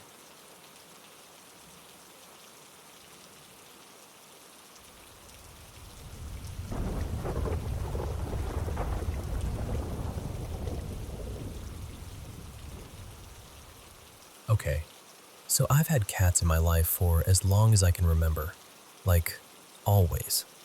And I didn't realize until I was older how much that mattered, how much it shaped the way I feel safe in the world. When I was about 7, my mom had 2 cats, Milo and Dottie, and they both died really close together. I remember being sad, mostly because she was sad, but I didn't really understand what death meant yet. I just knew something important had gone missing from our house, and nobody could bring it back. Around that time, my brothers, Evan and Cole, were absolute chaos. Just little tornadoes in sneakers. And I was the tag-along, the one trying to prove I could keep up, even when I was terrified. The 3 of us got into trouble more than once back then. Nothing glamorous, just the kind of dumb kid stuff that somehow always spirals into, how are we explaining this to an adult? There was this old place at the edge of our neighborhood, an ancient-looking colonial farmhouse, half sinking into weeds. The kind of house you know you're not supposed to go in. It was condemned. Windows busted, boards on the doors, paint peeling like dead skin. And of course, my brothers and their friends decided exploring it was going to be the highlight of their day. I didn't want to go. I was scared, but I was more scared of being left behind, so I followed them anyway.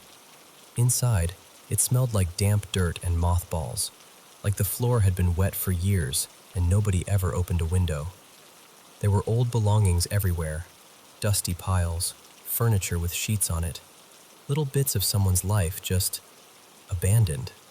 My brothers and 2 of their friends, Ty and Mason, a pair of twins who always moved like they had one shared brain, ran straight upstairs like it was a game. I didn't. I stayed near the front, right by the doorway, kind of hovering in what I think used to be the living room. I remember staring at the staircase, just waiting for someone to come back down and tell me it was fine. And then I heard it, a loud bang from upstairs, like wood snapping or something slamming hard against the floor. Immediately, Evan shouted Cole's name, sharp, scared, and suddenly the whole air in that house changed. You know that feeling when your body knows something before your mind can explain it? My heart started pounding so hard it felt like it was in my throat. The hair on my arms lifted like I'd rubbed a balloon on my sweater. That prickly, electric feeling spread up my neck and across my shoulders. And I tried to move. I tried. But my legs didn't listen. It was like the house had decided I was staying put. And that's when I saw him. Not a person. Not really. A tall figure in this shredded trench coat and a top hat, like an old-fashioned, almost Lincoln-looking hat. But his face was wrong. Long, stretched, like someone had tried to draw a man from memory and got the proportions horrifyingly off. And his eyes, I swear to you, his eyes didn't just look dark. They looked hungry, like they were made of heat. The room felt warmer in seconds, heavy, like the air turned into something you had to push through. Then, out of nowhere, there was fire. A sudden flare from upstairs, and smoke curling down the staircase. Later, everyone argued about how it started. The twins blamed my brothers. My brothers swore they didn't do it. All I know is, panic took over. I heard feet pounding, someone yelling, bodies rushing down, and then the front door slammed as they bolted outside. And nobody realized I was still in there. I could hear Cole outside, calling my name, my real name, shouting it like he'd finally noticed. I screamed back, begging him to come in. But he didn't. Instead, something else came. I still don't know where it came from, whether it lived in that house or belonged to someone nearby, or was just, honestly, sent. A cat. This cat came flying past me like a streak, just a blur of fur and purpose cutting between me and that figure. And the moment it did, the trenchcoat man was gone. Not fading, not running, just gone, like a light switching off. And the heaviness lifted, instantly, like someone unhooked a chain from my ribs. My legs worked again. I ran. I ran out that front door so fast I don't even remember touching the steps. I hit the yard and my brothers grabbed me, and we all took off down the street as sirens started wailing closer. We watched the house burn from a distance, orange flames eating it like it was paper. And the whole time, all I could think was, where is that cat? I would have taken it home. I would have tried. I was the kind of kid who always wanted to rescue things, even when we didn't have room or permission. Not long after that, we got a cat anyway. His name was Buttons, black and white tuxedo cat with this smug little face like he knew he owned the place. We had him for years. He was family. He was mine. Eventually, we moved to a different town. Buttons became an indoor-outdoor cat, mostly because he couldn't stand our big dog, an old Rottweiler mix named Diesel. And one day, Buttons got into a fight with another animal. He came home hurt, got sick, and we had to put him down. That loss hit different. I understood it by then. I felt it deep. A few weeks later, my parents went camping, and they left me home alone. I was maybe 13. It was the 90s. People did that back then without thinking too hard about it. My brothers were older, coming and going, but I was alone in the house most of the time. I was vacuuming, trying not to cry, trying not to think about Buttons. There was a mirror in our hallway that had been glued to the wall so hard my dad once tried to remove it and couldn't. I watched him smack it with a huge hammer, and it didn't even crack. It was like the thing was meant to stay. So I'm vacuuming, I glance up, and my reflection startles me. Just that quick jump you get when you catch movement unexpectedly. And then, I saw him. Not in the mirror, in the reflection of the front bay window, inside the mirror. That trench coat shape, that top hat, standing where he absolutely could not be. My whole body went cold and hot at the same time. That same heavy pressure dropped onto me, that same sense of heat and wrongness. I whipped around to look at the actual window, and Diesel, the dog, started growling. low and mean, like he could see what I couldn't. And right then, my brother Evan pulled into the driveway. His headlights hit the front window, and the light warped the reflection. And it vanished, like it had been pulled out of the room. I've seen it a few times since then, 3 more times over the years. And here's the part that gets me. Every single time I saw it, I didn't have a cat. But when there's been a cat in my home, when I've had that warm little body curled up somewhere, watching, listening, present, I don't see it. I don't feel it. The house feels guarded. I know some cultures believe cats are protectors, like they stand at the edge of the spirit world. Like they notice what we miss, and they'll step between you and something that wants to get too close. And look, maybe it is trauma. Maybe it's something in me that got wired wrong in that burning house when I was little. But it happened to me. I felt it. I saw it. I lived it. And I've adopted 6 cats over the last couple decades. I'll keep doing it. I'll never not have a cat. Because whether it's spiritual or psychological, whether it's protection or comfort, I'm not taking that chance. Not again.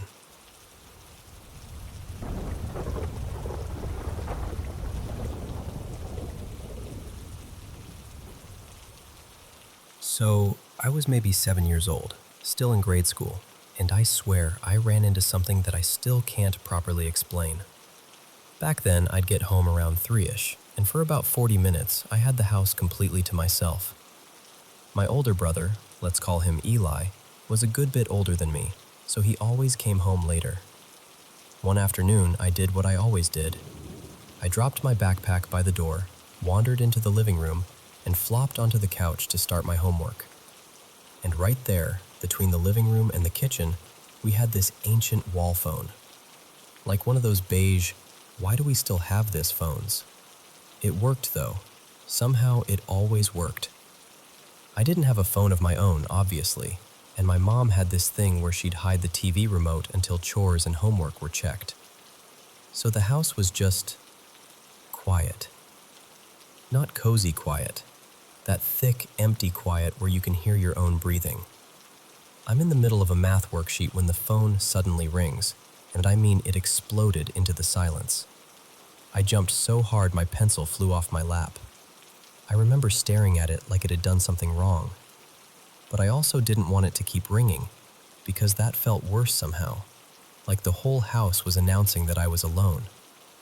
The phone was up high, so I dragged one of the kitchen chairs over, climbed up, and picked it up with my heart hammering like I was doing something illegal. "Hello?" I said. Nothing. Just blank. I tried again. "Hello? Hi?" Still nothing. No breathing, no static, nothing that felt human on the other end. Just this dead, empty line. After a few seconds, I hung up, and I stood there on the chair for a moment like, okay, weird. Then I climbed down and went back to my homework. And honestly, for maybe a minute, I convinced myself it was just a wrong number or some glitch. Then I heard a sound. At first, it was so faint I thought maybe it was outside, like wind against the house or a branch scraping something. But it wasn't steady like wind. It was irregular, like something trying to be quiet. I stopped writing and just listened. And after a few seconds, I realized it was coming from the kitchen. I didn't get up. I didn't even shift on the couch. I just sat there staring forward, like if I stayed perfectly still, whatever it was wouldn't know I was there. Then it changed. This is the part that still makes my stomach tighten. It became this soft, wet, whispering sound, like someone murmuring through their teeth.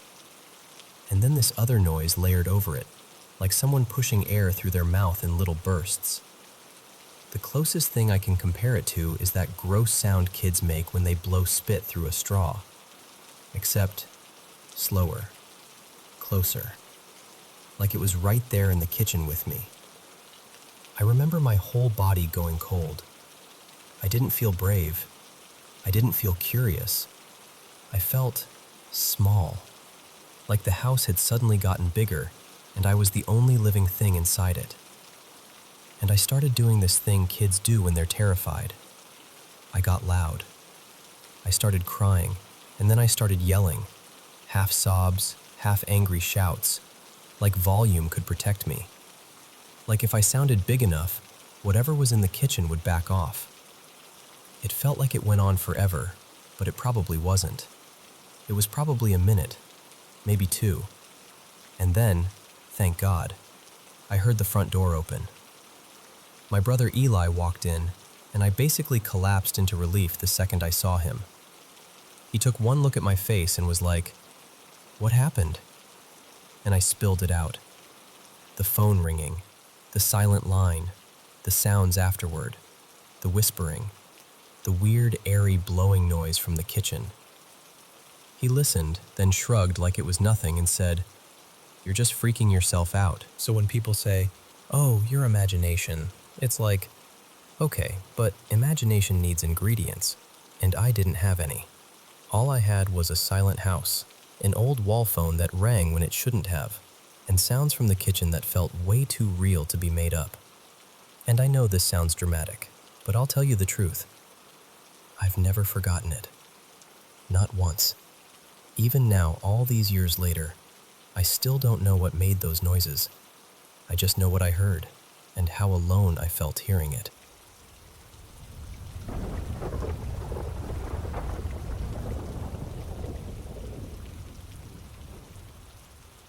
So, this happened when I was around 10.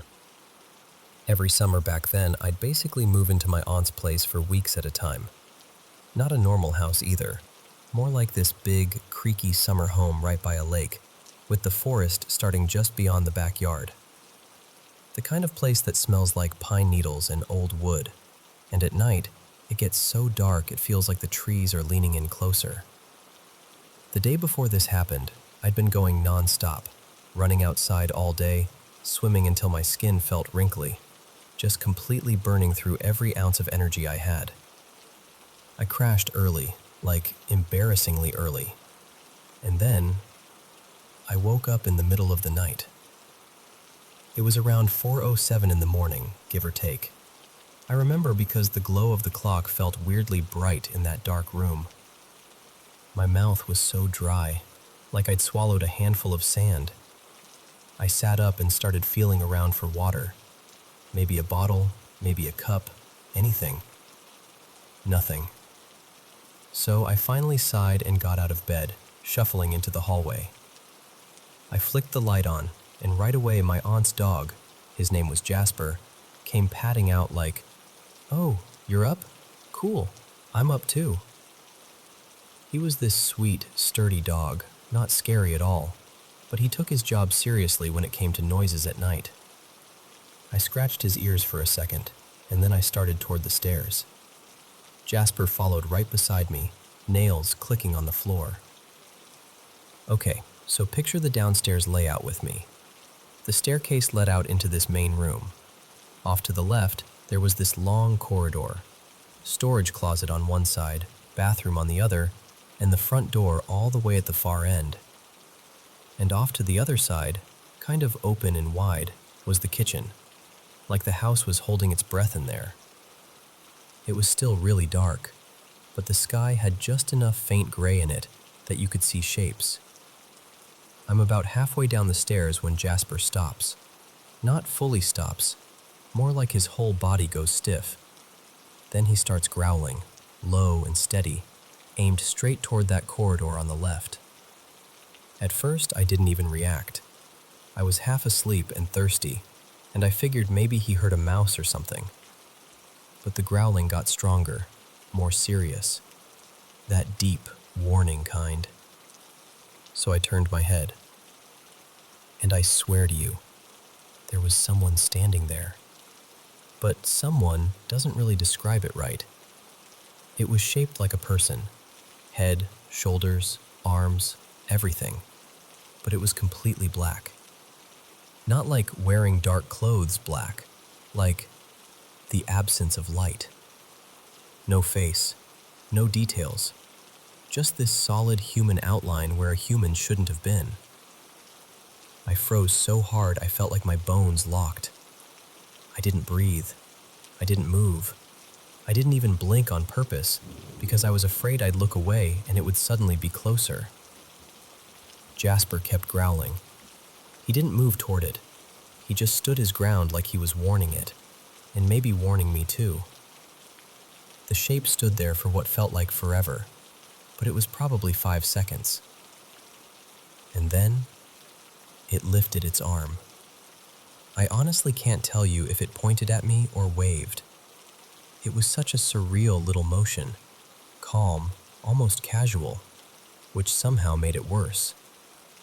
Like it wasn't startled that I saw it, like it expected to be seen. Then it turned, slowly, toward the storage closet, and it went inside. Just like that. The second it disappeared, my body finally remembered how to work. I bolted back up the stairs so fast I almost slipped. Jasper came with me, still tense, still keyed up, so I just stood there, arguing with myself, trying to be brave. And then I had the dumbest, bravest idea. I'm going to check the storage room. I started back down, but this time I turned on every light I passed, every single one, like I could build a little shield out of brightness. Jasper stayed so close he was practically glued to my leg. When I got to the corridor, I moved slowly, swallowing hard, and I opened the storage door. Nothing. Just the smell of old cleaning supplies, some stacked boxes, random stuff. No person, no shape, no anything. I slammed the door and ran back upstairs again, heart banging so hard it hurt. That's when I finally woke my mom. I told her everything in this rushed, trembling mess. How Jasper growled, how it stood there, how it lifted its arm, how it went into the storage room. My mom listened, but her face had that expression adults get when they're trying to be kind, but they don't really believe you. Later, she mentioned it to my aunt, and it was exactly what you'd expect. Oh, you were dreaming. It was a shadow. Kids imagine things. All that. And honestly, even now, part of me understands why they said that. But here's the thing that keeps me from brushing it off completely. Years later, like years, my older brother told me something.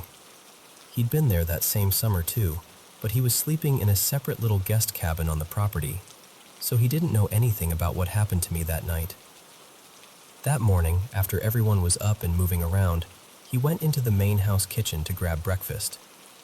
He told me he was sitting there eating cereal when he suddenly felt this presence next to him, this heavy, ugly feeling. And the only word he could think of was evil. Not scary, not creepy, just wrong. Then, out of nowhere, his vision went completely black. Not blurry, not dim, just pitch black, like someone flipped a switch behind his eyes. He said it lasted about 5 seconds. And then his sight came back like nothing happened. The horrible feeling vanished too. He was freaked out enough that he went to doctors afterward, just to be sure he wasn't having some kind of neurological issue. And they found nothing. Completely normal. So yeah, I still don't know what I saw on those stairs. I still don't know what happened to my brother in that kitchen. I'm not someone who goes around insisting everything is paranormal. I'm honestly kind of skeptical by nature. But Jasper growled. Jasper reacted like there was something real there. And my brother, without knowing my story, experienced something strange that same morning in the same house. So a part of me, just a small part, can't help but think it wasn't nothing. And every time I picture that hallway, I still remember how that shape lifted its arm, like it was acknowledging me, like it was saying, "Yeah, you saw me."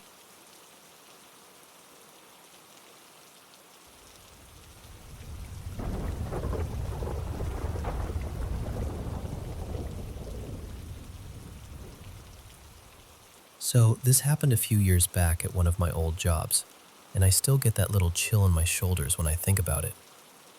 Back then, I'd just graduated and landed this sweet role at my college. My title was something like Robotics Lab Specialist. Basically, I spent my days working with collaborative robots, tuning their behavior, and messing with their vision systems until they behaved like they had some common sense. One project I got assigned was this autonomous rolling platform we dug out of storage. It used a depth camera, one of those older motion-sensing units from that era, plugged straight into a laptop. The setup was pretty straightforward. A normal camera view, plus skeletal tracking that turned people into these simple stick figure outlines. It wasn't supposed to be artistic. It was just a clean, functional interpretation of a human body. The catch was where the robot lived. It had been stashed for years in this tiny mezzanine office above the machine shop, like right above it. The building itself wasn't ancient, but it was part of the oldest section of campus, and the whole area had that forgotten wing feel. The office was cramped, dusty, and weirdly frozen in experience. Old carpet, stale air, outdated posters curling at the corners. It was the kind of room that made you feel like you shouldn't talk too loudly, like you might wake something up. And I'm not being dramatic. When I was poking around, I opened a closet and found a half-crushed snack box with an expiration date from a decade earlier. Just sitting there, like someone meant to come back after lunch and never did. Anyway, one afternoon, I powered the robot up to check the video stream and test how well it could follow a person without getting distracted. Simple test. I stood in front of it, waved my arms a little, did a couple hops, just trying to give it an obvious target, then started walking around the room. It tracked me perfectly at first. Smooth, responsive, exactly what I wanted. Then, right in the middle of the test, it just stopped. Not like it lost me and searched, not like it glitched out and reset. It stopped tracking me and slowly turned its head toward a completely empty patch of air near the far side of the room. I remember laughing because it felt so dumb. Like, really? Come on. I stepped into its view again, hopped, waved, did the whole, "Hello, I'm right here" thing. Nothing. The robot refused to acknowledge me. It was locked onto that blank spot like it had just seen the most fascinating thing in the world. So I checked the laptop screen, thinking maybe the camera feed was bugging out. And there it was, a stick figure, clear as day, standing where the robot was staring. I wiped the lens. I shifted the angle. I rebooted the program. I even moved a chair into that area, thinking maybe it was interpreting something weird. The stick figure stayed. Eventually, I just quit for the day. I told myself it was a visual artifact, some depth map nonsense, and that tomorrow it would be gone. The next day, I came back up to the mezzanine office, already kind of uneasy, but trying not to be ridiculous about it. I powered everything up again, and this time, I didn't even test tracking. I just sat down and started combing through the code, figuring I'd adjust some thresholds or change how it classified a body. Out of nowhere, the robot chirped its little "target acquired" sound, like it had found a person, and it yanked hard enough that I had to grip it tighter. It twisted in my hands to stare past me, toward the wall and the window behind my shoulder. I turned to the laptop screen. 2 stick figures. Not fuzzy, not half-formed. 2 distinct tracked bodies. One looked like someone was casually leaning back against the wall, arms relaxed. The other was positioned like it had its elbows up and its chin resting on the windowsill, like someone peering in, watching. And that windowsill was way off the ground. The office hung over the machine shop floor. The window looked out across open space and equipment. There was no ledge outside. No catwalk. No balcony. No, maybe someone's out there. Nothing.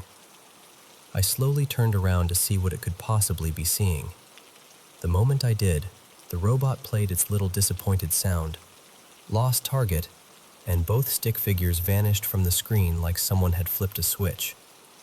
There was nothing behind me. Nothing at the wall. Nothing at the window. No moving shadows. No reflections.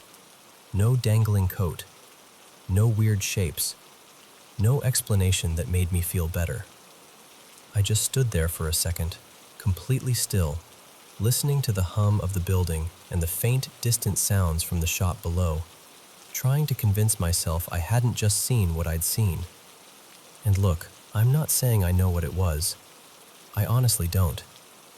But whatever the robot thought it was tracking, it felt specific. Like it wasn't guessing. Like it was recognizing something that matched human too well to ignore. After that, I stopped going into that room alone. Full stop. I'd wait until someone else was free, or I'd bring a friend up with me under the excuse of, "Hey, can you spot me while I test this?" I never saw the stick figures again quite as clearly as that second time, but I never forgot how the room felt. And I definitely never forgot the way that robot acted like it wasn't empty up there. Like I just couldn't see what it could.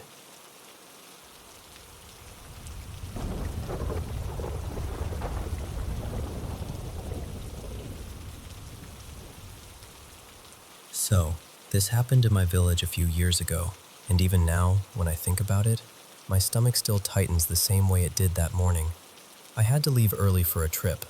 One of those days where you don't even feel fully awake, you're just moving on autopilot. So I set an alarm for 4:15 a.m. The house was quiet, the air was cold, and the whole world outside felt like it was holding its breath. I went to the wash area and started brushing my teeth, half asleep, staring at nothing in particular. When I heard it. Dogs. Not barking, howling. Long, stretched-out howls coming from far away, like they were echoing off empty fields. Where I'm from, people have this old belief. When dogs howl like that, it means one of two things. Either the spirit of death is moving through the village, or someone nearby is about to die. And the scary part is, sometimes people say it because they've seen it match up before. I remember standing there with the toothbrush still in my mouth, frozen, listening. And then my heart started beating harder because the sound wasn't staying far away. It was getting closer. I slowly turned my head toward the road. In the dim light, barely any light really, I could make out shapes moving. A small pack of dogs, 5 or 6, maybe more, weaving in and out of each other. And they weren't just howling into the air. They were circling something. That's the part that still makes my skin crawl. Because the dogs were clearly following something in the middle. But I couldn't see what it was. It wasn't like there was a person walking calmly, or a cart, or anything obvious. Just movement, a presence, and the dogs kept looping around it, howling like their throats were going to split open. As it came nearer, my thoughts got darker fast. I remember thinking, someone is dying. Somebody is about to die. And without even realizing it, I started shrinking back, trying to hide behind the doorway. Like if whatever it was couldn't see me, it would just pass by. The howls were so loud up close it felt unreal, like someone had turned the volume of the entire night to maximum. And it was still dark. The kind of dark where everything looks like a shadow pretending to be something else. It reached right near my house, and I forced myself, just for a second, to look more carefully. I saw the dogs clearly. I saw them circling. I saw there was space in the middle where something should have been. But the thing itself, I couldn't make it out. My eyes couldn't hold it properly, like my brain refused to draw a clear picture. It moved past my house and continued down the road. Then it slowed, and stopped right in front of a nearby home, Arjun's house, the boy who lived a short walk away. That moment felt like a scene from a horror film, except it was real, and it was happening in my own street. And then, it turned around. It came back in my direction. I don't care how brave anyone thinks they are. When something like that turns back toward you in the dark with a pack of dogs screaming around it, your body decides for you. I ran. Not a dramatic run, not a heroic run, just pure panic. I rushed back inside and shut myself in my room like a child, breathing hard, listening. After a while, the sounds began to drift away again, fading down the road the same way they came. I went to the window and watched, but I couldn't see anything except darkness and the occasional flicker of movement from the dogs. When it finally went silent, I stayed inside, and I didn't leave. I actually canceled my trip. I told myself I was tired, or it could wait, but honestly, I just didn't want to step outside again. She said, "Arjun is gone." That boy, the one whose house the howling stopped at, had died. Later we found out the details. He'd left home around 5 a.m. and jumped in front of a train. And the reason? The reason made it even heavier. His girlfriend, Mira, had taken her own life just a couple of days earlier. People said he hadn't been sleeping. He hadn't been eating. He'd been walking around like his soul wasn't fully inside him anymore. After that, I couldn't stop replaying the howling in my mind. Because what were the dogs following? At first, I'll be honest, I leaned into the old village belief. I kept thinking, that was death moving through the road. That was something spiritual. And when I told people, some of them laughed and called it superstition. Some rolled their eyes like I was being dramatic. But I kept thinking, I was there. I heard it. I saw it. How do you laugh at something someone actually witnessed? And later, much later, I started reading, trying to find an explanation that wasn't just fear. Here's the most believable thing I found, and it actually stayed with me. When a person is in extreme distress, deep grief, panic, unbearable emotional pain, the body can change in ways we don't always understand. Stress hormones spike, scent and sweat chemistry shifts, breathing changes, the whole system goes into crisis. And animals, especially dogs, pick up tiny signals that we can't. They notice what our human senses ignore. So maybe what the dogs were doing wasn't supernatural at all. Maybe they were sensing a trail of anguish. Something in his body, in his scent, in the air around him. Something that said, this person is not okay. And they followed it.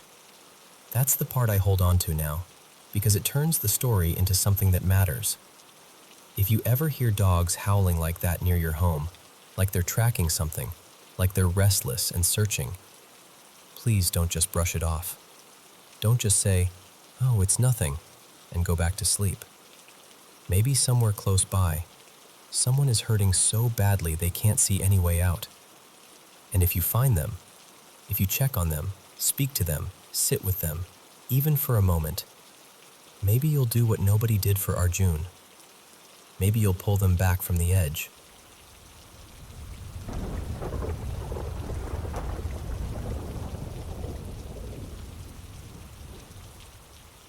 So, I should have listened to Father Miguel. I really should have.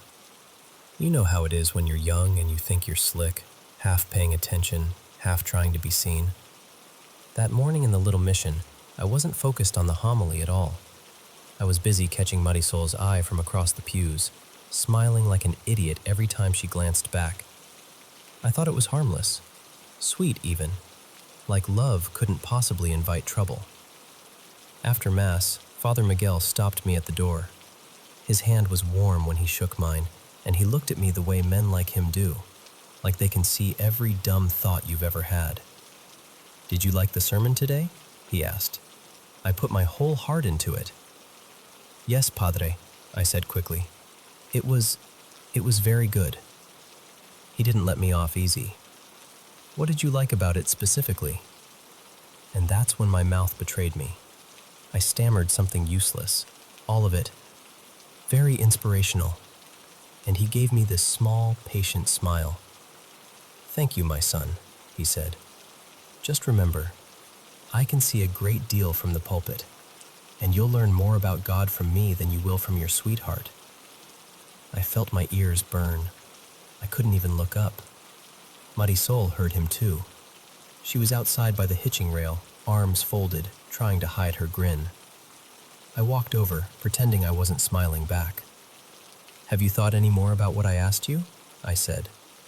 I tried to sound calm, but inside I was shaking. I'd been carrying that question around like a stone in my pocket. She took a breath, then frowned toward the horizon like she could see fear out there in the distance. "I have," she said. "But people are saying there's fighting again, raids near the southern routes. What if we're not safe?" "Because, mi amor," I told her, leaning in like my confidence could protect us. "They don't come up to my brother's land, and the other families won't cross those hills. They think that place is cursed. We'll be left alone." Her eyes searched mine. I remember that look, half terrified, half glowing. Then she nodded, small and final. "Yes," she whispered. "I'll go with you." We married not long after. Life on the ranch wasn't a song. It was work. An adobe house that was more practical than pretty. Dust in the corners no matter how much you swept. The sheep pressed close at night, so near their smell lived in our hair. Wool and manure, the sharp sourness of animals in a pen. But we were together, and for a while that felt like enough. Until her birthday. I'd saved for months. Not for something useful, no saddle, no tools, but for something beautiful. In town, we'd seen this glass bowl in a trader's stall, shimmering like oil on water. Green and violet, then blue when the sun hit it right. It didn't belong on a ranch. That was the point. When she unwrapped it, she gasped like I'd handed her a piece of the sky. She called it the prettiest thing she'd ever owned. Her eyes got wet, and the way she looked at me, God, it made every hard day feel worth it. That night, I broke my brother's main rule. No big fires after dark. But I wanted to celebrate. I wanted light and laughter and the feeling that nothing could touch us. So I built a bonfire and roasted meat over it, and the stars above us looked endless and indifferent. Marisol went inside to find a place for her new treasure, and that's when I saw them. Eyes. Yellow. Too high off the ground to be a coyote, not an owl, not anything that made sense. My dog, Chico, had been growling low all evening, like he was arguing with the dark. Now he backed away, tail tucked, whining like he didn't recognize the world anymore. I didn't want to leave the sheep, didn't want to look away. So I did the stupidest thing a man can do when he's scared and proud. I threw a stick at the eyes, closer.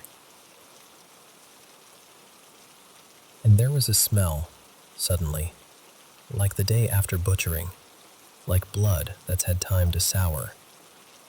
Marisol came back outside, smiling, holding the bowl like it was a baby. "I found a good place for it."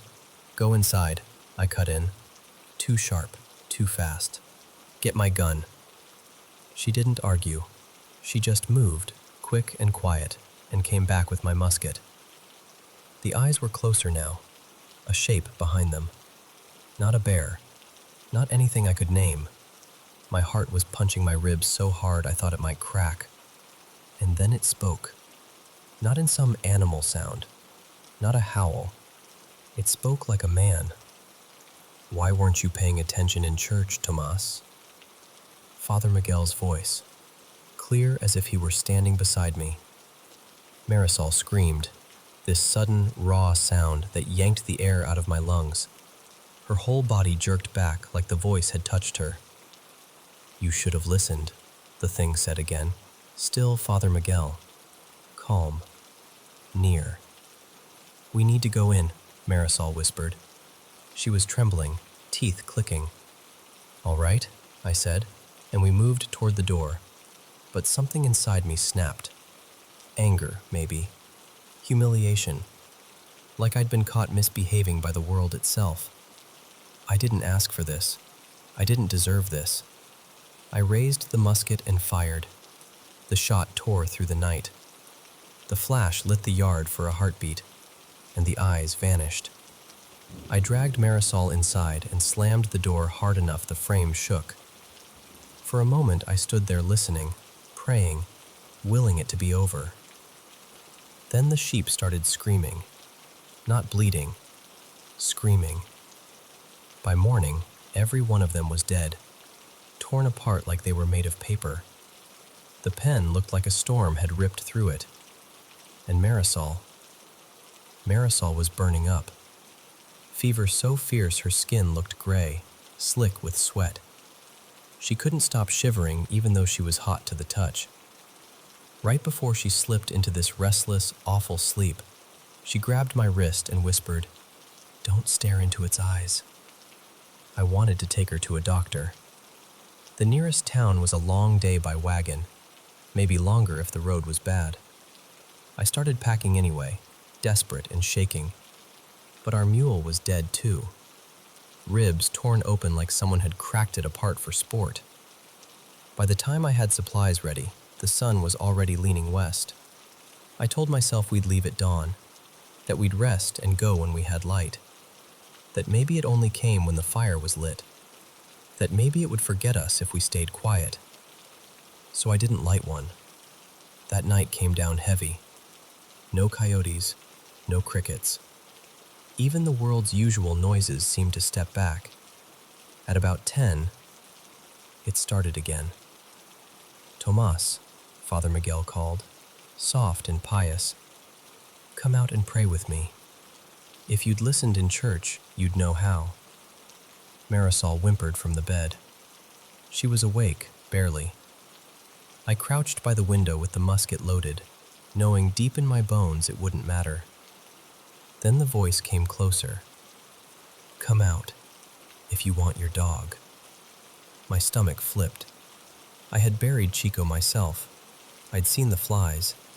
I knew what was in that shallow grave. Rage rose up so hot it made me reckless. I threw open the window and fired into the dark. For a blink, the muzzle flash showed something tall, human-shaped but wrong, draped like a traveler, but with no face where a face should be. Just shadow and the suggestion of bone. Then silence. As I fumbled to reload, a new sound began. Claws on adobe. Slow scratches, dragging along the walls like a child running fingertips over a fence. It circled the house, unhurried, like it owned the place. It stopped at the door. 3 knocks. Polite. "I only want to come in and bless your home," it said, still Father Miguel. Serene, holy, mocking. The scratching returned, deeper now, wood splintering. Not pounding, not rushing, just patient destruction, as if time itself were on its side. Marisol pushed herself up beside me, pale as moonlight, clinging to the wall. "Mi amor," I whispered, choking on panic. "It's digging through the door." She swallowed hard. "Then I'll feed it." I stared at her like she'd gone mad. "No, you need to lie down." "We don't have another idea," she said, and her voice was so calm it frightened me more than her fever did. "Where's the basket?" "In the corral," I said. "But you can't." She reached up and took the shimmering bowl from the shelf like it was sacred. "Then I'll use this," she murmured. Hands shaking, she filled it with tortillas and stew. The scraping paused. It was listening. Marisol lifted the latch. The night outside seemed to inhale, cold and hungry. She stepped out holding the bowl in both hands. I followed right behind her, musket raised, heart trying to climb out of my throat. "I'm coming out with food," she called into the dark. Silence. Then, in Father Miguel's voice, gentle as a blessing, "Bring it." We turned left.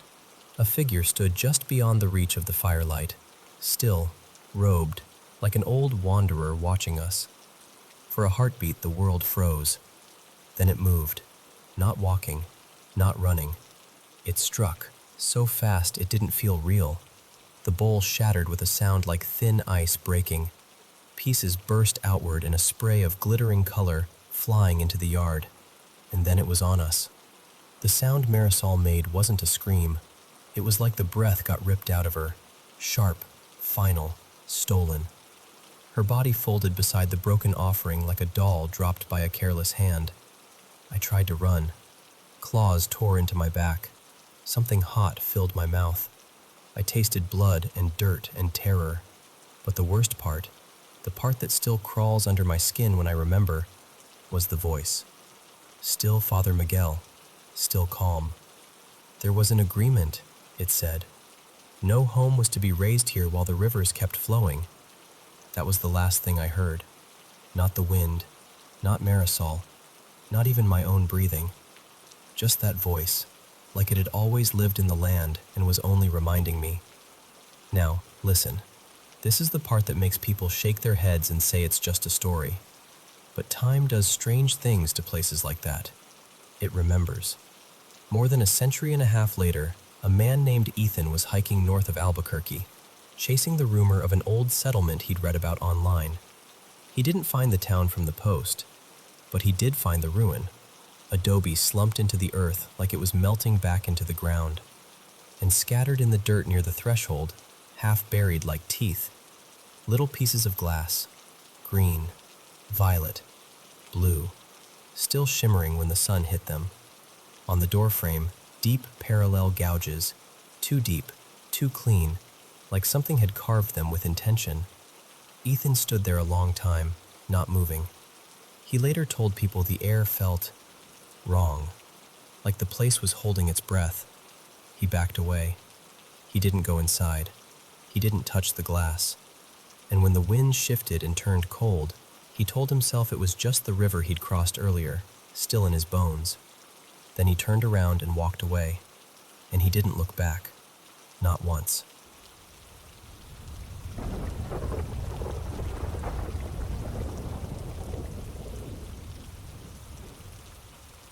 So, I want to tell you something I don't usually say out loud, because it still feels a little strange to admit.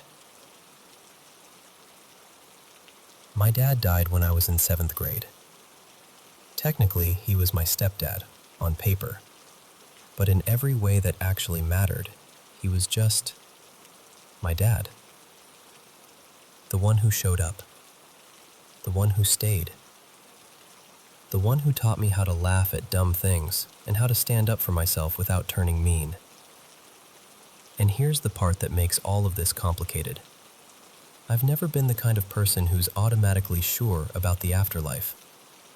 If anything, as I got older, I got more skeptical. I've lost other people in my family, people I adored, and I don't feel them around. No signs, no chills, no presence, nothing. So for a long time, I figured, that's just how it is. People die and we miss them, and our brains look for patterns because grief is unbearable. But then there's my dad.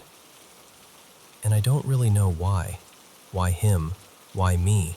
Why it shows up the way it does. But I've come to accept that sometimes it does. There are a bunch of moments I could tell you about, honestly, but I'll just give you a few. The ones that still sit in my chest like a weight and a comfort at the same time. The most recent one happened this year.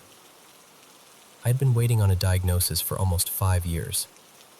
5 years of tests that went nowhere, appointments where I left feeling smaller than when I walked in, and this constant background noise of, maybe it's nothing, or maybe it's everything.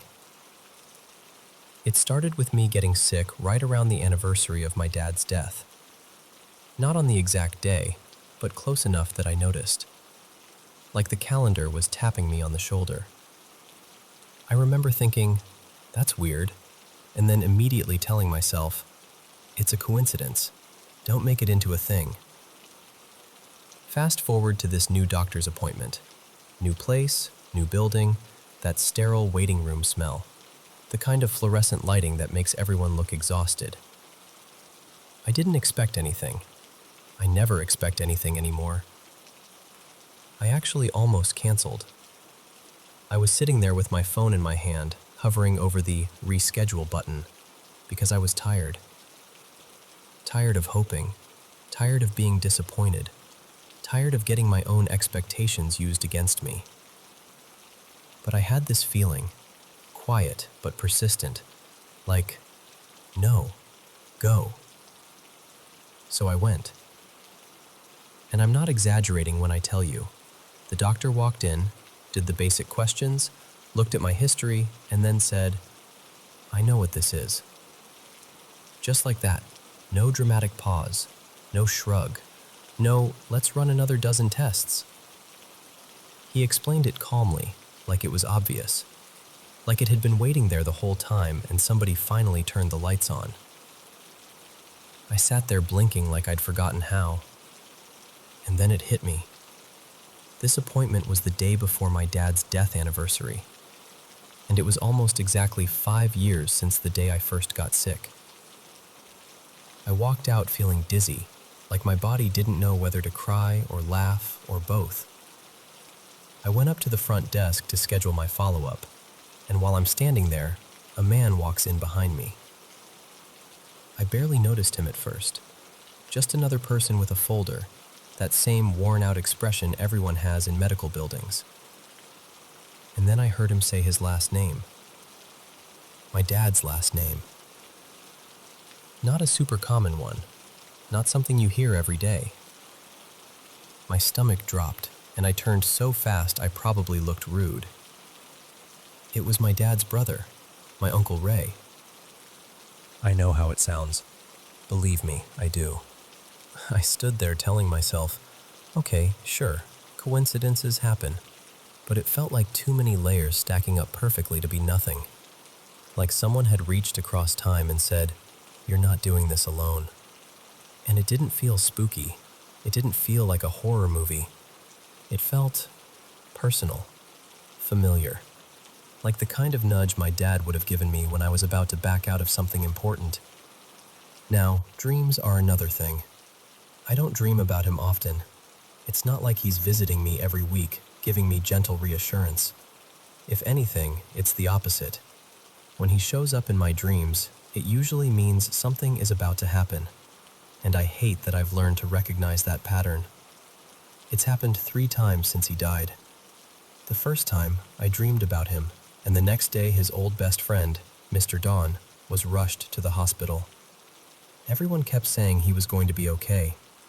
You know how people do that, like optimism is a life raft? But I couldn't buy it. I was crying before anyone even admitted it was serious.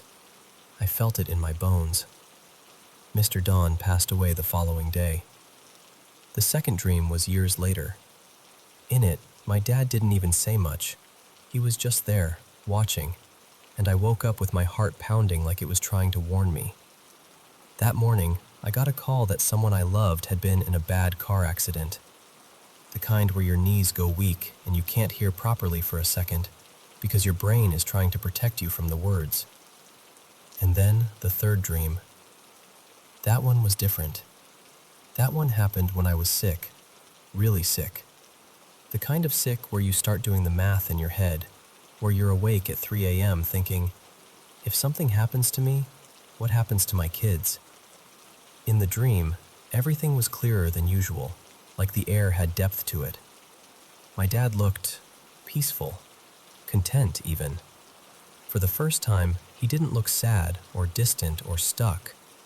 He looked like himself, like the version of him I remember from the kitchen on a normal day. And there were other people there, people I didn't recognize, but he seemed to, like he wasn't alone where he was. I ran to him, of course, because that's what you do in a dream when you love someone and you don't get a second chance in real life. And he stopped me. Not harshly, not coldly, just firmly, like, no, not yet. I tried to hug him and he wouldn't let me. And you'd think that would feel like rejection, but it didn't. It felt like protection. Like he was saying, you still have work to do. You still have people who need you. He guided me away in the gentlest way, like he was walking me back to the edge of something. And I woke up with this peace I can't really explain. The kind of peace you don't even realize you're starving for until it's handed to you. I didn't feel cured. I didn't feel magically healed. I just felt steadier, like I'd been reminded that I wasn't allowed to give up. And then there's the moment that still makes my throat tighten every time I try to tell it. When my daughter Lily was born, bringing her home felt like carrying a tiny, fragile miracle into a world full of sharp corners. You know? Like suddenly everything is dangerous. Everything has consequences. I thought everything was fine. But Marcus fell asleep. Just for a minute. He was exhausted. We both were. Somehow, some way, Lily slipped. It wasn't a big fall. It wasn't dramatic. It was the kind of thing people might brush off as, she's fine. But she landed face down into a pile of soft blankets. And Lily was the kind of newborn who slept like she'd been doing it her whole life. I used to have to wake her to eat. She didn't cry. She didn't startle. She didn't make a sound. She could have suffocated. I didn't know any of this yet. I was in the other room with Noah, and the house was quiet in that late-night way where you can hear the hum of the fridge and your own breathing. And then I heard a voice. Not a noise, not a creak, a voice. It said my name, clear as day, like someone trying to get my attention immediately. And I knew that voice. I hadn't heard it in years, but I knew it like muscle memory. My dad. It wasn't coming from the TV. There was no TV on, no radio, no video. Noah wasn't even crying anymore. He was standing right in front of me, hiccuping, calm. The voice sounded like it came from the hallway, and I went cold. I walked toward it, and then it sounded like it came from the bedroom. I remember thinking, that's impossible. And also, weirdly, of course. I opened the bedroom door, and there she was, Lily, face down, too still, wrapped in danger without even realizing it. Marcus asleep in the chair. I snatched her up so fast my arms actually hurt afterward. I turned her over, and she sputtered and blinked and finally made this tiny little sound, like she was annoyed I'd interrupted her nap. She was okay. She was okay, and I sank to the floor shaking, because the version of reality where I didn't walk in right then, I can't even let my brain stay there too long. And after that, silence. I never heard that voice again, not like that. But I didn't need to, because whether it was divine intervention or grief brain pattern seeking or some weird crack in the universe I'll never understand, something got me to that door in time. And if you asked me to prove it, I can't. I know I can't. All I can tell you is what it felt like. It felt like love. It felt like my dad, in the only ways he can reach me now, still being my dad. And maybe that's all I really need to know.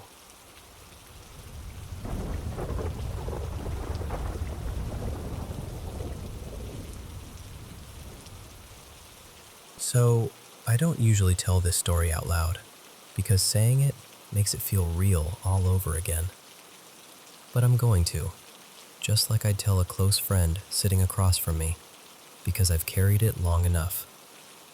As far back as I can remember, something has been following me. Not every single night, but often enough that I stopped calling it bad luck. It felt like an entity, like something with intent.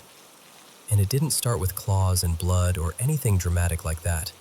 At first, it was subtle, almost testing me.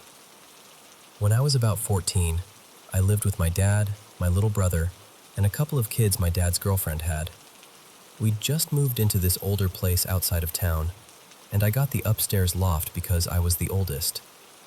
The stairs were rough, old, squeaky, half wobbly, so my dad and I rebuilt them. Nothing fancy. Fresh boards, screws, solid steps. The kind of new wood that makes a very specific sound when someone walks on it. That's why it messed with me so much the first time I heard footsteps coming up. I remember getting home from school one afternoon, Dad still at work, the whole house quiet. I was upstairs in the loft changing for practice. Baseball, I think. Not football like I usually tell it. And suddenly I hear these heavy steps. Thump, thump, thump. Like someone coming up fast. I spun around expecting my brother. Expecting anyone. Nobody. I stood there with my shirt half on, heart hammering, listening for the next sound.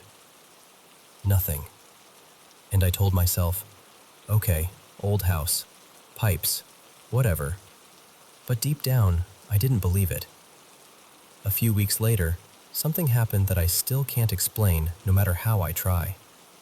I had to grab the mail before leaving, so I stepped out the front door and left it cracked open behind me, just enough that I could dart back in. I grabbed the envelope stack from the mailbox, turned around, and when I got close, like within arm's reach, the front door slammed shut. Not a gentle swing, a slam. I rushed up and grabbed the knob. It wasn't locked. There was no deadbolt click, no chain, nothing. But it wouldn't open. I pulled hard enough to make my shoulder hurt, like someone was leaning against it from the other side. Except, I was alone. When it finally gave, after what felt like forever, I stood there in the doorway staring at the empty living room, trying to convince myself it was just suction, or a draft, or the door swelling in the frame. Anything except what it felt like. Something messing with me. Then life shifted again. Dad's girlfriend, her 2 kids, and her father moved in. Her dad had just gotten out of prison and was staying with us because he didn't really have anywhere else to go. I remember one night we all went out to eat, everyone laughing, normal family stuff. We came home tired and went upstairs. We fell asleep. And about an hour later, there was this violent bang, so loud it sounded like something exploded inside the loft. I sat bolt upright in the dark, reached for the light, and I didn't get there because I tripped over a dresser. A 4-drawer dresser. It wasn't just tipped. It had fallen and slid out from the wall, like 2 or 3 feet, like someone shoved it. Nobody else was up there besides us. After that, it was never just weird sounds. It became this slow collection of moments. Little things moved, strange knocks, footsteps, cold patches in rooms that shouldn't be cold. Like whatever it was learning how much I'd tolerate. It wasn't just noise anymore. It interacted with me. I'd feel something tug my shirt like a kid trying to get my attention. I'd feel a poke in my side when I was trying to fall asleep. Once, I felt a soft breath in my ear, right against my skin, and I jumped so hard I nearly fell off the couch. And then, it started playing games. One morning I was homesick. Mason was at work, and I thought Talia was home too. I got in the shower, trying to sweat out whatever bug I had. Maybe 5 minutes in, I hear her voice, clear as day, calling from the hallway. "Hey, hurry up, I need the bathroom." I laughed and yelled back over the water. Okay, give me a sec." I turned the water off quick, got dressed fast, hung my towel, and opened the bathroom door to tell her I was done. The house was empty, dead quiet. No footsteps, no TV, no one in the kitchen. I checked the rooms. Nothing. I looked at the time, around 9 in the morning. She'd left for work before 6, and it hit me in this sick, icy way. That voice wasn't hers. Something had copied her, just to see if it could. Even now, thinking about it makes my stomach twist. Like, why do that? What was the point? To isolate me? To prove it could trick me? I still don't know. And then came the night that changed everything. I'd started a new job on second shift at a fabrication shop out near Yoder. I wasn't sleep deprived. I wasn't drinking. I wasn't messing with anything. I even went and got checked out later because I needed someone to tell me I was just stressed or sick or something. Nothing was wrong with me. That night I got home and everything felt normal. No weird noises. No cold spots. I took a shower, went to my room, plugged in my phone, and laid down. I started scrolling, just trying to wind down like anyone does. and I fell into this dream, except it didn't feel like a dream. It felt like I was awake inside my own body. I had a nightmare, something unrelated, something that didn't connect to my life at all, and I snapped awake. But the moment I realized I was awake, I fell into another one, then another, 3 times in a row, like something was pushing me under, dragging me back down, each one worse. When I finally broke out of the third one, I was wide awake, staring at my screen, heart racing. I remember thinking, okay, I'm awake now. It's over. That's when my phone cord got yanked out of the wall. Not slipped out, not wiggled loose, pulled. My phone jerked with it, like a hand grabbed the cable and ripped it. I sat up so fast my neck popped. I stared at the outlet and the dangling cord, trying to process what I'd just seen. And then my body froze. Like a switch flipped. I couldn't move my arms, couldn't move my legs. My chest felt tight, like breathing through a straw. The only thing I could move were my eyes, and barely my head, just a little, side to side. I tried to scream, again and again and again.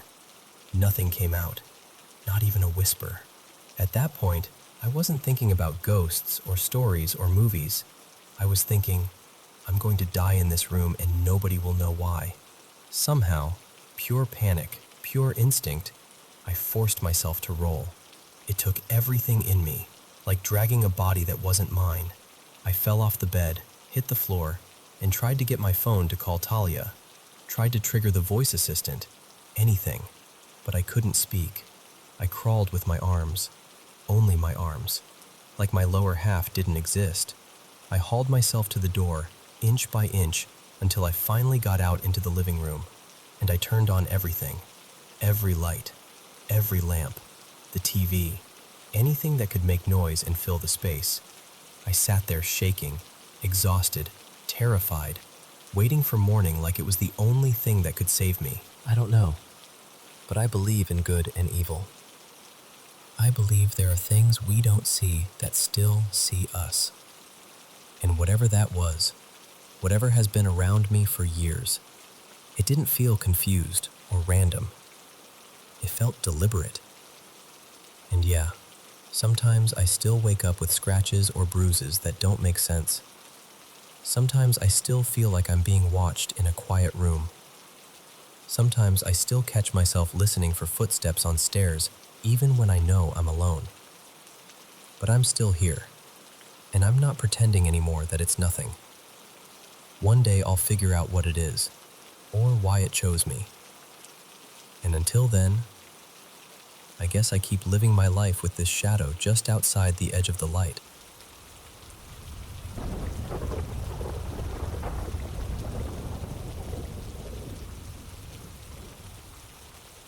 Hey, so before I tell you this, I want you to picture the kind of place where history doesn't feel past, where it feels stuck in the soil. We moved to North Georgia when I was around 10, close enough to the Chickamauga battlefield that people casually talked about it like it was just another landmark. But you could feel it. The woods, the low hills, the mist that sat in the mornings. Everything about that area felt heavy, like the land remembered too much. Our new place was an old farmhouse, deep red paint, a wide porch, 2 bright white columns out front that looked almost too clean against the color of the house. The kind of porch that should have felt welcoming. And honestly, at first, I was thrilled. For the first time in my life, I was getting my own room. No more sharing with my brother, no more listening to someone else breathe while I tried to fall asleep. The first day, while we were hauling boxes inside, I noticed a door up near the hallway ceiling line, like it led somewhere higher. It had a padlock on it. I asked my mom, "What's that?" She squinted at it like she'd never even seen it. No idea. Probably an attic crawl space. The owner must have locked it for safety. And I remember shrugging like, sure, fine. Kids accept weird answers all the time. But then I carried the last box down toward the back of the house, the laundry room. And the second I stepped into that part of the place, my excitement just drained out of me. It was still bright outside, a sticky summer afternoon, the kind where heat shimmers off the driveway. Yet in that back room, I got goosebumps so fast it actually made me angry, because I didn't want to be scared in my new house. I tried to act normal, set the box down, and that's when I saw it. A door. Not on the wall, on the floor. Like a trap door from a movie. I'd never seen one in real life. Of course I walked right over. Of course I put my hands on it. There was a latch, stiff, stubborn. I wrestled with it longer than I should have, and then, with a sudden scrape and pop, it gave way. The door swung up. And there was this drop, maybe 3 feet, down into a dirt-floored cellar that smelled like wet earth and old wood. I stared into that opening and felt my stomach turn cold. I slammed it shut so hard the whole floor thudded. I locked it again, hands shaking, and bolted out of that laundry room like something could reach up and grab my ankle. I found my brothers first, Eli and Mason, older than me, already acting like nothing could touch them. I blurted out, "There's a cellar. I opened it." Their eyes lit up like it was Christmas. "Show us." I didn't want to. I really didn't. But I followed anyway, because that's what younger siblings do. Pretend they're brave so they don't get left behind. We opened it again, and they climbed down like it was nothing. The second my shoes hit the dirt floor, that feeling came back, like being watched. Not just watched, studied. Like something in the dark was aware of our breathing, our little movements, the way our voices echoed. I stayed close to Eli, gripping his sleeve. We took a few steps, and the air felt thicker the farther we went, like the cellar didn't want us down there. We climbed back out fast, and right as I lifted my foot over the edge, something brushed my calf. Not like a cobweb, not like a piece of grass, like a hand passing by. But for weeks after that, it followed me, that sensation, those unseen eyes. Sometimes it felt like it came from the hallway, sometimes the corner of the kitchen, sometimes right outside my bedroom door at night, the way silence can feel crowded if you stare into it long enough. And nights were the worst. I was a kid, so of course I hated the dark. But in that house, nighttime felt different. Like the dark wasn't empty, like it had weight. One night, I was half asleep, staring at the little plug-in nightlight in my room. It flickered, just once, then again, like something was messing with it. My eyelids got heavy, and I drifted off. And that's when the dream started. Except, it didn't feel like a dream. I saw myself in bed, like I was standing in my own room watching my body sleep. I remember that detail so clearly, the way my blanket was bunched around my legs, the soft rise and fall of my chest, and I started shivering, even in the dream. Then, creak. My closet door, slow, careful, like someone was trying not to be heard. I walked toward it. I didn't want to, but my feet moved anyway, like the dream was guiding me. I opened the closet and reached up for the pull string, because the closet light was one of those bare bulbs. My fingers wrapped around the string, and the floor dropped out from under me. I fell, hard, and landed on dirt. I was in the cellar. I could smell it again, that wet earth rot. I sat up fast, patting my arms, my ribs, my legs, expecting pain. But it was like my body was too shocked to feel anything. Then that sensation hit me, those eyes. I looked up, slowly, because I didn't want to. And there was a concrete slab in front of me that I knew hadn't been there the day we opened the cellar. It looked too solid, too deliberate, like a grave marker made into a table. And lying on top of it was my brother. Not Eli, not Mason, my other brother, the one we lost years before, the one whose name still made my mom's voice catch sometimes if she said it too fast. He looked wrong, gray, sunken, like he'd been underwater for too long, like he'd been kept somewhere he shouldn't have been kept. I felt tears rush up instantly, the kind you can't stop. I backed away, shaking so bad my teeth clicked. And that's when I saw her. Behind the slab, half in shadow, was a woman, tall and thin, hair long and stringy, black tangled with gray. She wore this dirty burgundy cloak, the fabric torn at the sleeves, hanging on her like old curtains. She was bent over the slab like she was guarding it, or feeding on it. I tried to breathe, but it felt like my throat had closed. I took another step back, and in one sharp, unnatural movement, she snapped her head up. Her eyes locked onto me like she'd been waiting. I ran. I ran like my life depended on it, scrambling across dirt, lunging for the cellar steps. I could feel her behind me even though I didn't dare look. I hit the trap door, shoved it up, fumbled, climbed, hands slipping, heart punching my ribs. I burst into the laundry room, sprinted down the hall, slammed my bedroom door, locked it, and dove under my covers like a little kid again, shaking and whispering, "No, no, no," into the blanket like it could protect me. At some point, the panic blurred into exhaustion. I fell asleep again with sunlight creeping into the room. And when I finally woke up for real, late morning, maybe closer to noon, I swung my legs over the bed. That's when I saw them. Bruises, blooming purple, and dirt, real dirt, caked along my calves and ankles like I'd been on my knees in soil. I just stood there staring, because the room was quiet and normal and bright. But my legs looked like I'd been somewhere I wasn't supposed to be. And even now, years later, I can still remember the exact feeling of that back room. Not fear like a jump scare, fear like a warning.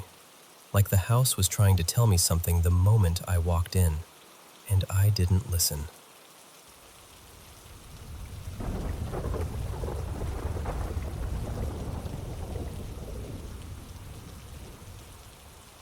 You know how every village has that one place people talk about in lowered voices?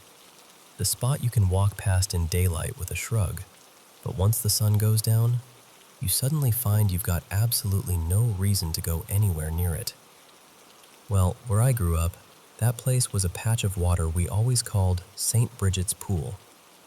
It sits tucked away behind Hawthorne Wood, not far from the edge of the fields, and people swear it's haunted. Not in a silly, ooh, spooky way either.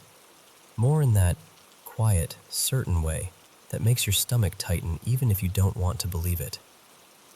And honestly, there's one story that's been told so many times around fires and pub tables that it's basically stitched into the village itself. It goes back to just after the war, when rationing still had everyone counting every scrap. Back then, if you could grow a bit extra or catch something from the streams, you didn't waste it. You traded it. You bartered. You kept your family going however you could. There was a lad in our village then. Folk called him Ned Harper, though I don't think anyone even remembered if that was his real name. He was young, wiry, always smelled faintly of river water and earth, and he lived for fishing. He'd haul out trout and eels from the local brooks and take them down to the old inn, the Fox and Lantern, to swap for ration coupons or whatever the landlord could spare. And one evening, as Ned was handing over a couple of slick silver trout, one of the older regulars leaned in and said, casual as anything, "Ever heard of St. Bridget's Pool?" Ned frowned and shook his head. "Can't say I have." The old fellow's eyes lit up like he'd been waiting for that. "Big fish in there, proper old ones. That pool used to belong to the priory. Monks kept carp in it, way back. It's still up in Hawthorne Wood. Priory's long gone, but the pond stayed. Now, if you're a fisherman, that's like dangling treasure in front of your nose." Ned sat forward immediately. "Big carp, you say? You ever fished it?" The man gave a little snort. "Me? No. You need Sir Malcolm Weatherby's permission. Otherwise, it's poaching.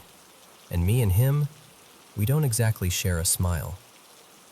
Weatherby was a local landowner, one of those men with a big house, big fields, and a way of looking through you like you were part of the hedgerow. Ned, though, hadn't ever had trouble with him. So Ned asked the obvious question. Well, if you've never fished it, how do you know there's carp in there? The man took a long pull of his ale, wiped his mouth with the back of his hand, and said, "Because he's turned away everyone who's asked. Why else would he guard it so fierce? He's keeping them for himself. Miserly old sod." That was all it took. Ned couldn't stop thinking about it. So the next Sunday, because church was about the only place you could approach a man like Weatherby without being chased off his land, Ned waited until the service let out. Folks were drifting down the path, talking quietly, shaking hands, buttoning coats. Ned stepped in beside him and said, polite as you like, "Sir Malcolm, is it true there's an old pond in your woods? One the monks used to keep carp in?" Weatherby didn't even look surprised. He just nodded once. "Aye, old Priory Pond. Been there longer than any of us." Ned swallowed, nerves and excitement tangling together. Would you give me permission to fish it, sir? I'd put anything I caught straight back, unless you wanted it brought up to the house." And Weatherby, without missing a beat, said, flat as stone, "No." Just like that. No explanation. No, maybe. No, ask again later. Just no. So he asked again the next Sunday, and got the same answer.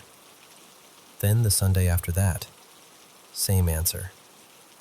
Then he tried bargaining, offered to do chores around the estate, offered to bring Weatherby every eel he caught for a month, promised to be respectful, promised he wouldn't take a single fish. Week after week he kept at it, and week after week Weatherby refused. Until one day, Ned did something a bit bolder. He showed up at the big house itself, and apparently by the third visit in as many days, Weatherby opened the door and actually groaned when he saw him. "Oh, for heaven's sake," he muttered. "Not you again." Ned stood there, hat in hand, cheeks pig from the cold. "I'm sorry, sir, I truly am, but I can't stop thinking about that pool. Please, just once. Say yes and I'll never bother you again. I swear it." Weatherby started to shut the door. Ned rushed on, desperate now. "Why won't you let me? Why is it such a problem?" And that's when Weatherby snapped, eyes flashing like he'd been poked in a bruise. "Because of the prior," he barked. Ned blinked. "The prior?" Weatherby's jaw worked, like he was trying not to say it, but it spilled out anyway. Years ago, when the harvest failed and folk were starving, the prior refused to share the carp. The villagers dragged him from the priory and killed him. Then they set the place alight to hide what they'd done. Ned, impatient and young, waved it off. "That was ages ago. I'm not afraid of old stories." Weatherby's face hardened. "You should be." But Ned barely heard him. The word yes was already ringing in his skull. Because finally, whether out of exhaustion, irritation, or some hope that it would be the last of Ned Harper, Sir Malcolm Weatherby threw his hands up and said, "Fine, go on then, but don't come crying to me when—" Ned was already running. He grabbed his tackle and shot across the fields like he was late for his own wedding. By the time he reached the edge of Hawthorne Wood, the light was starting to thin. One of those evenings where the world goes gray and flat and the trees seem taller than they should. He found the pool easily enough, and he was disappointed right away. It wasn't some shining hidden lake. It was choked with weed, strewn with dead branches, and so murky it looked more like old stew than water. There were only a few clear patches, and through them it seemed shallow, too shallow for anything big to live in. Still, he'd come all that way. So he set up anyway, small float, a bit of worm, thinking maybe he'd at least pull out a minnow or an eel. And the moment that float settled, just a heartbeat later, it vanished. Not a gentle bob, not a curious nibble. It went under like something had grabbed it with a fist. Ned's line snapped with a crack. And suddenly, he wasn't disappointed anymore. He was buzzing. Because that wasn't a small fish. That was something with weight. Something angry and strong and ancient. He sat back against a tree, hands shaking as he started changing his gear. Stronger line, sturdier hook. The sort of setup you'd use if you truly believed you might hook a monster. But in the middle of it, he glanced up. And there, on the far bank, half hidden among the trees, stood a figure. An old man. Or at least, it looked like an old man. He was dressed in ragged, soot-dark robes, hanging off him like old curtains. His face was pale in the fading light, and his eyes, God, his eyes, looked raw and bloodshot, like he hadn't blinked in years. He didn't speak, didn't move. He just stared straight at Ned, like Ned didn't belong in the world anymore. Ned shot upright so fast he forgot where he was and slammed his head into a low branch. Lights out. He scrambled up, heart pounding, squinting into the dark. The far bank was empty. No old man. But beside him, his tackle, his precious rod and kit, was smashed, splintered, like someone had taken a boot to it, or a stone. Ned didn't stop to gather anything. He didn't even grab the pieces. He ran. And that's where the story usually ends, told with a pause and a look around the fire, like everyone's checking the tree line just in case. Now, here's the thing. People round my way still insist most of the mirror carp in our local ponds are descended from those old prairie fish, passed down through generations like a living rumor. And the legend says the prior's cruelty cursed him, that he can't leave, that he's stuck guarding what he refused to share, day and night, making sure no hungry villager ever takes his carp again. As for me, I've been up to St. Bridget's pool once, in daylight. It's exactly how they describe it. Weedy, dark, surrounded by twisted trees and nettles and thorn. The air feels thick there, like the place is holding its breath. I didn't stay long. And at night? No. I'll admit it, I don't go anywhere near it after dark. I've never cast a line into that water either.